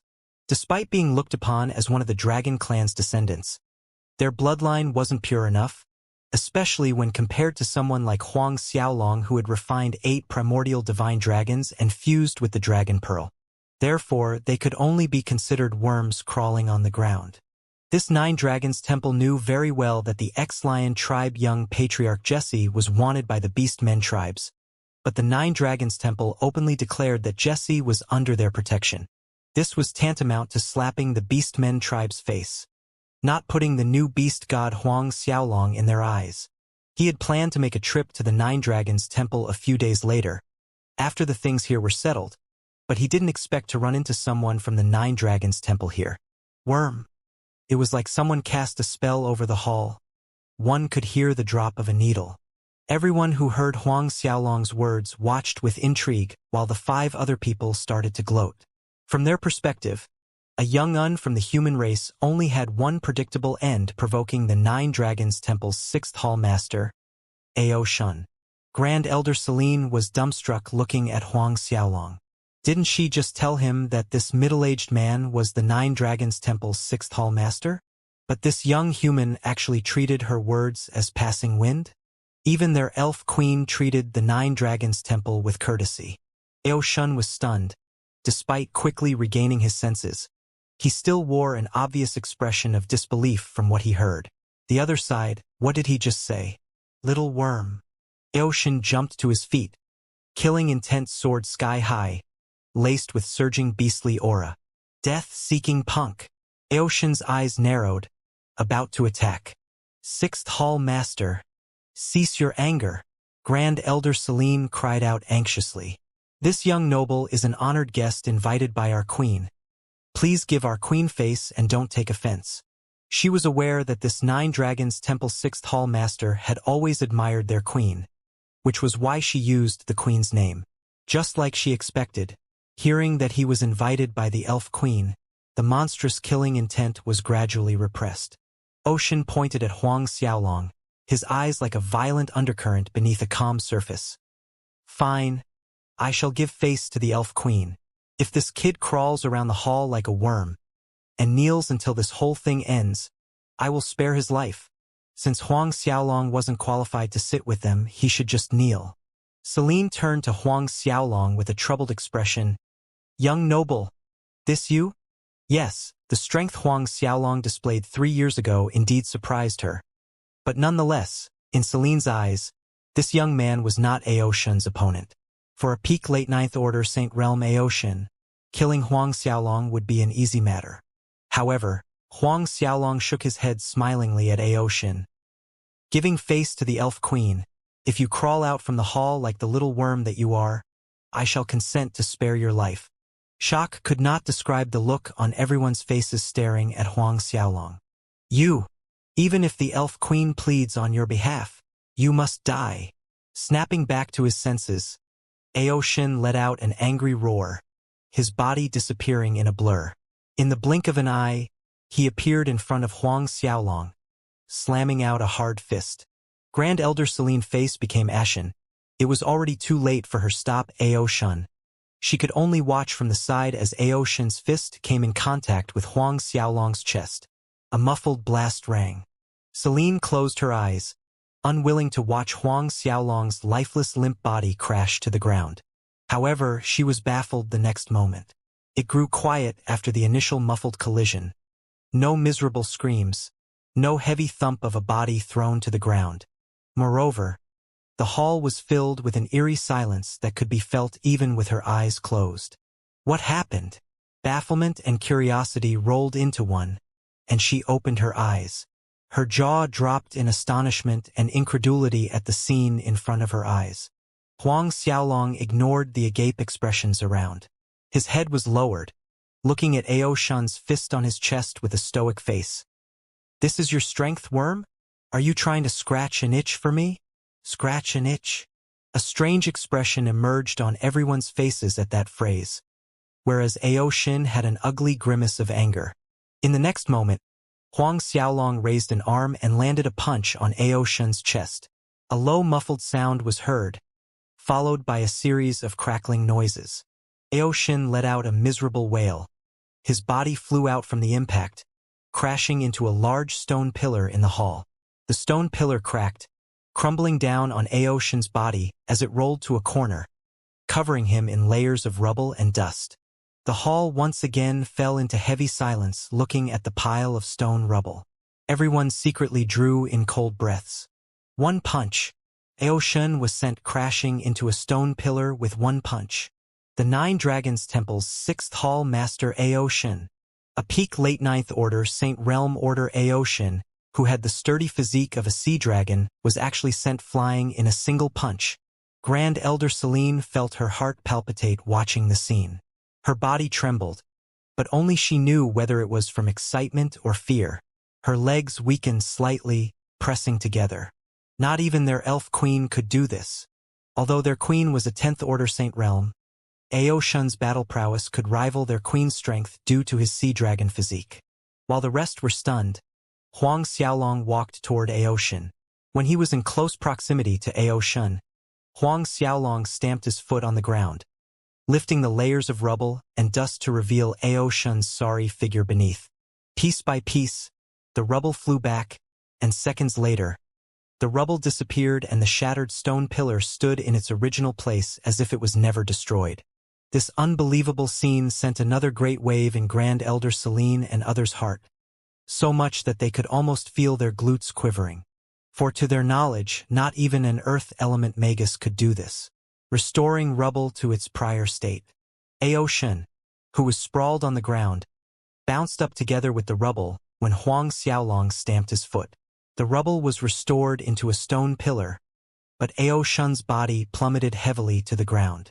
Ao Shun let out another pitiful scream. "Are you dead? If you aren't dead yet, then roll over here." Huang Xiaolong glared at the lump on the floor. His cold voice commanded. Ao Shun struggled up from the ground as fast as he could. Indescribable fear filled his eyes as he faced Huang Xiaolong. There was actually a human that possessed such perverse physique in this world. He had always been proud of his sea dragon body's defense. But today he found out that the physique he had always been proud of was nothing more than a paper tiger in front of this person. "Do you want to crawl out of this hall like the worm that you are? Or would you rather die now?" Huang Xiaolong generously provided options to Ao Shun. An ugly expression took over Ao Shun's face. Crawl out of the hall like a worm. He, the 6th Hall Master of the Nine Dragons Temple, was reduced to crawling out of this hall in such a humiliating manner.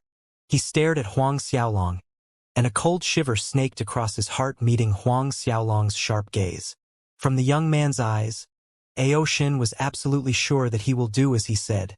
If he refused to crawl out of the hall, the young man would not hesitate at all to kill him. In front of the elf race's Grand Elder and the other experts, Ao Shun's knees buckled, lowering his body as he imitated a worm's movement and crawled out of the hall. The others merely watched in silence as Ao Shun of Nine Dragons Temple slowly made his way out of the hall like a worm. There was no surprise in their eyes. Only fear was present, fear of Huang Xiaolong. Ao Shun crossed the length inch by inch, foot by foot, feeling 1,000 times worse than having swords and blades slashing his body. When he made it out of the hall, he got to his feet. Enduring the humiliation, he faced Huang Xiaolong. "I want to know, who are you?" Knowing very well the anger, hate, and the killing intent that must be surging in Ao Shun's heart, Huang Xiaolong was unperturbed. "Who I am, you'll know very soon when I pay a visit to your Nine Dragons Temple in a couple of days." Ao Shun was stunned. He clearly did not expect this answer. "Good. Us 9 brothers will await this brother's arrival in the Nine Dragons Temple."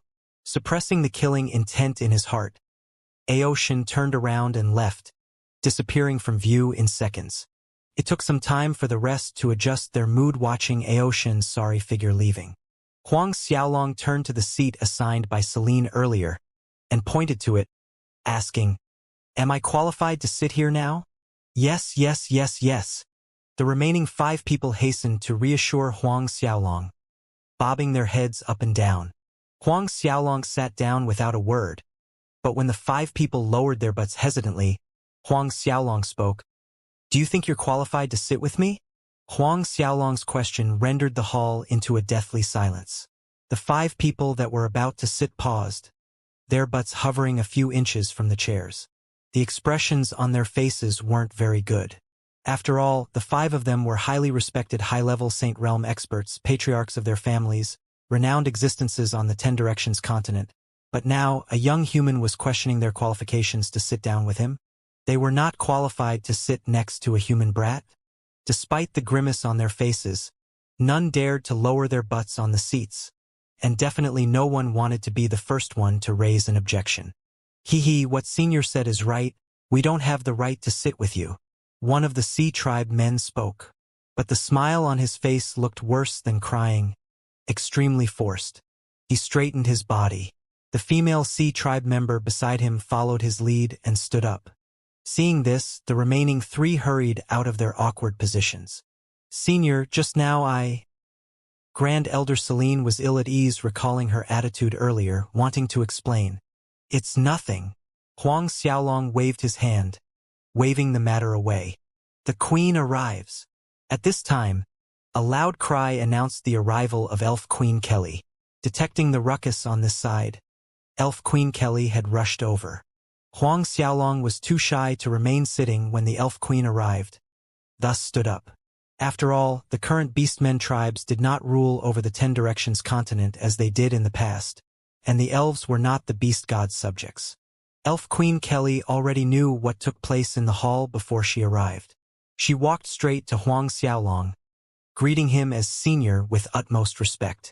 This was Huang Xiaolong's first time meeting the Elf Queen. Even he couldn't resist praising the Elf Queen's beauty inwardly, natural, noble, with a faint Mother Nature's smile hanging on her lips at all times. Unique, even comparable to Xiaofei. The atmosphere eased and everyone took a seat.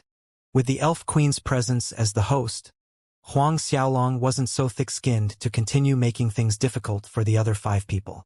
The Elf Queen greeted everyone with some perfunctory polite words before bringing up the matter of healing the Tree of Life, anxiety shadowing her brows. The 5 people shook their heads. They had seen the Tree of Life's condition, but none of them had a method to save the tree. Elf Queen Kelly was crestfallen with the disappointing conclusion. Let me have a try, Huang Xiaolong interjected. His words immediately drew everyone's attention. Without elaborating further, Huang Xiaolong stood up and walked over to the Tree of Life. Elf Queen Kelly, Grand Elder Celine, and the 5 people hurried behind Huang Xiaolong, exiting the hall. Standing in front of the Tree of Life, he slapped his palm onto the tree trunk. A boundless water element energy gathered in the air from all directions, whirling faster and faster. At one point, a pearl of ice blue liquid formed in the high sky. This is pure concentration of water element? Water essence? Elf Queen Kelly was overjoyed. Astonished faces stared at the small ice blue water pearl. The pure concentration of water element, water essence. In ancient times, only God Realm water element magi could grasp this power. Before the group of stunned Saint Realm experts, including the Elf Queen Kelly, numerous drops of water essence fell from high altitude. It was like a soft and light drizzle which roared into a monsoon rain a short moment later. Under the water essence's cleansing, the Tree of Life was provided with rejuvenating moisture. A soft halo shrouded the massive tree as its foliage, branches, and trunk reflected light like a crystal. The Elf Queen Kelly and the other experts were drenched in the water essence rain too as they stood close to the Tree of Life. To their joy, they noticed that under the water essence rain, the old scars on their skin actually started healing with a speed visible to the naked eye.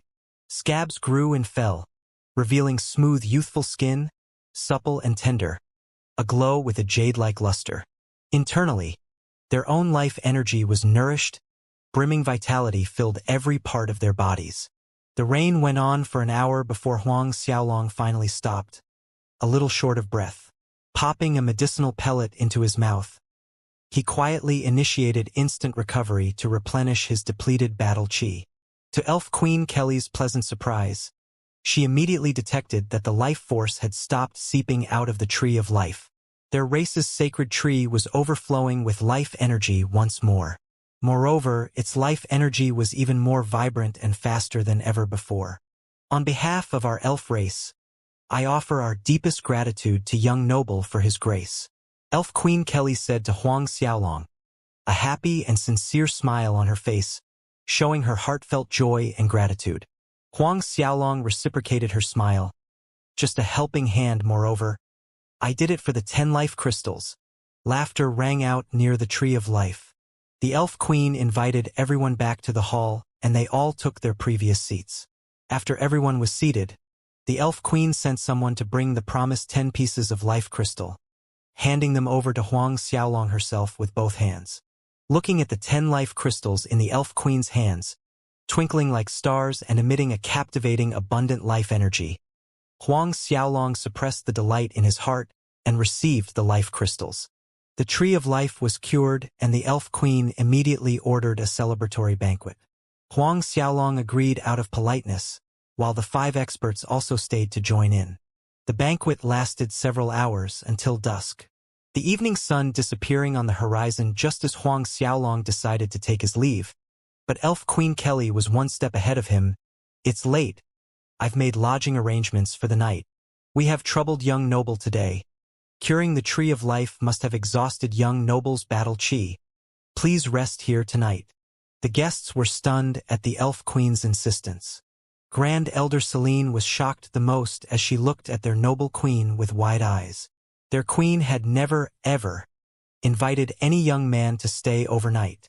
5 people shot envious looks in Huang Xiaolong's direction. How many experts on the 10 Directions continent admired the elf queen, but all failed to win the beauty's heart. One example was 9 Dragons Temple's Ao Shin. But now, the elf queen herself had spoken of her wishes for Huang Xiaolong to stay for the night. Anyone with a little bit brain could see that the elf queen held a favorable impression toward Huang Xiaolong. Huang Xiaolong had a stunned expression on his face as he looked at Elf Queen Kelly. 2 pairs of eyes met in midair, causing her heart to throb. Pardon me, I still have matters to attend to, and shall take my leave. Huang Xiaolong contemplated the invitation for a moment and refused decisively in the end. The hall floor was nearly carpeted with fallen eyeballs due to shock. Grand Elder Celine especially never imagined that Huang Xiaolong would decline their queen's invitation. Quickly concealing the disappointment in her eyes, Elf Queen Kelly braved a faint smile. Since it is so, I will send young noble out. The elf race will always welcome young noble to the elf forest. The elf queen could represent the entire elf race. Her open doors to Huang Xiaolong meant that the entire elf race's doors were open to him. The meaning of her words so clear that it triggered another bout of envious looks that bordered jealousy. At the end of the banquet, the other 5 guests bid their farewells and dispersed. Huang Xiaolong also bid his farewell, and the elf queen insisted to send him out. On the way out, neither of them spoke, which made the atmosphere weird and ambiguous. When both of them were out of the elf forest, Elf Queen Kelly finally spoke. Young noble, are you really going to the 9 Dragons Temple? Huang Xiaolong nodded. 9 Dragons Temple's Great Hall Master Ao Kuan is very strong, recognized as the strongest person on the 10 Directions continent. He's said to practice an ancient dragon clan battle skill, the dragon killing art. Be extra careful when you're facing him, Elf Queen Kelly advised. I know, Huang Xiaolong said. He vanished from view moments later under the blanket of darkness. Elf Queen Kelly stayed in the same spot for a long time before retrieving her gaze, returning to the elf forest behind. After leaving the elf forest, Huang Xiaolong made his way back to the sacred tiger city. In the Castellan manner, he refined 1 piece of life crystal. What disappointed Huang Xiaolong was the fact that his cultivation practically did not budge an inch after refining the life crystal. Although life crystals were rare treasures, to someone like Huang Xiaolong who had refined 8 primordial divine dragons, possessing a perverse physique like the true dragon physique, the effects were negligible.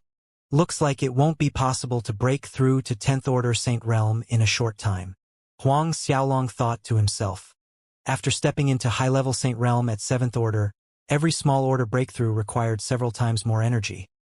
To break through to 10th Order Saint Realm from 9th Order where he was now, he'd probably need to refine 3 primordial divine dragons. Inexplicably, Huang Xiaolong thought of the Beast God Shrine. Huang Xiaolong decided to first stop by the Beast God Shrine before heading to Nine Dragons Temple to see if he could inherit the Beast God's heritage. Absorbing the Beast God's power would greatly increase his strength. He had confidence in his current strength, but he didn't have a full grasp of victory against Nine Dragons Temple's Great Hall Master Ao Kuan. After all, Ao Kuan was hailed as 10 Directions continent's strongest person. The next morning, Huang Xiaolong left Sacred Tiger City, making his second visit to the Beast God Shrine.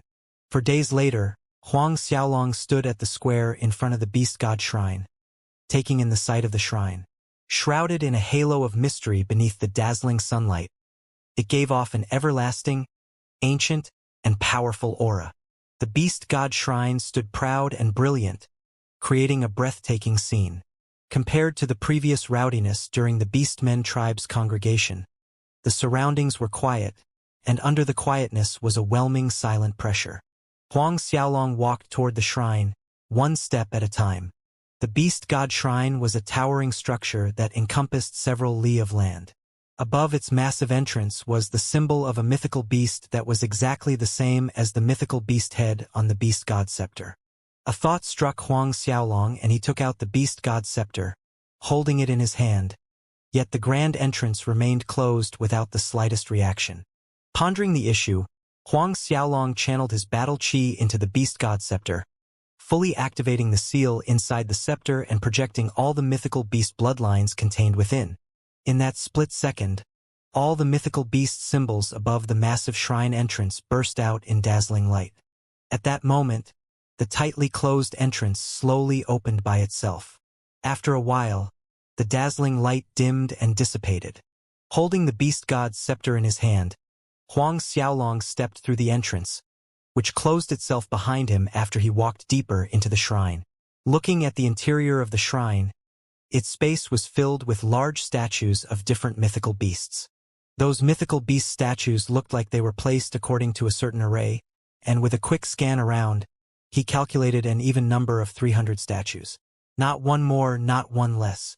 While looking at the statues, Huang Xiaolong arrived at the center of the hall. At the center of the hall was a diagram of an array, bearing some similarities to the 10 Buddha formation at the center of the Shumi temple. The only difference was that Buddhism seals were used in the 10 Buddha formation, whereas the symbols on this array were most likely ancient beastmen runes. Huang Xiaolong stood at the center of the array as he channeled his battle chi into the Beast God scepter to stimulate the bloodline power contained within. When he did so, a powerful energy burst up from beneath the array. Huang Xiaolong was genuinely alarmed. The energy gushing up from below the array formation was far more powerful and turbulent than the energy coursing through his body when refining the primordial divine dragons. Was this the Beast God's power? Huang Xiaolong discovered that this overwhelming energy actually integrated perfectly with the bloodline power of the Beast God scepter. At this point, the Beast God scepter flew out of his hand, hovering high up in the shrine's center, emitting a faint ruby luster that shrouded Huang Xiaolong entirely. In the next second, the many mythical beast statues placed in the hall also burst out in a dazzling light, spewing out whirls of energy from their mouths that looked like spheres, a total of 300 of them. These energy spheres then landed on Huang Xiaolong's body. Their scorching heat burned him as if they wanted to melt his body to nothing. While this was happening, the powerful beast god power gushing out from the array drilled madly into his body as well. Throwing hesitation out of his mind, he quickly sat down cross-legged, running the Azura tactics faster than ever before, cycle after cycle, refining and absorbing the beast god energy gushing from the array and the energy spheres from 300 mythical beast statues. Even so, both of those energies were too ferocious. Despite his freakish true dragon physique, he felt his body expanding, stretching out. Pain shot through his nerves. If it wasn't for his true dragon physique and experience from refining 8 primordial divine dragons, the very instant both energies touched his body, he would have exploded and died. Time trickled by, a day passed. Finally, the tearing pain gradually subsided. As he ran the Azura tactics at a manic speed, the beast god power and the mythical beast's energy spheres continued to fuse with every part of Huang Xiaolong's body. He then noticed the change in his qi. His battle qi began to transform, influenced by the beast god's power, and his true dragon physique was being tempered, becoming tougher. The same was happening to the true essence in his dantian. 2 days passed. Huang Xiaolong felt like he was bathing under the warm sunshine, enveloped in the eternal brightness. Half a month passed. A faint ruby-red glow enshrouded Huang Xiaolong, the same faint ruby-red glow emitted by the beast god scepter. Behind Huang Xiaolong emerged, one after another, shadows of mythical beasts. In the beginning, it was only a dozen or so, but the shadows increased as time passed, reaching an even 300. Together with these shadows, some images and memories appeared in Huang Xiaolong's mind. By the time 1 month had passed, the mythical beast shadows behind Huang Xiaolong had grown more vivid and real. The beast god aura exuding from his body was more powerful, spreading out in every direction. On this day, the dazzling light from the array dissipated all of a sudden, followed by the 300 energy spheres from the mythical beast statues' mouths. The faint ruby-red light from the beast god's scepter high above the hall also dimmed, retreating back into the scepter as it slowly descended. Huang Xiaolong opened his eyes and stretched out his right arm to catch the beast god's scepter.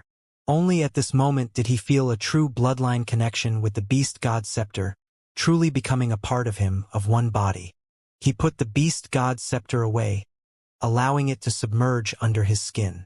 With a thought, a ruby-red light exploded from his body as shadows of mythical beasts flew out from within him, proof that Huang Xiaolong and the beast god scepter had merged together, that he had received the previous generation beast god's heritage from refining the beast god power, becoming a bona fide beastmen tribe's beast god. It could be said that for the current Huang Xiaolong, merely relying upon the beast god power residing in him, even without the beast god scepter itself, it was sufficient to deter all beastmen tribe's experts. Moreover, the pressure from the beast god power in his body was much stronger than the beast god scepter. He slowly checked his internal condition. Receiving the beast god heritage and refining the beast god power actually propelled his cultivation to rise all the way to late 9th Order Saint Realm. Between shock then delight, he focused on the latter. Initially, he didn't have full confidence in being able to defeat the 9 Dragons Temple's Ao Kuan. Now, however, his confidence was overflowing. As long as that Ao Kuan had yet to break through to God Realm, Huang Xiaolong had absolute certainty that he could defeat him relying on his own strength. His purpose in going to the 9 Dragons Temple wasn't as simple as requesting them to hand over the Lion Tribe's Jesse. Huang Xiaolong wanted to subjugate the 9 Dragons Temple. With the 9 Dragons Temple under his control, taking over the remaining 2 temples would be more or less effortless. Subduing the demonic beast clan's 3 main forces inevitably meant that he had the whole lot of them under his command. Adding the Beastmen tribe's forces, he was 1 step closer to conquering the entire 10 Directions continent. Taking a deep breath to calm himself, Huang Xiaolong then exited the beast god shrine. Catching a last look at the ever-mysterious and ancient beast god shrine, Huang Xiaolong's silhouette flickered into a blur, disappearing from sight. It's been more than a month. The 9 Dragons Temple is probably annoyed from all the waiting. Huang Xiaolong smirked inwardly as his figure whistled through at breakneck speed toward the demonic beast clan's territory. However, the human race territory stood between the Beastmen tribes and demonic beast clans. Therefore, to reach 9 Dragons Temple, Huang Xiaolong had to pass through the human race lands. 2 days later, he arrived at the first human territory on the 10 Directions continent. The sunlight was slightly hazy as Huang Xiaolong stood before the city gates of a human-governed city, staring at the city name written in ancient characters. Vermilion City. Vermilion City. Huang Xiaolong was dumbfounded and speechless for a second. Recalling the young man Zhu Yu he met more than a month ago in the elf forest, he was none other than the Zhu family's disciple. The same Zhu family that ruled this Vermilion City. He laughed self-mockingly, wondering if he'd run into that Zhu family's disciple. Zhu Yu? Throwing the random thoughts at the back of his mind, Huang Xiaolong walked toward the city gates following the crowd. The Vermilion City, although slightly subpar in comparison to certain imperial cities on Snow-Wind Continent, was still grander than royal cities on a kingdom level. The streets were packed with people hurrying about, from humans, dwarves, to those from the demonic beasts clans, sea tribes, and even beastmen could be spotted. This was Huang Xiaolong's first visit to a human-governed city on the Ten Directions continent. There was novelty in everything he saw in the Vermilion City. But he also noticed an obvious attitude amongst the humans. When a human came across a beastman or demonic beast clan member, they would hasten to give way just like how commoners would give way to the nobles deemed more superior than themselves. This made Huang Xiaolong's heart feel uncomfortable. Although he had taken the position as the new beast god, at his core, Huang Xiaolong was of the human race. While he was minding his own business walking along the street, a commotion happened not far in front of him. Other pedestrians exclaimed in fright, quickly running to the sides, giving way. Huang Xiaolong looked over, watching several demonic beast young men in peculiar robes riding on a flaming beast and dashing through the street in his direction, raising a trail of dust behind them. In the blink of an eye, they were 30 meters away from Huang Xiaolong. At this point, all other pedestrians, especially of the human race, had fled to the sides of the street, leaving one sole figure at the center of the street. The leading demonic beast young man had no idea if the human standing still on the street was dazed due to shock or fear, but a sinister grin emerged on his face. Exerting more pressure on the mount beneath him, the flaming beast let out a roar and charged at Huang Xiaolong even faster. The flaming beast ridden by the several young men was gigantic, 4 meters in height on thick-muscled legs. Moreover, the flaming beast mount had reached the Xiantian realm. An average Xiantian realm expert would either die or be crippled if they managed to survive a collision with this meat tank. Huang Xiaolong sneered, watching everything. When the mount was 10 meters away from him, a fierce tempest rose, blowing the several young men and the flaming beast off the street, whirling them to the air before plummeting to the ground from a 10-meter height. Strong trembles shook the street from the crash, and zigzagged crack lines appeared on the street's surface. A short while later, the several demonic beast young men crawled out from underneath the flaming beast's corpse, all of them covered in dust from head to toe, caught between anger and fear looking at Huang Xiaolong. Vermilion City's Castellan Manor. The main hall inside the Castellan Manor was filled with festive cheers. On the main host's seat sat a suave-looking young man, and this young man's every action spoke of the upper-class nobility. One could detect lightning fluctuations around this young man. Thin threads of lightning flashed at random. He was the Thunder Human King's son, Lei Hua. In the seat a little further down from Lei Hua was the Vermilion City's Castellan, Zhu family's patriarch, Zhu Mingcan. Other than Zhu Mingcan, the Zhu family's elders were all present without exception. Raising the cup of tea in front of him, Lei Hua slowly took a sip before speaking. Young noble Zhou doesn't have many hobbies, but he likes women a lot, especially human race women. How's the preparation for the 100 beautiful women that I requested? The young noble Zhou that Lei Hua spoke of was the ape deity temple master's son, also a descendant of the sacred ape clan, Zhou Yuchu. A few days earlier, he finally got the chance to make a connection with this young noble Zhou, accompanying him or sightseeing in the human territories. They were passing by Vermilion City yesterday. Zhu Mingcan showed a respectful demeanor, smiling as he said, "Rest assured, young noble Lei, I have already picked out those 100 beauties and arranged for people to send them to the place where young noble Zhou is staying. Each of them was strictly reminded to serve young noble Zhou well at night." Lei Hua was pleased with Zhu Mingcan's performance, nodding his head. At this time, a Zhu family female disciple clad in billowy purple dress came over to change the tea. Her features weren't bad, so Lei Hua pointed at her, saying, "Later, send her over too." The female disciple became ashen hearing that, immediately falling to her knees begging, "Young noble Lei, please don't ah." One of the Zhu family elders present also pulled his face, for that female disciple was his youngest daughter. "Insolent! Young noble Lei selected you to serve young noble Zhou. What happens tonight is your honor and blessing." Watching her actions, Zhu Mingcan jumped to his feet and scolded. He then ordered, "Come, Drag her out and arrange for her to be sent to young noble Zhou's manor later. Yes, Patriarch. Immediately 2 Zhou family guards marched forward, dragging the female disciple out. Her father, that Zhou family elder, remained in his seat, too afraid to speak up. Lei Hua was very pleased with the Zhou family's patriarch's sensible action, nodding slightly. Flustered footsteps running into the hall broke the atmosphere as one of Zhou family's elders, Zhu Ping, appeared in panic. Zhu Ping, what is it? All disheveled and flustered, Zhu Mingqian snapped. Elder Zhu Ping knelt on his knees, blurting out in a hurry, "Young noble Lei, Patriarch, it's bad." Young noble Zhou's both arms were twisted broken by someone in the street. What? Everyone in the hall looked ashen. Lei Hua was already on his feet, hollering at the top of his lungs. What happened? After much effort, he finally found a chance hard to come by to build a connection with the ape deity temple master's son, Zhou Yuchu. But now Zhou Yuchu was actually wounded in the human territories, both of his arms twisted broken. The ape deity temple's master, Zhu A, was an existence that even his father, the Thunder Human King, needed to relent to. If the ape deity temple master rained his wrath on them, not even his father could protect him at that time. More likely than not, the whole human race on the 10 Directions continent would pay a heavy price due to this.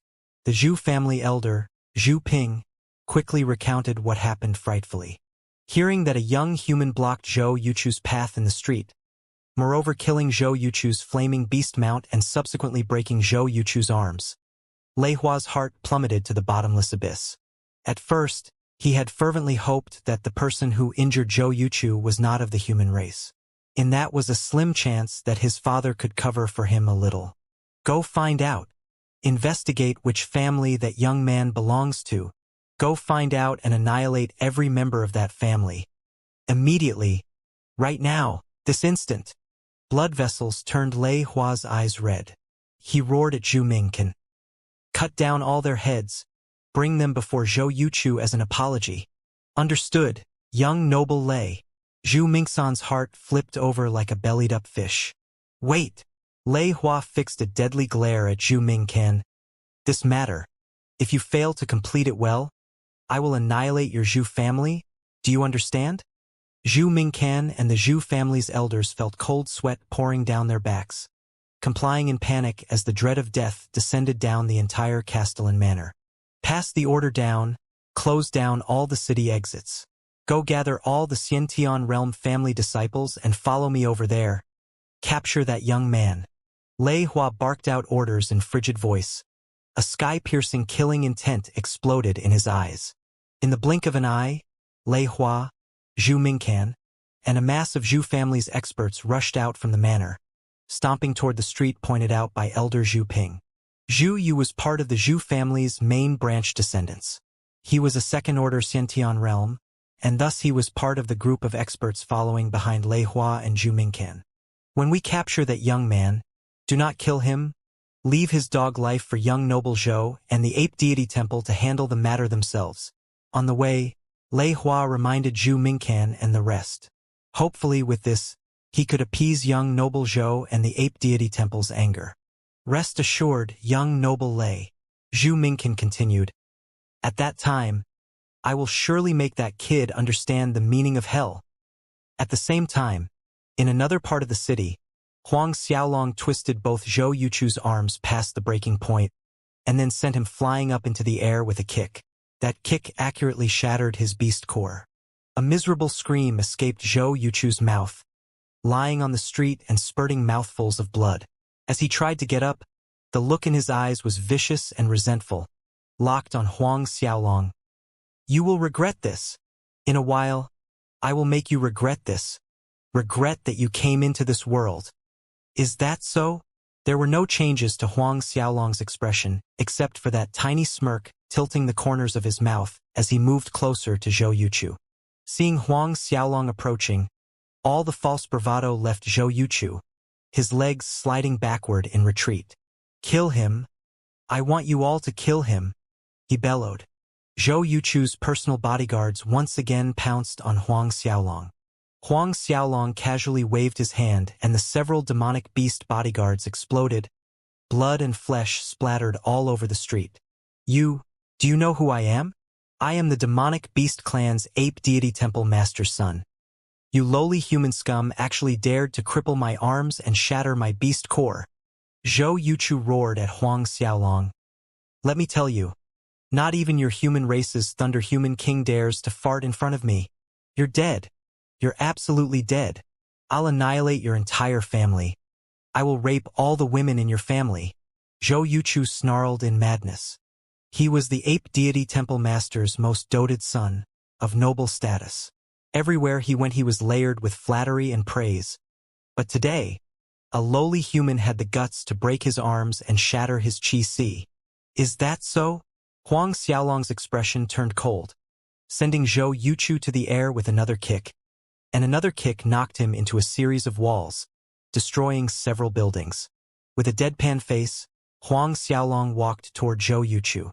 It was at this time that numerous noises of whistling wind rang in the sky. Huang Xiaolong stopped and looked over. The arrivals were none other than Lei Hua, Zhu Mingcan, and the Zhu family experts. Young noble Zhou. When Lei Hua arrived, he immediately found Zhou Yuchu buried underneath a pile of rubble. Turning deadly pale, the first thing Lei Hua did was to fly to Zhou Yuchu's side, trying to dig him out from the pile of rubble in a clumsy manner. Zhu Mincan and the Zhu family experts were also ashen at Zhou Yuchu's sorry state. However, amongst the group of Zhu family disciples, one of them, Zhu Yu, felt his knees buckle when he caught sight of that figure standing tall at the center of the street, nearly fainting into oblivion. Just moments ago on the way here, Zhu Yu was thinking of how to show a good performance in front of the patriarch and young noble Lei when he caught the offender. But the moment he spotted Huang Xiaolong's figure standing in the middle of the street, he felt that the area was a super minefield. His feet heavy as if they've turned to lead. No matter how he tried, they refused to move an inch forward. Zhu Yu, are you all right? His cousin brother beside him, Zhu Guangliang, asked with concern noticing Zhu Yu's strange demeanor. I am fine. Zhu Yu tried his best to maintain a calm facade, but a tsunami was crashing in his heart. Despite having no idea what that black-haired young man's identity was up until this very moment, in the trip he made to the elf forest some time ago, the scene where the elves' grand elder Celine personally came out to greet this young man replayed in Zhu Yu's mind. On that day, after this young man was escorted into the elves' holy land, Zhu Yu saw the Nine Dragons Temple's 6th Hall Master Aoshin leaving in a disheveled state. The reason unknown. Despite the reason being unknown for the Nine Dragons Temple's 6th Hall Master's sudden departure, Zhu Yu had a feeling that it was related to that black-haired young man. Zhu Guangliang observed his cousin a little. Although he felt that something was strange with Zhu Yu, he didn't dwell on it. By this time, Lei Hua managed to rescue Zhou Yuchu out from the pile of rubble. Feeling that there was still a breath left in Zhou Yuchu, Lei Hua felt like a great burden was lifted off his chest. Thank goodness he's still alive. If Zhou Yuchu died, even if he had 100 heads, he would not be able to pacify the ape deity temple master's anger. Under Lei Hua and Zhu Mingsan's frantic rescue efforts, Zhou Yuchu finally regained consciousness. Opening his eyes, he looked around him and tried to stand up. At last, Zhou Yuchu's cutting gaze fell on Lei Hua. No words were spoken. Zhou Yuchu lifted his leg and sent a merciless kick at Lei Hua. Unprepared, Lei Hua tumbled and rolled a dozen meters, screaming all the way. The Zhu family experts watched with dazed eyes, flabbergasted. Who was Lei Hua? Their Thunder Human King's son. Zhou Yuchu crossed the dozen meters between them, standing in front of Lei Hua with scarlet eyes. His legs struck out at Lei Hua in a flurry of frenzied kicking, stomping, and bashing, while Lei Hua's screams echoed in the street. None of the surrounding Zhu family experts dared to persuade young noble Zhou Yuchu otherwise. Your mother. Do you know this daddy's arms are crippled? Beast core shattered. It's you. It's all your fault, you son of a bitch. Zhou Yuchu's angry bellow thundered in the air, venting all the frustration and anger he had toward Huang Xiaolong on Lei Hua's body.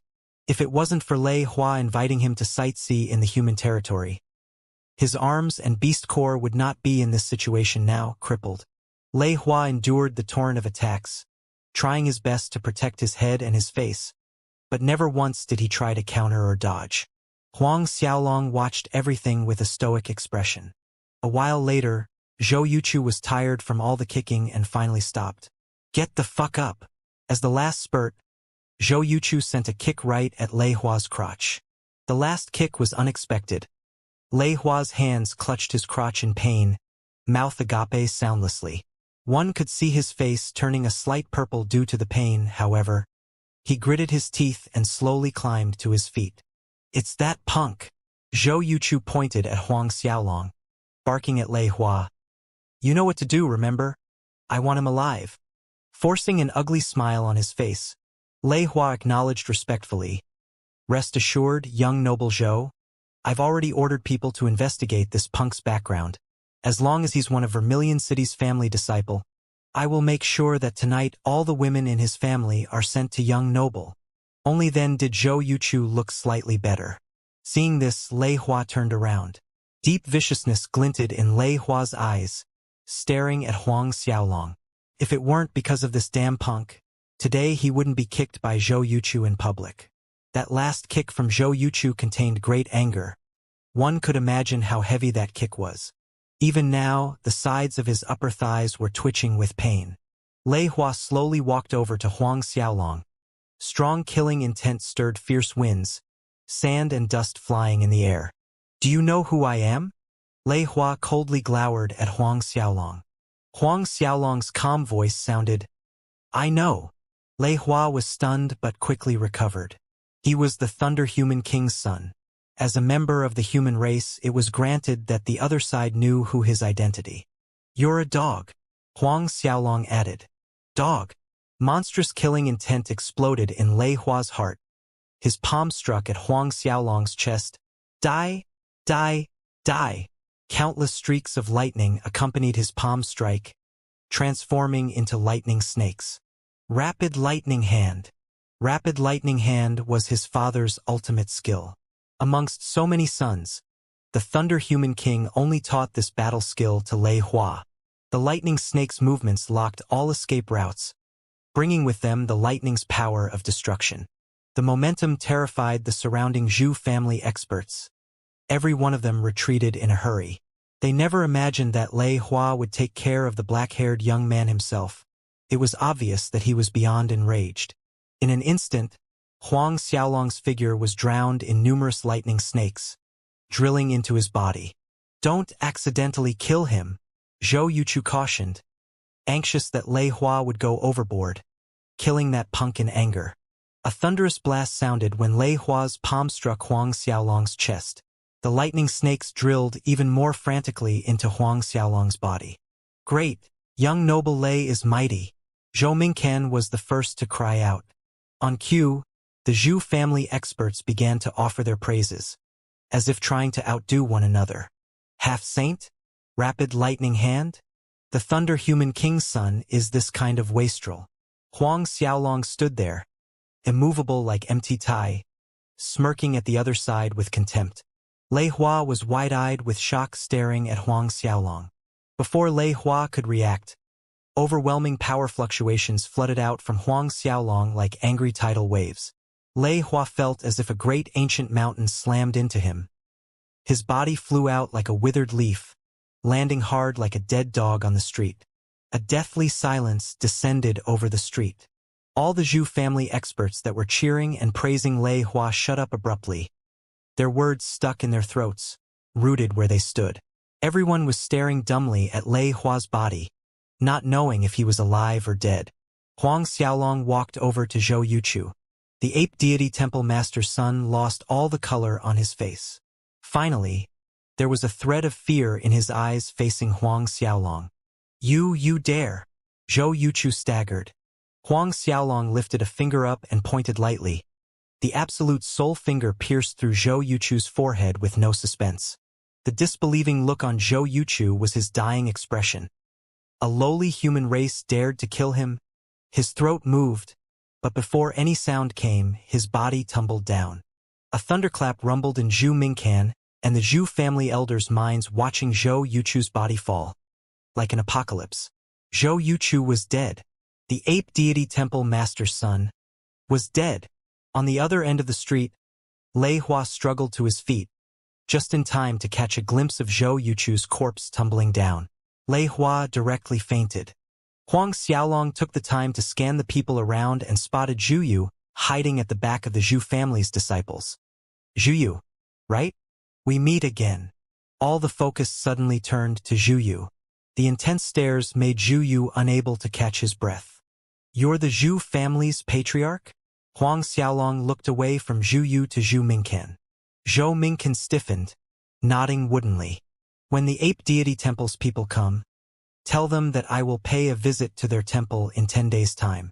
If Zhou Yunpeng wants to avenge his son, wait for me at the ape deity temple. Huang Xiaolong had disappeared in a flash before his last word fell. Zhou Yunpeng, ape deity temple's master. After he took over the Nine Dragons Temple, naturally he would need to make a trip to the Ape Deity Temple and Violent Lion Temple. These two were forces that he needed to take in as well. Leaving Vermilion City, Huang Xiaolong flew, speeding toward the Nine Dragons Temple. It didn't take long for the news of Ape Deity Temple Master's son, Zhou Yuchu, being killed to spread everywhere, shocking all forces of the Ten Directions continent. The Ape Deity Temple Master's son was killed. In order to appease the Temple Master's fury, the Thunder Human King ordered the Zhu family's annihilation. The Zhu family's heads, from top to bottom, were sent to the Ape Deity Temple. 5 days later, Huang Xiaolong arrived at the edge of the Nine Dragons Temple territory. Reaching the edge of the Nine Dragons Temple territory, Huang Xiaolong flew straight toward the Nine Dragons Temple without stopping. The Nine Dragons Temple was acknowledged as the demonic beast clan's top force, with their influence spanning an expansive land area equivalent to 6/10 of the Beastman's.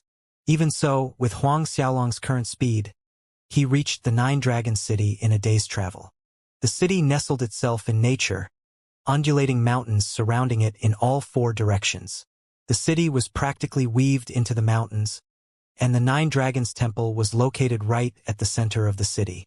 Towering structures monopolized the buildings inside the Nine Dragons City.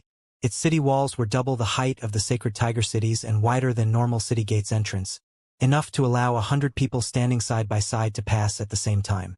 With just the first step inside the Nine Dragons City, Huang Xiaolong was nearly overwhelmed by the strong demonic qi unique to the demonic beasts. Looking up at the sky above the Nine Dragons City, the demonic qi actually formed thick clouds above it. In fact, the Nine Dragons City existed since ancient times and many demonic beast experts stayed in the city. Therefore, it wasn't strange that thick demonic qi clouds hovered above the city from the long accumulation period of several tens of thousands of years. They neither reduced nor easily dissipated. The demonic beast clans on the Ten Directions continent originated from humans copulating with demonic beasts that had taken human form in the ancient era, and they grew through generations of reproduction. Therefore, the demonic beast clans possessed the outer appearance of a human but the terrifying defense of a demonic beast, exuding strong demonic qi.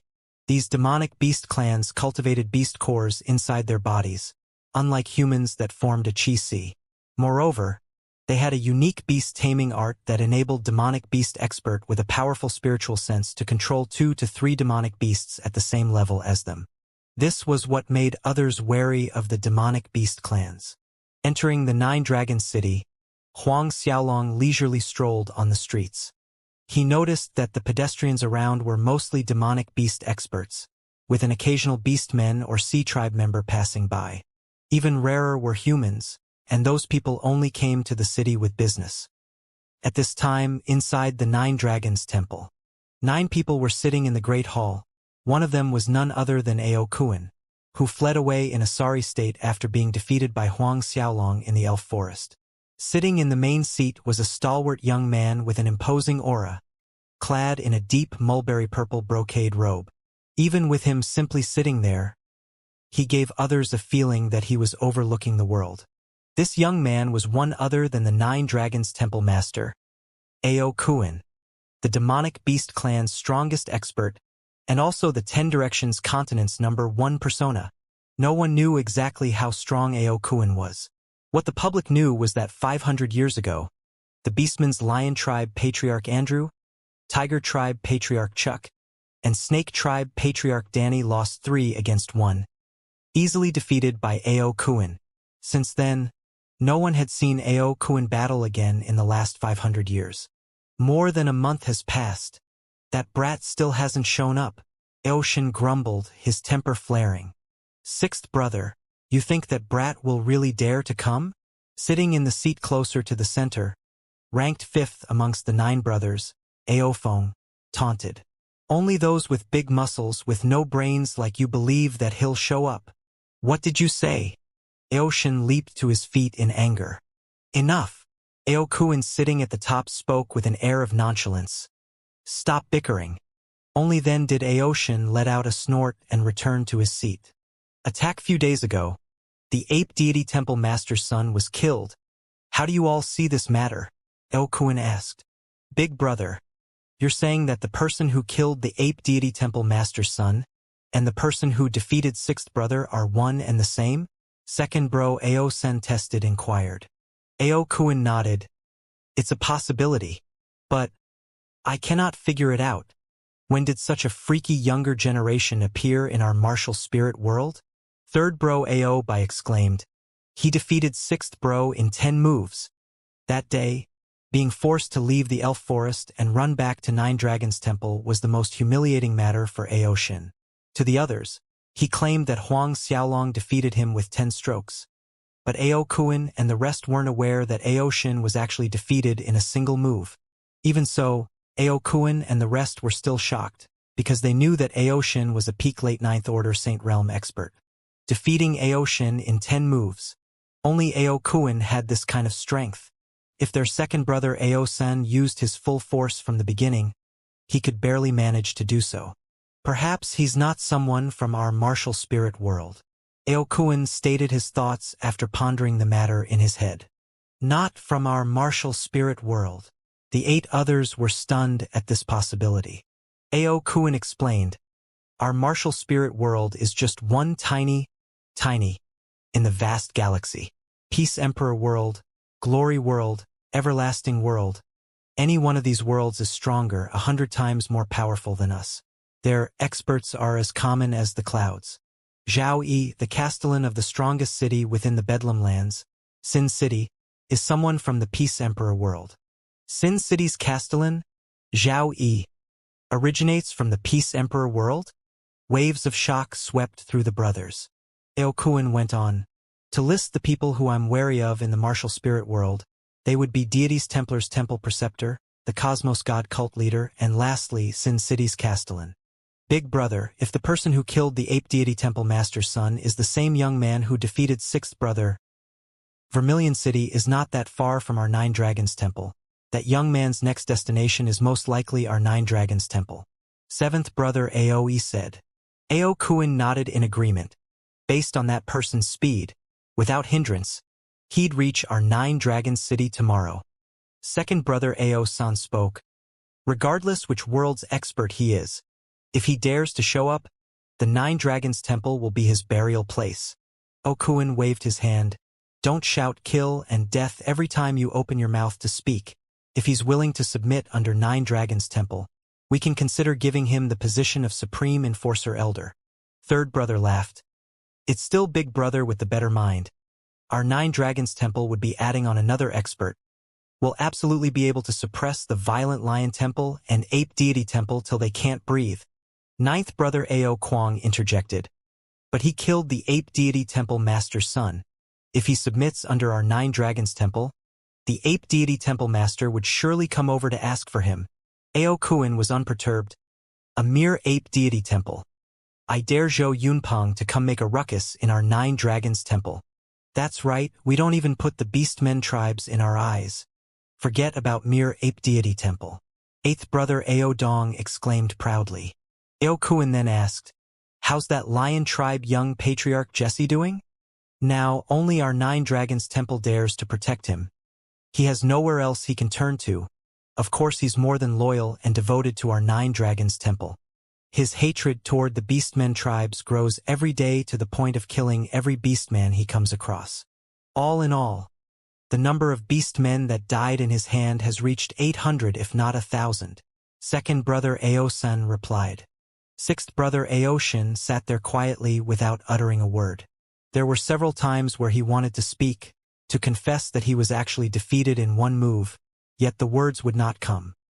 At this point, Huang Xiaolong had reached the Nine Dragons Temple.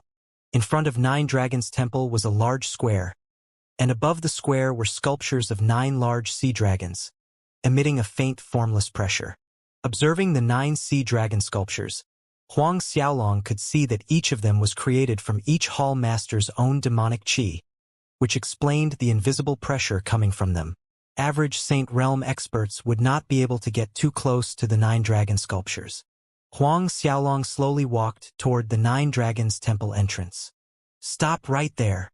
Just as the demonic beast experts guarding the main entrance yelled at Huang Xiaolong, trying to stop him, Huang Xiaolong blew a breath at them. Those guards instantly exploded. Wind scattered their blood and flesh over the square. At his current strength, a breath of air converted from his Dantian's true essence was more terrifying than any destructive lightning's power. Not even mid-level Saint Realm experts could defend against it, not to mention these guards, who were only high-level Xiantian. Ao Kuan and his brothers were still discussing matters related to Huang Xiaolong when they heard the tragic wails coming from the entrance. Stunned, all discussions halted abruptly.